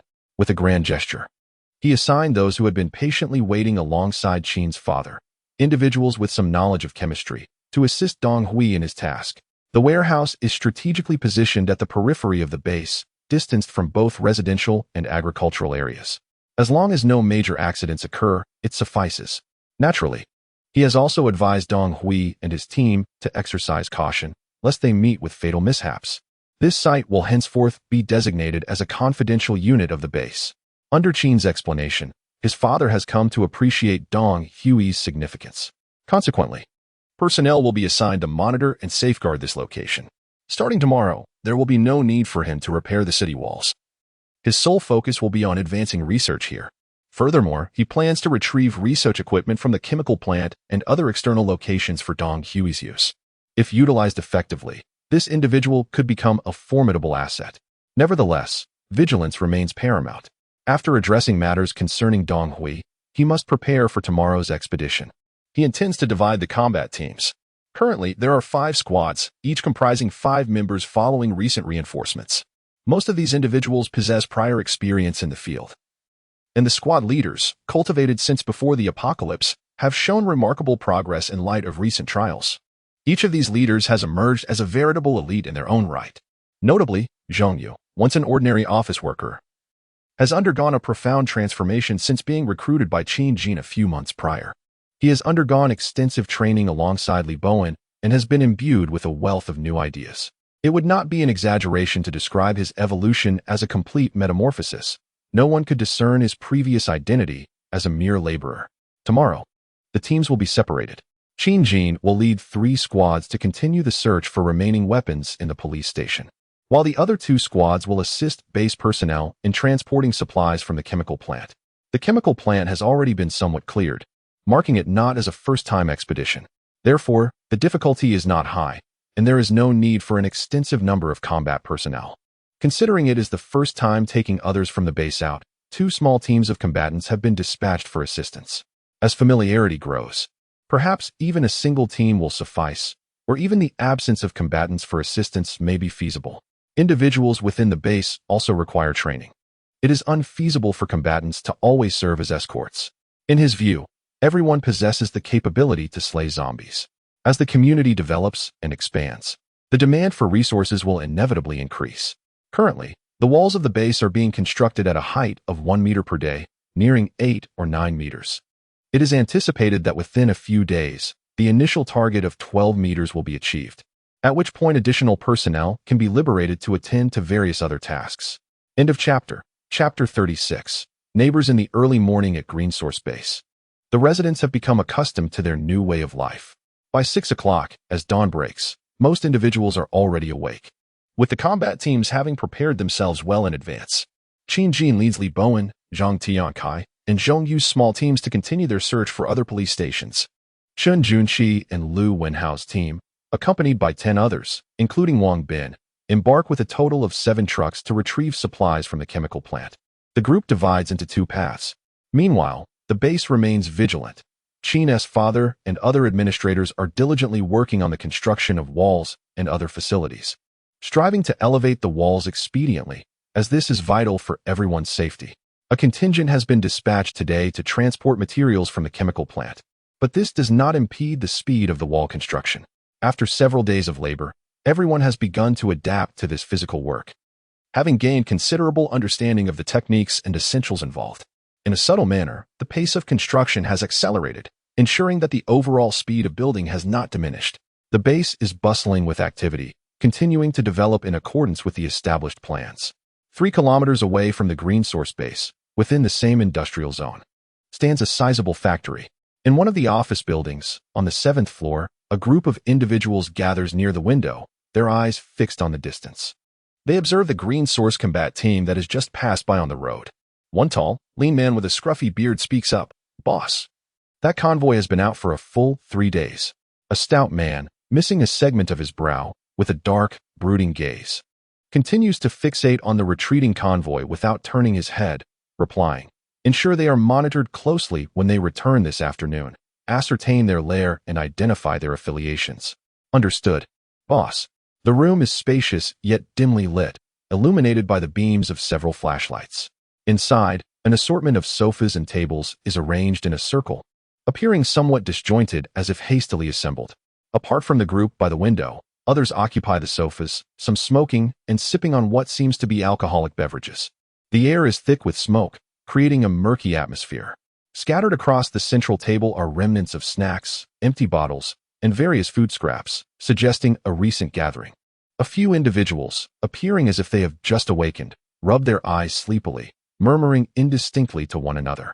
In the dimmest corners, shadows danced, and upon closer inspection, several figures emerged, both men and women. Among them, 2 men appeared disheveled, their faces bruised and swollen, their bodies stained with blood, as if they had endured a brutal beating. Their hands were tightly bound behind their backs, and they lay on the ground in silence, their fates uncertain. Nearby, a mattress lay discarded on the floor, marred with stains, upon which 3 relatively young women huddled together in a state of numbness. Strangely, none of them were fully clothed. Only a few tattered, filthy undergarments clung to their forms, revealing their vulnerability. Their hair hung loosely, and their expressions were steeped in fear. The pale skin of their bodies bore faint bruises and stains, emanating a peculiar odor. They dared not gaze directly at the men in the center of the room. Even a furtive glance would cause them to quickly avert their eyes, as if the attention of those men could summon some dreadful consequence. The tall, slender man and the one referred to as the boss seemed to assess the situation outside before making their way toward the center sofa. The boss approached the sofa and kicked the leg of a sleeping man sprawled across it. Upon awakening and seeing who disturbed him, the man's anger dissipated, replaced by a prompt, welcoming smile as he ushered the boss to take a seat. Without hesitation, the boss claimed his place, sitting with an air of authority. His legs stretched out, resting on the table, his polished shoes pressing down on remnants of snacks, while his hands supported the back of the sofa. He exuded a commanding presence, and none in the room dared to express discontent, for they all understood that times had changed. They reveled in their newfound freedom, indulging in actions previously deemed unthinkable. For instance, the women in the corner were once mere objects of their gaze and imagination, but now they are within reach for indulgence. The leader, Zhao Chong, was originally the head of security at the factory. On the night of the mutation, there were no overtime shifts scheduled, leaving only a handful of individuals within the premises. Ultimately, fortune favored only one individual who transformed. Zhao Chong, along with several security personnel and employees, exerted considerable effort to subdue the threat. Having watched numerous zombie films, they were acutely aware of the monster's vulnerabilities, specifically the necessity to strike at their heads. The events of that night, coupled with subsequent observations from the internet, led them to realize that the world had irrevocably changed. With a blend of fear and a thrill lurking deep within, they sealed off all entrances and exits of the factory, effortlessly establishing a secure and spacious stronghold. In the following days, they diligently monitored the news online, ultimately confirming their worst fears. The apocalypse had indeed arrived. Outside, chaos reigned, and governmental organizations had vanished without a trace. No one would return to manage this factory. Theoretically, they had become its new masters. As the head of security, Zhao Chong, possessing the greatest physical prowess, naturally ascended to the role of leader. At that time, only 7 individuals remained in the factory, 6 men and 1 woman, all of whom had stayed late for work. Recognizing that peace was a thing of the past, Zhao Chong swiftly consolidated control. He not only secured all entry points before the zombies could arrive, but also gathered all available food supplies to the top of the office building, the 7th floor, an originally spacious office. The group amassed their provisions in this room, bringing in several sofas and tables for comfort. They planned to withstand the onslaught of zombies should the factory be breached, enduring for as long as fate allowed. It was only natural.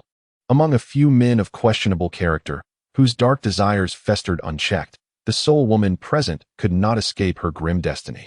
On the 2nd day following the night of mutation, she fell victim to their depravity. The ensuing 2 days were a hellish nightmare. Amidst relentless torment, she lost her life. Her lifeless body discarded outside the factory. The men unleashed their inner darkness, witnessing her corpse tumble into the frenzied horde of zombies, their moral compass utterly shattered. They descended further into debauchery, recklessly indulging in acts of depravity, madly expressing their despair. Until 2 days prior, when the fog lifted and the zombies outside settled. Perhaps due to their diminished numbers and lack of enticing scents, hardly any zombies lingered around their factory. They glimpsed a glimmer of hope. A primal ferocity began to rise within them. Emboldened, they ventured outside the factory, seeking prey.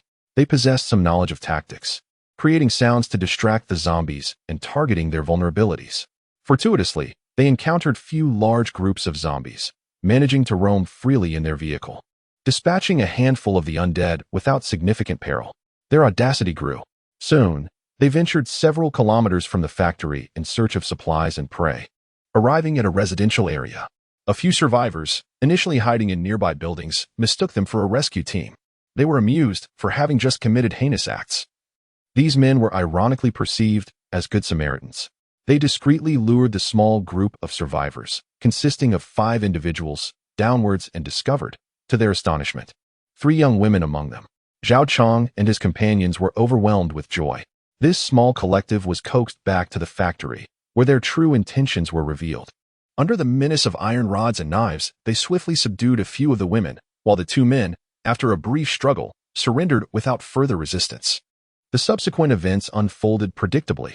The men were subjected to torment and beatings, their aim being to extract information about additional resources and prey, while the women were relegated to mere instruments for their gratification.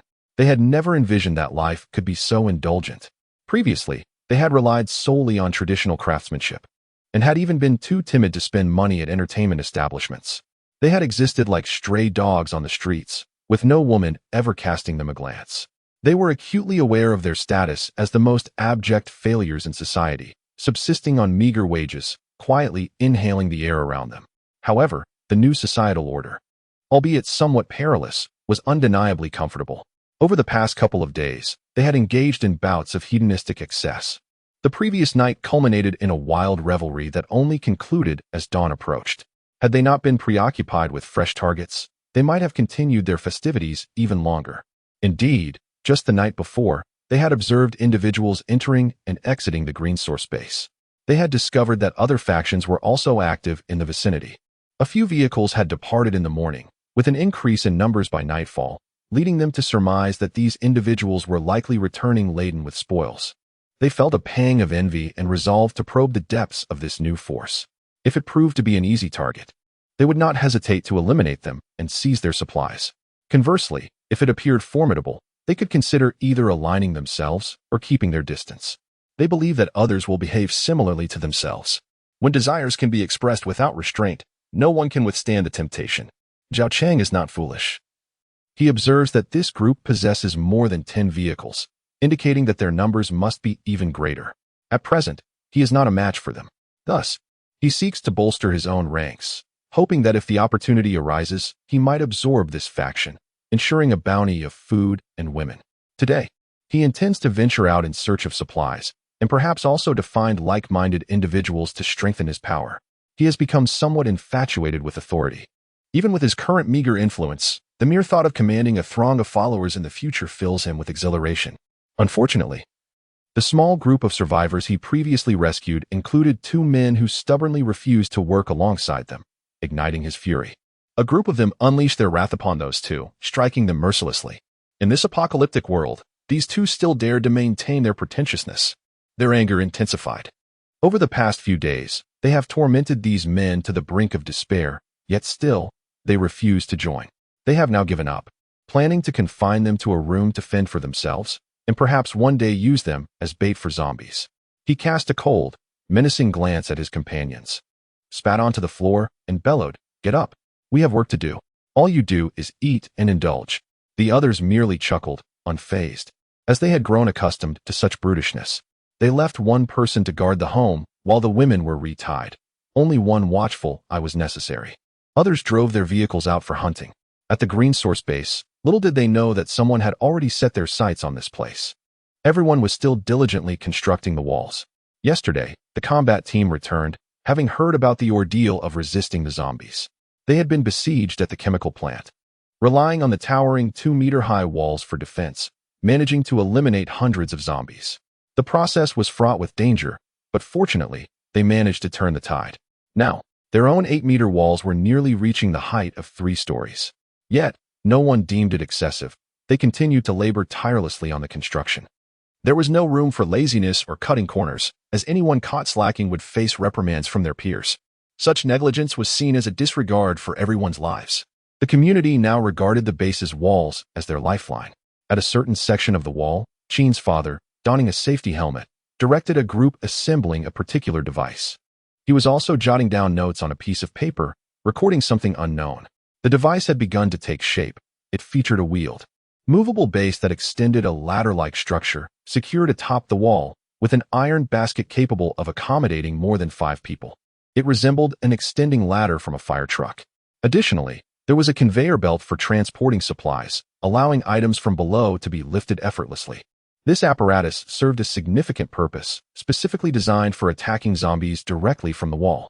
Earlier, Qin had invested in the design and construction of over a dozen such devices, and now they were prepared for deployment. Indeed, the Green Source base had commenced its military training. Today, arrangements will be made for the personnel stationed at the base to engage in the extermination of zombies. Currently, the number of defenders at the base is limited to a mere 20 individuals. Qin Jin, along with his father and several other administrators, has deliberated on the necessity of training this batch of personnel. At the very least, they must learn to wield blades and firearms effectively, rather than succumbing to panic at the sight of the undead. Once this group has garnered sufficient experience and conquered their fear of zombies, all members of the base will be required to undertake similar duties. In a post-apocalyptic world, overcoming the dread of confronting zombies is imperative. At this moment, 5 such devices have been deployed, positioned against the nearly 9-meter-high perimeter wall.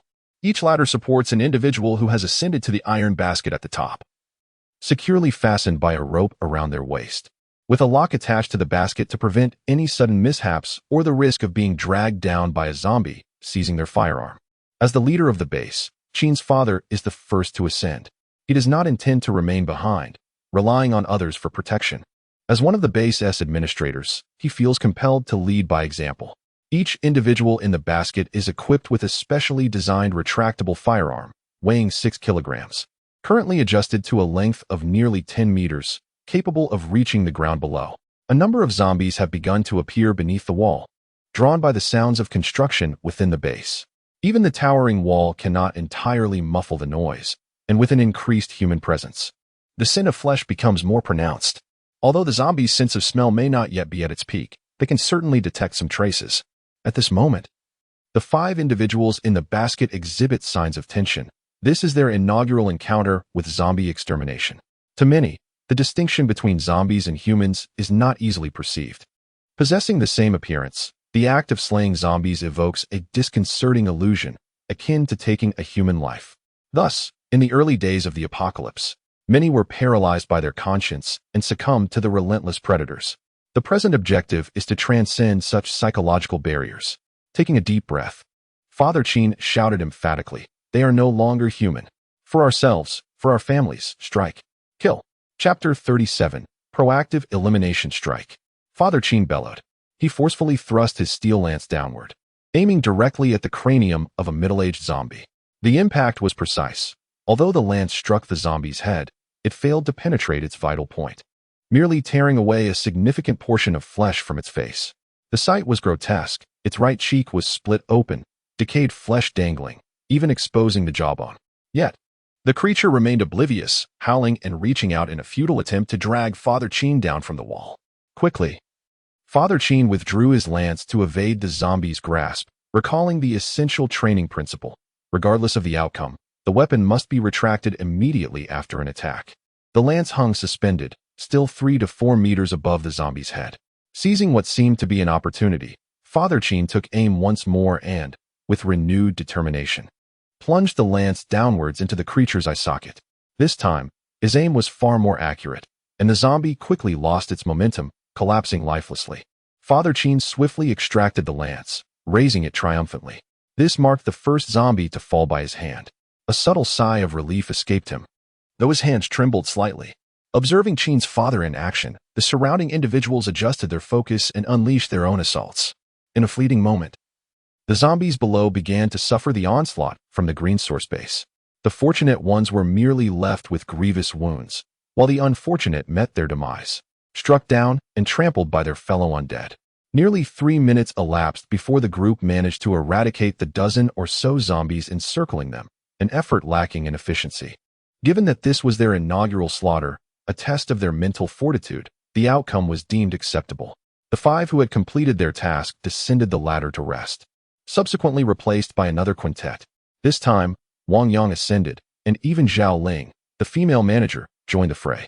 Having just vanquished a horde of zombies, they merely needed to activate the loudspeaker, emitting a significant volume of sound to attract new adversaries.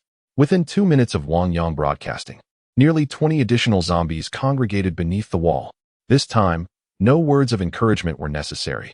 The group gritted their teeth, silently reminding themselves that these were man-eating monstrosities. With determination, they plunged their steel spears into the fray, leaving the zombies in disarray. Zhao Ling's complexion paled. She was acutely aware that just a week prior, she had been a typical office worker. It was unfathomable that within mere days, she had transformed into a warrior, engaged in the execution of humanoid beasts. Ignoring the beads of sweat and the fatigue in her hands, she continued her relentless assault on a targeted zombie, stabbing until its visage was reduced to a grotesque, bloodied pulp, unrecognizable from its former self. Struggling against the urge to vomit, she ultimately drove her weapon into the eye socket of the female zombie, terminating its menace. Unable to suppress her nausea any longer, she bent over and succumbed to her retching. However, she swiftly regained her composure. Ignoring the surrounding filth, she wiped away her tears and the moisture from her lips with her hand. Her gaze grew resolute once more as she thrust her spear towards a new target. Those witnessing her actions could not help but silently commend her. It is indeed commendable for a woman to exhibit such fortitude. One must remember that among the previous group, many men had succumbed to nausea, and 2 of them could barely steady their weapons, striking for an eternity before merely grazing a zombie's body. Occasionally, the spear was caught by a zombie, requiring considerable effort to reclaim it. Zhao Ling's performance was above average. In contrast, Wang Yang, the male overseer, exhibited slightly superior skill, falling just short of the best, Qin Fu. Despite his pallor, he remained silent, attacking with fervor, and within moments had dispatched 2 zombies. Consequently, the second group took nearly 5 minutes to eliminate the nearly 20 zombies they had attracted, a performance somewhat inferior to that of Qin Fu's team. Those who descended the ladder were left pale, their limbs trembling. Yet, no one would mock or belittle them. Their efforts were commendable, as each had personally vanquished a zombie. Thus, Waves of individuals took their turns, including Tang Jinming, Uncle Qin, Aunt, and Elder Uncle, among other relatives. Every member of the base's defense team, alongside some managerial personnel, ascended to claim their first kill of the undead. They toiled diligently throughout the morning. Some had ventured up 2 or 3 times before finally ceasing to attract new zombies. The training exercise proved highly successful. At this point, nearly 200 zombies lay defeated at the base of the wall, likely encompassing all the undead in the vicinity. In the brief period without new zombies wandering into the vicinity, it became increasingly challenging to lure them in for extermination. Qin's father, Uncle Qin, and Wang Yang, along with the management team, found little appetite during lunch. The gruesome images of the morning's slaughter lingered in their minds, adversely affecting their desire to eat. They hastily consumed a few bites before concluding their meal, mindful to avoid waste. After a brief rest, they felt somewhat rejuvenated. In the afternoon, standing at the watchtower and gazing at the heap of zombie corpses piled against the base of the wall, the management team deliberated on how to address the growing mound. They realized that allowing the bodies to accumulate was not a sustainable solution, as decomposition would inevitably lead to foul odors and the potential spread of pathogens. Thus, they resolved to clear the surrounding zombie remains and quickly devised a plan. They selected a group from the defense personnel to operate excavators and loaders. These machines would dig deep pits approximately 500 meters from the base, where the lifeless bodies of the zombies would be gradually deposited. If time permitted, a thin layer of mud would be placed over the remains to mitigate any impact from decay on the green source base. The plan received unanimous approval from the team. During the morning's encounter, they had significantly overcome their fear of the undead. As long as they possessed a secure environment and weaponry, dispatching zombies proved manageable. Before venturing out, they would reinforce the vehicle's windows with a layer of wire mesh, leaving openings for attacks. The base was well equipped with excavators and loaders, and Qin ensured that these essential tools for construction were not overlooked. The modifications were straightforward, taking merely an hour to complete. The protective armor was hastily welded together, with all materials readily available. In recent days, modifications to the vehicles have been ongoing. 2 excavators, 2 bulldozers, and a rugged off-road rescue vehicle are soon to be outfitted. A few skilled drivers among the defense team require no prompting. They simply take to their vehicles. After entering the isolation zone behind the main gate, the guards, upon confirming the external area to be free of zombies, open the gate with Mr. Qin's consent. The vehicles roar to life as they venture forth. The off-road vehicle escorts the excavator as it slowly navigates towards a desolate expanse. Meanwhile, the bulldozers head towards the heap of corpses, with the scoops aimed at the ground. They scoop up nearly 10 bodies at once, subsequently heading in the direction of the excavator. Although the burial pit is not yet completed, the bodies can be temporarily piled nearby, to be disposed of directly once the pit is ready. Initially, the 2 operators of the bulldozer struggle to suppress their urge to vomit, their faces pale. After several trips back and forth, they gradually acclimatize to the grim task at hand. Such dirty work is indeed arduous, yet it must be undertaken. Currently, they are the only individuals capable of operating such machinery, but training for more personnel will commence in due course. Mr. Qin will also document their contributions, which may later distinguish them from others in times to come. Each task will be meticulously recorded by their supervisors, noting who accomplished what and who was unwilling to participate. Everyone is somewhat aware of this, leading to a significant number of individuals willing to take bold steps and work diligently. The world has changed, however. Human society will always be stratified. The astute will make prompt decisions.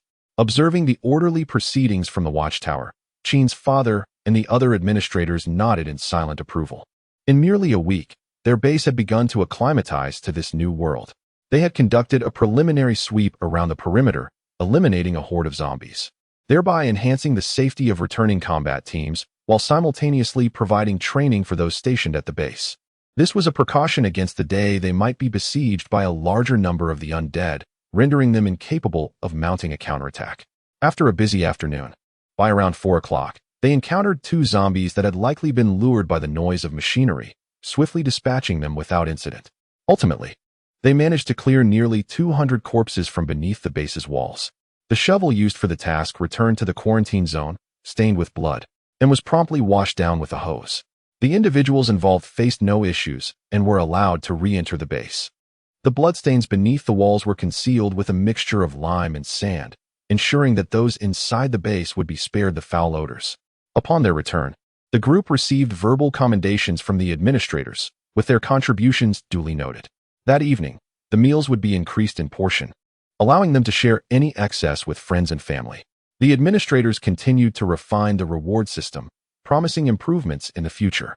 As the clock approached 5 o'clock, a long convoy of vehicles appeared on the road outside the base, led by the conspicuous saber-toothed tiger. The combat team, having communicated with the base's defense personnel via radio, proceeded directly towards the main gate. Qin Jin remained comfortably seated in the passenger seat of the saber-toothed tiger, reclining with his hands clasped behind his head, relishing the moment. The upward curve of his lips suggested that his mood was rather pleasant. Upon witnessing the gates of the base swing open in the distance, he straightened his posture. To his surprise, there were no zombies lurking around the perimeter of the base. This struck him as peculiar, yet he refrained from voicing his thoughts, opting instead to ponder upon his return to the base, as a vague suspicion began to form in his mind. The convoy smoothly entered the quarantine zone of the base. Their team was separated from those transporting goods from the chemical plant. Upon departure, only 3 combat teams with 6 vehicles had set out. Now, upon their return, they had increased their fleet to a total of 13 vehicles, all of which were trucks and heavy-duty lorries, including 2 fuel tankers. It appeared they had made a substantial haul. After spending some time in the quarantine zone, they washed off the remnants of zombie flesh and blood that had stained the vehicles. Once all inspections cleared, they proceeded to drive the vehicles into a designated unloading warehouse. Upon entering the base, Qin Jin encountered his father, uncle, and Wang Yang, who had been waiting for him. Curiously, he inquired of them, "I returned to find not a single zombie outside. Did you all take the initiative today to eliminate the threat?"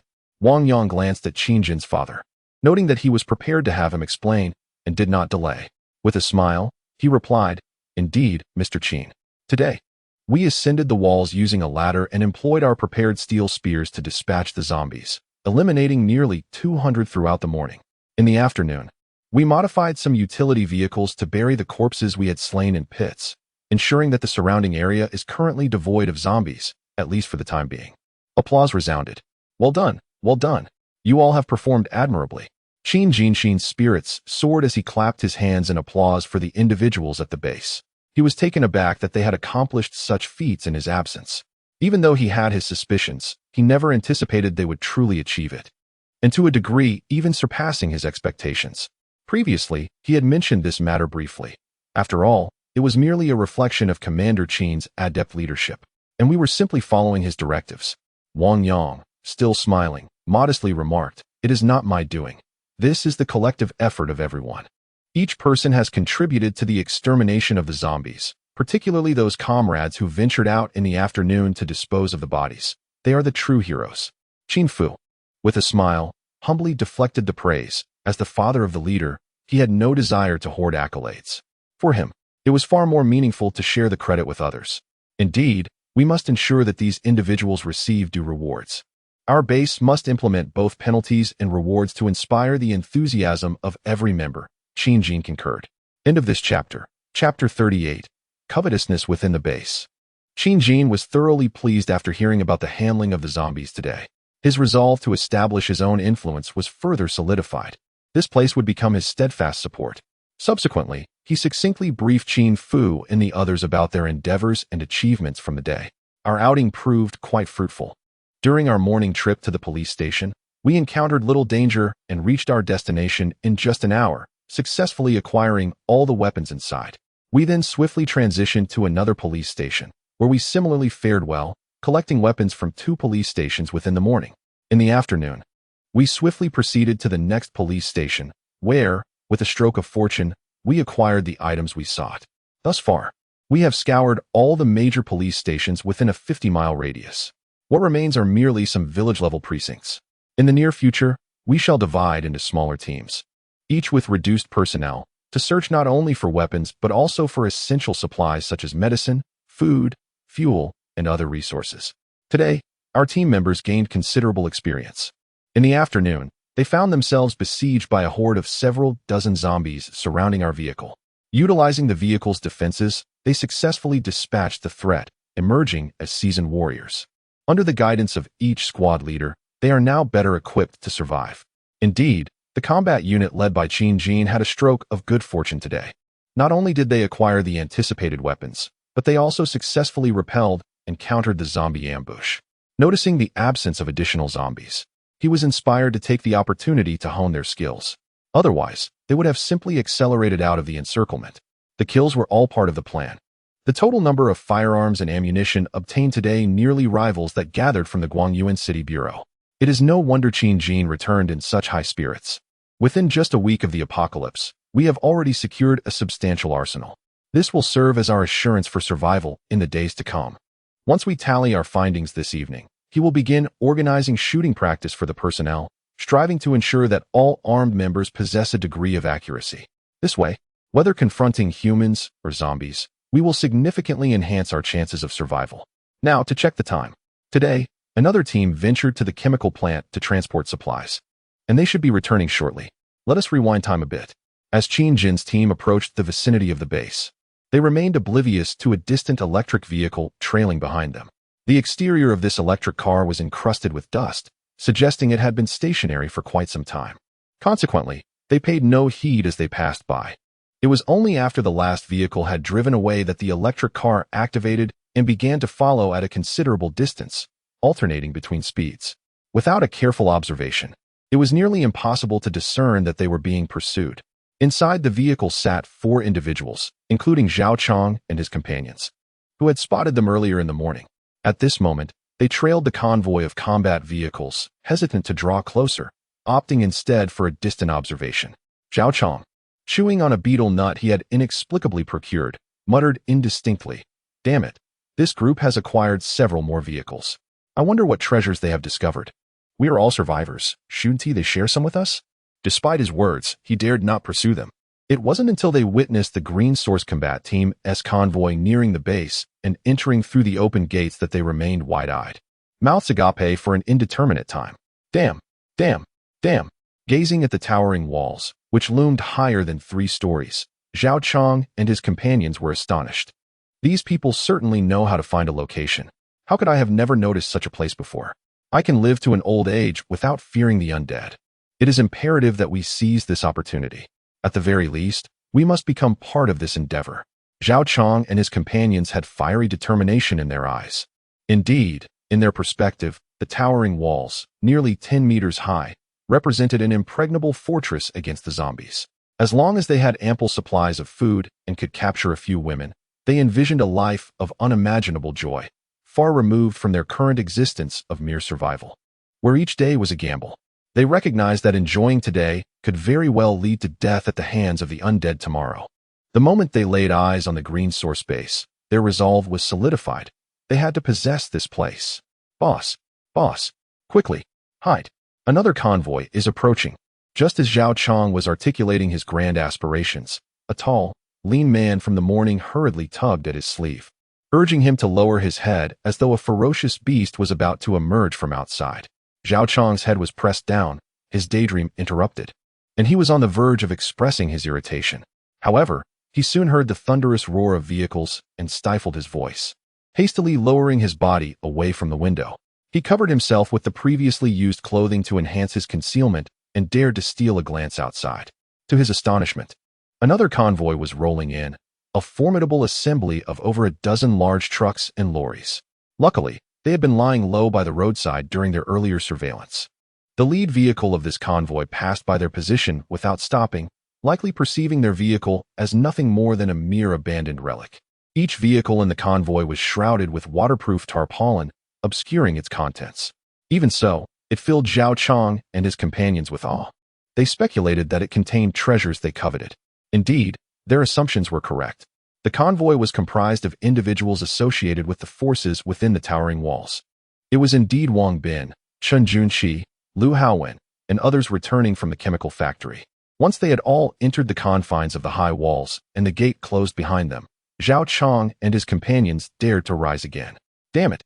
Zhao Chong exclaimed, reiterating his signature phrase. "Boss, this group is incredibly formidable."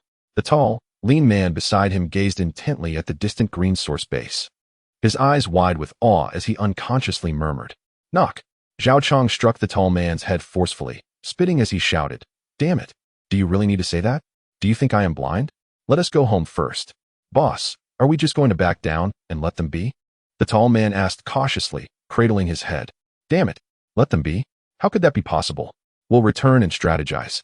Observe for a few more days to see if they reveal any weaknesses and meanwhile strengthen our own capabilities. After all, we did find 4 new allies today. If we manage to recruit more, who knows, we might just take over this place. If all else fails, with our numbers, joining them could be negotiated, right? We could blend in, perhaps even take on leadership roles, enjoying a life of luxury and indulgence. Boss, your wisdom is unparalleled. Let us return at once. Those we found today have yet to experience the allure of the new world. Once they do, they will surely work diligently for you. Zhao Chong nodded in agreement. Indeed. Today they had discovered 4 survivors among the nearby buildings. They had been hiding close to the factory, and upon approach, all that needed to be said was, "Rescue has arrived. Please come out swiftly. Delays will not be tolerated." As long as there are survivors, they will joyfully rush out to seek refuge with them. Occasionally, this may attract a few zombies, but they can rely on their vehicle for defense and dispatch the undead with their machetes. When faced with a larger number, they simply drive away. Utilizing this method, they managed to locate 4 men today, though regrettably, none were women. Zhao Chong, having served as a security guard for many years, possessed a keen ability to read people. He discerned that these individuals were merely ordinary folk. He was confident that with a bit of coercion and persuasion, they would soon come to know the taste of lawlessness and ultimately serve his purposes, unlike the 2 obstinate men who refused to cooperate. As dusk began to descend, they knew it was imperative to return before darkness enveloped the land, as the dangers would undoubtedly escalate. Having confirmed the location of the Green Source base, they wasted no time and drove back. Meanwhile, Chen Junqi and his companions were unaware that they had narrowly missed a group eyeing their base. No one paid much attention to a vehicle parked by the roadside, especially in such an apocalyptic world where such sights were commonplace during the day. The joy of their fruitful return diluted the sorrows of the apocalypse. Qin Jin and his team, having received word via radio of their return, opened the gates in anticipation. Upon seeing the large vehicles filled with supplies in the quarantine area, with the canvas taut and bulging at the seams, they understood that the mission had likely been successful. As soon as the quarantine period ended, Qin Junqi and Wang Bin hurried towards the awaiting Qin Jin to report on the successful retrieval of goods from the chemical factory. Today, Mr. Qin, fortune favored us. Upon our arrival at the chemical plant, we encountered a notably minimal presence of zombies.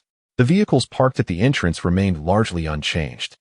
Once we entered, we promptly re-established our defenses and dispatched personnel to assess any potential dangers within the facility, simultaneously commencing the transport of essential items. Following our plan, we first extracted the necessary chemical storage equipment, ensuring it was filled before loading it onto the vehicle. Additionally, we disassembled and retrieved various research apparatus required by Engineer Dong, enabling him to conduct experiments at our base in the future. The chemicals we brought back should suffice to manufacture several tons of explosives, including both liquid and solid bombs, significantly enhancing our capabilities for both offensive and defensive operations. Concerning storage conditions, many chemicals necessitate specific environments for safe preservation. Heeding the suggestions of Wang Bin and the request of Engineer Dong, we meticulously dismantled the required materials. We shall construct a dedicated chemical storage warehouse at our base to securely house these hazardous substances. Thus far, we have only transported 1/5 of the available resources from the chemical plant, with much still remaining. Today was primarily consumed with the disassembly of equipment, but we have completed the majority of it. Tomorrow we shall expedite the transportation process. We anticipate that all required chemicals will be relocated to the base within a week. Listening to Qin Junqi's report, Qin Jin nodded in approval. The situation aligned closely with his expectations, if not exceeding them, primarily due to the fortunate discovery of Wang Bin and Dong Hui, former employees of the chemical plant. With the guidance of knowledgeable individuals, the efficiency of our efforts has undeniably increased. Otherwise, if left to those less experienced, it would likely take 10 days to half a month to accomplish the task. And even then, safety would not be guaranteed. A moment's lapse could result in dire consequences, potentially endangering many lives. Thankfully, with professionals taking charge, a sense of reassurance prevails. Chen Junqi and others are entrusted with delivering supplies to designated warehouses, after which they can prepare for a well-deserved rest and dinner.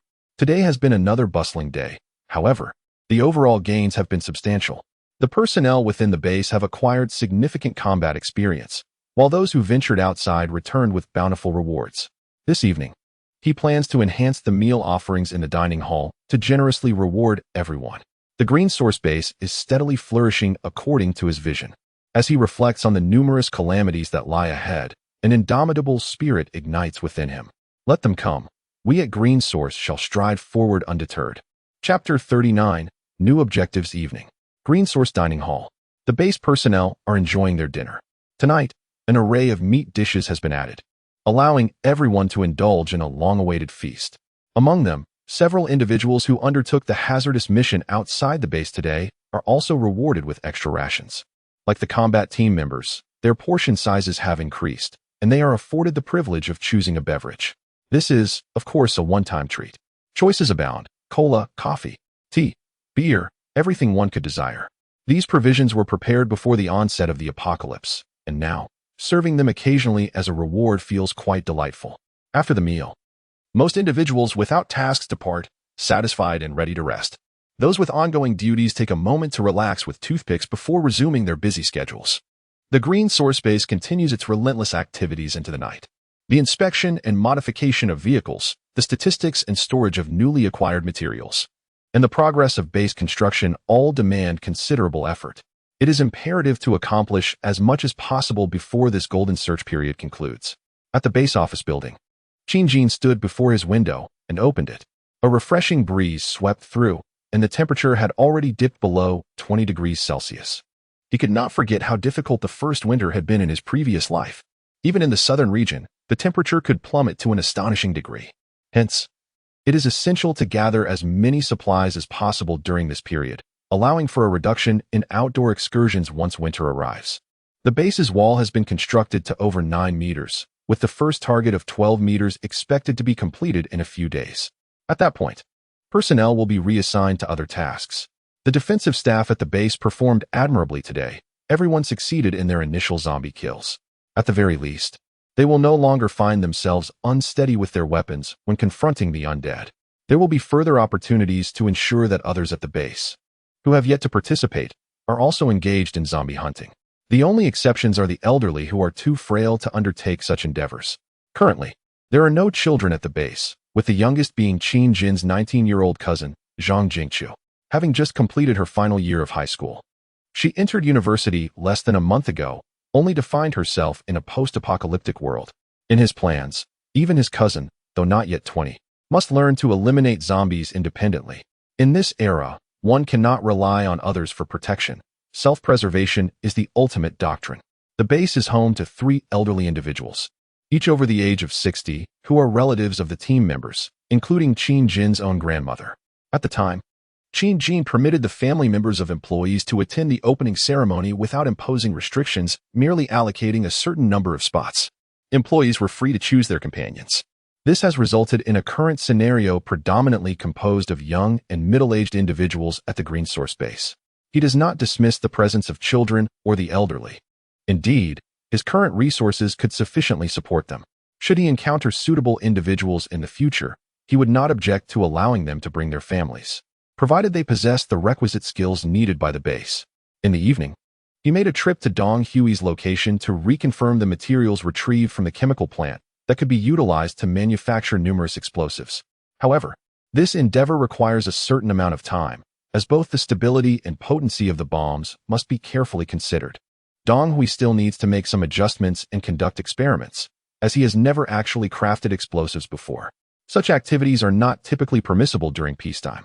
Consequently, he has requested Qin Jin's approval to construct a temporary facility at the edge of the base. This structure will not require excessive time to erect. Sturdy steel plates and sandbags will suffice for its construction. Here, he will test the stability and effectiveness of the explosives produced to ensure they meet the necessary standards. Qin Jin, of course, expressed no objections. With a decisive gesture, he summoned Wang Yang, the steward of the base, instructing him to note Dong Hui's requirements and to expedite the construction tonight. After addressing matters concerning Dong Hui, he proceeded to the warehouse to inspect the inventory of weapons received that day. Zhong Yu and Qin's father were still occupied with this task and inquired about his visit. Qin's father remarked, "We are still conducting the final tally. We have nearly completed the preliminary count. Currently, Dan is verifying the figures. I will call her over." He shouted into the room, and shortly thereafter, a graceful figure with striking features and a tall stature approached, Qin Jin's cousin, Luo Dan. After Qin Jin explained the situation, she reported, "Including the weapons and ammunition acquired today, our base now boasts 77 various machine guns and submachine guns, 212 handguns, 24 shotguns, 11 sniper rifles, 230 grenades, and 90,000 rounds of ammunition. Today, we also recovered 3 heavy machine guns, complete with 500 rounds of ammunition. Additionally, we have a range of knives, protective gear, and various spare parts available for replacement." Upon hearing this report, Qin Jin felt a surge of pride, his posture straightening. These resources would serve as their future support. Today's fortune was remarkable. They had stumbled upon 3 heavy machine guns in a police station. Although somewhat outdated, it was puzzling how the city bureau had overlooked them, only to find them in a smaller precinct. He did not wish to ponder the reasons. What mattered was that they were now his. The possession of heavy weaponry was a comforting thought.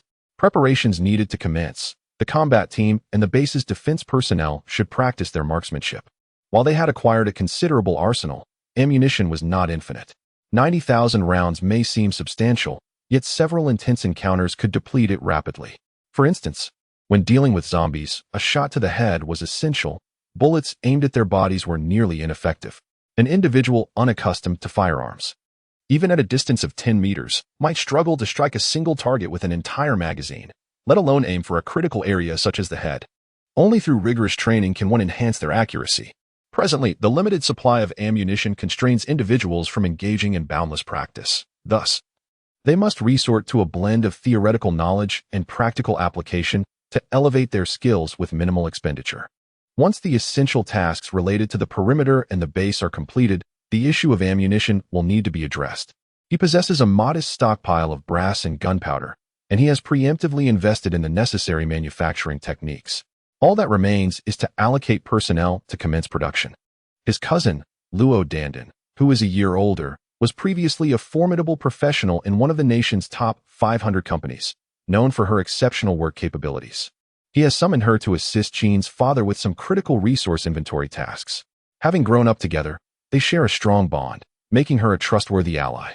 After assessing the situation regarding their weaponry, Qin Jin instructed them to ensure all arms are securely stored and properly maintained. Subsequently, he accompanied Zhongyu back to the office building. On the second floor, there exists a spacious office that has become the regular meeting place for the operational team.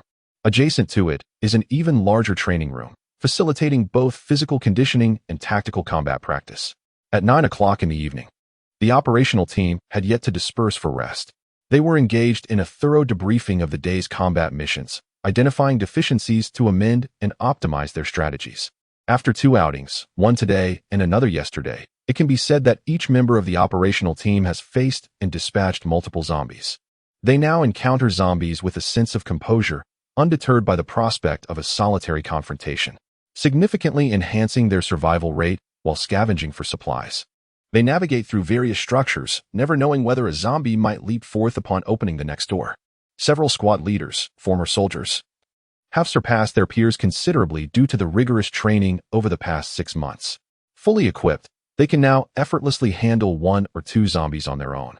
Of course, if faced with greater numbers, the priority is always to flee, for life is singular and precious. Everyone strives to confront danger in the most effective manner. Upon the arrival of Qin Jin, discussions ceased. The squad leader seated at the front promptly rose to offer his seat to their esteemed leader. All the combat team members are well aware of his formidable prowess, having witnessed his remarkable skills several times over the past few days. To the zombies, he appears as if they are mere clay puppets. Often, in the blink of an eye, he decapitates them one by one, prompting his teammates to exclaim in awe at his superhuman abilities.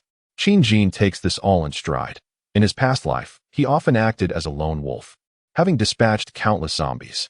Now, as his body continues to grow stronger, he feels a familiar surge of newfound power with each battle, having completely transcended his previous existence.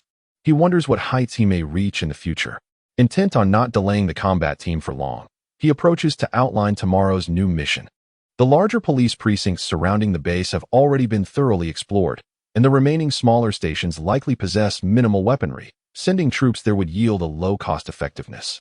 Therefore, he intends to adjust their external targets and formations. Commencing tomorrow, we shall cease our collective endeavors in seeking the police station, as we have thoroughly searched the nearer locales. Venturing further poses excessive risks, potentially preventing our return on the same day. Thus, we shall initiate a division into smaller teams, each comprising 5 individuals, with 2 vehicles dispatched for operations. Should we encounter suitable vehicles en route, we shall appropriate them. Shortly, each team leader will visit my office to collect a list detailing various supply search points and their respective priorities. This encompasses, but is not limited to, weapons, pharmaceuticals, food supplies, tools, and other essential resources, which shall be our targets in future expeditions. Beginning tomorrow, we shall extend our search radius, while each team must continue to prioritize their safety. Should any situation prove insurmountable, it is prudent to abandon it and focus on retrieving accessible resources. The Li Bowen and Zhongyu teams will each deploy a fuel tanker tomorrow, extracting all available fuel from the gas stations they encounter. The Lu Wenhao team will persist in assisting Wang Bin with the transportation of chemicals from the chemical plant. The Chun Junshi and Zhang Tiankai teams will conduct searches according to the list, prioritizing pharmaceuticals, food supplies, and vital electronic products. I shall refrain from accompanying you on your missions tomorrow. It is imperative that you take care of yourselves. The operational scale of the combat team requires expansion, and I will select additional members to join your teams at the base. You may also consider integrating suitable individuals you encounter during your endeavors, adhering to the criteria I previously communicated. Upon your return, I will conduct another round of assessments. Is everything understood? If there are no objections, we shall proceed accordingly tomorrow. His words were numerous, yet the audience absorbed them with clarity. The members of the combat team expressed no dissent. Today, they had already heard their respective captains mention the matter of grouped operations, so they were well prepared. With fewer companions outside, a heightened sense of vigilance would be required. Several team leaders accompanied Qin Jin to his office, each receiving a list detailing prearranged resource points, complete with a rough outline of routes.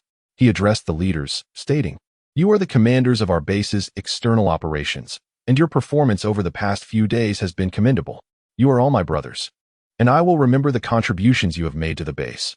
I assure you that you will not be treated unfairly in the future.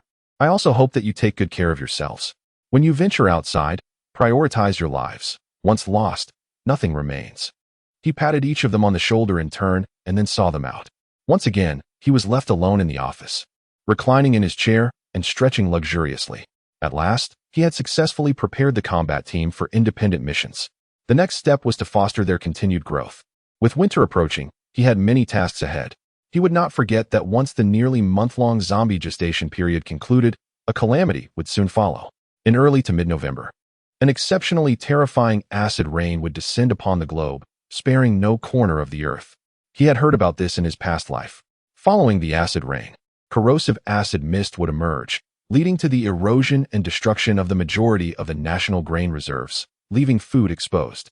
The special acid mist would cause damage to numerous electronic devices and result in the spoilage of food. The acid rain would solidify the soil, complicating future planting endeavors.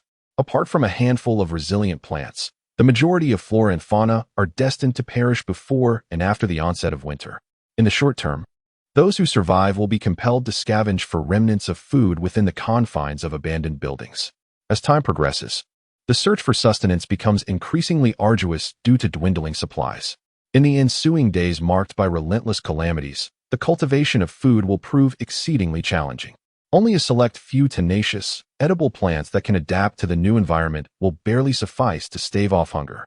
Qin Jin must prepare himself before the arrival of the first calamity, the acidic rain. End of chapter. Chapter 40. The Two Who Flee. 4K significant chapter. A new day dawns at 6:30 in the morning as the first light of day breaks. At the entrance of the Green Source base, team members gearing up for combat and those set to retrieve supplies from the chemical factory are fully prepared. The weather has turned colder, dipping below 20 degrees, prompting the team to don their coats. Everyone remarks upon the unusually rapid decline in temperature this year. Apart from Qin Jin, no one is aware that this is merely the beginning. A formidable convoy of over a dozen vehicles proceeds in an orderly fashion through the gate, with the majority heading towards the chemical factory. Other combat teams, organized into smaller units, disperse in various directions, swiftly vanishing at intersections to engage in their respective missions. As Qin Jin bids them farewell at the entrance, he returns to his office. He summons Wang Yang, Zhao Ling, Tang Jiming, and others via the intercom. With the absence of internet connectivity, communication relies primarily on the intercom system, which is limited to essential positions and certain administrative personnel within the Green Source base. Soon, aside from Qin Jin's father and a few defenders supervising the construction of the walls, the remaining administrators gather in his office. Without wasting anyone's time, he stood before a movable whiteboard in the corner of the office and stated directly, "You are the managers of the base. Over the past few days, you should have gathered data on our daily water and electricity consumption, as well as the usage of building materials. Please write down the data pertaining to your respective areas. We need to compile a consumption statistics report." The crowd acknowledged his request. Last night, General Qin had already informed them that they would report their recent work in his office today, so everyone was prepared. One by one, they approached the whiteboard and inscribed the data from their designated fields. In a short while, the whiteboard was filled with information. First, there was the daily electricity usage of the factory, the underground recirculation system, storage rooms, cold storage, ground construction production, security surveillance, and lighting for cooking and daily life consumed approximately 700 kilowatt-hours each day, even under efforts to conserve energy.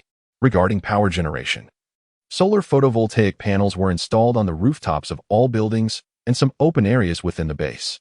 Fortunately, they had anticipated this in advance and made early purchases, resulting in such ample resources. In a typical household, a roof of 80 square meters receiving sunlight for 8 hours generates 1 kW8, which equals 8 kilowatt-hours. After accounting for the efficiency loss through batteries and inverter circuits, which is about 80, a household can expect to produce roughly 6 for kilowatt-hours on a sunny day. The expansive green source base has laid down 5,000 square meters of solar panels, allowing for an estimated daily power generation of around 640 kilowatt-hours on a sunny day.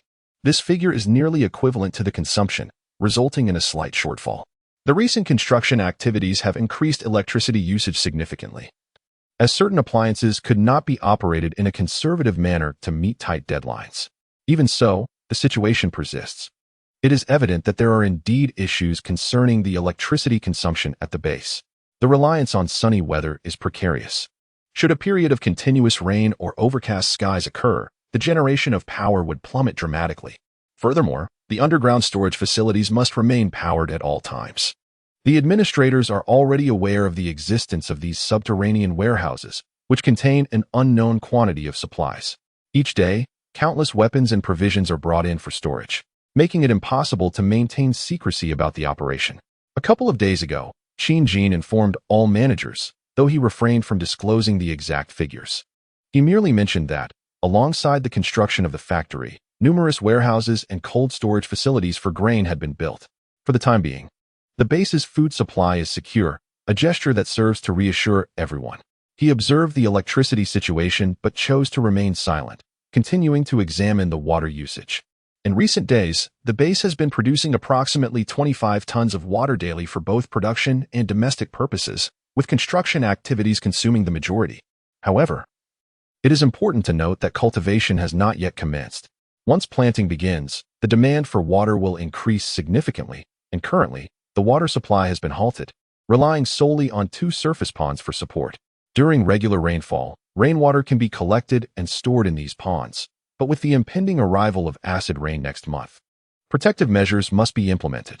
With a combined capacity of nearly 130,000 tons, the 2 ponds can serve as an almost inexhaustible water source, provided they remain uncontaminated and rainwater is adequately harvested.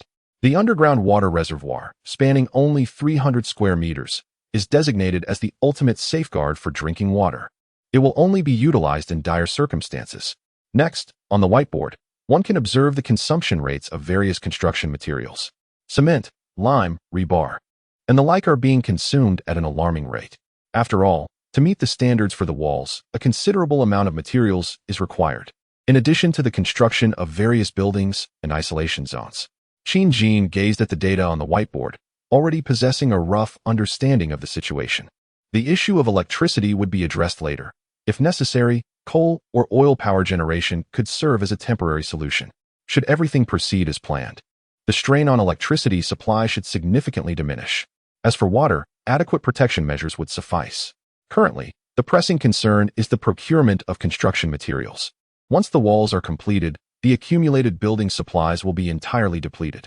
It was not that he had not wished to stockpile more previously, but rather due to various constraints such as finances, space limitations, and fire safety approvals. The materials recently utilized for heightening the walls alone would cost several million at market rates.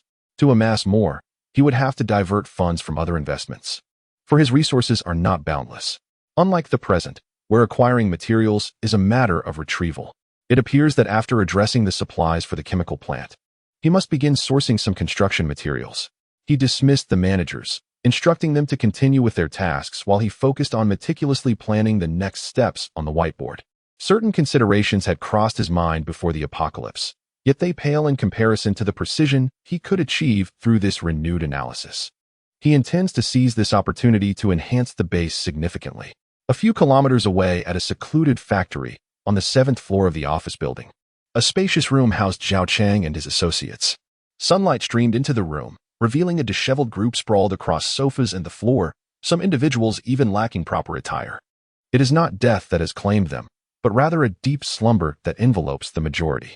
Zhao Chang has awakened, puffing on a cigarette, his expression impassive as he surveys the surroundings, particularly the newcomers among them. Last night, in celebration of the arrival of 4 new men, they hosted a wild revelry. 3 women, unable to endure the relentless torment, have succumbed, one being unceremoniously discarded from the factory. The remaining 2 lie on a tattered mattress in the corner, their bodies bruised and exposed, teetering on the brink of death. Only the faint rise and fall of their chests attests to their lingering existence, rendering them scarcely different from the deceased. Perhaps their spirits have perished long before their corporeal forms. Tears have long since dried, throats are raw from cries, and every inch of their bodies is aflame with pain. They remain bewildered, questioning the transgressions that have led to such infernal suffering. Perhaps the sister who departed last night is in a better place, having found release in early death. Yet, they refuse to yield. Even if they were to transform into the most vengeful of spirits, they would seek to exact vengeance upon these men. Within the depths of their vacant gazes lies a profound loathing, a desire to consume the flesh and blood of their tormentors. As dawn breaks, the men, who had reveled throughout the night, slowly rouse from their slumber. The newcomers, upon spotting Zhao Chang, who is still smoking, greet him with cheerful smiles and hurried salutations. Good morning, Mr. Zhao. Zhao Chang revels in this unexpected recognition. He had not anticipated being addressed in such a manner. He nods slightly in acknowledgement to the newcomers while continuing to indulge in his cigarette. The previous day had unfolded smoothly. After successfully persuading these 4 men to join their ranks through a blend of coercion and enticement, they had later indulged in their own women, forging bonds and camaraderie with one another. Indeed, this is the essence of normalcy. In this world, individuals who share his mindset are deemed normal. The innate human tendency to act on one's desires cannot be concealed. He merely needs to seek out more like-minded individuals, and their ranks will swell indefinitely, soon surpassing the neighboring enclave behind the high walls. At that juncture, everything will belong to him, Zhao. As Zhao Chang indulged in his daydreams, the door to the room was suddenly thrust open, and a tall, lean man rushed in, urgency etched across his face. Boss, it's bad. The 2 men we locked in the ground floor warehouse escaped last night. What should we do? Should we go out and bring them back? Zhao Chang, upon hearing this, delivered a sharp rap to the lean man's head, his eyes ablaze with fury as he spat out, Damn. Xiaoma, you worthless fool. How could you let 2 mere men slip through your fingers? Are you only good for eating shit and nothing else, huh? Damn it, everyone get up. We're heading out to work. If we encounter those 2, we'll kill them. If not, we shall continue our search for new companions to join us. This is a trivial matter, no need for such panic. What a disgrace. Those following me, Changgu, are destined for greatness. From now on, be more astute. We cannot lose our composure. We must remain calm, understood? Remain calm. The crowd hastily acknowledged his command, and the man known as Xiao Ma quickly covered his forehead in apology. The group swiftly gathered their belongings, resecured the 2 women, and set out once more. Today, in addition to eliminating the 2 escapees, they aim to continue their quest for allies and prey, having lost one the previous night and in dire need of replenishment. In their eyes, humans were merely another form of prey. In an environment characterized by chaos, the desires within the human heart tend to amplify infinitely. A group of individuals drove several vehicles away from the factory, heading in a direction opposite to that of the green source space. Perhaps, in their minds, that area was not one they could engage with at this moment, leading them to subconsciously avoid that path. Unbeknownst to them, this very choice allowed two escapees to slip away unnoticed. The names of these two men who fled the factory were Sun Xiaolong and Sun Xiaohu. They were brothers, the kind that share the same bloodline. Sun Xiaolong was a little over a year older than Sun Xiaohu. During the daylight of the mutated night, they were completing their employment paperwork at a factory in the industrial zone of Mintang Town, having just returned from the National Day holiday. Eager to work and earn some money before the Lunar New Year. After graduating from high school, they had served in the military for several years, and it had been quite some time since they re-entered civilian life. Sun Xiaolong had already entered his 30s, yet both brothers remained rather naive, having never experienced romantic entanglements. Their shyness rendered them incapable of charming the hearts of women, causing them to miss numerous opportunities. Otherwise, given their military demeanor, they could have attracted the attention of factory girls. Throughout the years, the meager earnings from their labor were sent home to their parents, save for the purpose of securing a bride. Unfortunately, they found themselves perpetually outpaced by the rising costs of housing and bride prices. In their hometown, the bride price had soared to an astonishing 280,000 yuan. This figure did not even account for various other expenses such as the modification fee, gifts, or banquet costs, which only added to their despair. Consequently, they chose to leave their hometown and venture to Guangnan province to work wherever they could, seeking refuge from the condescending stares and judgments of relatives and neighbors. Here, the two brothers found a semblance of freedom. Over the years, they have worked in factories, served as security guards, and taken on roles as waitstaff. Lacking connections and eloquence, the two merely existed, relying on one another. It was only on the fateful night of the mutations, shortly after they finished dinner and were strolling in their new company, that they were suddenly engulfed by a cacophony of screams and chaos. The apocalypse had arrived. They fled alongside a group of survivors. Witnessing some succumb to the mutations along the way, while others were left behind, bitten by the pursuing undead. Ultimately, only a small remnant remained, which included 3 women. Notably, they recognized 2 of them as colleagues who had started work that very day, as the girls lagged behind due to their slower pace. The 2 brothers could not bear to abandon them and chose to protect the 3 women, running at the rear. Drawing upon their military training, they skillfully navigated the initial turmoil and took refuge in a residential house. Perhaps the homeowner had already transformed into a zombie and fled, inadvertently benefiting them. Inside, they discovered a meager supply of food, and thus, they sheltered there for several days. During this time, they used their remaining mobile phones to monitor the outside world, which had descended into chaos, and they dared not venture out. Initially, the brothers contemplated seeking help alone, but out of concern for the safety of the 3 women, they refrained from taking action. Then, 2 days ago, they heard voices calling from outside, seemingly those of a rescue team. The girls, disregarding the brothers' warnings, responded audibly and expressed their intent to join the group. However, having navigated the complexities of society for years, the brothers possessed a keen sense of discernment and realized that Zhao Chong and his entourage did not appear to be genuine rescuers. Under the pressure of several hopeful women seeking refuge, they reluctantly followed suit, realizing that remaining in the house was not a viable option, even though a sense of unease began to stir within them. At that time, they were unaware of the rapid moral decay that plagued the rest of the world. Soon, they were taken to Zhao Chong's factory. After the others' intentions were unveiled, they attempted to resist, but regrettably, Zhao Chong used a few of the girls as hostages to thwart their efforts. They were bound and subjected to a brutal beating. Subsequently, events unfolded that pushed them to the brink of despair. They, along with several girls, were brought into a spacious room. That night, they witnessed what true hell looked like. Horrific scenes, unimaginable to them, unfolded before their eyes as the very girls they had once protected were subjected to the vile cruelty of these beasts. They yearned to resist, to use their words to halt the violence, their hands struggling to the point of drawing blood. Yet, the assailants showed no sign of relent, and in fact, their pleas only incited further brutality, leaving them grievously battered. Their bodies ached, and their worldview lay shattered. Eventually, through the exchanges among the brutes, they learned that one woman had already been violated to death, and her body discarded outside.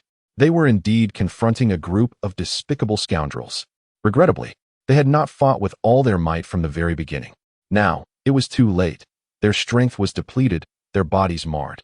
Even so, when faced with the offers and threats from those individuals, they remained unwavering in their resolve not to join them, despite having always languished at the bottom of society. The honor of being soldiers compelled them to hold firm to their principles, even if it meant facing death rather than succumbing to such depravity. Later, they found themselves confined in a pitch-black room, where whispers foretold their impending demise. Unbeknownst to Zhao Chong and his cohort, within that chamber, they had not surrendered. Employing various techniques and rudimentary tools, they successfully extricated themselves from their bonds. Seizing the opportunity while their captors slumbered, they fled the confines of the room and escaped the factory. As they traversed the outside path, their bodies were already frail. Yet they were resolute in their determination to find a safe haven to rest and recuperate. Then, they would exact vengeance upon Zhao Chong and his men. With the collapse of order and the law, and villains wreaking havoc, they would not be constrained by conventional thinking. An eye for an eye, blood for blood. They would avenge themselves and those innocent girls who had suffered so long. End of chapter. Chapter 41. The Gym Afternoon. Green Source Base. A room adjacent to the leader's office. At this moment, several individuals were assisting in the transportation of various fitness equipment. Treadmills, rowing machines, Smith machines, power racks, pull-up bars, and an array of barbells, all previously procured by Qin Jin for the purpose of exercise within the base. He was now relocating them to the room beside his office, intending to create a private gym. With his physical prowess having strengthened over time, he contemplated that having a dedicated space for training might enhance his ultimate potential. Additionally, it would allow him to periodically test the extent of his strength.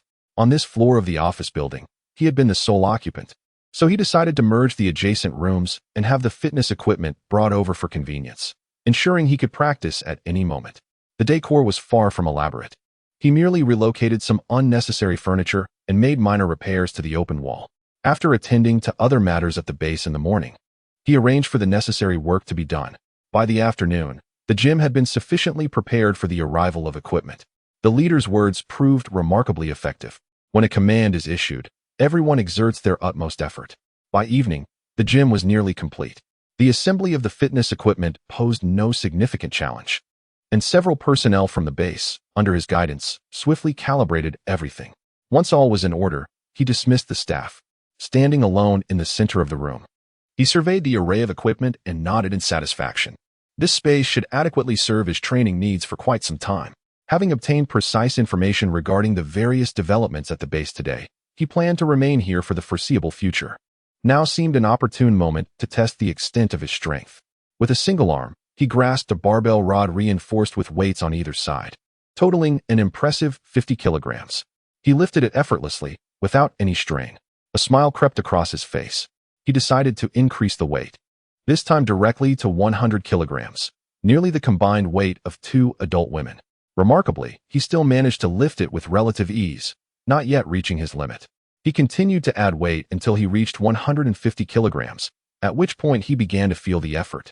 Ultimately, his single-arm strength peaked when he successfully lifted a barbell weighing 165 kilograms, surpassing the peacetime single-arm world record of 120 kilograms.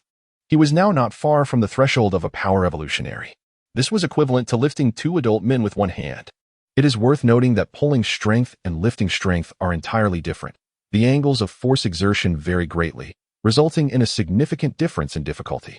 Yet he now possesses the strength to grasp another's throat with one hand and lift them effortlessly. Subsequently, he proceeded to test his capabilities in lifting with both hands.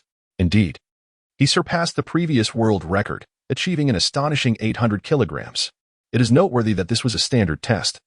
The potential for explosive power would undoubtedly be even more formidable.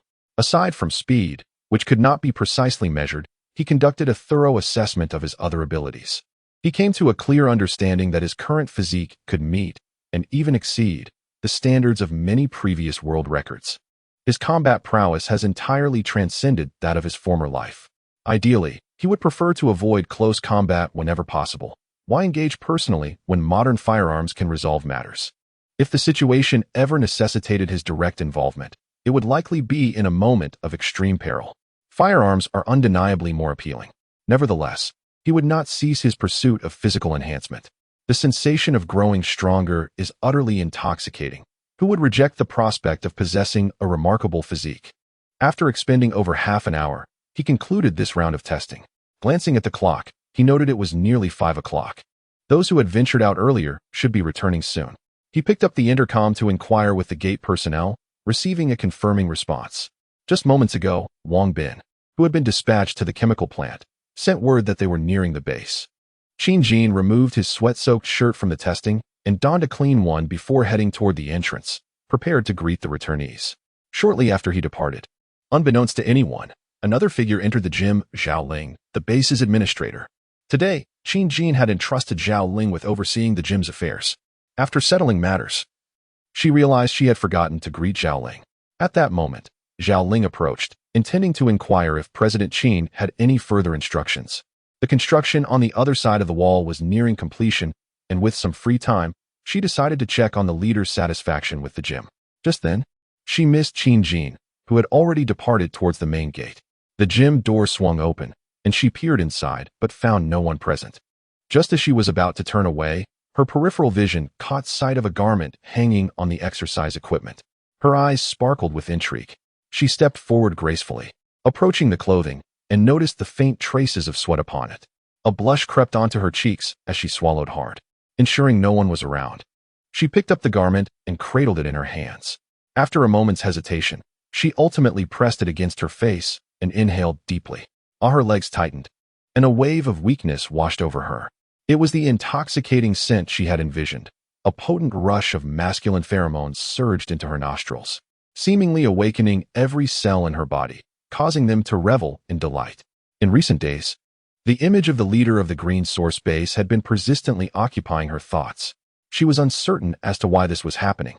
When she first joined months ago, she felt no such peculiar emotions towards her boss. She merely found his appearance pleasing. However, in the aftermath of the apocalypse, observing the decisive and commanding demeanor of her boss had stirred within her a fluttering sensation akin to that of a young deer.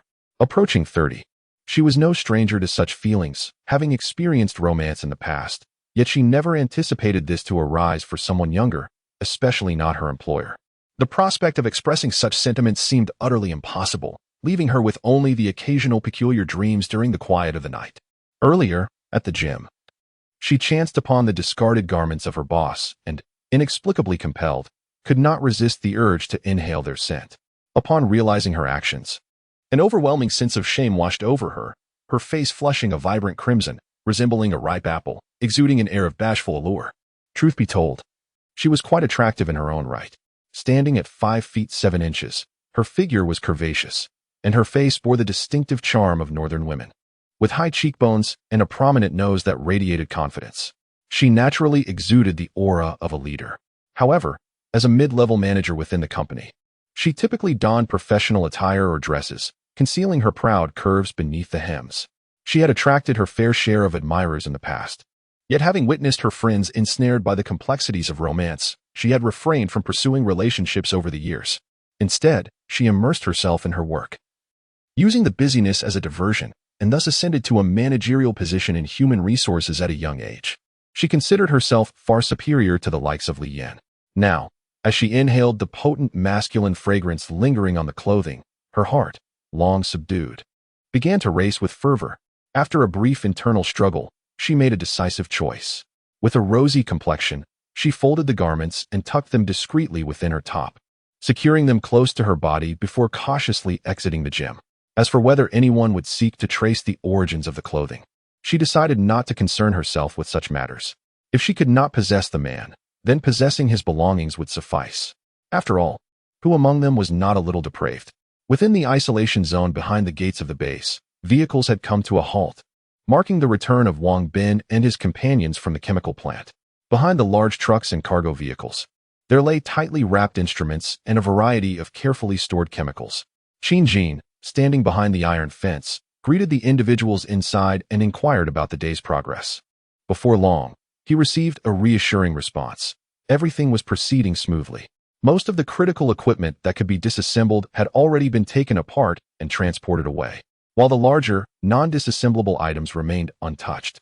Starting tomorrow, They anticipated the capability to make 2 to 3 round trips daily solely for the transportation of chemicals, eliminating the need for the cautious dismantling of equipment that had characterized the previous days. This would significantly accelerate their progress. At that moment, a series of messages came through the intercom, indicating that other operational teams were approaching the base. The quarantine period for the chemical transport team had concluded, allowing them to clear the area for the incoming teams. Observing the quarantine zone, Jean noted that the space was nearing its capacity to accommodate everyone returning. Once the perimeter wall was completed, personnel would need to be reassigned to enhance operations here, establishing a more expansive quarantine area capable of accommodating at least 30 trucks, likely requiring several hundred square meters. The returning operational teams had initially departed with 2 vehicles, but returned with 4 to 5, indicating a successful haul. Jean, once again reaching out to the squad leader who had returned, received the anticipated confirmation. They had followed the list provided by Jean, systematically visiting the more accessible target locations. By luring the zombies away first, and then clearing the area to transport supplies, they encountered only a few lingering zombies, which were easily dispatched with weapons, ensuring that no significant dangers arose. The team led by Li Bowen and the one led by Zhang Tiankai departed with empty tankers, only to return filled with fuel. Subsequently, the team of Zhongyu also procured another tanker, which was likewise filled to capacity. Each tanker possesses a capacity of 30 tons.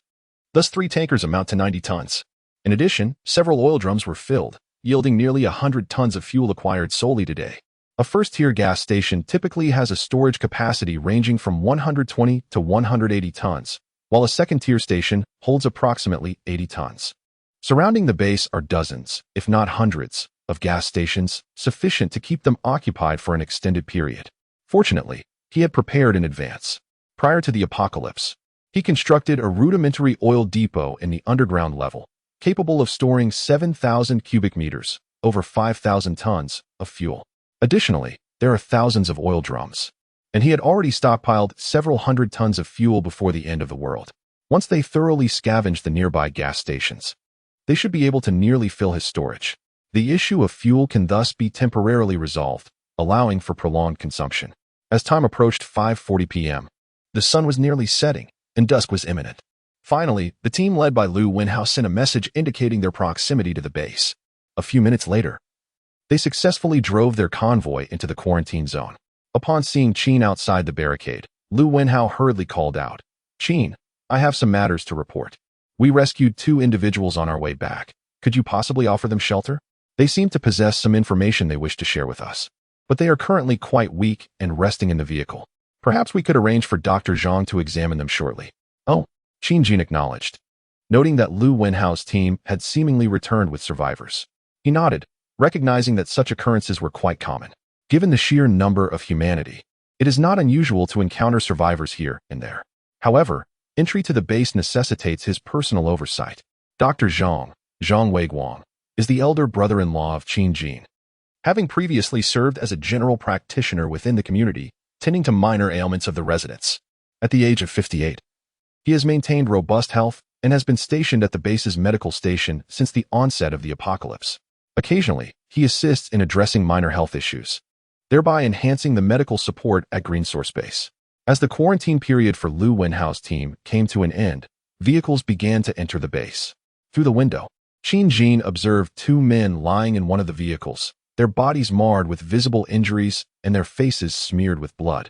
Appearing unconscious in the back of the car, he instructed several team members to carry the men on stretchers to a nearby building, which housed the base's medical facility. Inside, his uncle was present. Upon seeing the influx of people, he inquired about the situation and promptly began examining the 2 individuals. After a flurry of activity, his uncle wiped the sweat from his brow and addressed the waiting crowd, stating, "These 2 are primarily suffering from weakness and numerous contusions, leading to their unconsciousness. I have administered glucose and anti-inflammatory medication. They should regain consciousness shortly." Before he could finish his sentence, one of the men began to flutter his eyelids, eventually opening his eyes to gaze at the surrounding crowd. He struggled to rise and weakly expressed, "I woke up just as the doctor was administering the injection. I am profoundly grateful for your intervention that saved the lives of my brother and me." Lu Wenhao quickly stepped forward to assist the man, informing him that Qin was the one in charge here. Ignoring the pain, The man attempted to rise. Qin stepped forward and firmly pressed down on his shoulder, preventing him from standing. The man was immediately rendered immobile, his expression one of surprise. After all, he had once served in the military, and physical strength had always been his forte. Even in his weakened state, he had expected to be able to rise. Yet, he was astonished to find himself restrained by a single hand. Resigning to the situation, he spoke sincerely. "Thank you very much. My name is Sun Xiaolong, and this is my younger brother, Sun Xiaohu." End of chapter. Chapter 42. Let us go. Kill at the green source base, within the medical room. The man briefly explained his situation. Seeing that he was still relatively weak, the others chose not to disturb him further, allowing him to rest. Qin led the group out of the room, permitting the two to continue their recuperation, while leaving personnel to assist and monitor them. Newcomers inevitably undergo a period of observation. It would be imprudent to allow them unrestricted freedom upon their arrival. Even in their current state of discomfort, vigilance must be maintained. Once they have sufficiently recovered, another evaluation will be conducted to determine whether they will be permitted to remain. Outside the medical room, Lu Wenhao addressed Qin, "Mr. Qin, I encountered these two near the base. They were being pursued by several zombies, and I took the liberty of rescuing them. Upon inquiring further, I discovered that they had both served in the military and previously worked in the vicinity. However, before I could ask more, they lost consciousness, likely overwhelmed by their injuries and the sudden relief of their situation. I then brought them back to the base. Consider their suitability. If they are found wanting, I shall promptly expel them." Qin gazed upward at the pitch-black sky, noting the overcast conditions, with the moon obscured by clouds. Upon hearing Lu Wenhao's words, he felt little inclination to ponder them further. He waved his hand dismissively and said, "You should retire for the night. You've toiled throughout the day. You performed admirably. While the zombies remain moderately restrained, we must continue our efforts to amass supplies. I shall take responsibility for these two individuals. You need not concern yourself with them." With that, he patted Lu Wenhao on the shoulder, urging him to lead the others in seeking rest. After attending to his personal hygiene, dinner time approached swiftly. He would inquire about the situation regarding the two later, allowing them time to recuperate, as he had other matters to attend to. After dinner, the base remained bustling with activity. Most individuals had specific tasks. In such times, with no alternative forms of entertainment available at night, it was acceptable for everyone to engage in conversation while working, all the while benefiting from electricity. The work area not only provided illumination but also facilities for charging small appliances, making it far better than languishing alone in their quarters.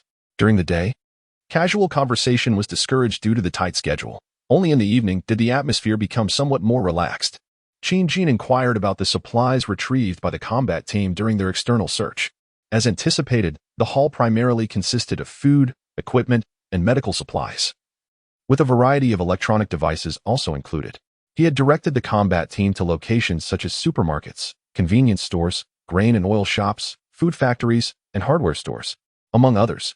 These locations are destined to possess the most valuable supplies, not to mention the assortment of durable snacks. Staple foods such as rice and flour can easily be procured. Other essentials like oil, salt, soy sauce, vinegar, tobacco, alcohol, and tea are also indispensable.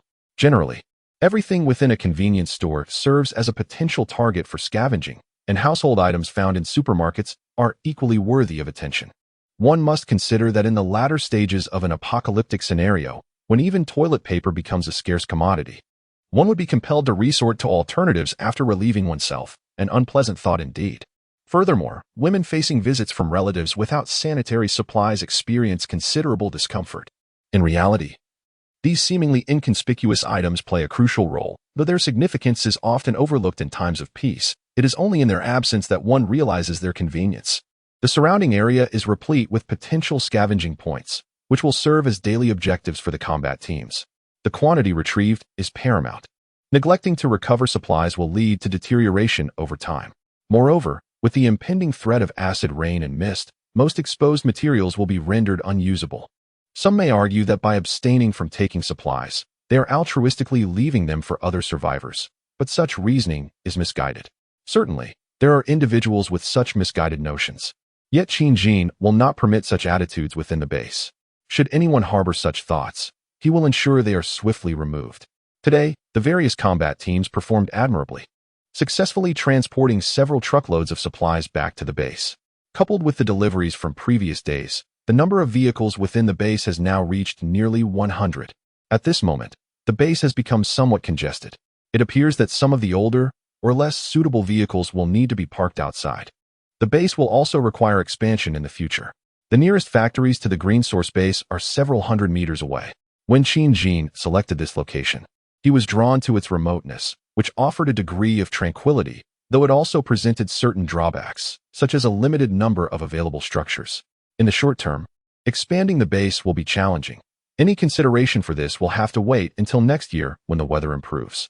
The chemical plant has already entered a stable phase, and a few more days of work should bring that project to completion. Donghui continues to lead a small team in the production of explosives, which are stored securely in a peripheral basement with stringent safety measures in place. Earlier today, he observed their testing of the detonators, which yielded satisfactory results, essentially meeting their requirements. The next step will be to continue manufacturing and stockpiling. Starting tonight, he also plans to equip the combat team with a certain number of bombs, as such items can often be life-saving. He worked diligently until nearly 10 o'clock in the evening, processing the day's achievements. Based on feedback from the combat teams, he reorganized and adjusted the operational details for each unit. After completing these tasks, he suddenly recalled the two individuals they had rescued today. They had rested for quite some time. Surely they should be feeling better now. Without further ado, he directly summoned Lu Wenhao to accompany him. After all, since it was he who had brought them back, any matters requiring Qin Jin's presence could be handled by Lu. Soon, they found themselves once again at the door of the medical ward. Peering inside, they saw Sun Xiaolong and his brother reclining on the hospital beds, their complexions noticeably improved. After several hours of intravenous treatment, and having consumed some kanji, his younger brother had also awakened. The two appeared to be in relatively good spirits. Upon recognizing the visitors, Sun Xiaolong promptly rose to greet them. "Greetings, Mr. Qin and Brother Lu. We are feeling much better. Thank you for saving our lives. Please, if there is anything you require, do not hesitate to ask. We shall not shy away from any task within our capability," Sun Xiaolong articulated earnestly. Through casual conversations with Dr. Zhang and the guards, he had gleaned some understanding of their circumstances. He learned the names of those who had come to their rescue and discovered that this place was originally Mr. Qin's factory, repurposed into a sanctuary for survivors since the onset of the apocalypse. However, he was not well versed in the intricate details. "You are not yet fully recovered. It suffices to speak while seated. Our purpose here is to ascertain your situation. Entering this facility does not guarantee membership. An evaluation process is required. We do not presently possess a defined standard for this process, so please, introduce yourselves," Mr. Qin addressed the two brothers. Upon hearing this, Sun Xiaolong and his brother remained standing, straightening their posture as they gazed attentively at him. "We hail from Western Jiangxi. I am 2 years older than my brother. We came here seeking employment. After completing high school, we served in the military for several years, and since our discharge, we have worked in the Jiangxin Delta. Recently, after the long holiday, we returned to Guangnan province together, intending to find a factory that provided meals and accommodation, hoping to work for a few years to save money for marriage. Alas, the world has changed, becoming a realm rife with monstrous creatures that prey upon the living.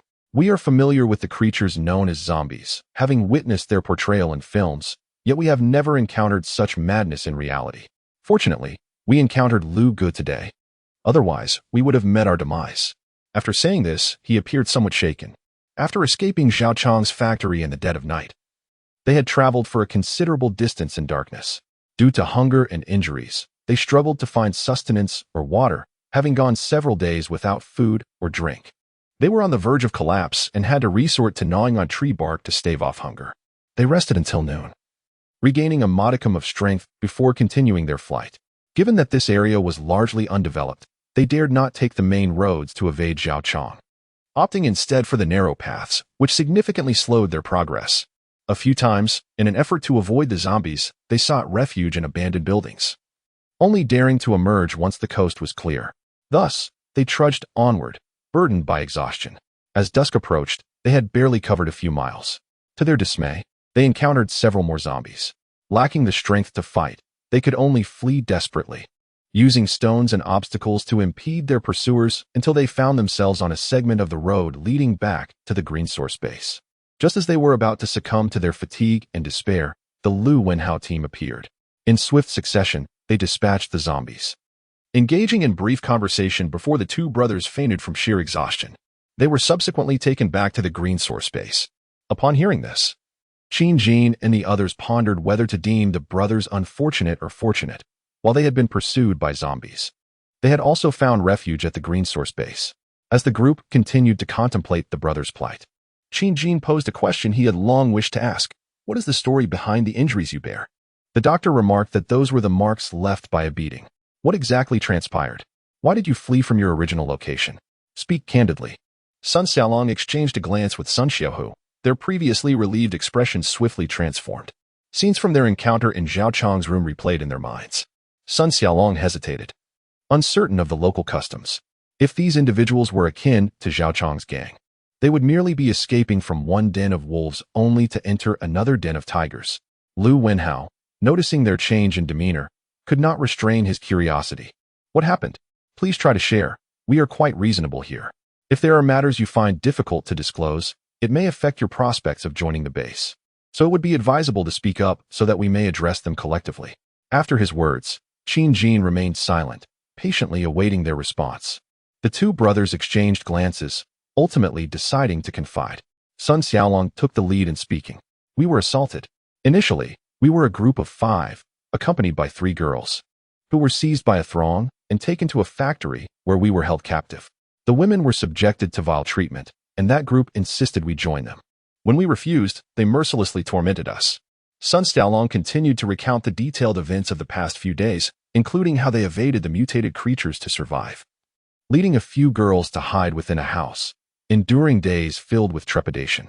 He detailed how Zhao Chong lured them out and the subsequent captivity in the factory. The harrowing accounts of the women being victimized by that pack of brutes, and their own feelings of helpless despair, were all laid bare.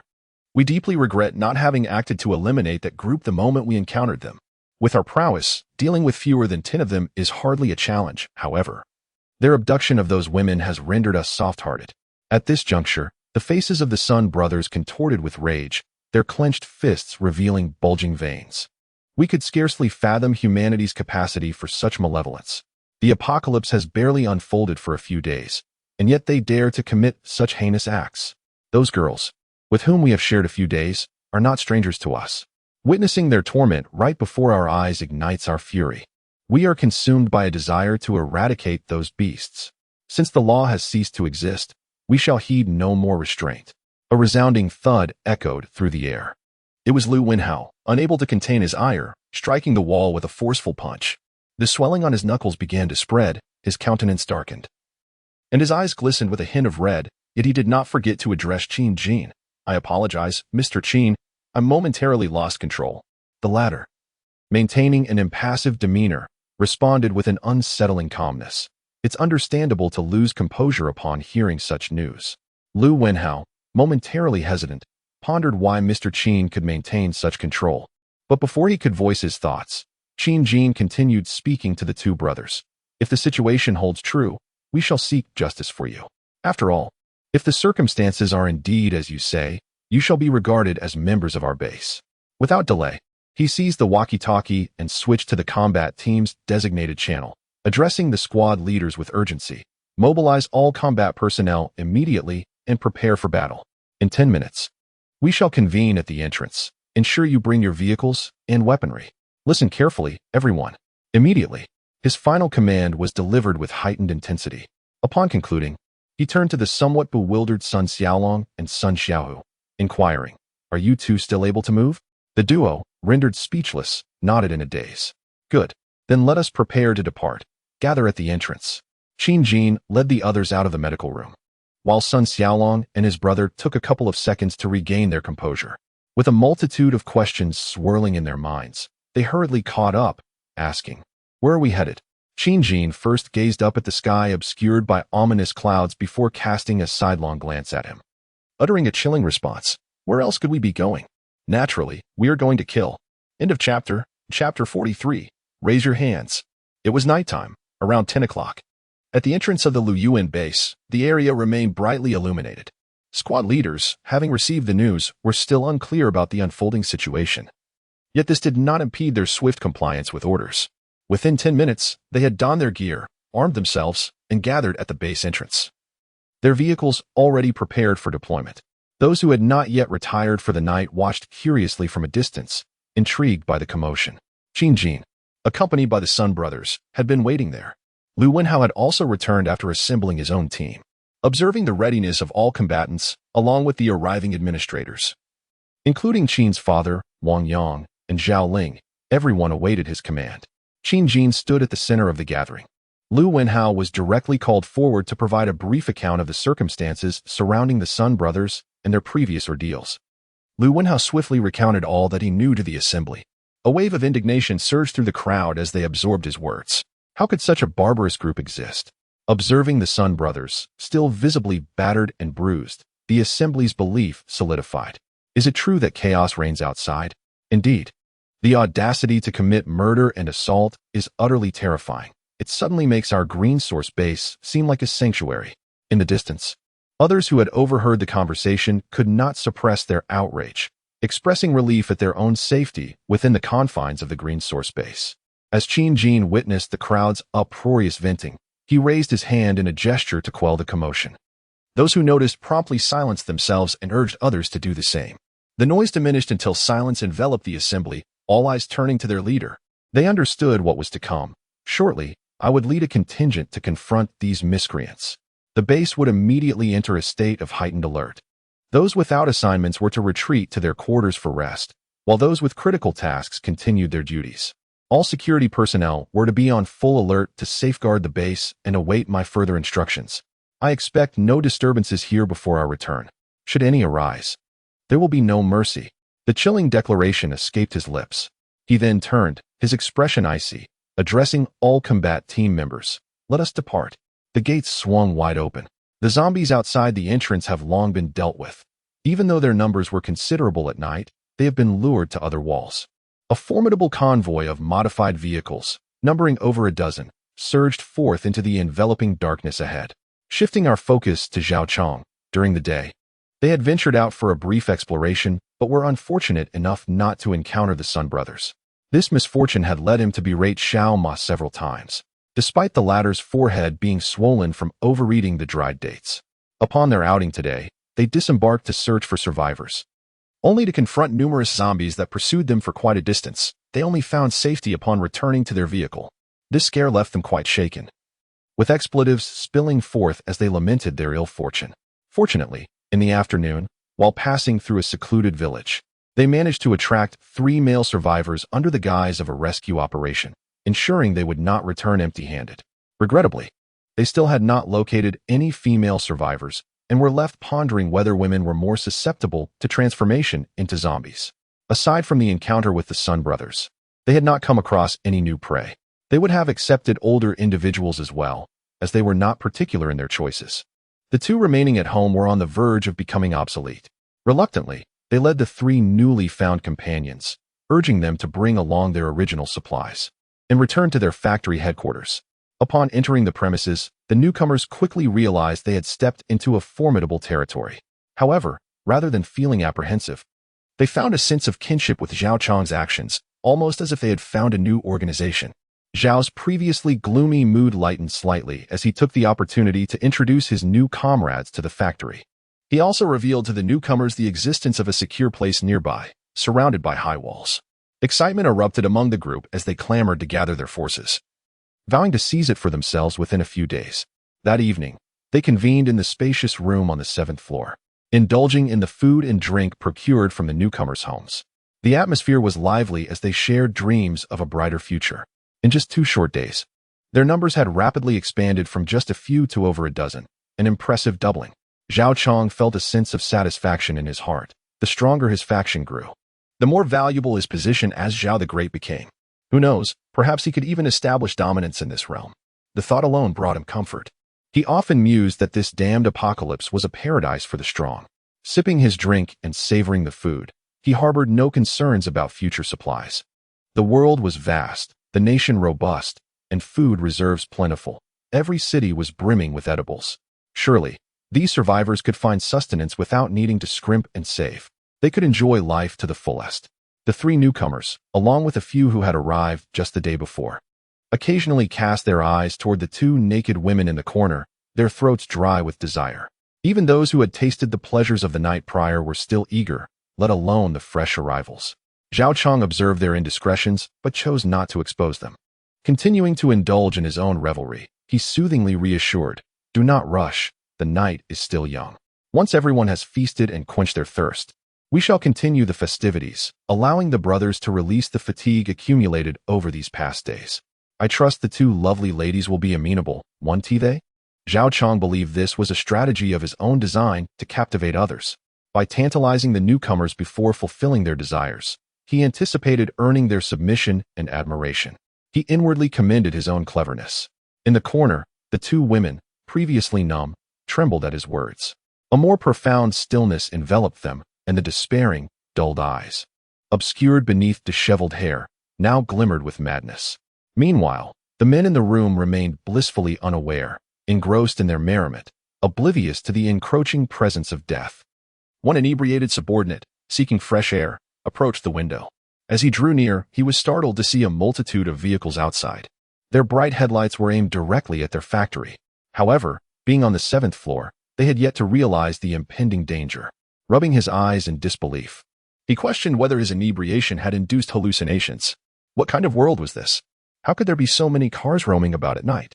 After several futile attempts to clear his vision, he sensed something was amiss. He noticed figures emerging from the vehicles, fixated on him at the window, while others appeared to be attempting to pry open the door. Boss, this is bad. There are people down below trying to break in. Come quickly and see." A group of men, once indulging in feasting and animated discussions about the future, suddenly found their revelry interrupted by a commotion outside the window. Upon hearing the words of a man shouting, their intoxication faded considerably. "What time is it? How could anyone possibly come here?" They hastily abandoned their merriment and hurried to the window. Indeed, down below, a considerable number of vehicles, over a dozen, were lined up at the entrance. The gates had swung open, and other vehicles were slowly entering their factory. Damn it! Zhao Chang couldn't help but exclaim his favorite curse. Their stronghold was being invaded by a throng of strangers. Moreover, were those submachine guns in their hands? Good heavens! Could they be an actual rescue team? The irony was palpable. "Xiaoma, quickly take those two women to the restroom and lock them in. Remember to gag them." The others hastily armed themselves. "We mustn't venture out just yet. Secure this room, and let us ascertain the intentions of our visitors first." Zhao Chang noticed that the intruders were already fixated on them. With only their room emitting any light in the entire factory, concealment had become impossible. Xiaoma swiftly ushered the two women into the restroom, muffling their mouths with rags to silence any sounds. The others promptly barricaded the sole entrance with sofas and tables.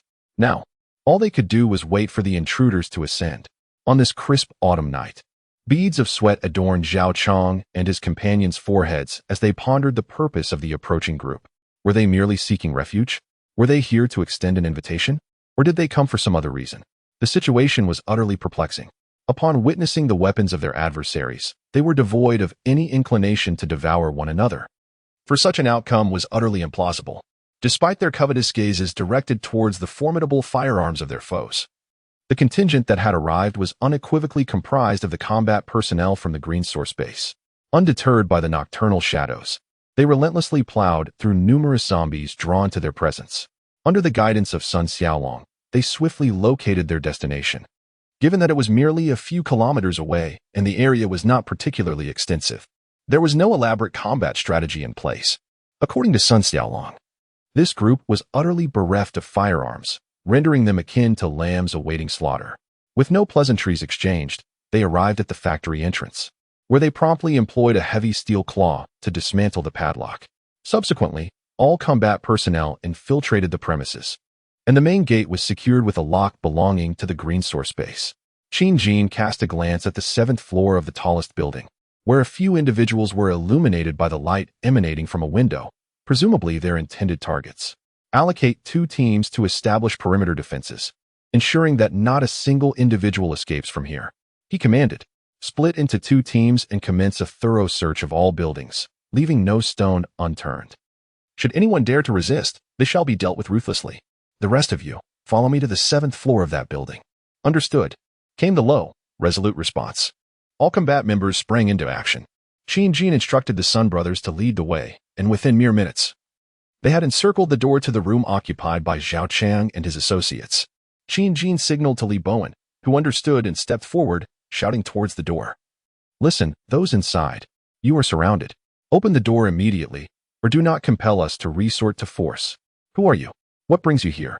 This is my factory, and you are trespassing without my consent. Do you comprehend? Zhao Chang, upon hearing the shouts from outside, replied with a feigned bravado, though he was not the original owner. The outsiders were unaware, allowing him to speak freely. It was better to establish a moral high ground before engaging in negotiations. Li Bowen glanced back at his boss and continued, I will count to 3. If you do not open the door by then, do not blame us for using force. The individuals inside were drenched in sweat, too intimidated to respond, while only Zhao Chang sneered derisively. After years of mingling in the underworld, who had not been hardened by fear. 3, 2, 1. Upon completing the countdown and witnessing the door remain closed, Li Bowen signaled a few team members, and together they forcefully kicked the door. Bang! The door shuddered but did not yield. Li Bowen and his companions exerted their strength once more, yet the door remained resolute. Inside, Zhao Chang and the others felt a slight sense of relief. Perhaps the outsiders were not so formidable after all, unable to even breach the door. It seemed prudent to engage in a calm negotiation. Stop! Qin Jin commanded, prompting the assailants to halt their efforts. At the boss's indication, they stepped aside. Qin Jin positioned himself before the door, his body slightly crouched, muscles taut like an ancient tree, gathering his strength. Suddenly, he pivoted his body, and with a powerful thrust, his right foot struck the long-closed door with tremendous force. The sound of splintering would echoed. The door shattered, sending debris flying, along with the sofa and other furniture that had blocked its path. A few unfortunate souls were struck by the flying objects, creating chaos within. Qin Jin's evolved arm strength was now nearly a ton, not to mention the ferocity of his legs. The explosive power of that kick undoubtedly exceeded 2 tons, capable of propelling a parked car. As the door burst open, the occupants on the other side were still in disarray. He seized the opportunity to step into the room. Behind him, Li Bowen paused for a moment, then called for the slightly slower reacting team members to follow. He brandished his weapon to assert control over the scene. Everyone, freeze. Raise your hands. No one move. Anyone who dares to stir will find themselves with a shattered skull. End of chapter. Chapter 44. A game inside the room. Zhao Chang and others, who had just been relieved that their adversaries could not breach their defenses, suddenly found themselves in a dramatically altered situation. A few individuals struck by the furniture lay on the ground, wailing in pain, while the others stood in stunned silence, faced with the firearms brandished by the intruders. They obediently raised their hands in surrender. The ominous muzzles of the guns extinguished any thoughts of resistance. We surrender. This is not our affair. We just arrived today. Several newcomers, eager to dissociate themselves from the turmoil, voiced their concerns. They had no inkling of how Zhao Chang had provoked this group. They lamented that they had yet to share in the benefits of their situation, and now it seemed they were destined to bear the consequences. Their discontent was palpable. Yet the personnel at the Green Source base paid no heed to their pleas and lamentations. Upon their entry, they first observed that the interior posed no apparent threats. Once they had secured control over everyone present, they awaited the next command from their leader. At that moment, Zhao Chang crouched on the ground, cradling his head in his hands. He noticed Qin Jin standing amidst the group, surrounded and seemingly the leader of this cohort. Zhao's gaze was filled with tension and determination as he mustered the courage to address him.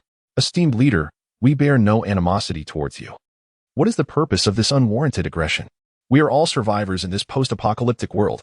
There is no need for such hostility. We are strangers to one another and cannot fathom having offended your group. Why escalate matters to this extent?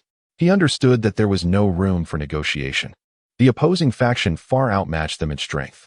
Setting aside the issue of numbers, merely observing the combat proficiency of this group was enough to instill fear, as they seemed leagues above their own capabilities.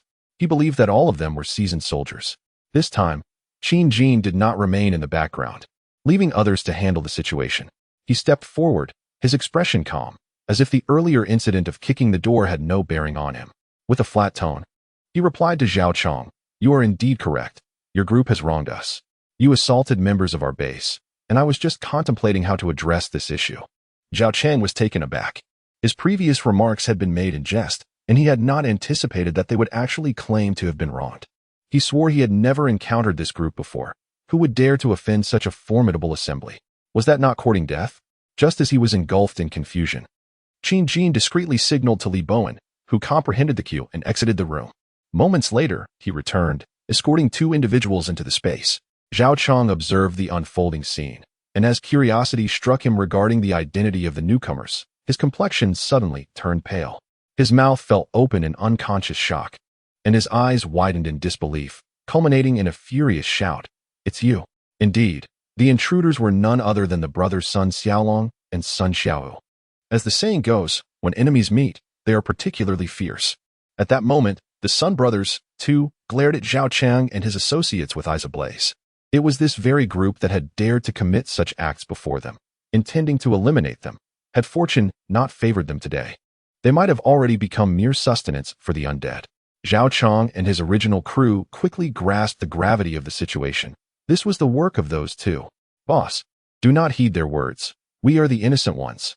They sought to kill us, prompting us to expel them." Zhao Chang comprehended their intent. They were either seeking vengeance for the brothers or coveting certain treasures within this place. He was skeptical that anyone would engage in endeavors devoid of self-interest, rather than pleading for mercy from the brothers, which would be futile. He realized that the true key to resolving this predicament lay with the leader of the new arrivals. If he could secure his own safety, everything else could be negotiated. "We can align ourselves with your leader, and we shall comply with whatever tasks you set before us. We shall not utter a word of dissent." At that moment, the only bargaining chip he possessed was the prospect of serving this band. If he could gain entry into their ranks, his future prospects would surely improve. Suddenly, Qin Jin, positioned across from him, could no longer contain his laughter. Covering his forehead, he chuckled softly before casting a mocking glance at Zhao Chang and inquired, "Why is it that you people always think of joining us at times like these? By what right? Simply because you possess the power of speech?" The relentless barrage of questions rendered Zhao Chang and his companions utterly speechless. Indeed, the meager strength they believed they possessed appeared to be nothing more than insignificant trifles in the eyes of their adversaries. "Furthermore, you have assaulted members of my base, and we intend to exact our vengeance upon you. This seems entirely justifiable, does it not?" After uttering these words, I cast a glance at the Sun brothers, signaling them to approach. I requested 2 machetes from the nearby combat team and handed them to the brothers, saying, "How you choose to exact your revenge is entirely up to you." Sun Xiaolong and Sun Xiaohu regarded the outstretched hands of Qin Jin, their eyes momentarily fixated on the machetes before darting towards Zhao Chang's group, the very individuals who had once mercilessly beaten them. For a fleeting moment, they found themselves at a loss. The turn of events was simply too abrupt. Just earlier in the day, they had been fleeing. Though they had fantasized about returning one day to seek retribution against Zhao Chang and his ilk, the swiftness of this transformation was astonishing. Upon hearing their tale, this formidable figure had swiftly rallied a formidable force to descend upon them. Within mere moments, Zhao Chang and his associates were rendered as defenseless as beaten dogs. Is this truly the realm of the powerful? It was utterly terrifying. After a brief moment of stunned silence, Sun Xiaolong was the first to regain his composure. As if a thought had suddenly dawned upon him, he surveyed his surroundings, a chill creeping into his heart, and could not restrain himself from inquiring, "What has become of those girls? Where have you hidden them?" The members of Zhao Chang's faction exchanged anxious glances, yet none dared to voice a response. They were acutely aware of their location, but dared not reveal it. To disclose such information would only invite further retribution from this formidable group. Thus, silence enveloped them, until it was the astute Zhongyu who broke the stillness. Upon noticing a few individuals subtly glancing towards a nearby door, he conceived a plan and spoke aloud. "What lies beyond that room?" "You. Yes, you. Go and open it." Zhongyu directed his firearm at a henchman standing near the restroom door. Under the threat of the gun, the henchman could only wear a mournful expression and reluctantly approach the door. He twisted the doorknob only to discover it was locked. At that moment, he felt the cold muzzle of a gun pressing firmly against the back of his head, causing his heart to flutter. He had no choice but to knock on the door and call out, "Come out. The people outside are armed. You cannot remain hidden. If you wish to avoid a bullet, open the door quickly." After a tense 5 seconds, the door creaked open. A young man emerged, pinching his nose. And upon seeing the gun directed at him, he hastily raised both hands and exclaimed, "I surrender. I surrender." Who could have anticipated that he was on the verge of suffocating in the restroom? With the water supply cut off for several days, they had been unable to flush, resulting in a foul stench. The place was now a cesspool, reeking of filth and despair. Zhong Yu cast a disdainful glance at the restroom before telling the young man, "Fetch the girl inside." Reluctantly, the young man complied, dragging out two women who were already on the brink of death, their consciousness hazy from the noxious fumes. "What about the other one?" Sun Xiaohu approached, and upon witnessing the two women in such a wretched state, his heart felt as if it were constricted by an unseen force, yet he could not suppress his curiosity. "She is dead," Zhao Chong replied, recognizing the futility of concealment and abandoning any further resistance, a cold sneer forming on his lips. "How did she die?" With reddened eyes, Sun Xiaohu inquired, even though a premonition of the answer lingered in his mind. "Hee, haven't you seen it as well? Ah, you beast. I shall kill you." Sun Xiaohu kicked Zhao Chong to the ground, and beside him, Sun Xiaolong could no longer contain himself, joining in the assault on Zhao Chong. They had forsaken the knives, deeming it too lenient to resolve matters with such weapons. The exhaustion that had drained them during the day was now replenished by their fury. After beating Zhao Chang, his subordinates were not spared either, disregarding their pleas for mercy, fists and feet rained down upon them. The room was soon filled with anguished cries. The members of the combat team did not engage, though many clenched their fists in rage. "This is not our affair. We just arrived today. We have done nothing. We were forced to join them. Please spare us." The three unfortunate souls who had just entered that very day were wailing in despair. Had they known, they would have chosen to remain in their original place rather than join Zhao Chong's group. They lamented not having even touched a woman before being accused by another faction. "It's so unfair. We were deceived this afternoon, told we were going to deal with that powerful group behind the high wall. We haven't even had the chance to do anything." One of the unfortunate souls incessantly bemoaned their plight, feeling utterly wronged. Suddenly, the gaze of many from the combat team turned sharply toward him, sending a chill down his spine. Qin Jin, who had merely been a spectator until now, approached with caution, his expression serious as he fixed his gaze on the man and asked in a deep voice, "What did you just say about the High Wall faction? Reveal everything you know." The individual was overwhelmed by Qin Jin's imposing presence. For the first time, he felt an immense pressure when confronted by another person. Under the gaze of those piercing eyes, he felt akin to a plucked rooster, stammering in response, "I'm not entirely sure. I merely overheard them mentioning the need for more people to occupy a nearby location with towering walls, claiming that it would lead to a life of indulgence. I truly don't know much more." Suddenly, with a resounding slap, Li Bowen, who had been listening intently, delivered a stinging blow to the man's face. The latter fell to the ground, his right cheek swollen and blood trickling from the corner of his mouth, groaning incessantly. The members of the combat team were incensed. Unbeknownst to them, a plot against their base had already begun to unfold. Was this not a threat to their very existence?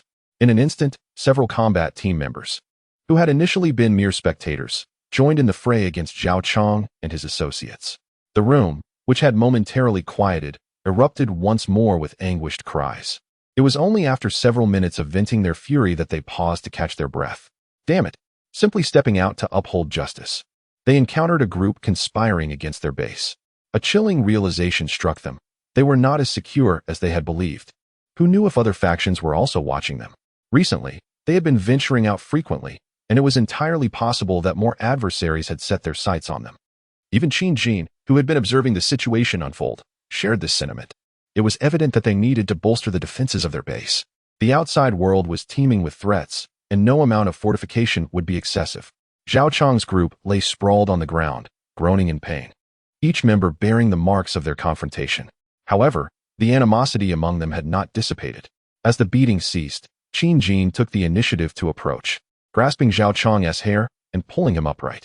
Coldly, he addressed the leader of the gang, uttering a chilling question, "How do you wish to perish?" Internally, he could only roar in outrage, "I refuse to submit. Why must you seek our demise? We are in a new era. What harm is there in enjoying the company of a few women? Women are mere commodities. There are countless outside. I refuse to believe you can restrain yourselves." Indeed, Zhao Chong was defiant. His dreams had only just begun, and why should they be shattered? There was no justifiable reason. In truth, he had gathered his men primarily out of dissatisfaction with certain tales, yet upon hearing of their intentions to assault their base, he could no longer remain passive. "Let us do this," Qin Jin proposed, gradually making his way to the table they had previously dined at, littered with remnants of food and empty bottles. He sifted through the debris and retrieved an object, dice. This had been used by Zhao Chong and his companions during their drinking games, a familiar sight for those who indulged. A smile adorned Qin Jin's face, yet Zhao Chang and his associates found little joy in it. Qin Jin addressed Zhao Chang and his men, stating, "I offer you a chance.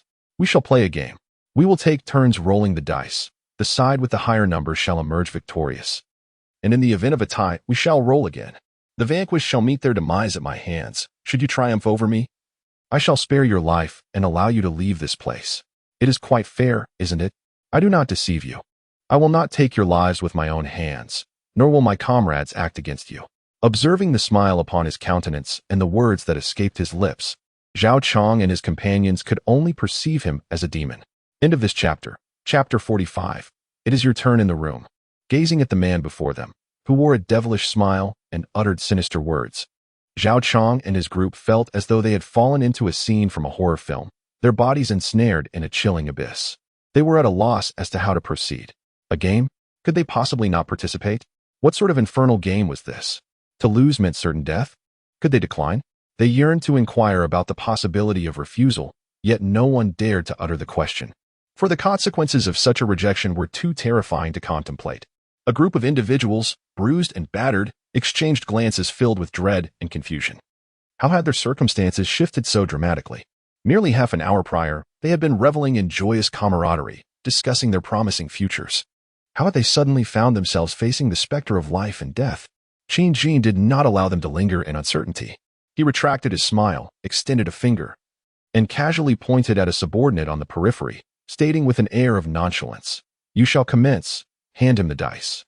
The former statement was directed at the subordinate, while the latter was meant for the combat team member beside him. The combat team member promptly complied, rushing forward to seize the arms of the primary player, forcibly placing the dice into his hands. At that moment, Qin Jin's voice resonated. "I will count to 3. You must roll the dice. Failure to do so will result in consequences of your own making." 3. The subordinate panicked. Why had he been chosen?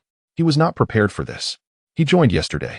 Although he experienced a moment of exhilaration last night, he has just endured a severe beating. It should be even now, right? It hasn't escalated to the point of life and death, has it? The expletive lingered on his lips, unspoken, as he screamed silently in his mind.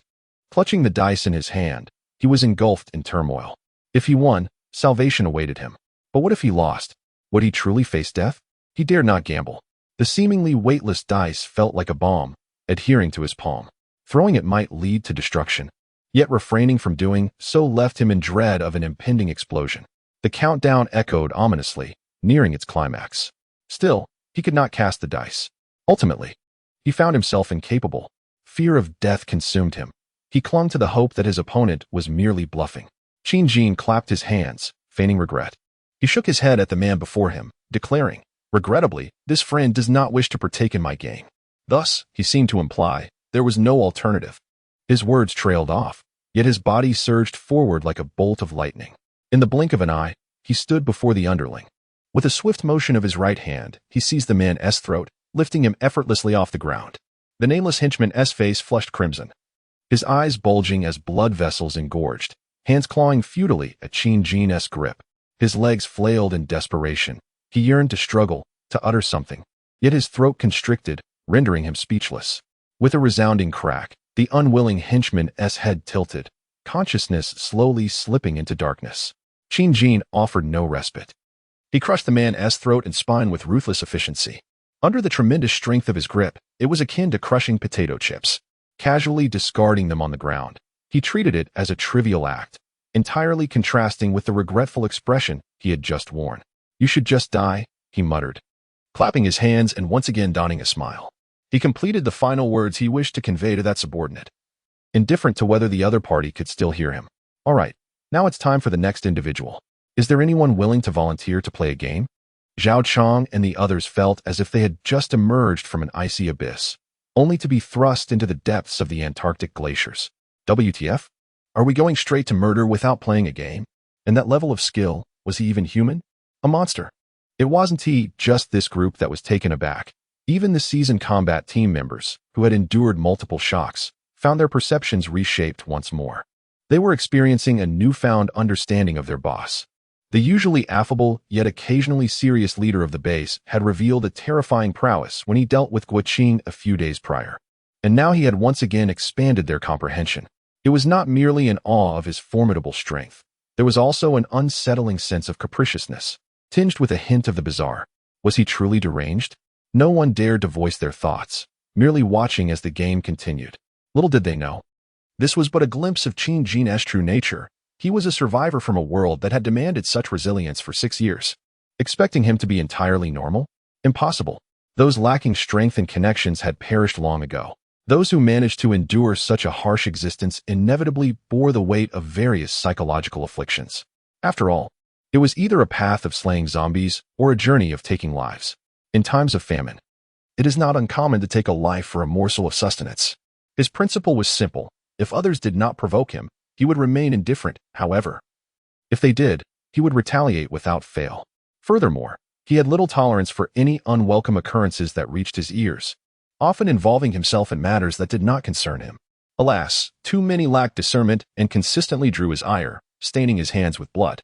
He had exerted considerable effort to restrain himself, living a semblance of a normal life for 6 months since his rebirth, significantly suppressing his brutality. Yet, upon returning to the apocalyptic world, the earlier provocation by Guo Qing and the misfortune befalling the Sun brothers served as a stark reminder that the chaotic world had returned. Heaven knows how many like Zhao Chong he had slain in his past life. Although he was akin to Zhao Chong, both being ruthless demons trampling upon human lives, the essence of their beings bore little distinction. Yet, he harbored an insatiable desire to eradicate such individuals, seeking the solace that came with their demise. Allowing him to rest soundly at night, there was no noble justification. It was simply an abhorrence that compelled him to extinguish their existence. Perhaps a remnant of morality intertwined with chaos. After he spoke, no one dared to initiate the game, for who would willingly engage in such a perilous endeavor? In the absence of volunteers, the next target was chosen. Qin Jin pointed towards a man on the ground, curled up and feigning death to diminish his presence. The combat team approached him, lifting him despite his mournful expression, roughly thrusting a die into his hand. The ominous countdown continued. This man, pretending to be lifeless, had been among the first to follow Zhao Chong and was once one of his most capable subordinates. At that moment, he cast a desperate glance toward the leader, yet received no response from Zhao Chong. The countdown of impending doom continued relentlessly from the other side. After a brief hesitation, he resigned himself to fate, gritting his teeth and taking a deep breath. It was as if he summoned every ounce of strength within him. He clasped his hands together and vigorously rubbed the seemingly weightless die before casting it anew, murmuring, "God bless. God bless. It must be a 6. The die traced an arc through the air before landing on the ground and rolling forward, gradually slowing under the anxious gaze of the man feigning death. Ultimately, it came to a halt, too. The man feigning death's legs buckled, nearly causing him to collapse onto the floor. His already pallid complexion had turned ghostly, as if a part of his very soul had been whisked away by a spectral being. Damn it! He cursed furiously within, having rolled a low number. This was troublesome. Qin Jin paid no heed to his distress. Accepting another die from a team member, he remarked nonchalantly, 2, quite small indeed. Now it's my turn. With a casual flick of his left hand, he tossed the die before the man feigning death, where it landed and rolled, 4. The already pale face of the man feigning death drained of all color. Cold sweat surged from his pores like a torrent unleashed from a dam. His eyes, now bloodshot, fixated on Qin Jin, uncertain of what would transpire next. Qin Jin, unhurried, retrieved a handgun from his waist and aimed it at the man's head. Without the slightest hesitation, he pulled the trigger as the man's eyes widened in sheer terror. Bang! The gunshot reverberated through the room, shattering the facade of the man who was no longer merely feigning death, but had become truly deceased. A splash of fresh blood and brain matter cascaded onto the ground. His wide-open eyes, still unblinking, seemed to hold a multitude of words yet unspoken. Next time, I won't beseech the divine. I shall seek another. For this land does not place its faith in him. Similarly, this proclamation might truly be beyond the hearing of the dead man. Only the other listeners remained. Zhao Chong and his companions began to tremble, sweat pouring from their brows. This, indeed, was a game from the underworld. Very well, let us proceed to the next. Is there anyone willing to play first? The option remains. It felt as though the king of hell himself was calling the roll. At that moment, Qin Jin's voice resonated ominously to all present, including the combat team and the Sun brothers. This game was far more terrifying than simply ending Zhao Chong and his crew. After a 3-second pause, No one dared to step forward voluntarily. Reluctantly, he shifted his gaze once more to the group across from him. As his eyes swept over them, the individuals opposite felt as if struck by a jolt of electricity, their body hairs standing on end, each fearful of being chosen. Even if ultimately no one could escape, they would delay their fate for as long as possible. Such is the essence of humanity. "You there," he declared, pointing to the individual who had just emerged from the restroom. Qin Jin had singled out the timid Xiao Ma, who had been fervently praying moments before, now trembling as if in the throes of a seizure. His eyes glazed, drool trickled from the corner of his mouth, unheeded. The combat team, ever considerate, forcibly placed the prepared dice into his hands, even assisting him in closing his palms securely to prevent them from tumbling out as the game commenced. Xiao Ma, in a fog of confusion, felt as though his mind had been pierced, his spirit wandering aimlessly. 3. The persistent countdown resonates once more. It signifies the brink of life and death. A sudden jolt awakens the wandering soul, as if it has miraculously rediscovered the path home. Xiao Ma recalls the perilous game he is entangled in. Clutching the dice in his right hand, they feel akin to the bones of a demon, poised to unleash their wrath. He realizes that if he does not cast them soon, the demon will indeed claim its victim. Overwhelmed by despair, his eyes devoid of life, he resembles a frail candle flickering in the wind, and with a trembling hand, he flings the dice away. He does not even dare to glance at the outcome. All eyes around him fixate on the rolling dice as they gradually come to rest. 6.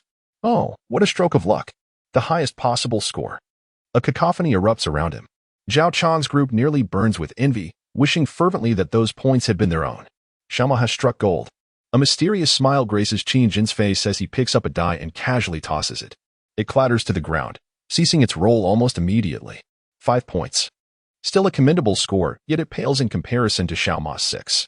Applause erupts as Qin Jin claps his hands, addressing Xiao Ma with a grin. Congratulations to this fine friend. He has triumphed in the game. Please take a moment to rest. For once we have all completed the game, we shall attain our freedom. Surviving the ordeal. He is alive. An exhilarating sensation akin to winning the lottery engulfs Xiao Ma's mind. The cold sweat that had been uncontrollable has finally ceased. He glances around, observing the envious and resentful gazes of his companions, and it dawns on him. I actually won. A mysterious force surged from within him, and without the need for assistance.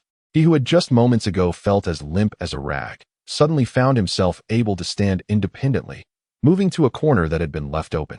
He was alive. He had actually triumphed. At that moment, he felt as though he were the happiest person on earth. He had never realized how exquisite life could be. Merely continuing to breathe was the greatest gift of all. Qin Jin paid no heed to the self-indulgent sentiments of the young man beside him. Instead, he continued with his game. Well, the survivors had begun to emerge. Who would be the next to partake in the game? Is there anyone willing to step forward? Perhaps spurred on by the young man's victory, someone indeed raised his hand. I will. This man had arrived just the day before, harboring a penchant for gambling.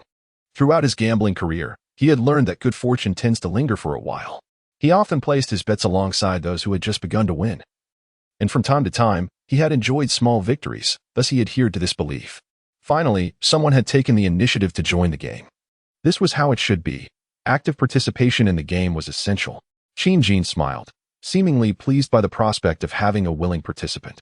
The man eagerly accepted the dice passed to him by the combat team, rubbing them vigorously in his hands while taking several deep breaths. Oblivious to the pungent odor of his breath after days without brushing his teeth, Qin Jin saw no need to count down. There was no requirement for such formalities when faced with someone so eager to play. It appeared that he had accumulated enough of the mysterious energy. Suddenly, the man hurled the dice from his grasp. They traced a graceful arc through the air, landing on the ground and rolling until they came to a halt. 5 points. The man sprang to his feet, exclaiming in jubilation, seemingly delighted by his own prowess. His companions, witnessing his exuberance, felt a twinge of regret for not having taken the initiative. Otherwise, that significant score might have been theirs. Statistically speaking, the man had already secured a substantial probability of victory, which justified his elation. Qin Jin, composed and patient, observed his performance with amusement, casting a wry glance his way. He accepted another die from a teammate and casually rolled it. The die landed beside the man's and began to roll slowly, eventually coming to a halt in full view of everyone. 6. A resounding cheer erupted.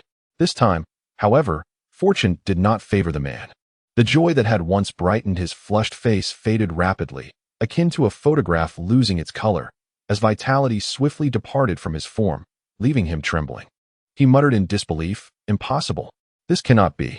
Qin Jin paid no heed to his incredulity. Silently, he retrieved the pistol he had used earlier and presented him with a parting gift from the victor. Bang! The shot rang out once more, striking him in the forehead. The man fell, eyes wide open, unable to grasp that he had lost even with a 5. Ah, who would have thought a 6 could be rolled? Just a stroke of better luck. Well then, who asks next? Is anyone willing to go first? My luck may have run dry. Next time, I might only roll a 1. Who dares to try? Qin Jin smiled as he spoke, yet no one from Zhao Chang's group responded. Damn it. They had just lost with a 5. Despair enveloped them, and the occasional glance at the spectators brought forth a wave of jealousy. Noticing the silence, Qin Jin continued to randomly select participants for the game. No one perceived the chilling depths concealed beneath his smiling gaze. The game progressed, and those chosen had no choice but to comply. Refusal meant death, and it seemed wiser to take a chance, as the odds offered a 50-50 chance of survival. Thus, half an hour slipped by. Deliberately, it appeared, everyone except Zhao Chang had partaken in the game. 2 new victors emerged, joining the small horse, while the remaining losers were left to consume a single peanut. Qin Jin's fortune was exceedingly strong.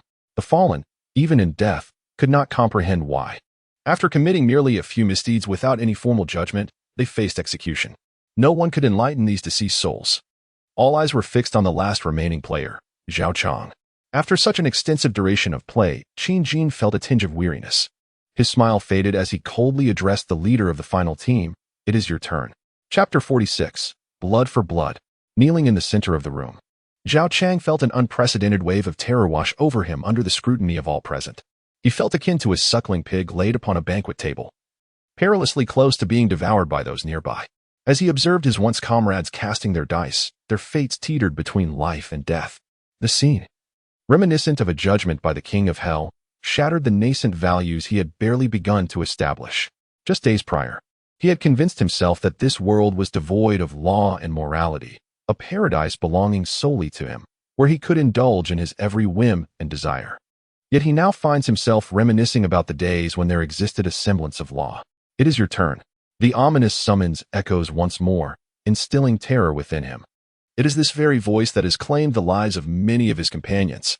At this moment, a die is thrust into his hand. This very die, merely a toy they had used for revelry a few days prior, has now transformed into the scythe of death. It feels as if it is cursed, searing to the touch, yet he dares not discard it. Just moments ago, a fellow comrade succumbed to the overwhelming pressure, babbling incoherently about wanting to return home to his mother, and in a fit of despair, he cast aside the die, thus surrendering to the game. The consequence for him was a swift demise, a mere peanut-sized fate. His mental breakdown did not grant him any reprieve. He lost even the slightest glimmer of hope for survival. Thus, Zhao Chang must partake in this game, for there remains a flicker of hope. Without the need for Qin Jin's prodding, he clutches the die in his right hand, pouring all his mental faculties and spirit into it. He yearns to triumph. Perhaps it is merely an illusion, but he senses the die radiating warmth, as though responding to some unseen force. Upon reaching a peculiar threshold, he hurls the die with fervor. He believes he can achieve a favorable outcome this time. The die, infused with his inexplicable energy, strikes the ground and begins to roll, gradually coming to a halt. 2 points. Zhao Chang's complexion suddenly pales to that of a corpse. What? Why? How could this die, which he had imbued with all his strength, yield a mere 2 points? His opponent had never rolled a single one. How can he possibly emerge victorious? It feels as though his very soul has been obliterated in that moment. He seemed to age several years in an instant. Staring blankly at the ceiling, fragments of his past life played back like a recording, now in a frantic slideshow mode. If he didn't act soon, it would be too late when the peanuts arrived. Qin Jin cast an expressionless glance at him, indifferent to the points his opponent had discarded, and casually threw the dice he had been holding. This person was already the last one left. The game was nearing its conclusion, and tonight's farce was about to reach its denouement. The dice tumbled and rolled, finally coming to rest before Zhao Chang, yet it failed to capture his attention. He was already engulfed in despair, convinced that victory was beyond his grasp. The dice settled. 1. The outcome was utterly unexpected for everyone. Zhao Chong remained oblivious, still trapped in playback mode, his eyes vacant. It was the little pony beside him who noticed the score and erupted in excitement. Boss. Boss. It's a 1. A 1. You've won. Boss. Look. What? Zhao Chang felt a strange commotion around him. Why was it so noisy? What was a 1? Who was he? Where was he? What was he doing? He was dazed for a good 3 seconds before suddenly snapping back to reality. His eyes darted to the ground, landing on the die displaying a solitary red dot. An inexplicable surge of energy coursed through every cell in his body, shattering the frantic slideshow and dispelling despair.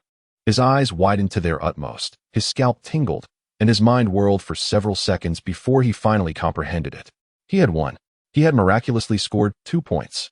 It was akin to someone poised to leap from a building due to debt, suddenly discovering they had won a lottery of 100 million, ready to claim their prize. He excitedly swung his stiff arm.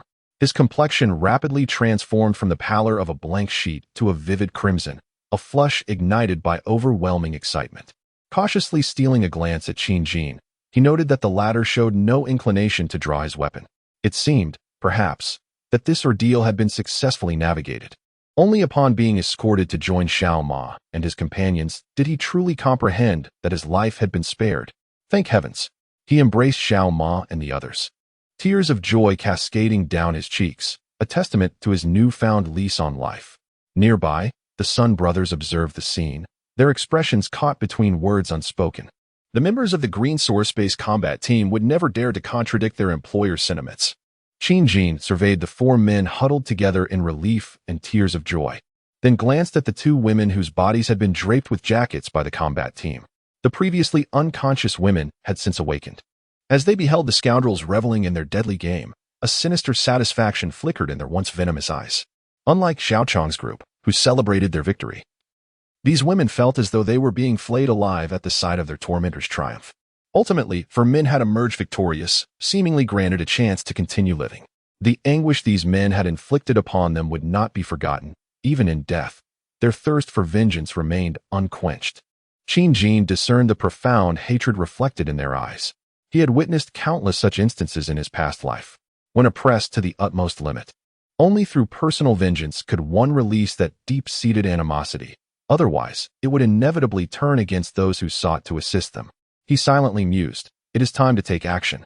Indeed, as he observed the 4 men lost in their emotional embrace, the 2 women, previously victims of humiliation, could no longer contain themselves.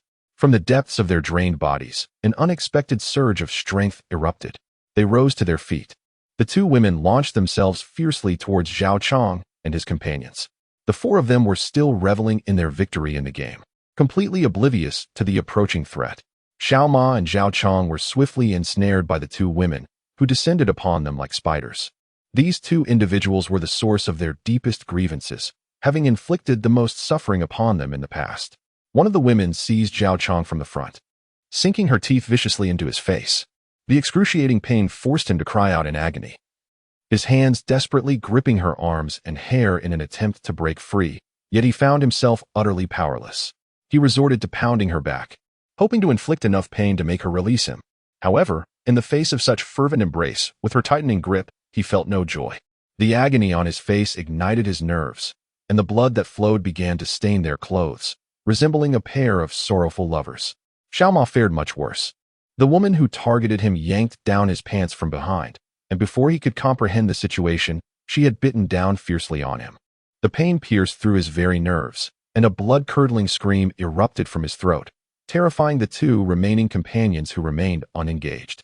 They stood in shock, yet did not rush to assist Zhao Chong and Xiao Ma. One was caught off guard by the sudden turn of events, while the other hesitated, noticing that the nearby combat team remained still, unsure of what to do. Indeed, Qin Jin had intervened, preventing any of the combat team members from stepping in. He simply stated, let them vent their vengeance. The crowd fell silent. Indeed, it was perhaps best to allow them their retribution. 2 women were utterly consumed by their singular focus on enacting their revenge. The woman clinging to Zhao Chong sank her teeth into a large chunk of flesh on his face. Despite Zhao Chong's relentless punches aimed at her back, she refused to relinquish her grip. Blood flowed freely, rendering it impossible to distinguish whether it was Zhao Chong's blood or that of the woman. It appeared as though she was channeling all her strength and hatred into her bite, determined to inflict the deepest pain upon him. In stark contrast, the situation for Xiao Ma was even more harrowing. Once caught in her grasp, he initially let out a deafening scream, desperately attempting to push her away. Yet, the excruciating pain coursing through his body warned him against such actions. He was unable to move freely. Any slight motion sent waves of unbearable agony through him, a far cry from his previous yearning for physical activity. He cried out for her to let go, pleading for help, but his words elicited no response from the woman, mirroring the torment he had inflicted upon her days prior, with their roles now reversed. Suddenly, he felt her grip loosen. The pain subsided slightly, only to be replaced by an overwhelming emptiness within him. It lasted but a few seconds before a more intense agony surged upon him. At that moment, he could not utter a sound, reduced to mere spasms. The woman atop him was drenched in blood, heedless of the horrified onlookers, as she spat onto the ground. Her frenzied eyes remained fixed on Xiao Ma as she smiled, her bloodied lips curling into a grotesque grin, whispering the most tender of words. "Didn't you ask for my help earlier? Here I am." With that, she leaned in closer, her bloodied mouth approaching him once more. Almost everyone present, paralyzed by fear, shut their eyes or turned away, unable to bear witness to the impending horror. The protagonist, a young horse, remained oblivious to the impending events that were about to unfold. He was still lost in the throes of pain when an extraordinary sensation surged within him. It felt akin to the detonation of an immense nuclear bomb within his consciousness. His eyes rolled back, foam escaped his lips, and in a short while, he succumbed to unconsciousness. He was, quite literally, killed by the agony. As he expelled the remnants of flesh, the woman observed the young horse's eyes glazing over, his visage a gruesome tableau of blood and gore, his breath extinguished. It seemed she regained her composure as she surveyed the men around her, all frozen in a paralyzing silence. A chilling yet sorrowful smile graced her lips. This nameless woman rose to her feet, casting aside the garment draped over her, revealing her form. Ignoring the gazes of those present, she stood tall and faced Qin Jin, her voice hoarse and stained with blood. "I lack the strength to eliminate the last two men, yet I vividly recall the way they looked at me. They are not virtuous souls. I am tainted. I despise who I have become. Thank you for granting me this opportunity. The prospect of ending this man's life brings me a sense of satisfaction." She bowed deeply to Qin Jin before resolutely darting towards the open window behind her. In the astonished eyes of the onlookers, she leaped into the abyss. A dull thud resonated from below, and there was no need for inquiry to ascertain the outcome. After all, this was the 7th floor. The majority present could scarcely fathom such fierce resolve from this woman. Qin Jin too felt a twinge of surprise. He had anticipated that these two would fight to the bitter end for vengeance, yet he never envisioned that upon fulfilling her desire, this woman would choose to embrace death. There was no point in lamenting or feeling regret. Since she had made her choice, it was only fitting to respect it. To survive might be less desirable than escaping this hellish apocalypse altogether. The remaining woman, catching a glimpse of her former sister, felt a fleeting bitterness reflected in her blood-red, frenzied eyes. Yet, she continued to be consumed by hatred, biting down harder on Zhao Chong's mouth. Even as Zhao Chong furiously pounded her body with his fists and elbows, she clung on fiercely, refusing to release her grip for even a moment. Streams of dark crimson blood surged from her throat. Her battered body could no longer endure. Having failed to seize the opportunity to kill him by not biting his throat, her consciousness began to fade. Pain coursed through her body, her limbs growing weak, an indication of her internal organs succumbing to relentless blows, teetering on the brink of collapse. She sensed her impending demise. In her final moment, she summoned her last ounce of strength, channeling it into her jaws, and bit down with all her might. A tearing sound echoed as a massive wound appeared on Zhao Chong's left cheek, blood gushing forth to reveal his exposed jawbone. A piercing scream erupted from him, his pain driving him to madness. He beheld the woman, her hands now released from him, and the piece of flesh she had been biting. The agony was somewhat subdued by his frenzy. A glint of ferocity flashed in his eyes as he delivered a brutal kick. With a thud, the woman was struck hard in the chest, her body flying back like a rag doll, only to be caught by Sun Xiaolong, who stood behind her. Her ribs shattered, her organs ruptured. She was already in the countdown to death. It seemed she felt the presence of someone catching her from behind. With blood-soaked eyes, she cast a final glance at Sun Xiaolong. The piece of flesh fell from her mouth as she opened it, seemingly attempting to utter something. Before a sound could escape her lips, a torrent of dark crimson blood erupted forth. Life swiftly ebbed from her being. In her final moments, she cast a profound glance at Sun Xiaolong, imbued with feelings of apology, gratitude, and a tinge of regret. Ultimately, she collapsed into Sun Xiaolong's embrace, her breath extinguished. The two women, with their last vestiges of strength, exacted vengeance upon their adversaries. Sun Xiaolong stood in a daze, gazing at the scene before him, cradling the lifeless body of the woman. He remained frozen in that moment. End of chapter. Chapter 47. You deceiver. In the room, Zhao Chang's furious roar had diminished following that forceful kick. He pressed his hand against his bleeding left cheek, observing the exhausted woman before him. Gradually regaining composure, a sense of panic began to grip his heart. He had taken her life. Would this group seek retribution against him for this act? As Zhao Chang and his companions remained consumed by worry, Sun Xiaolong lifted his head, placed the woman down, and rose silently. His gaze, fierce and predatory, suggested he might pounce at any moment to confront them. The atmosphere became charged with tension. Enough. We will conclude matters here for tonight. Everyone prepare to return to the base, Qin Jin declared at that moment.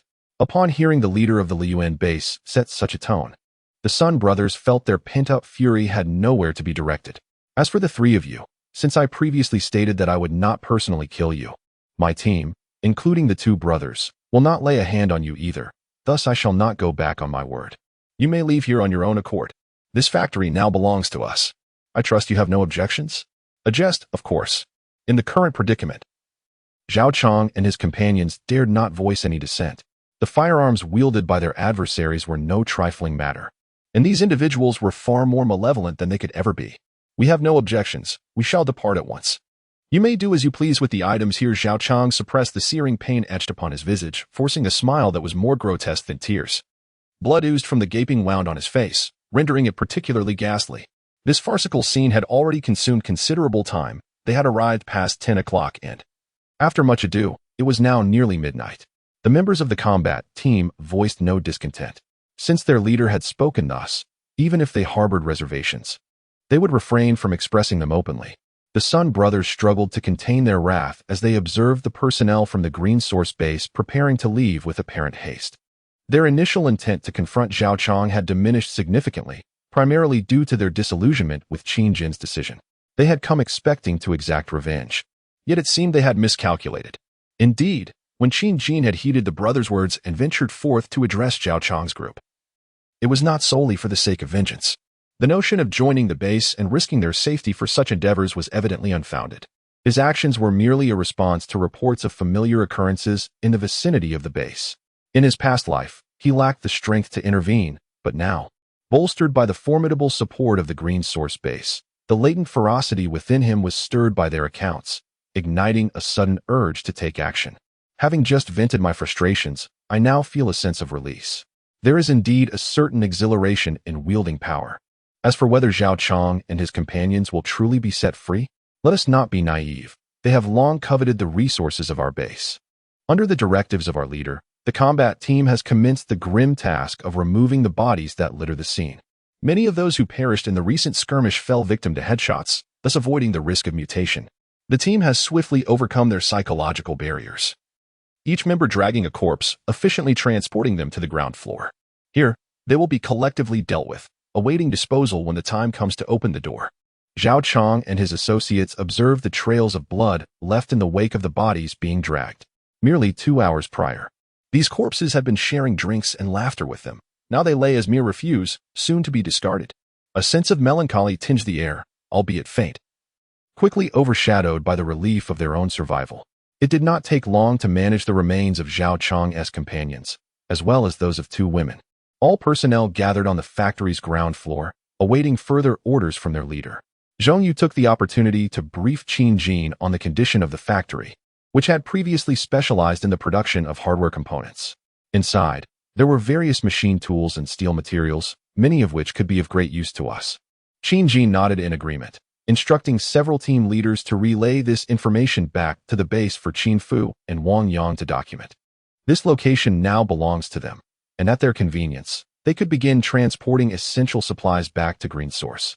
Given its proximity, there would be no need for the combat team to intervene.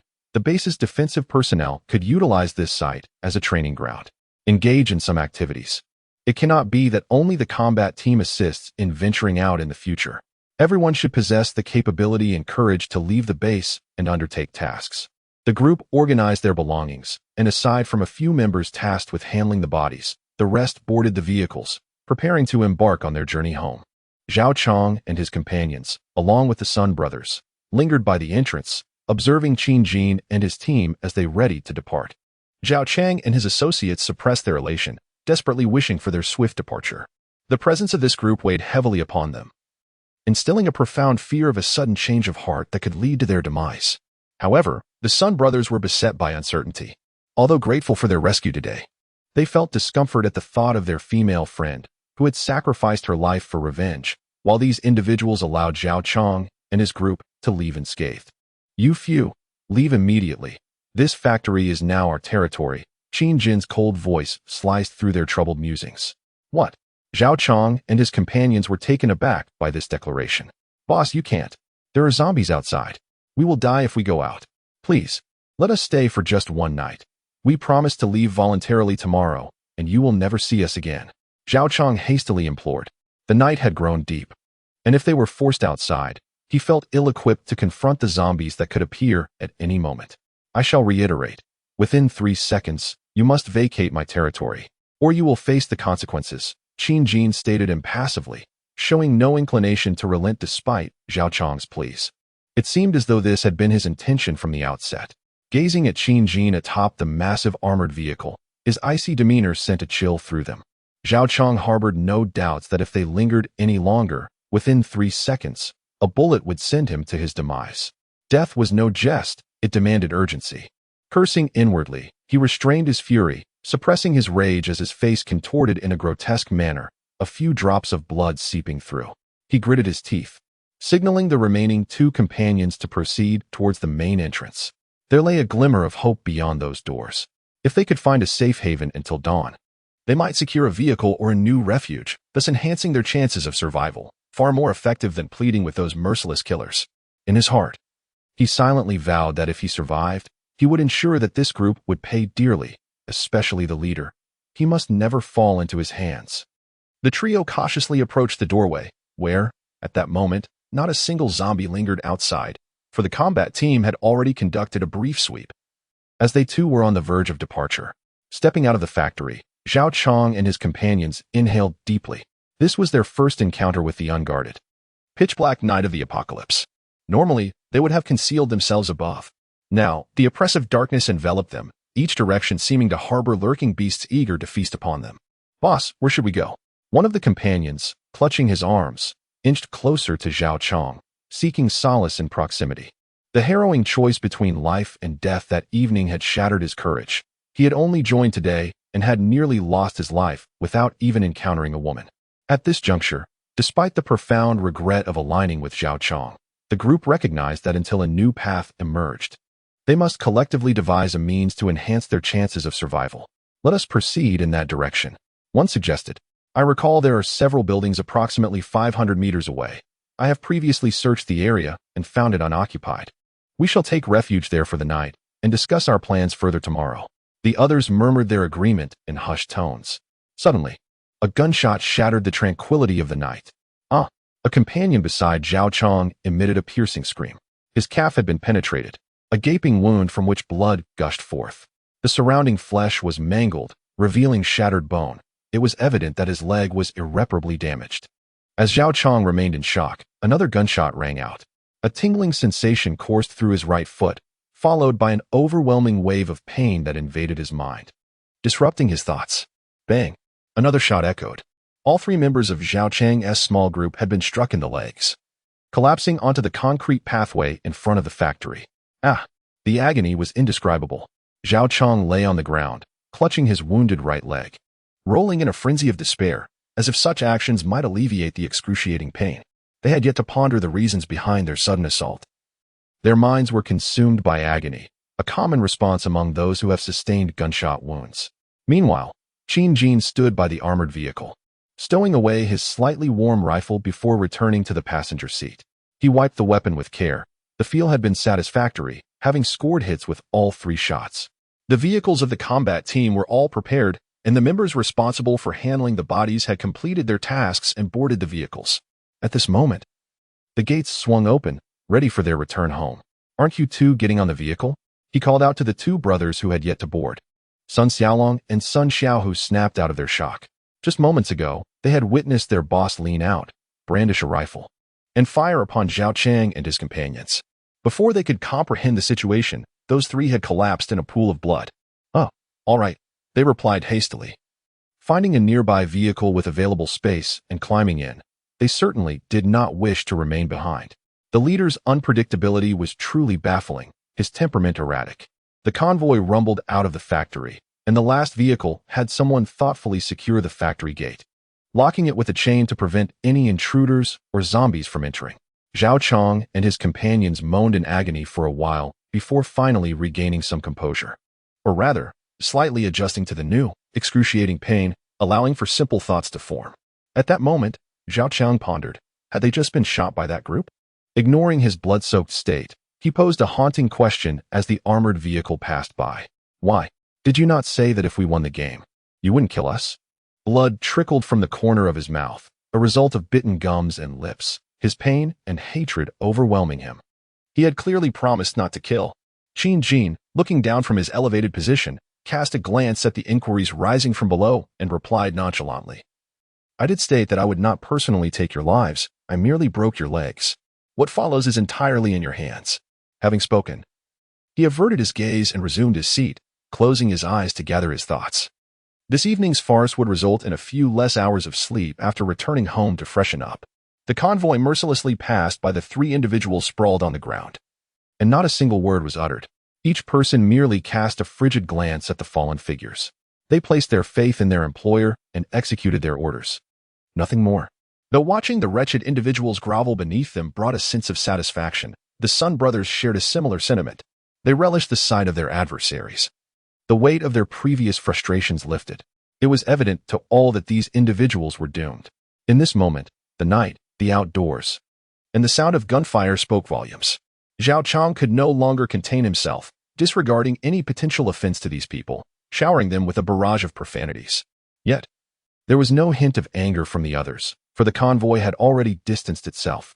No one would bother to argue with someone on the brink of death. Indeed, just as the convoy had not completely departed, shadows began to emerge from the surrounding darkness, revealing a number of zombies. Perhaps drawn by the anguished cries of Zhao Chang and his companions, or perhaps by the scent of blood, they became frenzied, hastening towards the individuals on the road. Eager for a feast, Zhao Chang, witnessing the retreating figures of the green source base, felt a sense of relief wash over him as he ceased his verbal outpouring. At that moment, he observed the zombies gradually encroaching upon them and urgently shouted to his companions, "Damn it, you fools. Quiet down. Don't attract the zombies." Unfortunately, it was already too late. Even the two individuals beside him gritted their teeth in silence, enduring the excruciating pain as the zombies relentlessly surged towards them, showing no sign of halting. Damn it. Zhao bore the searing agony in his right foot and forced himself to rise. Limping, he hastened towards the factory's entrance, each step akin to a dagger twisting within his wound, contorting his face in agony. This night had inflicted upon him unbearable suffering. He longed to retreat into the factory for refuge. Observing his struggle, the two on the ground attempted to rise and flee, yet the pain was overwhelming. The notion of running unperturbed after sustaining gunshot wounds existed solely in the realm of cinema. The kinetic energy of a bullet striking flesh would shred the surrounding tissue. Not to mention the devastating impact of a rifle round. His wounded leg was rendered utterly useless. Without extraordinary fortitude, it was impossible to endure such torment while attempting to move. Before long, the two were swiftly overrun by the encroaching zombies. A cacophony of screams merged with the grisly sounds of gnawing and tearing, composing a macabre symphony that painted the night in crimson. Zhao continued to pound on the door, but it had already been secured with a heavy iron lock by the last departing team member, leaving his desperate efforts met with silence. Damn it!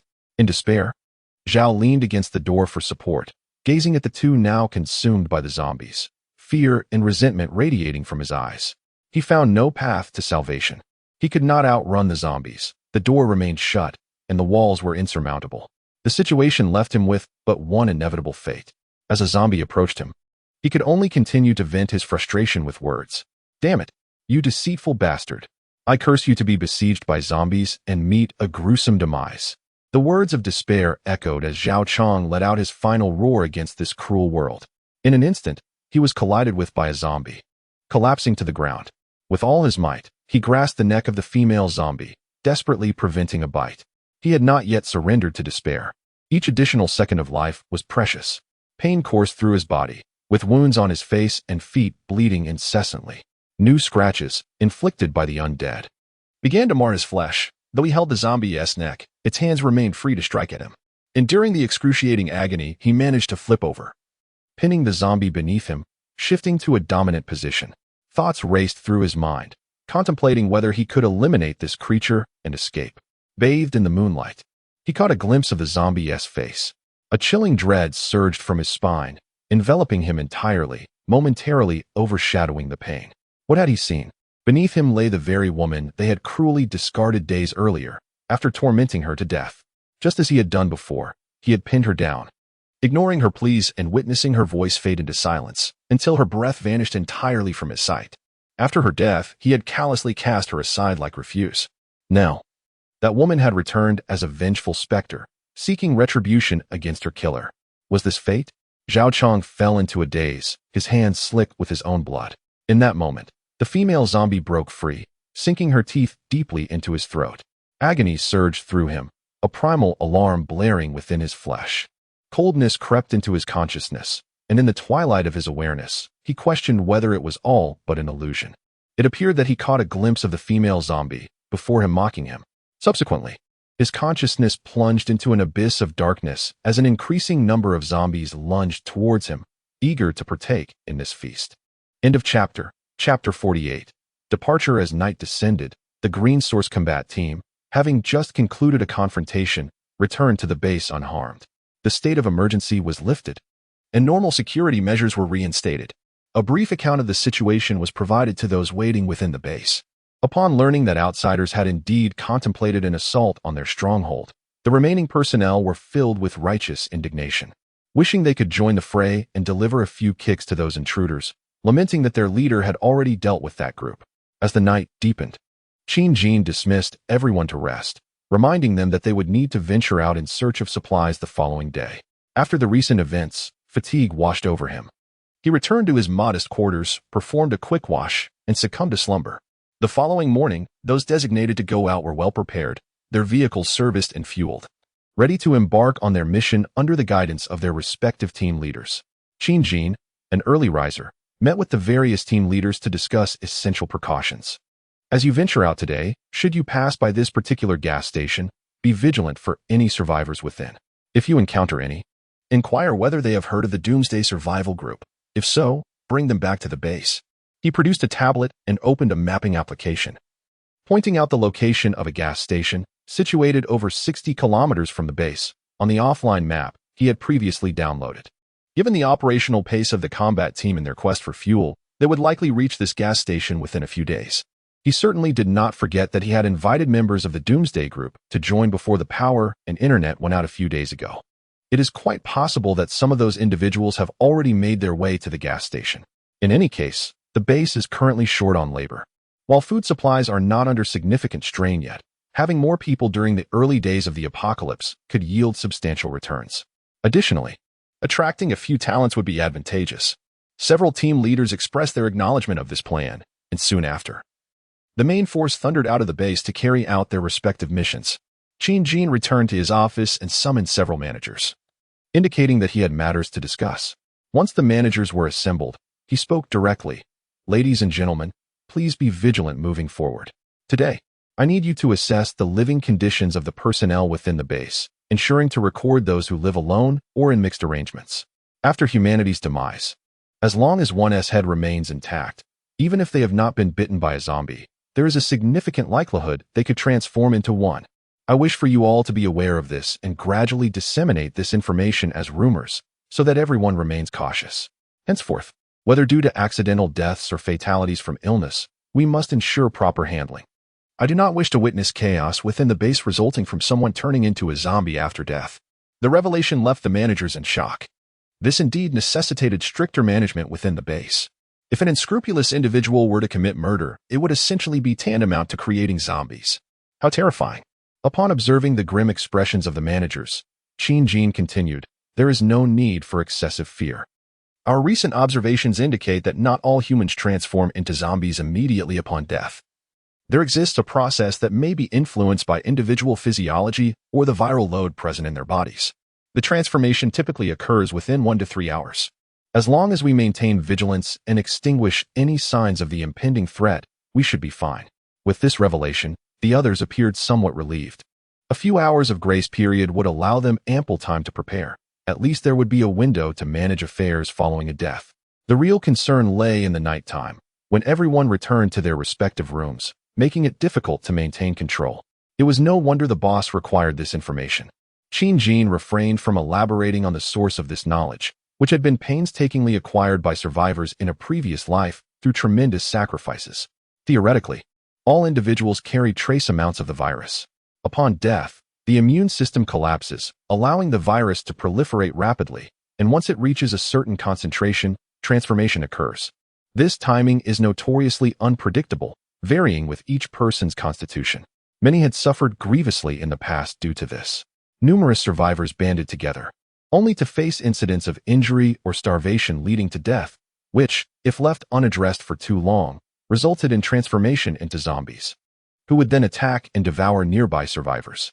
Once the truth became widely known, a tacit understanding developed among the group to remain cautious of one another, ensuring that should a death occur, immediate action would be taken. In the quiet of the night, many individuals, as they drift into slumber, place a delicate sheet of paper or a feather beneath their noses or upon their faces, a subtle indication to others that they still draw breath and remain alive.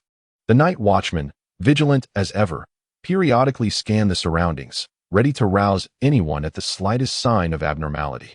Each individual who has survived in past lives possesses their own unique method of endurance.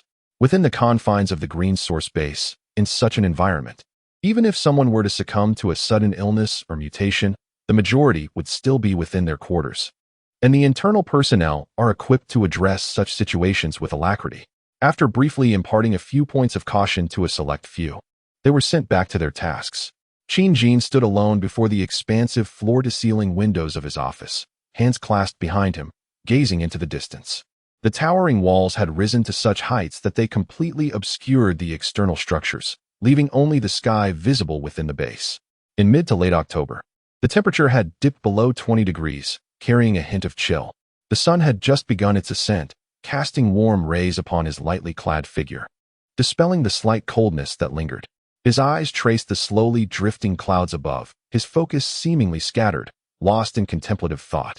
Meanwhile, in a secluded villa complex in Yangqing, a solitary figure busied himself within the confines of a small, enclosed garden. Upon closer inspection, one could discern that it was a fully armed individual engaged in the modification of a vehicle. This was none other than Li Su, the leader of the previously mentioned survival group. After resolving to reclaim the villa, he meticulously devised a plan, employing traps and homemade weapons to successfully eliminate the zombified caretaker, transforming the entire villa back into his operational stronghold. Subsequently, he conducted a thorough inspection of his home, fortifying various security vulnerabilities. The yard outside was also secured. It can be said that his available space for movement had significantly increased. Food and various supplies were relocated to his room for safekeeping. From a survival standpoint, he had made commendable preparations. The food supply at home was limited, and rationing could only sustain him for about a month. Aware that he could not rely solely on dwindling provisions, he began to strategize foraging expeditions to gather resources, with the nearby neighbors serving as promising targets. This residential community was relatively upscale, with few inhabitants. Theoretically, the number of zombies should also be limited for the time being, thus increasing the likelihood of acquiring sustenance. A couple of days prior, he made his preparations, adorning himself with improvised armor, armed with a kitchen knife and a metal rod. During the day, he stealthily approached a neighboring house. Upon successfully entering, he was confronted by 4 zombies. Terrified, he turned and fled, while he believed he could manage one with adequate preparation. Facing 4 was a matter of survival. Fortunately, he managed to close the neighbor's door swiftly, evading pursuit and safely returning home. During daylight hours, zombies tended to hide indoors or in various shadowy corners, Without prior preparation or specialized skills, eliminating them proved exceedingly challenging. It is essential to recognize that zombies possess considerable speed and strength, making solo confrontations with multiple foes exceedingly perilous. This initial expedition's setbacks severely undermined Li Su's confidence. The zombies he encountered were far more terrifying than those depicted in films. If they were akin to those portrayed in certain popular series, moving sluggishly and lacking strength, he felt he could take on 10 single-handedly. Regrettably, he now finds it increasingly challenging to confront even a few adversaries, contemplating the feasibility of engaging two at once. He acutely perceives the advantages of collaboration in this apocalyptic world, starkly contrasting with the disadvantages of solitary existence. Had he possessed a few more companions, he would have had an abundance of alternative strategies at his disposal. In the subsequent days, rejuvenated with a renewed sense of purpose, he altered his objectives and ventured to the residences of two neighboring households. Alas, he returned empty-handed once more. Those locations were infested with no fewer than 3 zombies. He contemplated the idea of opening the door to lure the zombies away before entering to scavenge for supplies. Yet the circumstances over the past 2 days had seemed increasingly dire. He observed a rising number of zombies roaming the streets outside, often congregating near his home at night, as if they had discovered a source of sustenance. Reflecting on the discussions within the chat group regarding the notion of zombies evolving in strength, he devoted 2 days to careful observation and discerned that the theory might indeed hold merit. It appeared that, over the course of several days, many of the remaining survivors had been located and dispatched by the zombies, resulting in a staggering imbalance where the number of zombies vastly exceeded that of the survivors. Consequently, an increasing number of zombies began to encircle the few remaining survivors. Additionally, the zombie's senses of smell and hearing were gradually becoming more acute, leaving him vulnerable to being besieged by an even greater horde. Occasionally, as he gazed across the river towards the bustling metropolis of Yangqing, memories of its once terrifying population sent a chill down his spine. Should the zombies truly evolve into a more formidable state, his survival in this locale would be all but hopeless. The humble iron bars and low walls of his home would scarcely withstand the onslaught of numerous zombies. With no other options available, he resolved to flee this place. Abandoning the pursuit of additional food and remaining at home in futile anticipation of rescue, an endeavor akin to awaiting death, seemed far less appealing than venturing forth to seek his fortune elsewhere. He recalled the destination that lay ahead. With a still functional mobile phone, he had consulted offline maps, revealing a distance of nearly 300 kilometers from his current location. Under normal driving conditions, he would have reached it in 3 to 4 hours. However, the uncertainty of the present situation rendered such estimates unreliable. Yet, with no alternative destinations in sight, this location became the sole viable objective. Even if he could not locate the forward path, this site fell within the realm of second- or third-tier cities, which, logically, should possess a considerably lower density of zombies than his current city of Yangqing. Finding a new place to stay might not prove overly challenging. Having made his decision, he hesitated no longer. He refrained from seeking favors from his neighbors and focused intently on preparing for his departure. As an enthusiast of apocalyptic scenarios, he possessed a wealth of knowledge, and today he was engaged in a rudimentary modification of his family's off-road vehicle. Fortuitously, his previous passion for off-roading had afforded him a decent SUV. At that moment, he was installing a front guard and reinforcing the car windows with wire mesh. The tools he normally kept at home were proving invaluable. He had nearly completed the modifications yesterday and was now busy transporting and securing various supplies. Food, water, portable chargers, flashlights, lighters, tents, clothing, and blankets filled the vehicle to the brim. Surveying the already packed car, he reluctantly decided to cease adding more items, recognizing that further attempts would compromise its drivability. He secured the main door of his home and cast one last wistful glance at the residence he had inhabited for so many years. Resolutely, he climbed into the vehicle and turned the ignition. With the fuel gauge indicating 80 capacity, reaching his destination should pose no issue. If necessary, he had brought a siphoning hose to borrow fuel from another vehicle along the way. He glanced at the time. It was around 9 o'clock. The sun has risen. Without further delay, I gently accelerate, the vehicle slowly departing, arriving at the already ajar iron gate of the courtyard, nudging it open. To my dismay, 3 zombies linger at the entrance. Upon noticing that the gate is fully open and the zombies begin to lurch towards the car, I slam the accelerator and charge fiercely at them. Thud! 2 of the zombies are sent sprawling like gourds, hurtling away from the impact. I glance in the rearview mirror but choose to focus solely on the road ahead. This journey out of the city will be my greatest challenge. Logically, once I exit the city and distance myself from densely populated areas, my safety would be considerably assured. Previously, I had meticulously charted a route on the map that bypasses bustling urban centers and high-density residential zones, intending to select paths with fewer inhabitants. I also contemplated taking the highway. However, given that the mutation erupted during the early hours of the night, it is certain that countless accidents occurred on the freeway, and if any section is blocked, it would pose significant trouble. Alone, I deemed the smaller roads to be the safer choice. I pressed a kiss to the amulet hanging around my neck, offering a silent prayer to the unknown deities. With the rising sun before me, I drove onward, uncertain of what awaited. No one could provide me with answers. End of chapter. Chapter 49. The daily quest for supplies in the early morning. The sunlight of 7 or 8 o'clock cascades upon the earth, dispelling the chill of early autumn. Outside, tranquility reigns supreme. The streets are littered with scattered debris, fluttering newspapers, and plastic bags, alongside damaged vehicles. Doors and windows stand either tightly shut or wide open, and one can occasionally glimpse charred remnants. Yet, there is no longer any billowing smoke, only an expanse of darkened shadows. This reflects the current state of human architecture, characterized by an overwhelming sense of chaos. In the aftermath of turmoil, the environment has adopted a post-apocalyptic aesthetic. The zombies, having retreated into obscurity with the rise of daylight, seem to have vanished into the shadows.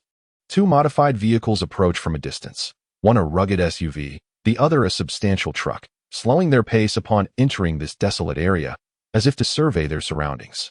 This is the team led by Lee Bowen, dispatched from the Green Source base in search of supplies. Captain, we have arrived at a small town 15 kilometers from the base. According to the map, there is a relatively large supermarket ahead, which is our primary objective. Seated in the driver's seat of the SUV is the recently inducted Gao Chong, assigned to Lee Bowen's team after his approval for combat. He is now driving in pursuit of essential provisions. Upon reaching our destination, let us first ascertain an escape route. Then we shall disembark to search for usable trucks or cargo vehicles. The parking lot surrounding the supermarket should logically contain a few vehicles. We will identify a suitable one, refuel it, and thus secure our transport for today. Indeed, they now venture forth with only 2 vehicles at a time. In the early days of the apocalypse, abandoned cars were ubiquitous and fuel supplies remained plentiful, rendering it unnecessary to squander resources. They simply appropriated what they could. Even in instances of fuel scarcity, one could scavenge from derelict vehicles to siphon fuel. Before long, they located their target on a prominent thoroughfare within the town. True to its reputation as the largest supermarket in the area, it looms conspicuously. The external parking lot reveals an array of vehicles, predominantly sedans, with no sight of larger cargo trucks. The parking lot was devoid of trucks, as is customary. Typically, unloading or transportation occurs through the rear entrance. Lee Bowen scanned the vicinity of the supermarket, briefly informing all team members before the 2 vehicles set off, meandering through the town. Indeed, they soon discovered several trucks at a construction site and stumbled upon a large truck parked roadside. The combat team, exhibiting no hesitation, unlocked the vehicle and claimed it as their own. Swiftly, they amassed a total of 6 vehicles. Aside from the off-road vehicle, which had a somewhat limited cargo capacity, the others were capable of carrying significant loads. After ensuring the vehicles were in good condition and refueling them, the squad returned to park near the supermarket. Lee Bowen gazed at the supermarket's wide-open doors and addressed one of the team members, Xiao Zhang. Deploy the drone to divert the zombies. Understood, Captain, replied Xiao Zhang. He retrieved a drone from the off-road vehicle, which was equipped with a sound-emitting ball beneath it, thanks to Xiao Lu's guidance. They were all familiar with some essential drone operation techniques. The drone ascended gracefully, hovering at the supermarket entrance before commencing to play lively music. The tranquility was shattered, and soon enough, a cacophony erupted from within the supermarket. In a mere matter of seconds, several zombies burst forth, their hands grasping futilely at the drone suspended in the air. After a few minutes, confirming that no new zombies had emerged, Xiao Zhang maneuvered the drone, leading a small horde of over 30 zombies away from the supermarket. As they moved, additional zombies from the surrounding buildings were drawn in by the sounds, joining the growing throng. However, soon nearly 100 corpses were transported by drones to a distance of 1 kilometer away. The drones continued their flight, retreating further. At that time, the drones Qin Jin had purchased were of a higher-end quadcopter model, boasting impressive endurance and remote control capabilities, capable of monitoring the corpse cluster from 3 to 5 kilometers away. The other members of the team skillfully maneuvered their vehicle to the entrance of the supermarket. Once they formed a defensive and escape-ready formation, Li Bowen left Xiao Zhang to continue monitoring the corpse cluster and keeping watch over the surroundings, while he and the other 5 ventured into the supermarket. As they stepped inside, a wave of darkness enveloped them. An array of peculiar and foul odors assaulted their senses, reminiscent of various foods in a state of decay and fermentation. The supermarket was of considerable size, spanning at least 1,000 square meters. Yet the interior had long since lost power. The combat team members activated their portable high-intensity lights, instantly piercing through the darkness and revealing the conditions within. At the entrance, the cash register was strewn with assorted debris, while in the distance, some shelves had collapsed, while others remained orderly. The floor was littered with filth and bloodstains, all indicating that chaos had once reigned here. Wasting no time, Li Bowen took the lead, cautiously holding his rifle, the front end of which was affixed with a short bayonet, ready for an immediate attack. The other team members formed a careful formation behind him, each wielding shields, machetes, and crossbows, prepared to provide assistance at a moment's notice. The team's combat strategy was straightforward. When encountering small groups of zombies, they would first employ bayonets, machetes, or crossbow bolts to eliminate the threat, using shields for defense. However, when faced with larger hordes, they would disregard caution and fire their weapons without hesitation. Under the allure of the drone, the presence of large hordes of zombies was seldom encountered. Often, not a single one could be found. Occasionally, a few might remain, obstructed or otherwise unable to be drawn away, and these could be dealt with without the need for gunfire. Illuminated by the floodlights, the interior of the supermarket revealed a scene steeped in eerie silence, evoking a sense of haunting desolation. Li Bowen had long since conquered this fear. After a swift observation and contemplation, he discerned no sources of danger. Without a backward glance at his companions, he declared, "The initial visual assessment indicates safety. We shall divide into 3 teams of 2 and commence a thorough search of the supermarket. Once we ascertain that all is well, we shall begin the task of gathering supplies." The team members acknowledged his command. The 6 quickly dispersed, each pair consisting of 1 in front and 1 behind to assist. 5 minutes later, the squad confirmed that no zombies lurked within the supermarket. They merely stumbled upon 2 skeletal remains marred by bite marks, clearly having suffered the ravages of the undead. Approaching the bones, Li Bowen retrieved 2 sheets and gently covered them, offering a semblance of solace in death by shielding them from exposure. He then instructed his team, "All right, secure the back entrance to prevent any zombies from sneaking in. Xiao Zhang will guard the front. Let us begin gathering supplies." The team members spread out, expertly seeking out provisions. Rice, flour, and various grains were collected without hesitation, as they also procured trolleys provided by the supermarket for transporting goods. Bags of food were swiftly transported. Instant noodles, canned goods, and other sealed items were not overlooked. These were excellent long-term storage options, in contrast to perishable vegetables and meats that required refrigeration and could only be consumed in the short term. Several team members arrived at the vegetable and meat section, where they were met with the sight of decaying and foul-smelling produce, eliciting expressions of regret. Aside from a few items that remained salvageable, the spoiled goods no longer warranted the expenditure of their energy or the precious space in their vehicles. After more than an hour of labor, they managed to fill several carts. Yet the supermarket still brimmed with an abundance of items they could not take. Li Bowen pondered for a moment and resolved to transport the gathered supplies back to the base before returning for another load. He communicated his decision to the team, who readily agreed. They barricaded the supermarket's entrance with the vehicles they had found, and Xiao Zhang piloted the nearly depleted drone back as well. The squad set off towards the base with their newly acquired provisions. In a mere 30 minutes, they reached their destination. Upon entering the base, they spent the requisite time in the quarantine area before driving into the inner compound. Qin Jin, alerted by their swift return, briefly inquired about their situation and expressed his full approval of their approach. He then instructed the base's management to arrange for additional personnel to assist with unloading the supplies. The combat team seized this opportunity to rest, as their earlier efforts had been physically demanding, leaving them somewhat fatigued. They settled onto the vehicles or found respite in the nearby structures. Qin Jin addressed them, saying, "I appreciate your hard work. The base is currently unable to spare additional hands for assistance, and you will need to continue your efforts for the time being. Once the perimeter wall is repaired in a few days, it should become less arduous. Indeed, this was the case. The construction of the perimeter wall within the base is still underway. Prior to the arrival of the acid rain, Jin has been diligently preparing for the necessary tasks. Though it is indeed challenging to spare many hands to assist the combat team in transporting supplies.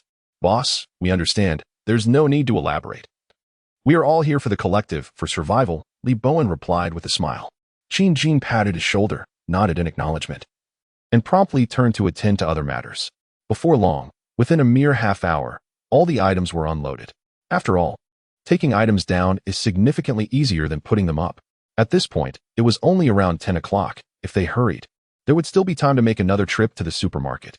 Li Bowen's team quickly reorganized the vehicles, starting them all up again for a return journey to the supermarket. This scenario merely reflects a microcosm of the combat team. Other squads were engaged in similar activities. As the search for supplies broadened, their travels would take them increasingly farther afield. End of this chapter, Chapter 50, Contribution Points within the Green Source Base. The newly arrived brothers, Sun Xiaolong and Sun Xiaohu, have joined the crew constructing the perimeter wall. After a night of rest, the events of the previous evening have faded considerably. Their injuries have also improved significantly, primarily superficial wounds, combined with a brief period of malnutrition, have healed quickly with proper nourishment. The events of last night are now behind them, and life must go on. The brothers have been assigned to a dormitory for rest, where the base administrator, Tang Jinming, shared some important guidelines before allowing them to recuperate. Unbeknownst to them, they remain under the close observation of the base. After being brought in a daze yesterday, they were taken out again under the cover of darkness, beneath the cloak of night. The entirety of the base remained shrouded from view. It was only upon rising this morning that I became aware of the extraordinary nature of the place I had unwittingly joined. Towering walls encircled the compound, while armed personnel patrolled with vigilance. Even if one were to inform them that this was a refuge long established by humankind, they would readily accept it. After breakfast, through casual conversations with nearby individuals, they gleaned a general understanding of the Green Source Base. One could only marvel at the remarkable capabilities of this Commander Qin. In such a short span since the onset of the apocalypse, he had managed to erect such a formidable stronghold. Although many details and crucial information remained elusive, the events of the previous night, coupled with the scale of the base, suggested a formidable strength. A sense of reverence for Commander Qin began to take root. In the morning, they joined others at the base, gathering at the foot of the imposing walls. From a distance, the walls appeared magnificent, yet standing at their base imparted a deeper appreciation for their grandeur. It was perplexing why Commander Qin felt the need to further heighten and fortify these already towering walls. While others may have dared to question, they, as recent arrivals, knew better than to voice any dissent. In this moment, having a secure haven and sustenance felt like a significant blessing. The two brothers, inherently law-abiding, observed the industriousness of their fellow base members, and thus refrained from uttering unnecessary words, joining in the labor with earnestness. During brief respites, they engaged in light conversations with new acquaintances, gradually integrating into the larger community. Today, the base buzzed with fervor. Throughout the day, aside from the repeated returns of Li Bowen's squad, other teams returned in succession, transporting a bounty of collected supplies for storage. Whenever the alluring bell resounds around the perimeter of the base, the inhabitants are aware that the gates are about to be opened to welcome back the returning combat team members. As they observe truck after truck unloading supplies, a profound sense of satisfaction envelopes each individual. Although the base remains under centralized management, operating under a communal system, only the combat team members are entitled to retain a small portion of the items they procure during their expeditions. Aside from a few administrators, the majority are confined to a uniform standard of ordinary provisions. It is an unavoidable reality, as the combat team enjoys certain privileges. Their audacity to venture into perilous territories justifies such preferential treatment. Nevertheless, it is a favorable arrangement. At least there exist private quarters, sustenance, and potable water. Moreover, hot water is available in the evenings, and daily necessities are not lacking. They can even recharge their mobile phones and flashlights at the designated charging station. The Green Source Base remains relatively generous towards these low-energy electronic devices for the time being. These small gadgets, even if charged in the hundreds, consume negligible amounts of electricity, and it is far better to enrich the lives of the internal personnel rather than allow their minds to wander aimlessly. Although there is no internet access any longer, Mobile phones still serve as humanity's most effective means to pass the time. Whether it be listening to music, watching downloaded movies, or engaging in single-player games. These activities remain the preferred choices for those who have not taken the initiative to download resources. Knowing that the apocalypse has arrived yet failing to prepare is a lamentable fate. Today, Xinjiang has once again introduced new regulations at the base, encompassing fundamental points and contribution points. The fundamental points are awarded for completing relatively low-risk tasks within the base, allowing individuals to earn privileges such as recharging hot water and device batteries, benefits that are already accessible. Henceforth, only those who diligently engage in regular work will be entitled to these basic amenities shared by all. Should anyone exhibit a lackadaisical attitude or inflict any form of damage, corresponding points shall be deducted. This will consequently lead to a reduction in allocations for hot water, charging opportunities, daily necessities, and the like, thereby diminishing the quality of life for such individuals. Fundamental points are non-transferable. Each person is permitted to bind only their own. Initially, there were murmurs of discontent among the populace, as benefits that were once guaranteed now required a merit-based distribution, leading to a sense of unfairness. However, the subsequent introduction of contribution points effectively alleviated this dissatisfaction. As the term suggests, contribution points are awarded solely for one's contributions and are calculated separately from basic points. Once acquired, they can be retained for an extended period and are transferable, not confined to personal use. Contribution points can be exchanged for a plethora of delightful items. The base has compiled a diverse catalog of available exchanges featuring an array of goods. Basic necessities aside, 1 point of contribution can be exchanged for 5 packets of instant noodles, various snacks, or 3 bottles of beer and other beverages, or 2 packets of cigarettes, or a varying assortment of food items. Those brave individuals who ventured forth to drive and handle the deceased have each been granted 1 point of contribution today. On a more complex level, these points can be traded for broader benefits. For instance, 3 points may be utilized to request permission for daily electricity usage not exceeding 3 kilowatts for an entire month. 10 contribution points may facilitate a transition to a lighter workload, with no objections likely to arise. Furthermore, 30 contribution points can secure an independent dwelling complete with a bathroom and furnishings, thereby eliminating the need to share space with others. 50 contribution points allow for the admission of an individual, sanctioned by the base, into the green source. This is immensely beneficial, as one can imagine. Additionally, these points can be utilized for trade with others, or to assign tasks requesting assistance from fellow members. For instance, one might enlist the aid of combat team members to specifically seek out a particular item during their missions. Naturally, such endeavors come at a considerable cost. The exchange of contribution points necessitates the oversight of the base's notary, and the system is currently under development. Those in the know recognize that contribution points symbolize privilege, serving as a novel form of currency. The generation of each point requires the approval of Xinjiang. Only with his signature can an individual be designated as the owner of specific points, thus preventing any fraudulent activities. The redemption value of these points may fluctuate. As the base expands, it is conceivable that contribution points could either be diluted or appreciate in value. Undoubtedly, there will be vulnerabilities, which will be gradually rectified over time. For the audacious, testing the consequences of deceit may be an option. Xinjiang will ensure meticulous control over each contribution point, approving only as the inventory permits. Combat teams frequently embark on challenging missions, thus positioning themselves to acquire contribution points more effectively. Furthermore, the inventions of technical personnel like Dong can yield substantial points. This initiative has, to some extent, invigorated many individuals, as everyone harbors their own aspirations. When pathways to fulfill such aspirations emerge, a sense of direction for effort materializes. The green source is evolving towards a small societal model, becoming increasingly refined. It simultaneously conveys to all that only those who prove themselves valuable will thrive here. Those who are disobedient or unproductive may find themselves struggling even for sustenance. The issuance of the new system prompted Xinjiang to encourage the managers to pay attention to the feedback from the subordinates, the majority of which was overwhelmingly positive. This heralded the successful implementation of the system, and no one dared to voice dissenting opinions. Consequently, when the personnel at the base observed the various supplies being transported back, they experienced a profound sense of fulfillment, believing that through their diligent efforts, they too could seize opportunities. as long as they worked hard. The day would come when they could earn contribution points to exchange for the necessities they desired. End of chapter. Chapter 51. Survivors from the Outside World. Guangyuan City. Mintang Town is situated in Fenghe County. At the border with Fenghe County lies Longmen County, located to the southwest of Fenghe County, with some areas bordering Shenshi.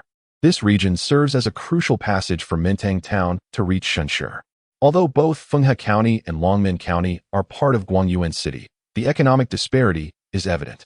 Unlike Fenghe County, which primarily focuses on agriculture supplemented by light industry, Longmen County, being in proximity to Shenshi, has witnessed the establishment of numerous factories over the years due to external migration. This has led to rapid economic development, with its GDP ranking first in Guangyuan City. In recent years, the influx of migrant workers has significantly increased, particularly concentrated in the southwestern direction near Shenshi, while the areas closer to here remain somewhat less developed. At this moment, to the northwest of Longmen County, 3 vehicles traverse the road. Leading the convoy was an SUV, its front bearing signs of damage and bloodstains. Following closely behind were 2 sedans. Through the windows, one could observe a considerable number of passengers seated within. In the front of the SUV, 3 men and a woman were seated. At this moment, a young man, likely in his late 20s, turned to the driver and inquired, "Brother, do you truly believe we can locate a gathering place for surviving humans? We have been out for 2 days, yet we have not encountered a single living soul." The speaker's disheveled appearance, furrowed brow, and anxious demeanor, coupled with his frequent glances toward the outside world, revealed the toll this journey had taken on him. In the back seat, a woman in her 30s, elegantly dressed and possessing a certain beauty, voiced her unease. "Yes, Chin, you mentioned that there was a human gathering spot. We all followed you out in hopes of finding it. You cannot lead us into a trap." The driver, known as Chun, appeared to be in his 30s or 40s. Though he lacked a polished appearance, his eyes shone with a clarity that surpassed that of his companions. They were a group of survivors fleeing from danger. The one who had just spoken was Chin's cousin, with whom he had shared a residence in a modest neighborhood of Fenghe County. The two had fortuitously dined together during the night of the mutations, and fortunately, neither had succumbed to the transformation. They had sheltered in their home, evading the initial wave of the zombie onslaught brought about by the mist. Once the fog dissipated, they cautiously ventured out, discovering that the zombies had been drawn away by some unknown force. Their neighborhood, an older establishment, housed a population of around 200 to 300 individuals. Perhaps it was due to the collective presence of residents remaining indoors that many non-mutated individuals had survived. Those who had transformed into zombies remained trapped within their homes, either unable to escape or pursuing other survivors in a frenzy. Residential areas have become the most likely sanctuaries for human survival. After all, in a country dominated by concrete and steel, most individuals prefer to remain indoors, observing the unfolding situation, unless compelled by a curiosity for chaos. Once the gravity of the circumstances dawns upon them, many are even less inclined to venture outside. After the fog dissipated and the zombies retreated, Brother Chun, mustering his courage, called out a few times. Aside from attracting the growls of some zombies lurking in nearby rooms, he discovered that numerous survivors resided within the community. In the following days, everyone exchanged WeChat contacts and formed a group to collectively strive for survival. However, following a power outage a few days ago, the internet vanished, leaving them reliant on alternative means of communication. He cast a glance at his cousin and then, through the rearview mirror, surveyed the 2 individuals in the back seat. Tightening his grip on the steering wheel, he flashed a smile and said, "Fear not. On the day the internet was nearly severed, I truly saw a post on a website indicating that an official organization had established a quarantine zone in the city of Dongguan, aimed at creating a new living area for humanity. This news likely reached only a few, as many social media platforms gradually lost connectivity. The information I stumbled upon was from a relatively obscure media outlet, but those who had already arrived at the living area even shared photographs and videos. In the images, I beheld towering walls, at least 3 or 4 meters high, and within them, a multitude of people. It turns out, there are still so many alive. The videos also showcased armed individuals maintaining order. This is truly the place we should aspire to reach," Brother Chun exclaimed with a sense of yearning. In the preceding days, he was indeed engulfed in trepidation, for the frenzied onslaught of the zombies was genuinely terrifying. Had it not been for their sudden disappearance, he would have scarcely dared to venture outside. It was the tantalizing news of this human congregation that prompted him to take the perilous step of emerging from his refuge. Naturally, he did not embark on this journey alone, opting instead to share the information with the residents of his community. Ultimately, aside from a few reluctant souls, the majority chose to accompany him on this quest towards the longed-for sanctuary. In his eagerness to absorb the news, he neglected to capture screenshots or save videos. Now that the internet was non-functional, even with a charged phone, he could not log in. Thus, he found himself at a loss when faced with skeptics. After much reiteration on his part, others began to entertain a flicker of belief, in contrast to remaining stagnant in a location devoid of rescue. Those who ventured forth were drawn to the official refuge established for community living. Safety could only be found in numbers. Brother Chen joined them, bolstered by their collective faith in the veracity of their endeavor. After all, they were all in the same boat, with no need to fabricate a self-destructive deception. Their singular objective now lay ahead, to reach that destination. Chen had memorized the address of Guanshe, aware of its general location. However, with the loss of connectivity, navigation was rendered impossible. They had been on the road for 2 days, covering barely over 100 kilometers. Along the way, they encountered zombies several times, having no choice but to charge through. Fortunately, they evaded capture, though his SUV had sustained some damage from colliding with the undead. Yesterday, lacking experience, they foolishly chose to set out at noon, mistakenly believing that they could cover the 200 kilometers in 3 to 4 hours. Not long after setting out, they encountered sporadic zombies, which frightened them into taking detours, causing significant delays before they finally exited Fenghe County. Eventually, they grew wiser, steering clear of more bustling areas. Though they still made several wrong turns, accumulating quite a few detours before reaching Longmen County, just before nightfall. Initially, they intended to find a desolate spot to sleep in their vehicle, but unexpectedly, they were disturbed by a zombie that seemed to appear from nowhere. Alarmed, they drove considerable distance throughout the night before finding another place to rest. Even so, none of them managed to sleep well during the latter half of the night. Some even remained awake throughout. Bearing exhaustion and unease, they promptly resumed their journey at dawn. By 10 o'clock today, after 4 hours of travel, they finally reached the outskirts of Longmen County, approaching the junction of Deep City, Dongwen City, and Guangyuan City. The roads in this post-apocalyptic world proved unexpectedly treacherous, fraught with traffic accidents and the occasional appearance of zombies, making it difficult to drive swiftly and necessitating frequent detours. Based on Brother Chen's previous recollections, they believed that after traveling another 40 to 50 kilometers, they would arrive at the gathering place. With this hope in mind, they chose a spot with an expansive view to stop and eat around noon. The 2 vehicles behind them were also filled with fellow survivors from the same neighborhood, each silently consuming their own provisions. The food primarily consisted of snacks, as the circumstances did not allow for cooking. The apocalypse had only recently begun, and most humans had yet to reach the point of resorting to theft from others, let alone the horrific scenario of cannibalism. Moreover, they were on the verge of reaching their new place of residence. This small band of survivors still maintained a fragile equilibrium for the time being. As long as they can reach the gathering place, they believe that soft, comfortable beds, warm rice, and fragrant dishes await them. Most importantly, the towering walls and armed soldiers symbolize safety, far greater than the sense of security found in their own homes. In the minds of most, humanity cannot be easily defeated by a mere virus. Once they regain their strength, humanity will rise again, reclaiming what is rightfully theirs. Zombies, in the face of firearms, are but mere numbers. Yet, what remains unknown is that humanity has already begun to crumble, with few organized groups remaining, and they are weak. Moreover, the upcoming calamities threaten to obliterate much of humanity's technological advancements. For groups like Chungu's, perhaps ignorance is bliss. Once everyone finished their meal, they hastily tidied up, determined to reach the gathering place by afternoon, for staying in the city after dark would be perilous. Within a mere 10 minutes of dining, Chenggu rallied his companions to depart swiftly.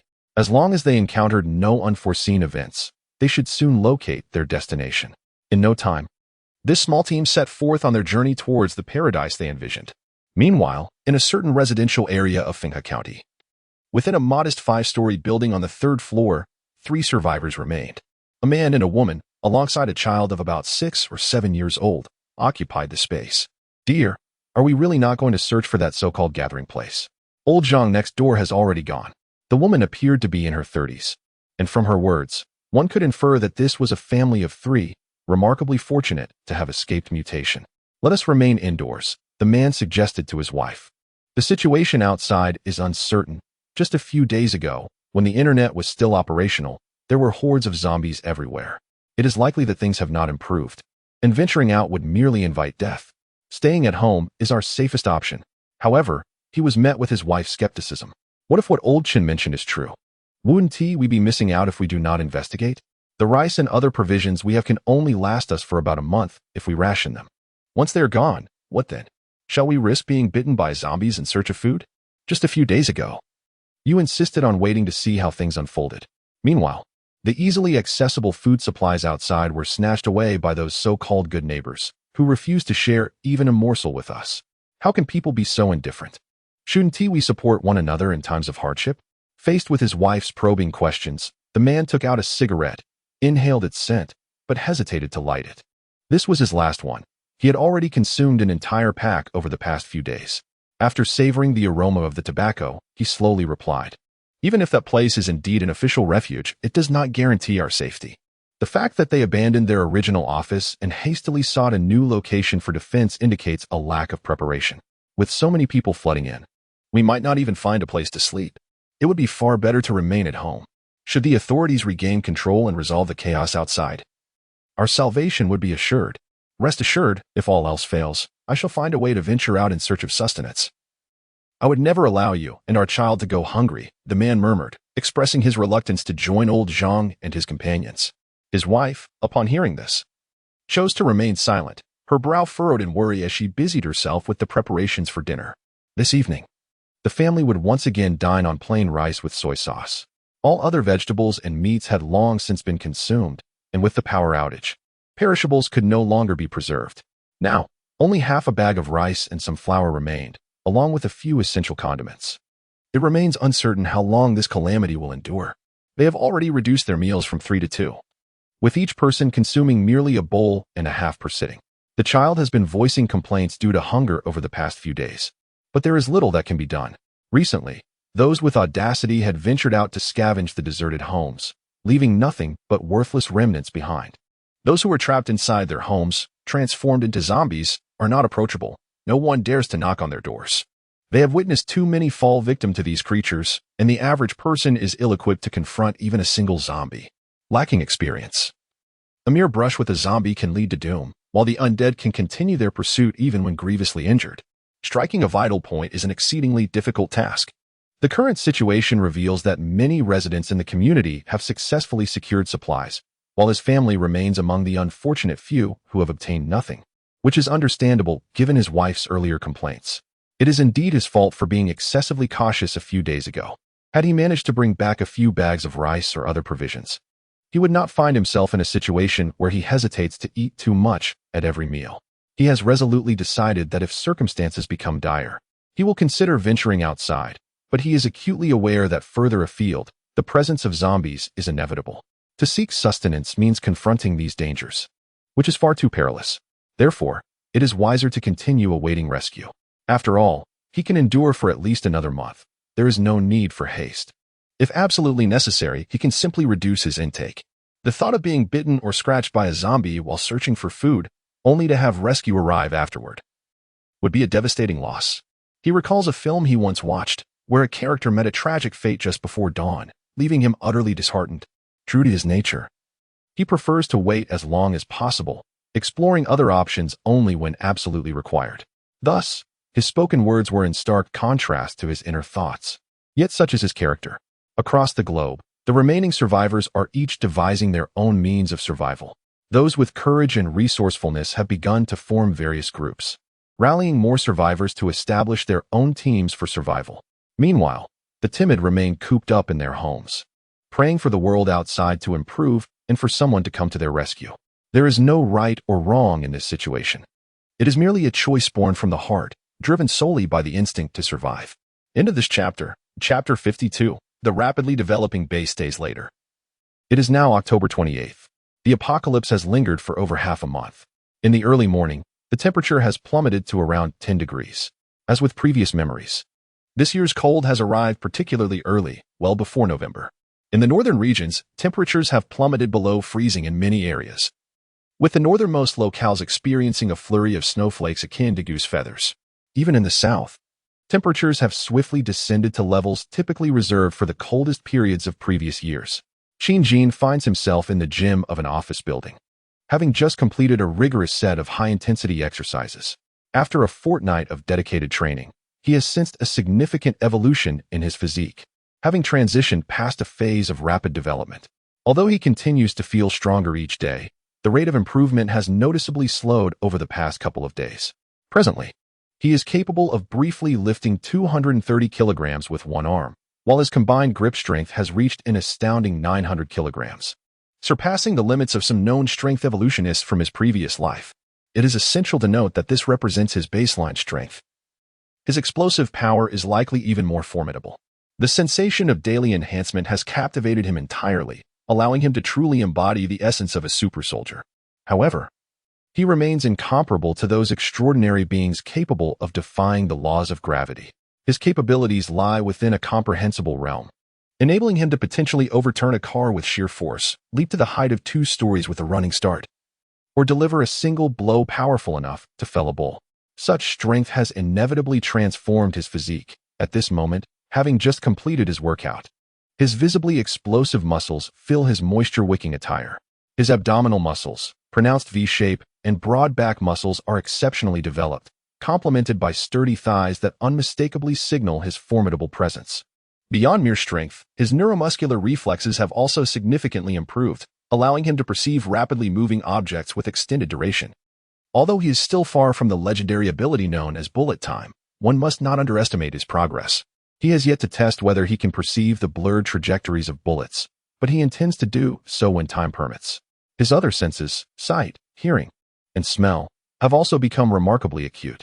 Even if he has not reached the level of the evolved beings from his past life, he is not far off.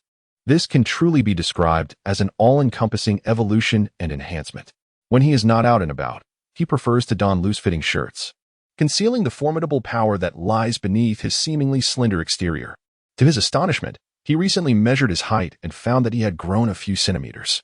His weight has soared to an alarming 103 kilograms. To the casual observer, he might appear to weigh around 75 to 85 kilograms. Undoubtedly, the density of his bones and muscles has increased significantly. Otherwise, he could not withstand the recoil from his full-force punches. The ease with which he strikes the punching bag attests to this fact. While there are numerous advantages to his newfound strength, there are also drawbacks. For instance, his appetite has surged. He now consumes food equivalent to the meals of several individuals. Only after a couple of days of his body's enhancement plateauing has his consumption slightly decreased, yet he still requires sustenance comparable to that of 2 people. Were it not for his position as the leader of a powerful faction, he would struggle to sustain such a formidable physique, much like in his previous life. Fortunately, the increase in strength is not excessively exaggerated, as he is not at the level of bending steel with ease or tearing his clothes apart. Moreover, during this period, he has felt an overwhelming surge of vitality, as if an inexhaustible energy flows within him. With no girlfriend to share his life, he finds solace in visiting the gym each morning and evening, engaging in rigorous exercise to alleviate some of this excess energy. In the process, a sandbag was damaged, necessitating the call for the combat team to venture out in search of suitable fitness equipment to bring back. Standing by the gym's window, he pushed open one of the panes after concluding his workout. A chill breeze swept in, refreshing in contrast to the discomfort it might have caused others. A faint wisp of vapor even rose from his body. He gazed out at the base ahead, a smile gracing his lips, as a wave of contentment washed over him. The base had begun to find its rhythm. Each individual had identified their role and understood their purpose in this new world. At the Green Source base, everyone had largely acclimatized to their new life. The combat team occasionally returned with supplies, their trucks laden with goods, consistently replenishing the multiple warehouses. The perimeter wall had been completed days prior, achieving its initial target height of 12.5 meters, complete with steel wiring atop. From a distance, it resembled a magnificent dragon, a towering edifice that stood 4 stories high, instilling a profound sense of security among the base's inhabitants. No one believed that zombies could breach such defenses. However, Qin remained unsatisfied. With the wall's construction concluded, the internal personnel did not allow themselves to rest. They immediately transitioned to other projects. Within the isolation zone inside the base's main gate, The original barbed wire fence had been dismantled and replaced with a 5-meter-high wall. Due to its smaller scope, this area had nearly reached completion in just a few days. This isolation zone was now poised to become a fortified stronghold. Covering an area of over 300 square meters, a simple iron structure has been erected within, providing a resting space for individuals returning for quarantine. Along the perimeter of this isolation zone, several shooting positions have been established. Should the guards detect any anomalies, they can swiftly eliminate any threats, be it individuals or zombies. Additionally, construction of warehouses within the base is being expedited. In the previous era of peace, various fire safety approvals had to be considered, restricting construction to personal preferences. However, the current circumstances are markedly different. Devoid of regulations, the focus is on expediency and durability. The subterranean levels are primarily designated for the storage of crucial items. Less significant or hazardous chemicals cannot occupy such valuable space. It is worth noting that during the initial construction, the underground area was meticulously designed to be waterproof and moisture-resistant, thus now serving as a repository for food, weapons, and other materials requiring stringent environmental conditions, such as pharmaceuticals and perishable goods. The surface area, however, is less constrained, with iron and concrete warehouses being constructed without concern for future capacity.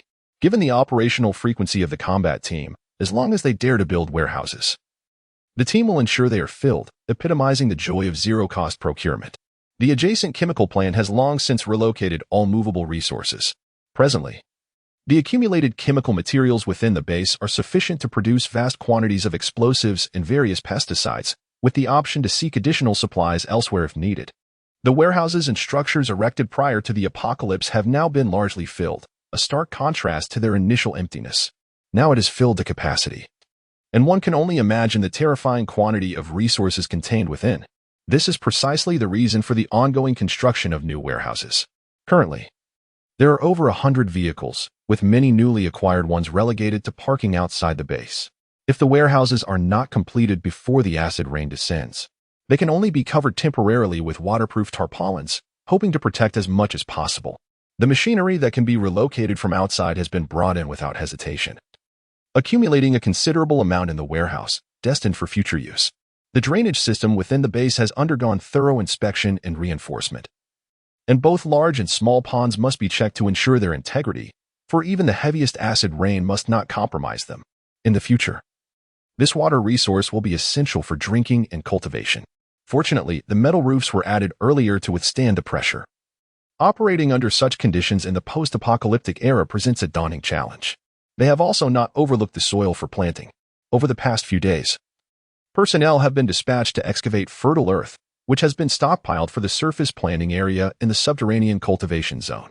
When the acid rain ravages the land, rendering it unsuitable for agriculture, at least their base will not be troubled by this concern. During this period, he has remained industrious, initiating preparations for the anticipated acid rain disaster. Furthermore, he is also gearing up for the impending winter calamity. Each winter in the post-apocalyptic world is a formidable trial. Even in the southern regions, one can feel the bone-chilling cold of ice and snow. Thus, starting today, he has requested the management to arrange for the installation of heating devices, fireplaces, and coal stoves within every dwelling. Rooms equipped with ventilation are typically occupied by individuals of higher status, allowing for the simple construction of a small fireplace. In ordinary rooms lacking such facilities, makeshift stoves can be fashioned from cement bricks to provide warmth. Qin Jin disregarded the opinions of others. His sole responsibility was to issue commands, confident that they would be executed without question. This is the advantage of being an unequivocal leader. No one would challenge his authority or disrupt his plans. The population of the Green Source base now hovers around 90 individuals. Following the recent upheaval, a number of troublemakers were eliminated, and subsequently, a few newcomers, such as Gao Chong and the Sun Brothers, were welcomed. Notably, the Sun Brothers have recently joined the combat team. Given their military background, their absence from the combat unit would be a squandered opportunity. The combat team has now grown to 30 members, nearly one-third of the base's total population. In addition, the defensive personnel of the base also number around 30, organized into 3 small groups that rotate shifts in a 3-tiered schedule. To maintain such a vast base, a team of 10 is already quite compact. Qin Jin's uncle, Qin Guoqiang, his aunt's husband, Luo Xiaojun, and Zhongyu's father, Zhong Zhengwo, serve as the team leaders of the 3 defensive groups. Monitoring, the main entrance, and 4 sentry posts must always be manned to ensure safety and prompt response. The remaining personnel will patrol the base in shifts, inspecting various areas for potential hazards related to water, electricity, and storage facilities. If nothing goes awry, all is well. However, should an incident occur, accountability will be strictly enforced. Those confirmed to be negligent will face expulsion from the base. During their off-duty hours, the defensive personnel also double as construction workers, electricians, and laborers. Occasionally, they assist combat team members in transporting goods from recently cleared large supermarkets, factories, or warehouses that are deemed safe. On the surface, it appears that the most industrious and burdened individuals are indeed the defenders. However, when compared to the combat team, there remains a noticeable disparity. The combat team faces perilous outdoor assignments daily, where even a minor mishap could spell death. Recently, there have been instances of injuries among team members, yet due to their superior equipment and well-crafted operational plans, they have managed to avoid direct encounters with zombies that could result in casualties. Qin has taken the time to personally inquire about the injured, engaging in reflective discussions on how to mitigate or entirely prevent such occurrences in the future. During this period, the combat team has rapidly acclimated to a new rhythm, with each member boasting numerous accolades for slaying zombies. Individually confronting 1 or 2 zombies poses little challenge, and when positioned advantageously, they can even dispatch 10 or more with their weaponry. Their combat prowess has indeed evolved remarkably. Correspondingly, the combat team's provisions and living conditions are the finest, followed by the defensive team and certain administrators, with the ordinary members of the base occupying the lowest tier. Currently, no one dares to voice dissent, as this hierarchy has been earned through sheer courage and sacrifice. To partake in this endeavor, one must either join the combat team to confront the undead or enlist with the defensive team, which occasionally ventures out to transport supplies or to clear away the sporadic appearances of zombies, in addition to the unsettling task of handling corpses. Even some of Qin relatives, aside from those in significant positions who enjoy certain privileges, receive the same treatment as the ordinary members. Admittedly, this arrangement is primarily a voluntary choice made by a few relatives. For instance, although Qin had hoped that his elderly grandmother could retire peacefully, she remains insistent on contributing her efforts. Even if it is merely to assist in the kitchen by picking vegetables or preparing meals, I am more than willing to help. My cousin, Qin Siling, along with my aunt, uncle, and other cousins, hold no official positions and have primarily been engaged in repairing the walls during this period, occasionally assisting in the kitchen or organizing supplies in the evenings. Aside from enjoying slightly better living conditions than ordinary members, the benefits remain the same for all. Qin is quite lenient with them. 3 managers oversee the ordinary members, while Qin's father is responsible for weaponry and overall management, and his mother handles food supplies. My cousin, Luo Dandan, aids in tracking the daily inventory of newly received supplies. My uncle manages the internal medical situation of the base. Additionally, Dong Hui has been appointed as the head of the chemistry department, assisted by Wang Bin, to oversee the production and storage of explosives and other chemical substances within the base. Dong Hui is indeed a remarkable talent, beyond his expertise in manufacturing explosives. He can also create a variety of chemical products such as insecticides, disinfectants, laundry detergents, lubricants, and countless others. It is no surprise, considering his former role as the technical director of a factory. Notably, in recent days, Qin has also established a planting department, intending to focus on the cultivation and research of food crops, as well as some livestock breeding. It is worth mentioning that during peacetime, his food factory employed an agricultural cultivation team, which included a professor-level figure from Yangqing Agricultural University, Yuan Mu. He had insisted on inviting this esteemed individual to the opening ceremony of the mutation night, and fortunately, the invitation was graciously accepted. Perhaps it was due to his previous engagement at Liyuan Food Factory, where he received a salary for several months. Otherwise, he might not have ventured to such a remote location. At this juncture, Yuan Mu naturally assumed the role of the current manager of the planting department at the Liyuan base. Of course, should he dare to engage in any untimely actions, his tenure as a minor leader would swiftly come to an end. After enduring more than half a month of harsh realities, Yuan Mu came to the realization that the world had irrevocably changed. Surviving in these times was already a stroke of fortune, and being able to continue to shine in an industry he had devoted his life to was commendable. Thus, he willingly accepted his responsibilities and, accompanied by the two remaining students, commenced the preparations for managing the surface planting garden and the underground cultivation area. It is worth mentioning that he initially had another student who was supposed to attend the opening ceremony, his earliest mutated student, Xiaoxiu. Regrettably, he became one of the first casualties. For the time being, the cultivation of staple grains had not yet begun. The focus was on the management of fruits and vegetables. Once manpower became insufficient, Jin had already promised to allocate more assistance to him. The base housed various poultry such as chickens, ducks, and geese, as well as cats, dogs, pigs, cows, sheep, and even rabbits and bamboo rats. Some bamboo had been planted for landscaping during the base's construction. Many had perished due to the devastation of the mutation night, leaving only a scant remainder. However, with proper husbandry, it was still possible to occasionally enjoy a fresh meat meal in the future. The fish in the two reservoirs were under the diligent care of Gao Chong, who had been rescued from the outside. Every day, after completing missions to search for supplies, or early in the morning, one could often witness Gao Chang busily feeding the fish. The entire base was thriving, and Jin observed everything with keen interest. It had already begun to take the shape of his envisioned ideal paradise.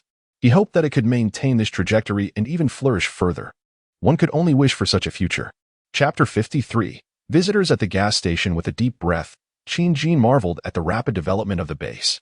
After holding the air in his lungs for what felt like an eternity, he exhaled, releasing a cloud of mist that shot forth like an arrow, dissipating over a meter away. He closed the window and turned to head towards the newly constructed shower room on the same floor. After his daily workouts, the sticky discomfort of sweat clung to him, and a refreshing shower was essential to feel rejuvenated. It was indeed peculiar. He had recently noticed a troubling pattern of losing his clothes. After exercising, he would leave his dirty garments in the gym or shower room, only to find them mysteriously missing. Initially, he assumed someone had kindly gathered them for washing, but as days passed without sight of the missing items, he began to sense something amiss. He even inquired if his mother had taken them for laundry, only to receive a negative response. Given that it was merely a few articles of clothing, he felt little motivation to investigate further. Moreover, with his physique changing, he found his previous attire increasingly snug. It was the perfect opportunity to acquire a new wardrobe of larger, more comfortable garments to liberate his increasingly constrained self. As he stepped out of the gym and made his way down the corridor towards the shower, a subtle fragrance caught his attention. Was that the scent of perfume? It seemed intertwined with an odd undertone, leaving him somewhat perplexed. He couldn't quite discern if he was mistaken. His senses had sharpened recently, allowing him to detect an array of strange odors and sounds within the foundation. He had yet to fully acclimate to these new changes, making it difficult to ascertain whether it was mere illusion. But there was no need to dwell on such matters. Once he finished his shower, a multitude of tasks awaited him. Indeed, he had become quite the busy individual lately. Acid rain is anticipated to arrive in just over a week. There remain preparations yet to be finalized, and it is imperative to expedite the arrangements. In Longmen County, at a gas station situated along a highway, the surroundings are devoid of any human presence. The main structure, which houses the toll booth and convenience store, stands with its doors firmly shut and windows securely closed. Inside, a man leans against the window, occasionally glancing at the road outside, seemingly awaiting something. This man is Li Su, who had departed from his home in search of his friend, Jean.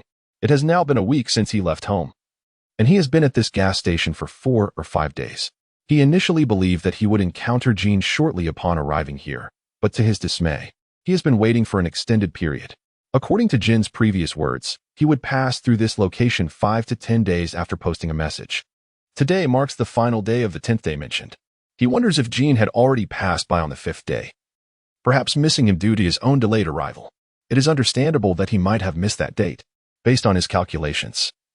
He had set out from home in the morning, expecting to reach his destination that very day, given that it was only a 200 to 300 kilometer journey.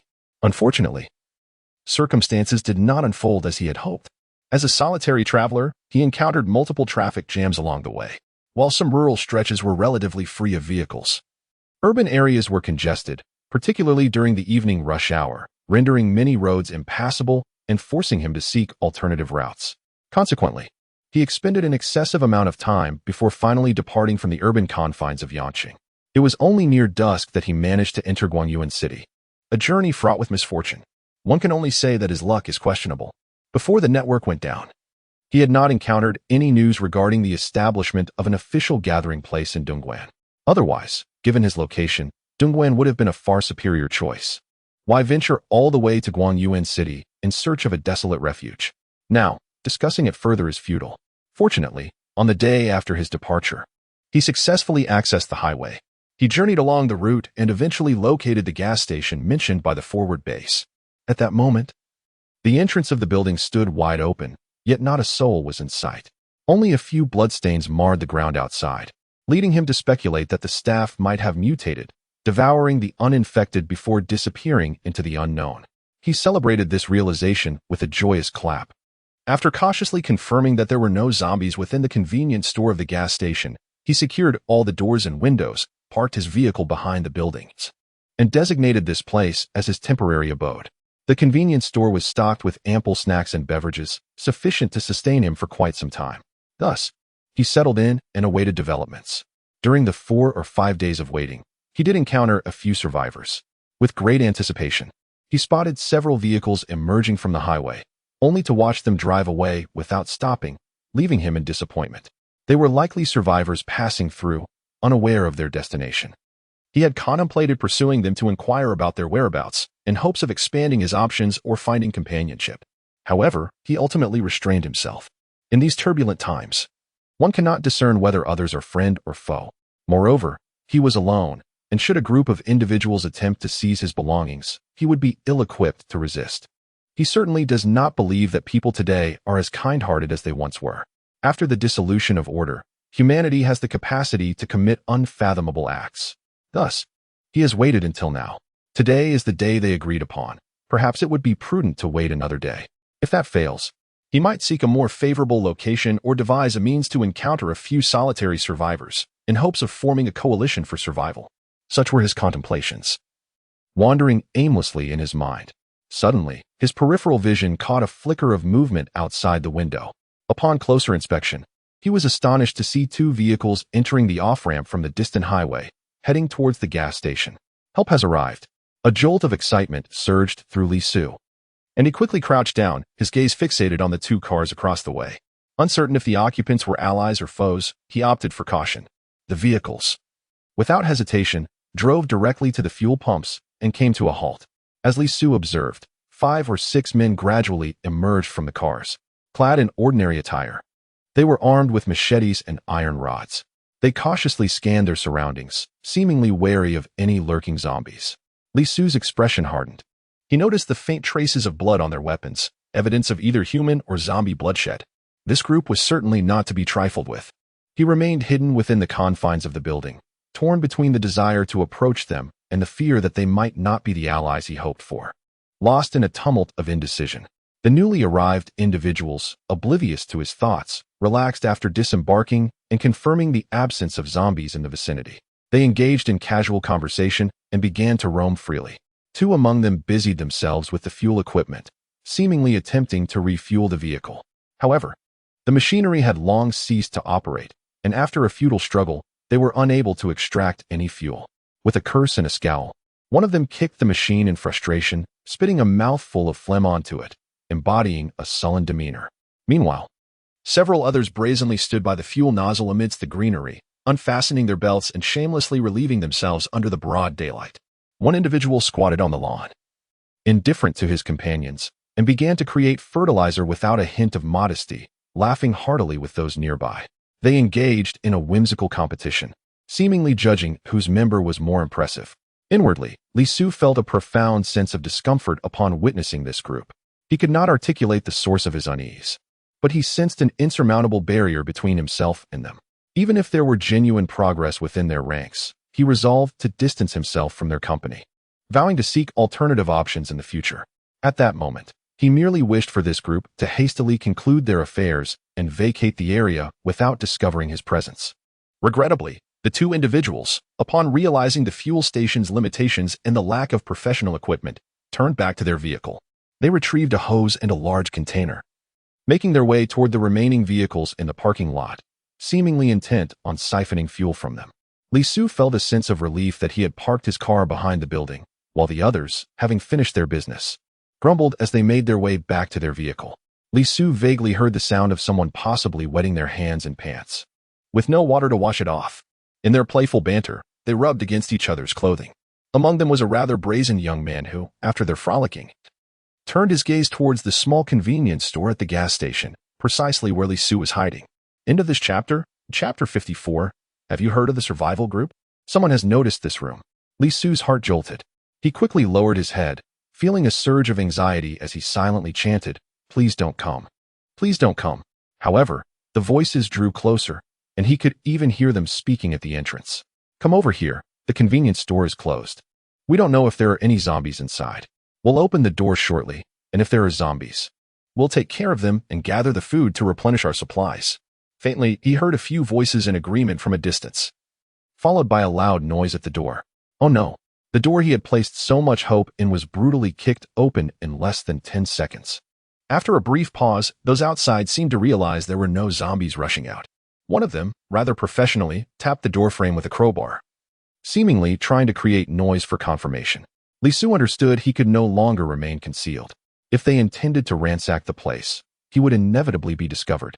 He decided to reveal himself and ascertain their intentions. He shouted, "There is someone here. There is someone here." Raising his hands, he slowly approached the entrance, stepping into view before the group. Oh wow, there's actually someone inside. Who would have thought there were living beings in such a remote place? A young man, brimming with youthful bravado, whistled and addressed his companions. "Who are you? What are you doing here?" One of the group, a robust figure towering at nearly 6 feet, his face adorned with the marks of a tough life, stepped forward to inquire of Li Su. "I am here to wait for someone. Do you know an individual named Qianjin?" Li Su, realizing the situation had escalated, decided there was no need for further concealment and posed the question directly. Regardless of whether the individual was indeed the one he awaited, it seemed prudent to seek clarity before proceeding. "Qianjin? I haven't heard of him," the large man replied, squinting slightly, seemingly skeptical of Li Su's words. "Since this brother is waiting for someone, we shall not impede your wait. However, as for the items within this supermarket, they are fair game for those who see them. You wouldn't object to us taking a few, would you?" Li Su felt a sense of relief wash over him as he observed the man's expression, which remained unchanged upon hearing the name Qianjin. It appeared that this group was not related to the person he was expecting.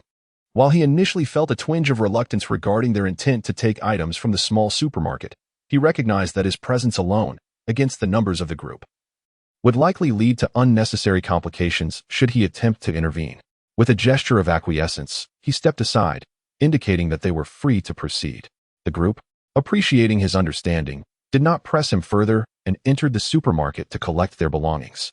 They were, after all, fellow survivors from Longmen County, each carrying the weight of their own harrowing experiences.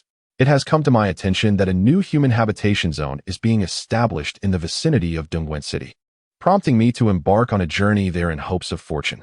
I gathered a group of 5 or 6 individuals, procured 2 vehicles, and set forth in companionship. Among us was a burly man who, along with 2 others, had previously roamed the streets. It was effortless to find several like-minded souls, and we cohabitated in pursuit of survival. All were in their prime, possessing commendable combat prowess, unafraid to engage in conflict.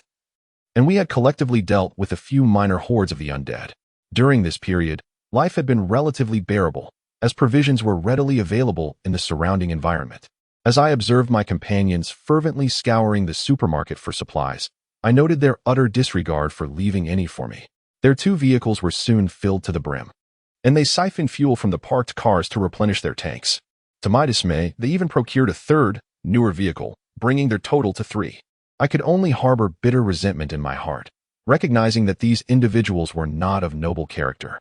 Ultimately, they left me with scarcely a few bottles of beverage, retaining the bulk of the food for themselves. Suddenly, a commotion erupted from the rear of the building. My heart sank. "Kuingu, Kuingu, come quick. I found a vehicle here, it's so impressive."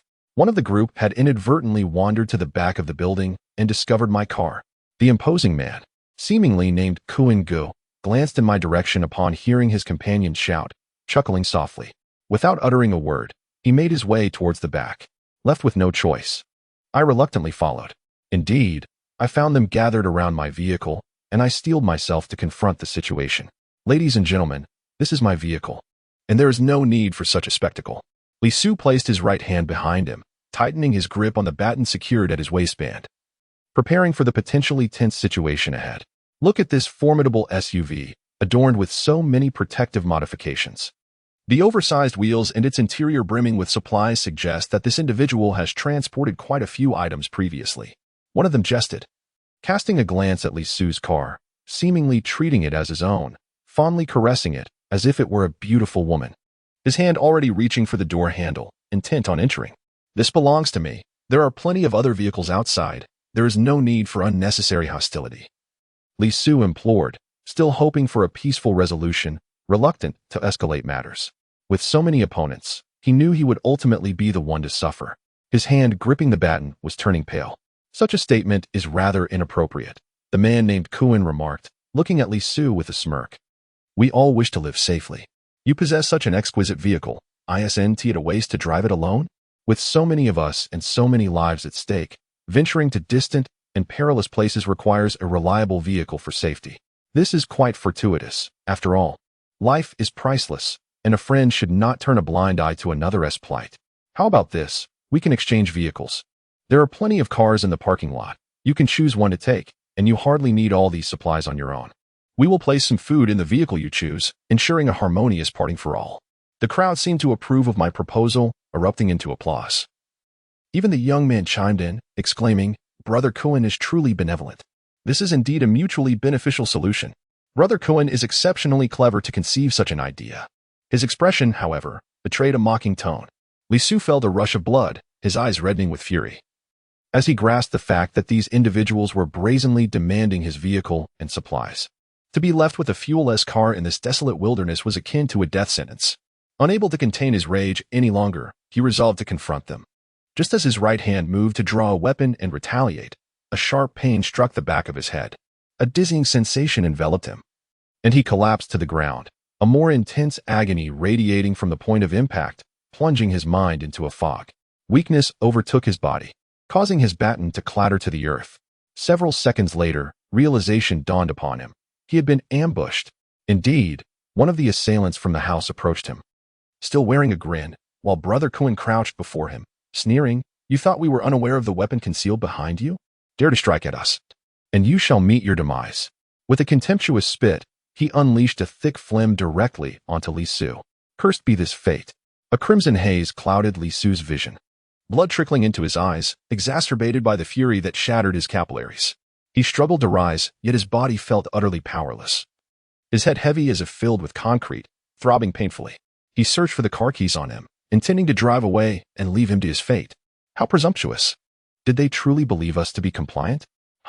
Brother Kuan was in high spirits. He had come to this gas station seeking fuel, only to discover not only ample provisions, but also a well-equipped vehicle brimming with supplies. This ensured greater safety for their journey ahead. The group paid no heed to Li Su, lying in a pool of his own blood. After retrieving the car keys from him, they unceremoniously opened the door and started the engine, planning to rendezvous at the front of the gas station before departing. As far as they were concerned, the original owner of the vehicle was already deemed dead. The blood on the iron rod of the assailant bore testament to the murder of other survivors. This was how they had procured vehicles and food during this time. In a world where no one cared, they acted as they pleased. Just as the group settled into their vehicle, ready to depart, Li Su felt his heart sink, on the brink of unconsciousness, when suddenly, a thunderous roar of engines echoed from afar. A convoy of 7 large vehicles barreled into the gas station. Leading them was an armored police vehicle, fortified to the teeth. Its front and windows were reinforced with thick steel mesh, and a colossal, menacing ram adorned the front, with glimpses of crimson flesh visible through the gaps. Behind it trailed several large trucks, each covered with waterproof tarpaulins, concealing what lay within. Before Kuan and his companions could make their escape, they found themselves encircled by a newly arrived convoy. As they remained engulfed in astonishment, several individuals emerged from the lead police vehicle, each wielding submachine guns or handguns, commanding them with authority. Everyone, exit the vehicle. We have questions for you. From the vehicles behind, more armed personnel disembarked, clad in bomb-proof attire and unfamiliar protective gear, some brandishing firearms and crossbows. It was evident to the naked eye that these were no mere toys. They were genuine weapons. Who were these individuals? Were they officials or formidable figures from elsewhere? How could they possess such an arsenal? Get out of the car immediately. Hands off the steering wheel. Place them where we can see them. Otherwise, we will open fire. Kuin and his companions were left bewildered. The elation of their recent success vanished in an instant. Replaced by an overwhelming sense of dread, they gazed at the menacing barrels directed at them. The cold, murderous glints in the eyes of their captors made it clear that any hesitation to comply would result in an immediate and violent confrontation. Reluctantly, they exited the vehicle, raising their hands in submission, resembling docile kittens. The brash young man, who had just moments ago exuded bravado, now shrank back like a turtle, his head bowed low, fearful of attracting attention. "Esteemed gentlemen, may I inquire about your purpose? We are more than willing to cooperate. Let us converse amicably." As the leader of the group, Kuin felt compelled to step forward and address them, drawing upon his past experiences in the underworld, determined not to be rendered speechless by fear. Simultaneously, there was a palpable apprehension that their own people might inadvertently provoke this formidable group, which would prove troublesome. From the ranks emerged a man adorned with a helmet, cradling a submachine gun in his hands. Upon removing his helmet, his countenance revealed a man of approximately 28 or 29 years, with piercing eyes fixated intently on Brother Kuin. It was none other than Li Bowen from the Green Source base. Following the directives of General Qin, they had methodically scoured numerous locations surrounding the base, including all fuel stations, and at this juncture, their team had successfully reached Longmen County. This location was specifically highlighted by General Qin for a visit, according to their timeline. Today marked the occasion he had previously mentioned. Thus, in the morning, he had gathered a considerable amount of supplies nearby and headed directly here, intending to fulfill the task entrusted by their superior. Along the route, in addition to their own vehicles, they had incorporated 3 newly acquired heavy trucks and freight vehicles, resulting in an impressive convoy. Furthermore, several non-duty defensive team members had joined their squad today to assist in transporting the supplies. At that moment, their numbers swelled to 10, all armed with various weapons. The police vehicle occupied by Li Bowen was not Qin Jin's saber-toothed tiger, but rather an alternative riot control vehicle, which, with its inherent protection and power, had been further modified to enhance its imposing presence. Upon arriving at the gas station, they observed this group seemingly preparing to depart, prompting them to encircle the individuals, fearful of missing the assignment from their superior. However, upon closer inspection, it became evident that this group did not exude an air of benevolence, though they themselves were no paragons of virtue. Consequently, they felt little need for civility. If a more aggressive approach was warranted, so be it. Expeditious results were their priority. Thus, confronting Brother Kuin, Li Bowen chose to disregard his words and expressed his own inquiries directly. "Have you ever heard of the Apocalypse Survival Group? Or have you seen anyone else here before? Speak candidly." End of this chapter. Chapter 55. Rescue and return. In response to Li Bowen's inquiry, Kuin Gu momentarily found himself at a loss. What? The Apocalypse Survival Group? Wasn't the internet long severed? Who would still be online engaging in group chats? Upon hearing the question about whether anyone was at the gas station, he suddenly recalled something. A chill ran down his spine. He forcibly restrained himself from revealing any sign of knowledge, reminding himself